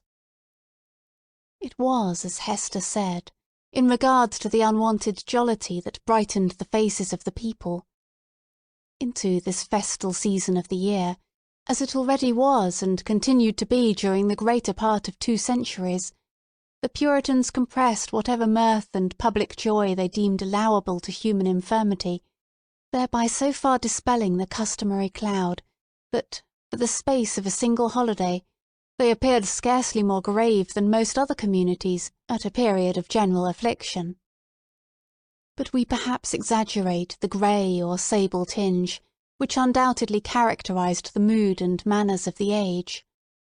The persons now in the market-place of Boston had not been born to an inheritance of puritanic gloom. They were native Englishmen, whose fathers had lived in the sunny richness of the Elizabethan epoch, a time when the life of England, viewed as one great mass, would appear to have been as stately, magnificent, and joyous as the world has ever witnessed. Had they followed their hereditary taste, the New England settlers would have illustrated all events of public importance by bonfires, banquets, pageantries, and processions. Nor would it have been impracticable, in the observance of majestic ceremonies, to combine mirthful recreation with solemnity, and give, as it were, a grotesque and brilliant embroidery to the great robe of state, which a nation, at such festivals, puts on. There was some shadow of an attempt of this kind in the mode of celebrating the day on which the political year of the colony commenced. The dim reflection of a remembered splendour, a colourless and manifold diluted repetition of what they had beheld in proud old London, we will not say at a royal coronation, but at a Lord Mayor's show, might be traced in the customs which our forefathers instituted with reference to the annual installation of magistrates. The fathers and founders of the Commonwealth, the statesman, the priest, and the soldier, deemed it a duty then to assume the outward state and majesty, which, in accordance with antique style, was looked upon as the proper garb of public or social eminence. All came forth to move in procession before the people's eye, and thus impart a needed dignity to the simple framework of a government so newly constructed. Then, too, the people were countenanced, if not encouraged, in relaxing the severe and close application to their various modes of rugged industry, which, at all other times, seemed of the same piece and material with their religion. Here, it is true, were none of the appliances which popular merriment would so readily have found in the England of Elizabeth's time, or that of James. No rude shows of the theatrical kind, no minstrel with his harp and legendary ballad, nor gleeman with an ape dancing to his music, no juggler with his tricks of mimic witchcraft, no merry Andrew, to stir up the multitude with jests, perhaps hundreds of years old, but still effective, by their appeals to the very broadest sources of mirthful sympathy. All such professors of the several branches of jocularity would have been sternly repressed, not only by the rigid discipline of law, but by the general sentiment which gives law its vitality. Not the less, however, the great honest face of the people smiled, grimly perhaps, but widely too. Nor were sports wanting, such as the colonists had witnessed and shared in long ago at the country fairs and on the village greens of England, and which it was thought well to keep alive on this new soil, for the sake of the courage and manliness that were essential in them. Wrestling matches, in the different fashions of Cornwall and Devonshire, were seen here and there about the market-place. In one corner there was a friendly bout at quarterstaff, and, what attracted most interest of all, on the platform of the pillory, already so noted in our pages, 2 masters of defence were commencing an exhibition with the buckler and broadsword. But, much to the disappointment of the crowd, this latter business was broken off by the interposition of the town beadle, who had no idea of permitting the majesty of the law to be violated by such an abuse of one of its consecrated places. It may not be too much to affirm, on the whole, the people being then in the first stages of joyless deportment, and the offspring of sires who had known how to be merry in their day, that they would compare favourably, in point of holiday-keeping, with their descendants, even at so long an interval as ourselves. Their immediate posterity, the generation next to the early emigrants, wore the blackest shade of Puritanism, and so darkened the national visage with it, that all the subsequent years have not sufficed to clear it up. We have yet to learn again the forgotten art of gaiety. The picture of human life in the market-place, though its general tint was the sad grey, brown, or black of the English emigrants, was yet enlivened by some diversity of hue. A party of Indians, in their savage finery of curiously embroidered deerskin robes, wampum belts, red and yellow ochre, and feathers, and armed with the bow and arrow and stone-headed spear, stood apart, with countenances of inflexible gravity, beyond what even the Puritan aspect could attain. Nor, wild as were these painted barbarians, were they the wildest feature of the scene. This distinction could more justly be claimed by some mariners, a part of the crew of the vessel from the Spanish Main, who had come ashore to see the humours of Election Day. They were rough-looking desperadoes, with sun-blackened faces and an immensity of beard. Their wide, short trousers were confined about the waist by belts, often clasped with a rough plate of gold, and sustaining always a long knife, and, in some instances, a sword. From beneath their broad-brimmed hats of palm-leaf gleamed eyes which, even in good nature and merriment, had a kind of animal ferocity. They transgressed, without fear or scruple, the rules of behaviour that were binding on all others, smoking tobacco under the beadle's very nose, though each whiff would have cost a townsman a shilling, and quaffing, at their pleasure, draughts of wine or aqua vitae from pocket-flasks, which they freely tendered to the gaping crowd around them. It remarkably characterized the incomplete morality of the age, rigid as we call it, that a licence was allowed the seafaring class, not merely for their freaks on shore, but for far more desperate deeds on their proper element. The sailor of that day would go near to be arraigned as a pirate in our own. There could be little doubt, for instance, that this very ship's crew, though no unfavourable specimens of the nautical brotherhood, had been guilty, as we should phrase it, of depredations on the Spanish commerce, such as would have perilled all their necks in a modern court of justice. But the sea, in those old times, heaved, swelled, and foamed, very much at its own will, or subject only to the tempestuous wind, with hardly any attempts at regulation by human law. The buccaneer on the wave might relinquish his calling, and become at once, if he chose, a man of probity and piety on land. Nor, even in the full career of his reckless life, was he regarded as a personage with whom it was disreputable to traffic or casually associate. Thus the Puritan elders, in their black cloaks, starched bands, and steeple-crowned hats, smiled not unbenignantly at the clamour and rude deportment of these jolly seafaring men, and it excited neither surprise nor animadversion when so reputable a citizen as old Roger Chillingworth, the physician, was seen to enter the market-place, in close and familiar talk with the commander of the questionable vessel. The latter was by far the most showy and gallant figure, so far as apparel went, anywhere to be seen among the multitude. He wore a profusion of ribbons on his garment, and gold lace on his hat, which was also encircled by a gold chain and surmounted with a feather. There was a sword at his side, and a sword cut on his forehead, which, by the arrangement of his hair, he seemed anxious rather to display than hide. A landsman could hardly have worn this garb, and shown this face, and worn and shown them both with such a galliard air, without undergoing stern question before a magistrate, and probably incurring fine or imprisonment, or perhaps an exhibition in the stocks. As regarded the shipmaster, however, all was looked upon as pertaining to the character, as to a fish his glistening scales. After parting from the physician, the commander of the Bristol ship strolled idly through the market-place, until, happening to approach the spot where Hester Prynne was standing, he appeared to recognise, and did not hesitate to address her.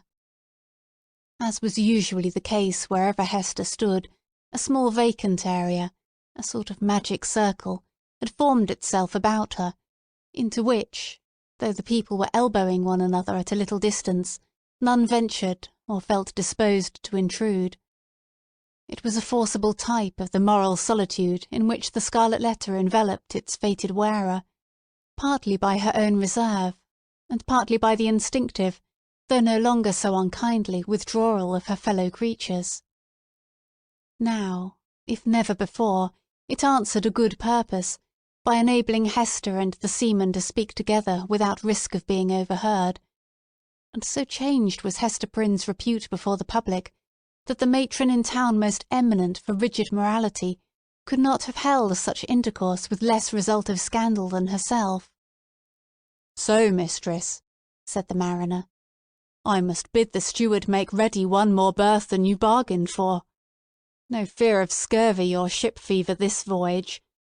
What with the ship's surgeon and this other doctor, our only danger will be from drug or pill, more by token, as there is a lot of apothecary's stuff aboard, which I traded for with a Spanish vessel."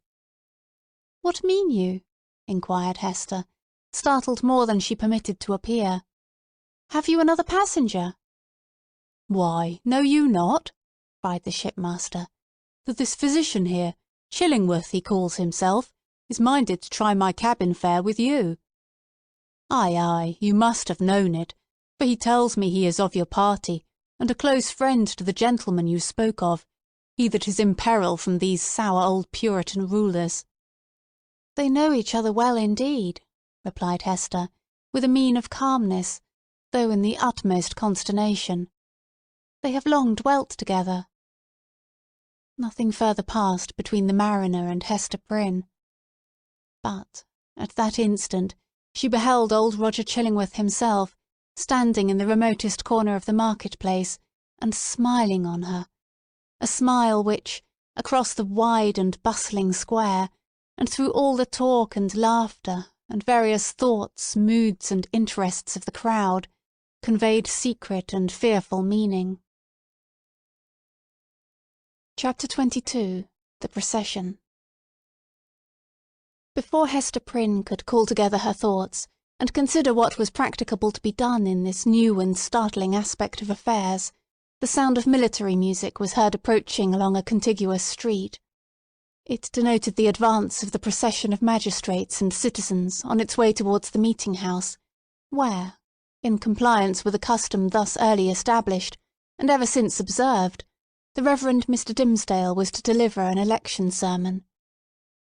Soon the head of the procession showed itself, with a slow and stately march, turning a corner and making its way across the market-place.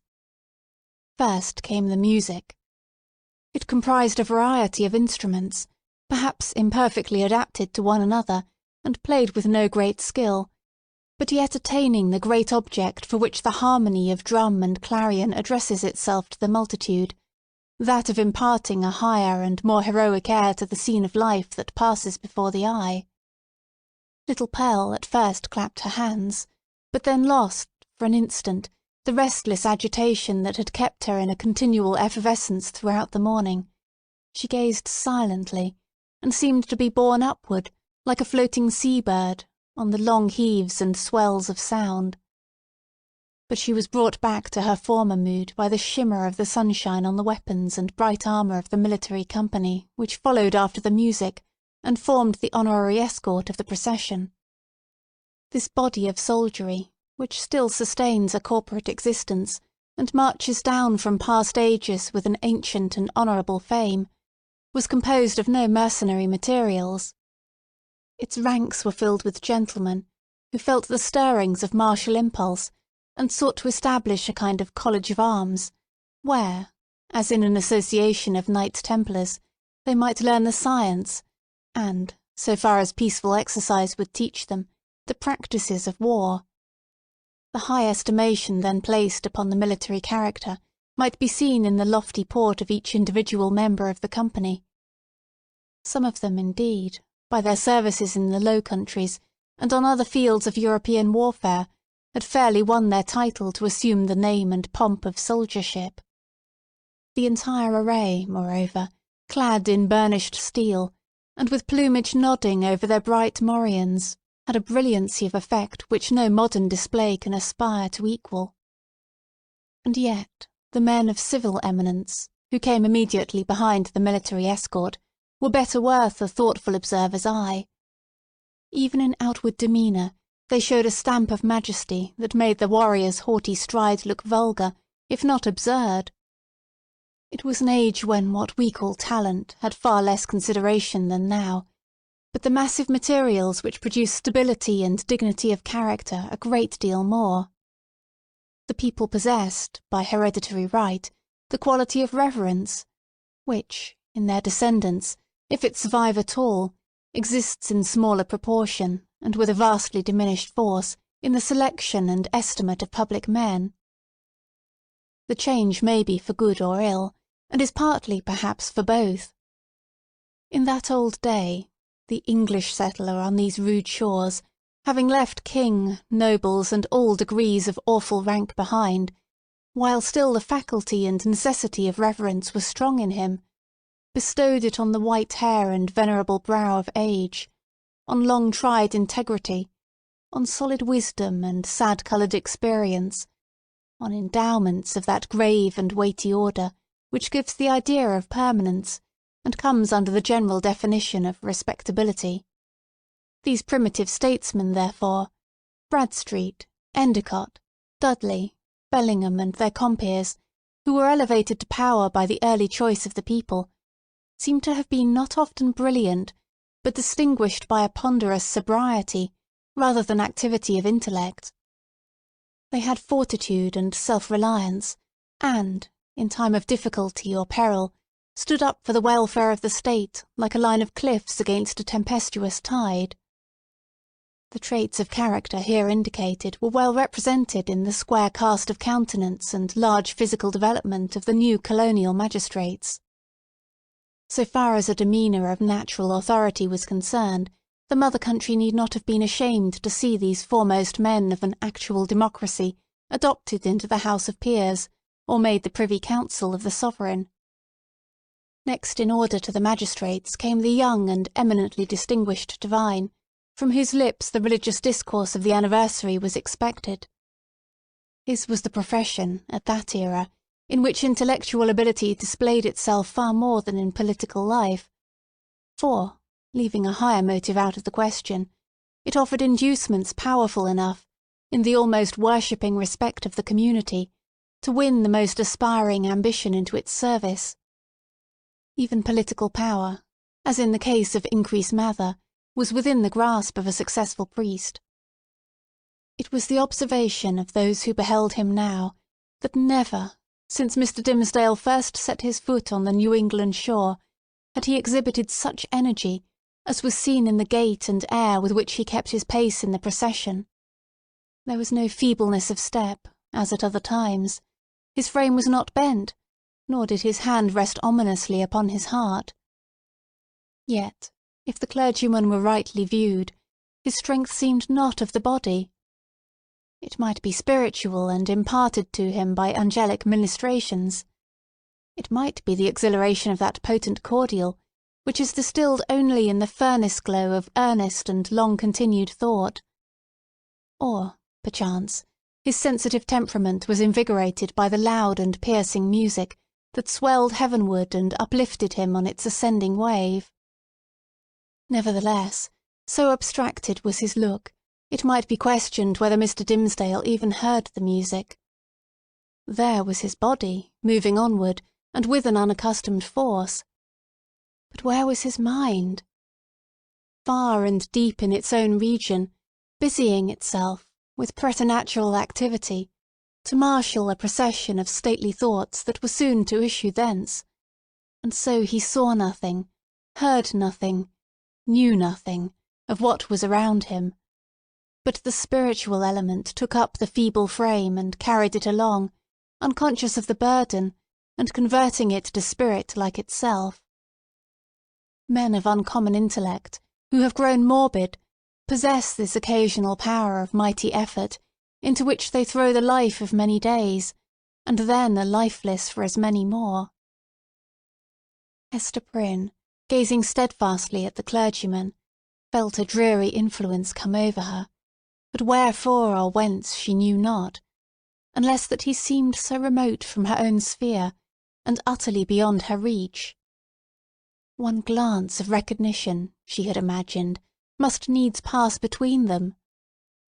She thought of the dim forest, with its little dell of solitude, and love, and anguish, and the mossy tree trunk, where, sitting hand in hand, they had mingled their sad and passionate talk with the melancholy murmur of the brook.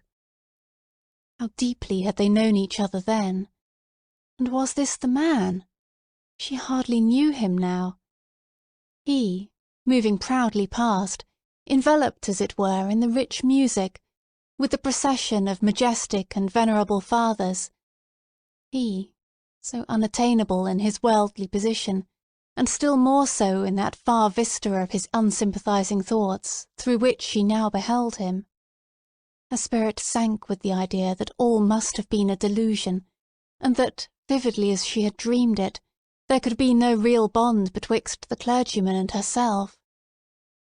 And thus much of woman was there in Hester, that she could scarcely forgive him, least of all now, when the heavy footstep of their approaching fate might be heard, nearer, nearer, nearer, for being able so completely to withdraw himself from their mutual world, while she groped darkly and stretched forth her cold hands and found him not. Pearl either saw and responded to her mother's feelings, or herself felt the remoteness and intangibility that had fallen around the minister. While the procession passed, the child was uneasy, fluttering up and down, like a bird on the point of taking flight. When the whole had gone by, she looked up into Hester's face. "Mother," said she, "was that the same minister that kissed me by the brook?" "Hold thy peace, dear little Pearl," whispered her mother. "We must not always talk in the market-place of what happens to us in the forest." "I could not be sure that it was he, so strange he looked," continued the child. "Else I would have run to him, and bid him kiss me now, before all the people, even as he did yonder among the dark old trees. What would the minister have said, mother? Would he have clapped his hand over his heart, and scowled on me, and bid me begone?" "What should he say, Pearl?" answered Hester, "save that it was no time to kiss, and that kisses are not to be given in the market-place. Well for thee, foolish child, that thou didst not speak to him." Another shade of the same sentiment, in reference to Mr. Dimmesdale, was expressed by a person whose eccentricities, or insanity as we should term it, led her to do what few of the townspeople would have ventured on, to begin a conversation with the wearer of the scarlet letter, in public. It was Mistress Hibbins, who, arrayed in great magnificence, with a triple ruff, a broidered stomacher, a gown of rich velvet, and a gold-headed cane, had come forth to see the procession. As this ancient lady had the renown, which subsequently cost her no less a price than her life, of being a principal actor in all the works of necromancy that were continually going forward, the crowd gave way before her, and seemed to fear the touch of her garment, as if it carried the plague among its gorgeous folds. Seen in conjunction with Hester Prynne, Kindly as so many now felt towards the latter, the dread inspired by Mistress Hibbins was doubled, and caused a general movement from that part of the market-place in which the two women stood. "Now, what mortal imagination could conceive it?" whispered the old lady confidentially to Hester. "Yonder divine man, that saint on earth, as the people uphold him to be, and as, I must needs say, he really looks. Who now, that saw him pass in the procession, would think how little while it is since he went forth out of his study, chewing a Hebrew text of Scripture in his mouth, I warrant, to take an airing in the forest? Aha! We know what that means, Hester Prynne. But truly, forsooth, I find it hard to believe him the same man. Many a church member saw I, walking behind the music, that has danced in the same measure with me, when somebody was fiddler, and, it might be, an Indian powwow or a Lapland wizard changing hands with us. That is but a trifle when a woman knows the world. But this minister! Couldst thou surely tell, Hester, whether he was the same man that encountered thee on the forest path?" "Madam, I know not of what you speak," answered Hester Prynne, feeling Mistress Hibbins to be of infirm mind, yet strangely startled and awe-stricken by the confidence with which she affirmed a personal connection between so many persons, herself among them, and the Evil One. "It is not for me to talk lightly of a learned and pious minister of the word like the Reverend Mr. Dimmesdale." "Fie, woman, fie!" cried the old lady, shaking her finger at Hester. "Dost thou think I have been to the forest so many times, and have yet no skill to judge who else has been there? Yea, though no leaf of the wild garlands, which they wore while they danced, be left in their hair. I know thee, Hester, for I behold the token. We may all see it in the sunshine, and it glows like a red flame in the dark. Thou wearest it openly, so there need be no question about that. But this minister! Let me tell thee, in thine ear. When the black man sees one of his own servants, signed and sealed, so shy of owning to the bond as is the Reverend Mr. Dimmesdale, he hath a way of ordering matters so that the mark shall be disclosed in open daylight to the eyes of all the world.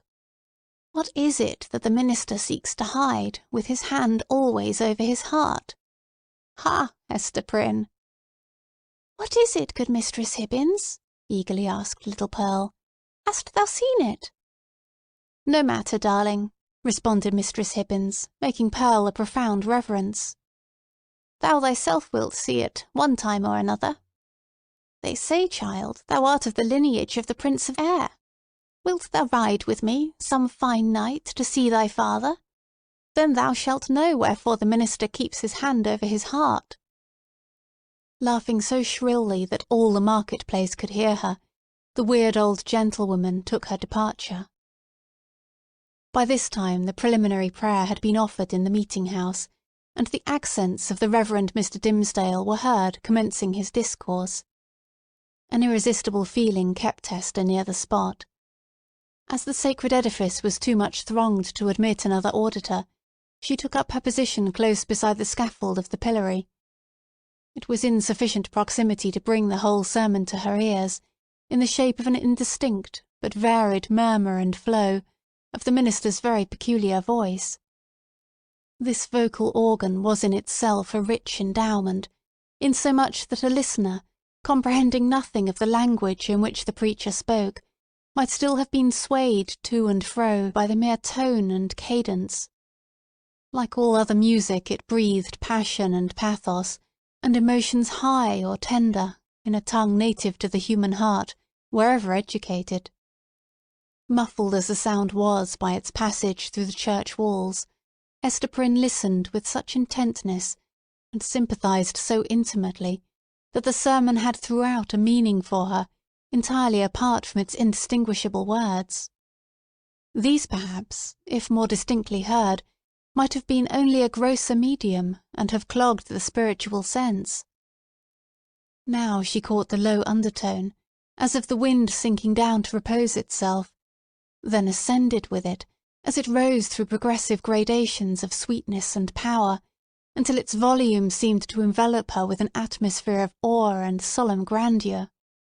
And yet, majestic as the voice sometimes became, there was forever in it an essential character of plaintiveness. A loud or low expression of anguish, the whisper or the shriek, as it might be conceived, of suffering humanity, that touched a sensibility in every bosom. At times this deep strain of pathos was all that could be heard, and scarcely heard, sighing amid a desolate silence. But even when the minister's voice grew high and commanding, when it gushed irrepressibly upward, when it assumed its utmost breadth and power, so overfilling the church as to burst its way through the solid walls and diffuse itself in the open air, still, if the auditor listened intently, and for the purpose, he could detect the same cry of pain. What was it?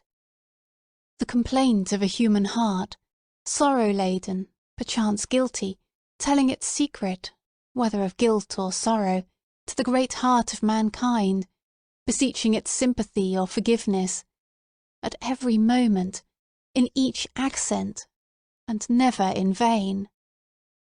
It was this profound and continual undertone that gave the clergyman his most appropriate power. During all this time Hester stood, statue-like, at the foot of the scaffold. If the minister's voice had not kept her there would nevertheless have been an inevitable magnetism in that spot, whence she dated the first hour of her life of ignominy. There was a sense within her, too ill-defined to be made a thought, but weighing heavily on her mind, that her whole orb of life, both before and after, was connected with this spot, as with the one point that gave it unity. Little Pearl, meanwhile, had quitted her mother's side, and was playing at her own will about the market-place. She made the sombre crowd cheerful by her erratic and glistening ray, even as a bird of bright plumage illuminates a whole tree of dusky foliage, by darting to and fro, half seen and half concealed amid the twilight of the clustering leaves. She had an undulating, but oftentimes a sharp and irregular movement. It indicated the restless vivacity of her spirit, which today was doubly indefatigable in its tiptoe dance, because it was played upon and vibrated with her mother's disquietude. Whenever Pearl saw anything to excite her ever-active and wandering curiosity, she flew thitherward, and, as we might say, seized upon that man or thing as her own property, so far as she desired it, but without yielding the minutest degree of control over her motions in requital. The Puritans looked on, and, if they smiled, were none the less inclined to pronounce the child a demon offspring, from the indescribable charm of beauty and eccentricity that shone through her little figure, and sparkled with its activity. She ran and looked the wild Indian in the face, and he grew conscious of a nature wilder than his own. Thence, with native audacity, but still with a reserve as characteristic, she flew into the midst of a group of mariners, the swarthy-cheeked wild men of the ocean, as the Indians were of the land, and they glanced wonderingly and admiringly at Pearl, as if a flake of the sea-foam had taken the shape of a little maid, and were gifted with a soul of the sea-fire that flashes beneath the prow in the night-time.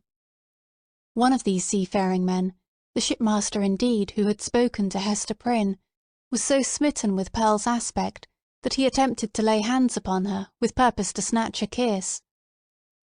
Finding it as impossible to touch her as to catch a humming-bird in the air, he took from his hat the gold chain that was twisted about it, and threw it to the child. Pearl immediately twined it around her neck and waist, with such happy skill that, once seen there, it became a part of her, and it was difficult to imagine her without it. "Thy mother is yonder woman with the scarlet letter," said the seaman. "Wilt thou carry her a message from me?" "If the message pleases me, I will," answered Pearl. "Then tell her," rejoined he, "that I spake again with the black-visaged, hump-shouldered old doctor, and he engages to bring his friend, the gentleman she wots of, aboard with him. So let thy mother take no thought, save for herself and thee. Wilt thou tell her this, thou witch baby?" "Mistress Hibbins says my father is the Prince of the Air," cried Pearl, with a naughty smile. "If thou callest me that ill name, I shall tell him of thee, and he will chase thy ship with a tempest." Pursuing a zigzag course across the market-place, the child returned to her mother and communicated what the mariner had said. Esther's strong, calm, steadfastly enduring spirit almost sank, at last, on beholding this dark and grim countenance of an inevitable doom, which, at the moment when a passage seemed to open for the minister and herself out of their labyrinth of misery, showed itself, with an unrelenting smile, right in the midst of their path. With her mind harassed by the terrible perplexity in which the shipmaster's intelligence involved her, she was also subjected to another trial. There were many people present, from the country round about, who had often heard of the Scarlet Letter, and to whom it had been made terrific by 100 false or exaggerated rumours, but who had never beheld it with their own bodily eyes. These, after exhausting other modes of amusement, now thronged about Hester Prynne with rude and boorish intrusiveness. Unscrupulous as it was, however, it could not bring them nearer than a circuit of several yards. At that distance they accordingly stood, fixed there by the centrifugal force of the repugnance which the mystical symbol inspired. The whole gang of sailors, likewise, observing the press of spectators, and learning the purport of the Scarlet Letter, came and thrust their sunburnt and desperado-looking faces into the ring. Even the Indians were affected by a sort of cold shadow of the white man's curiosity, and, gliding through the crowd, fastened their snake-like black eyes on Hester's bosom, conceiving, perhaps, that the wearer of this brilliantly embroidered badge must needs be a personage of high dignity among her people. Lastly, the inhabitants of the town, their own interest in this worn-out subject languidly reviving itself, by sympathy with what they saw others feel, lounged idly to the same quarter, and tormented Hester Prynne, perhaps more than all the rest, with their cool, well-acquainted gaze at her familiar shame. Hester saw and recognised the self-same faces of that group of matrons who had awaited her forthcoming from the prison door 7 years ago, all save one, the youngest and only compassionate among them, whose burial robe she had since made.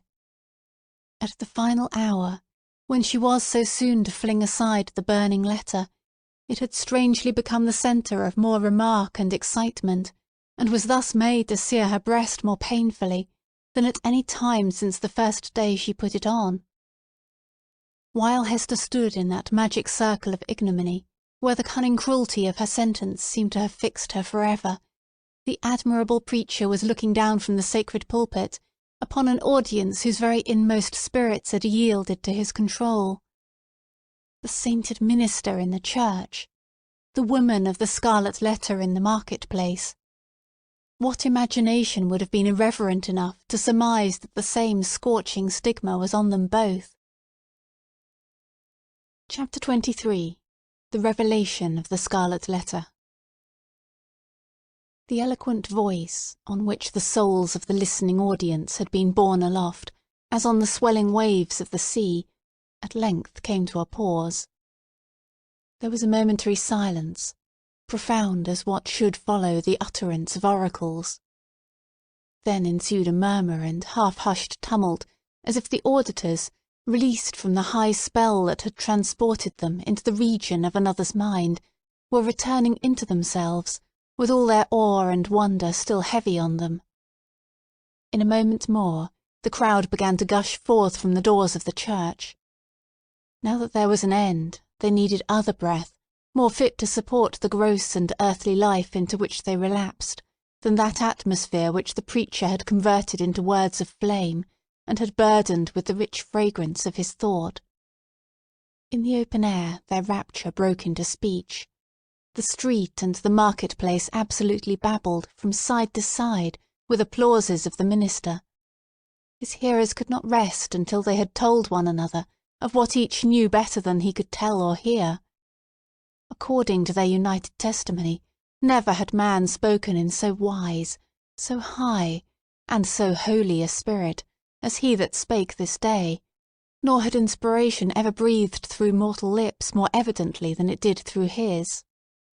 Its influence could be seen, as it were, descending upon him and possessing him, and continually lifting him out of the written discourse that lay before him, and filling him with ideas that must have been as marvellous to himself as to his audience. His subject, it appeared, had been the relation between the Deity and the communities of mankind, with a special reference to the New England which they were here planting in the wilderness. And, as he drew towards the close, a spirit as of prophecy had come upon him, constraining him to its purpose as mightily as the old prophets of Israel were constrained, only with this difference, that, whereas the Jewish seers had denounced judgments and ruin on their country, it was his mission to foretell a high and glorious destiny for the newly gathered people of the Lord. But, throughout it all, and through the whole discourse, there had been a certain deep, sad undertone of pathos, which could not be interpreted otherwise than as the natural regret of one soon to pass away. Yes, their minister whom they so loved, and who so loved them all that he could not depart heavenward without a sigh, had the foreboding of untimely death upon him, and would soon leave them in their tears. This idea of his transitory stay on earth gave the last emphasis to the effect which the preacher had produced.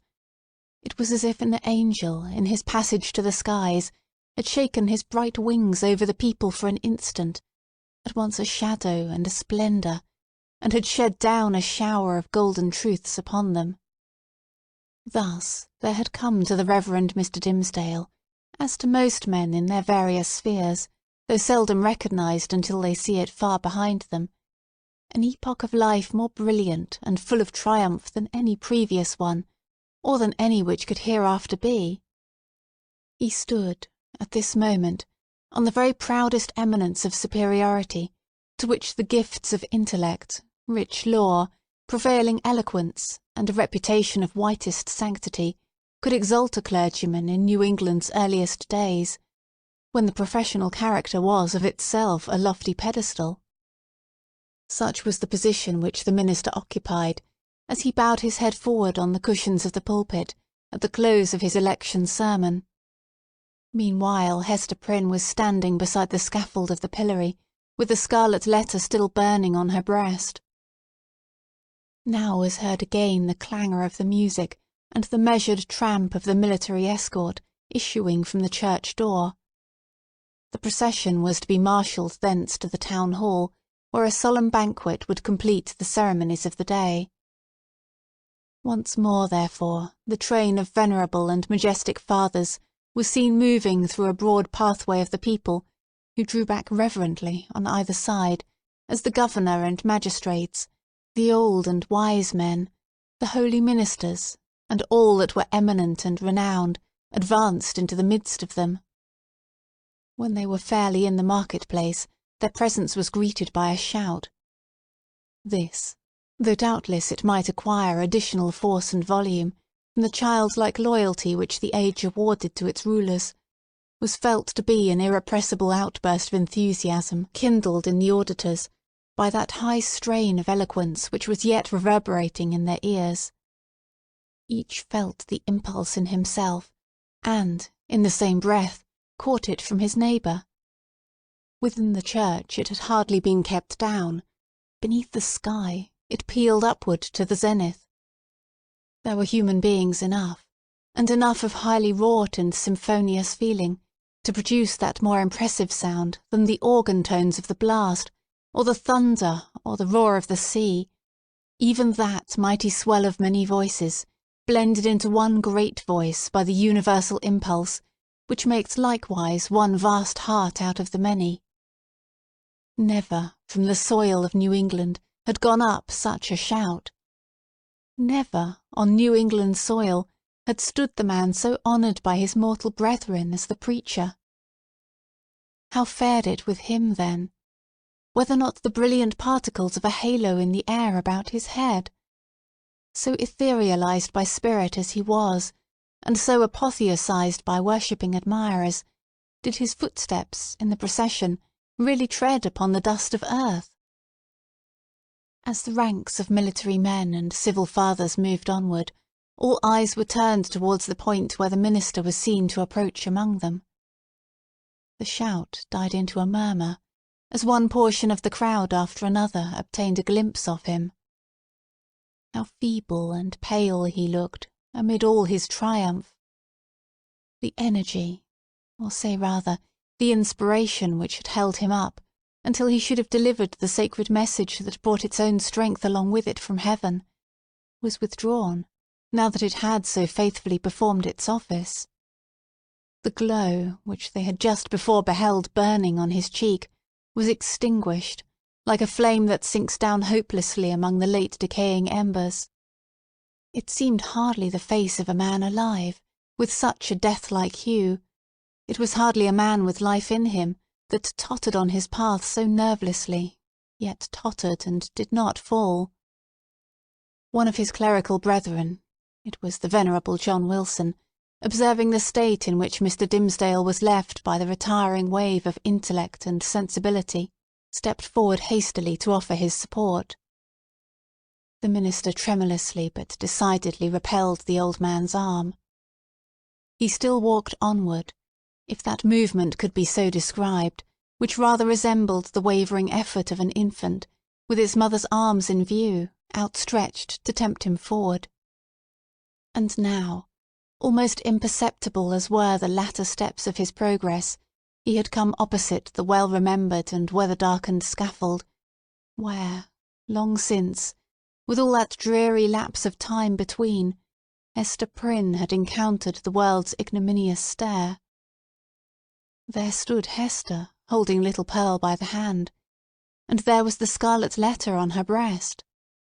The minister here made a pause, although the music still played the stately and rejoicing march to which the procession moved. It summoned him onward, onward to the festival, but here he made a pause.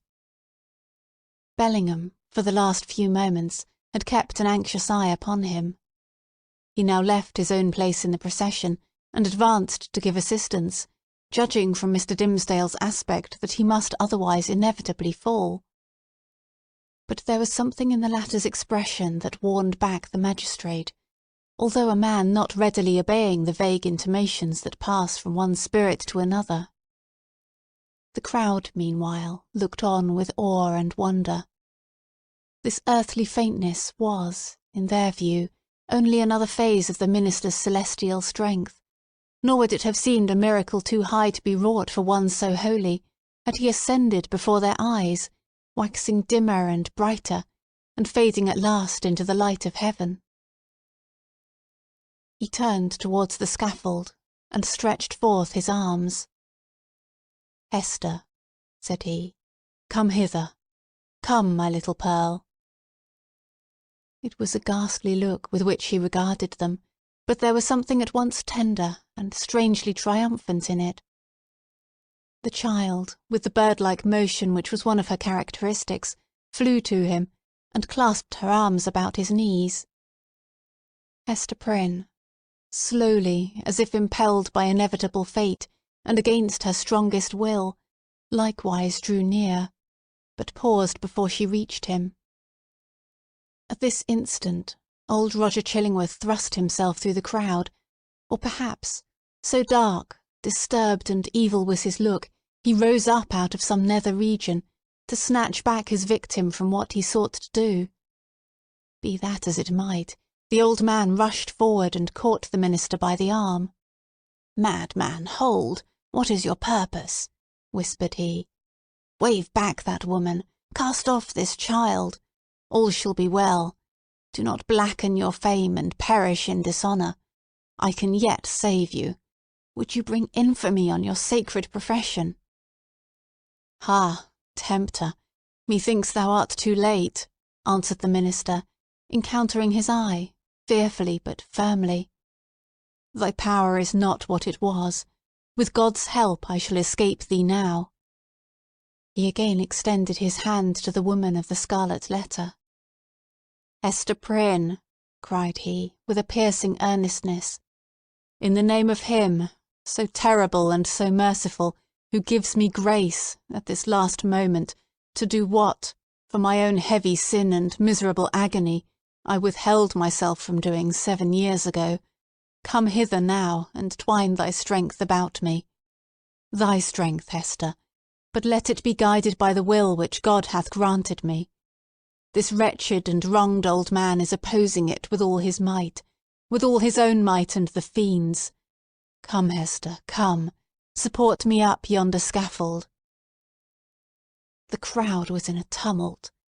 The men of rank and dignity, who stood more immediately about the clergyman, were so taken by surprise, and so perplexed as to the purport of what they saw, unable to receive the explanation which most readily presented itself, or to imagine any other, that they remained silent and inactive spectators of the judgment which Providence seemed about to work. They beheld the minister, leaning on Hester's shoulder, and supported by her arm around him, approach the scaffold and ascend its steps, while still the little hand of the sin-born child was clasped in his. Old Roger Chillingworth followed, as one intimately connected with the drama of guilt and sorrow, in which they had all been actors, and well entitled, therefore, to be present at its closing scene. "Hadst thou sought the whole earth over," said he, looking darkly at the clergyman, "there was no one place so secret, no high place nor lowly place, where thou couldst have escaped me, save on this very scaffold." "Thanks be to him who hath led me hither," answered the minister. Yet he trembled, and turned to Hester with an expression of doubt and anxiety in his eyes, not the less evidently betrayed that there was a feeble smile upon his lips. "Is not this better," murmured he, "than what we dreamed of in the forest?" "I know not, she hurriedly replied. "Better? Yea, so we may both die, and little Pearl die with us." "For thee and Pearl, be it as God shall order," said the minister. "And God is merciful. Let me now do the will which he hath made plain before my sight. For Hester, I am a dying man, so let me make haste to take my shame upon me."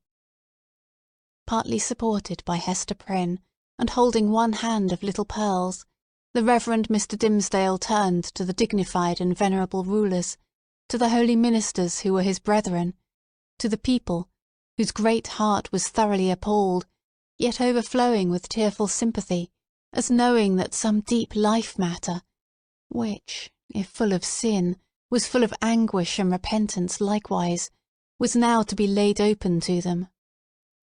The sun, but little past its meridian, shone down upon the clergyman, and gave a distinctness to his figure, as he stood out from all the earth, to put in his plea of guilty at the bar of eternal justice.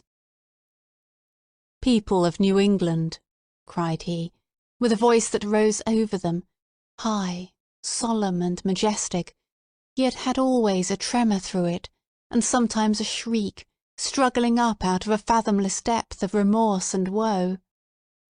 "Ye that have loved me, ye that have deemed me holy, behold me here, the one sinner of the world. At last, I stand upon the spot where, 7 years since, I should have stood, here with this woman, whose arm, more than the little strength wherewith I have crept hitherward, sustains me, at this dreadful moment, from grovelling down upon my face. Lo, the scarlet letter which Hester wears. Ye have all shuddered at it. Wherever her walk hath been, wherever, so miserably burdened, she might have hoped to find repose, it hath cast a lurid gleam of awe and horrible repugnance round about her. But there stood one in the midst of you, at whose brand of sin and infamy ye have not shuddered." It seemed, at this point, as if the minister must leave the remainder of his secret undisclosed. But he fought back the bodily weakness, and still more the faintness of heart, that was striving for the mastery with him. He threw off all assistance, and stepped passionately forward a pace before the woman and the child. "It was on him," he continued, with a kind of fierceness, so determined was he to speak out the whole. God's eye beheld it. The angels were forever pointing at it. The devil knew it well, and fretted it continually with the touch of his burning finger. But he hid it cunningly from men, and walked among you with the mien of a spirit, mournful, because so pure in a sinful world, and sad, because he missed his heavenly kindred. Now, at the death hour, he stands up before you. He bids you look again at Hester's scarlet letter. He tells you that, with all its mysterious horror, it is but the shadow of what he bears on his own breast, and that even this, his own red stigma, is no more than the type of what has seared his inmost heart. Stand any here that question God's judgment on a sinner. Behold, behold a dreadful witness of it. With a convulsive motion he tore away the ministerial band from before his breast. It was revealed. But it were irreverent to describe that revelation. For an instant the gaze of the horror-stricken multitude was concentrated on the ghastly miracle, while the minister stood, with a flush of triumph in his face, as one who in the crisis of acutest pain had won a victory. Then down he sank upon the scaffold. Hester partly raised him, and supported his head against her bosom. Old Roger Chillingworth knelt down beside him, with a blank, dull countenance out of which the life seemed to have departed. "Thou hast escaped me," he repeated more than once. "Thou hast escaped me." "May God forgive thee," said the minister. "Thou too hast deeply sinned." He withdrew his dying eyes from the old man and fixed them on the woman and the child. "My little Pearl," said he feebly, and there was a sweet and gentle smile over his face, as of a spirit sinking into deep repose. Nay, now that the burden was removed, it seemed almost as if he would be sportive with the child. "Dear little Pearl, wilt thou kiss me now? Thou wouldst not yonder in the forest, but now thou wilt." Pearl kissed his lips. A spell was broken. The great scene of grief, in which the wild infant bore a part, had developed all her sympathies, and, as her tears fell upon her father's cheek, they were the pledge that she would grow up amid human joy and sorrow, nor forever do battle with the world, but be a woman in it. Towards her mother, too, Pearl's errand as a messenger of anguish was all fulfilled. "Hester," said the clergyman, "farewell." "Shall we not meet again?" whispered she, bending her face down close to his. "Shall we not spend our immortal life together? Surely, surely we have ransomed one another with all this woe. Thou lookest far into eternity with those bright dying eyes. Then tell me what thou seest." "Hush, Hester, hush," said he with tremulous solemnity. "The law we broke, the sin here so awfully revealed, let these alone be in thy thoughts. I fear. It may be that, when we forgot our God, when we violated our reverence each for the other's soul, it was thenceforth vain to hope that we could meet hereafter, in an everlasting and pure reunion.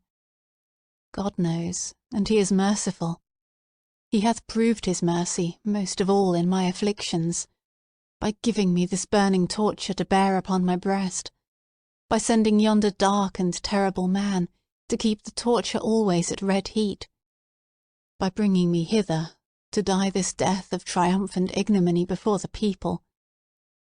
Had either of these agonies been wanting, I had been lost for ever. Praised is his name. His will be done. Farewell." That final word came forth with the minister's expiring breath.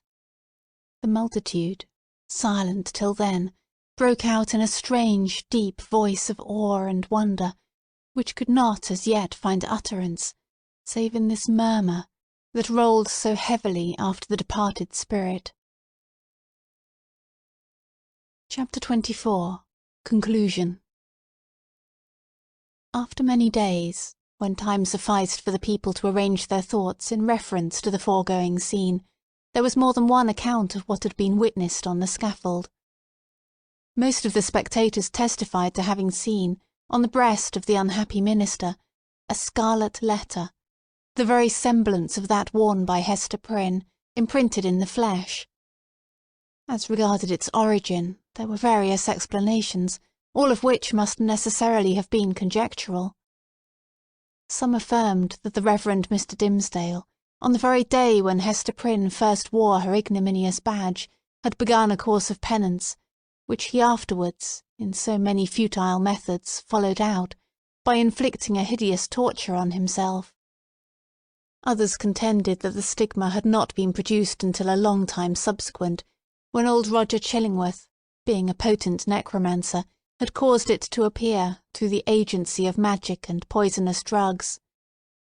Others again, and those best able to appreciate the minister's peculiar sensibility and the wonderful operation of his spirit upon the body, whispered their belief that the awful symbol was the effect of the ever-active tooth of remorse, gnawing from the inmost heart outward, and at last manifesting heaven's dreadful judgment by the visible presence of the letter.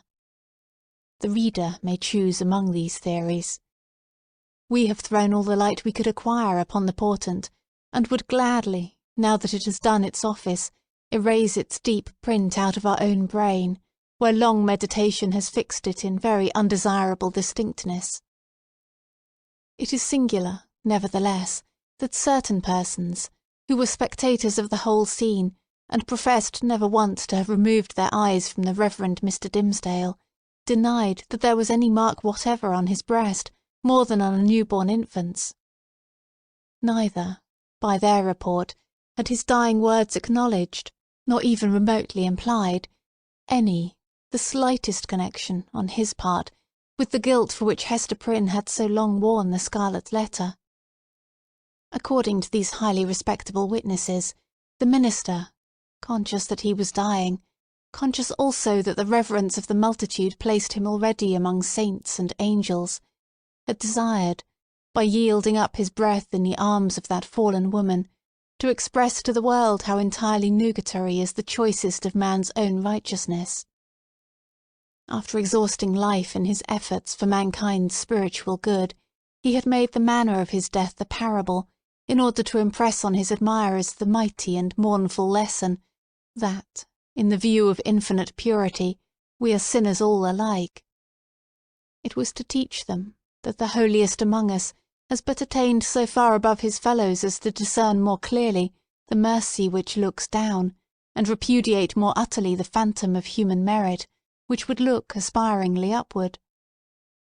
Without disputing a truth so momentous, we must be allowed to consider this version of Mr. Dimmesdale's story as only an instance of that stubborn fidelity with which a man's friends, and especially a clergyman's, will sometimes uphold his character, when proofs, clear as the midday sunshine on the scarlet letter, establish him a false and sin-stained creature of the dust. The authority which we have chiefly followed, a manuscript of old date, drawn up from the verbal testimony of individuals, some of whom had known Hester Prynne, while others had heard the tale from contemporary witnesses, fully confirms the view taken in the foregoing pages.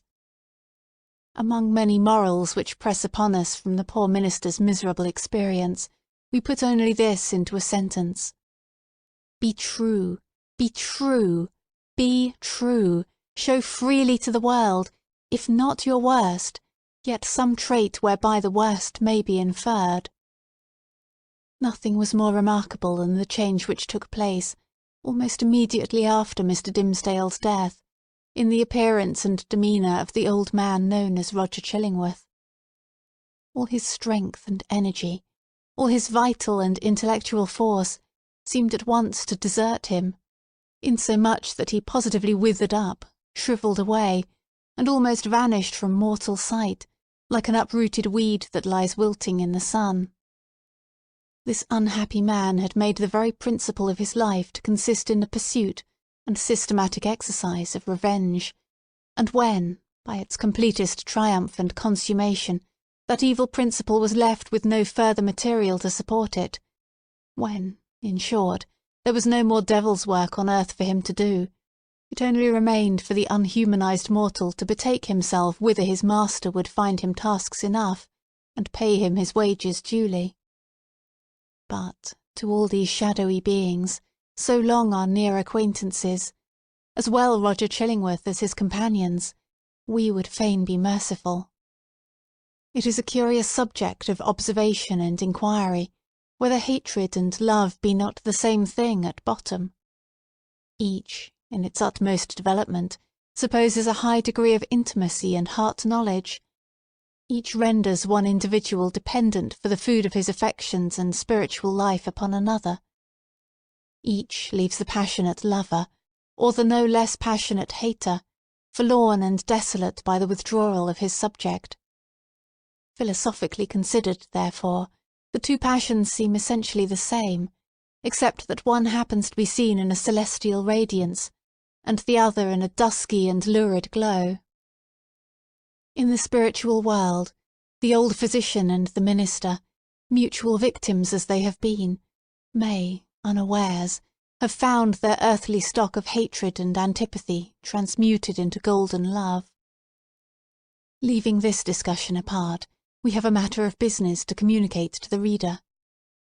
At old Roger Chillingworth's decease, which took place within the year, and by his last will and testament, of which Governor Bellingham and the Reverend Mr. Wilson were executors, he bequeathed a very considerable amount of property, both here and in England, to little Pearl, the daughter of Hester Prynne.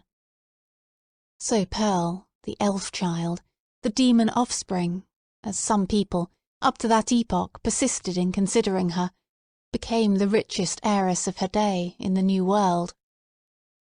Not improbably, this circumstance wrought a very material change in the public estimation, and, had the mother and child remained here, little Pearl, at a marriageable period of life, might have mingled her wild blood with the lineage of the devoutest Puritan among them all. But, in no long time after the physician's death, the wearer of the scarlet letter disappeared, and Pearl along with her.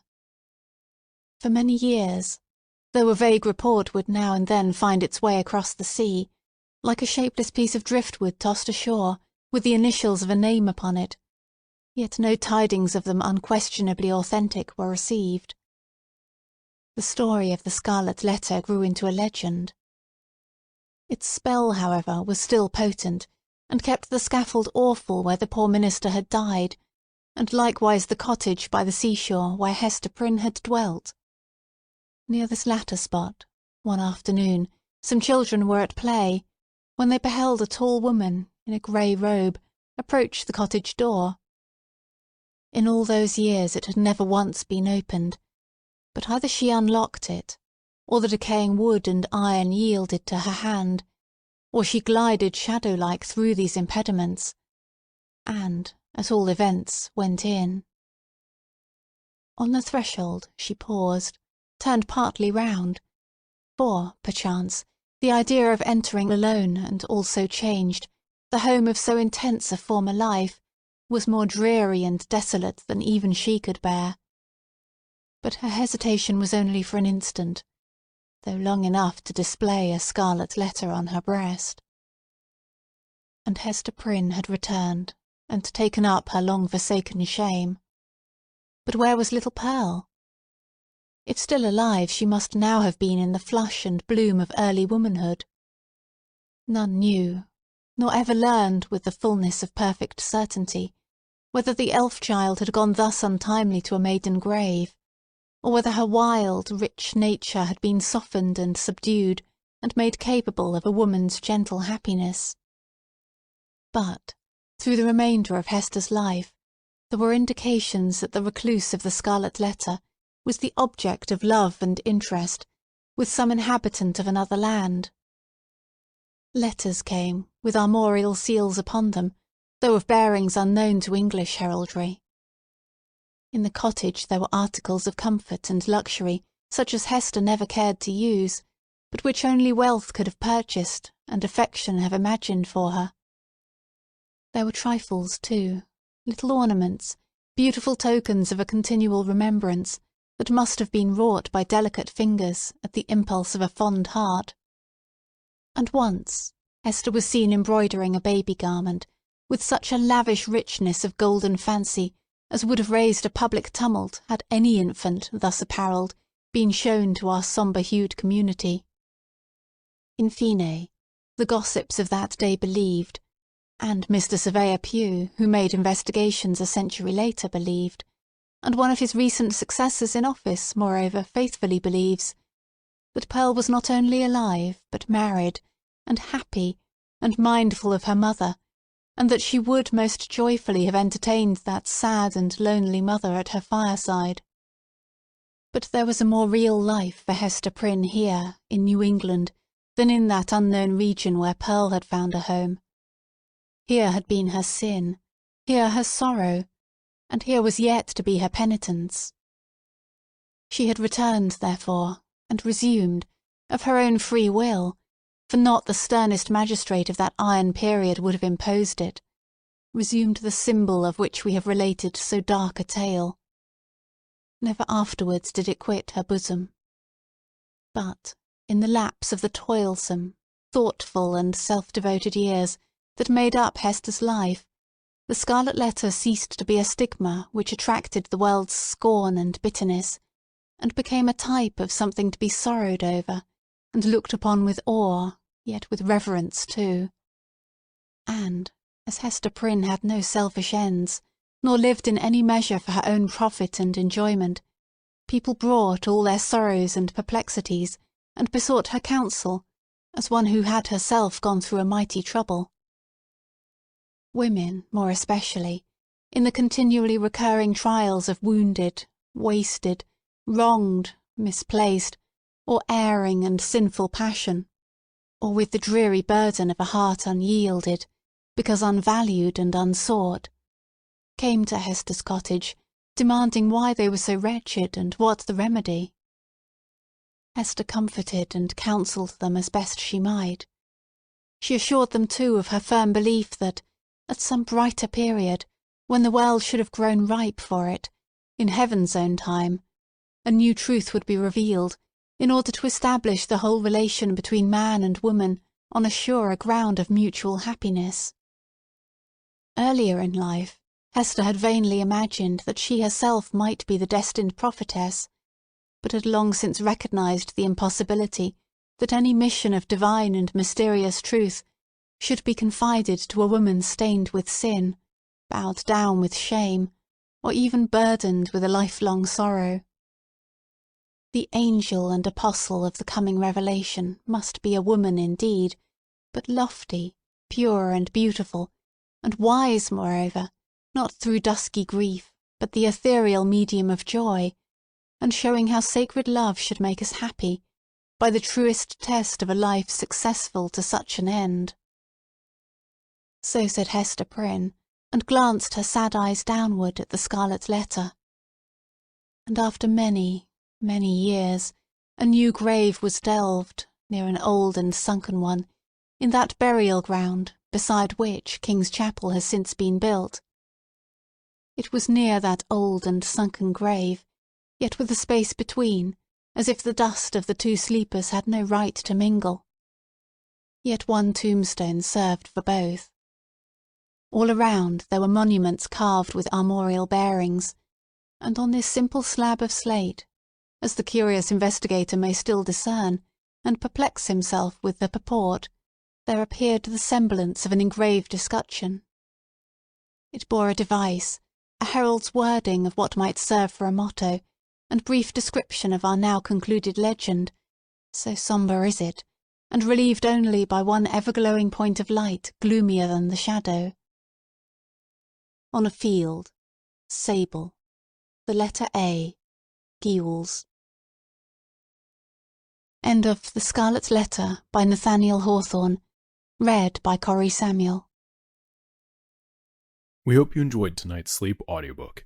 If you liked this audiobook and want to listen to more, please check out our channel at Sleep Audiobooks. And if you prefer to listen to each story individually, They will also be uploaded to our secondary channel at Sleep Chapters. You can access our entire catalog of bedtime story audiobooks through our web app, which can be found at sleepaudiobooks.com. There, you will also find our suite of sleep tools, including a complimentary Better Sleep Quick Guide if you sign up to our mailing list. Links are in the description below. All likes, comments, and especially subscribing help this channel grow so that we can reach more night owls in our quest to help as many people sleep easier so they can live their lives more fully during the day.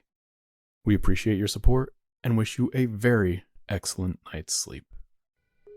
This is Sleep Audiobooks.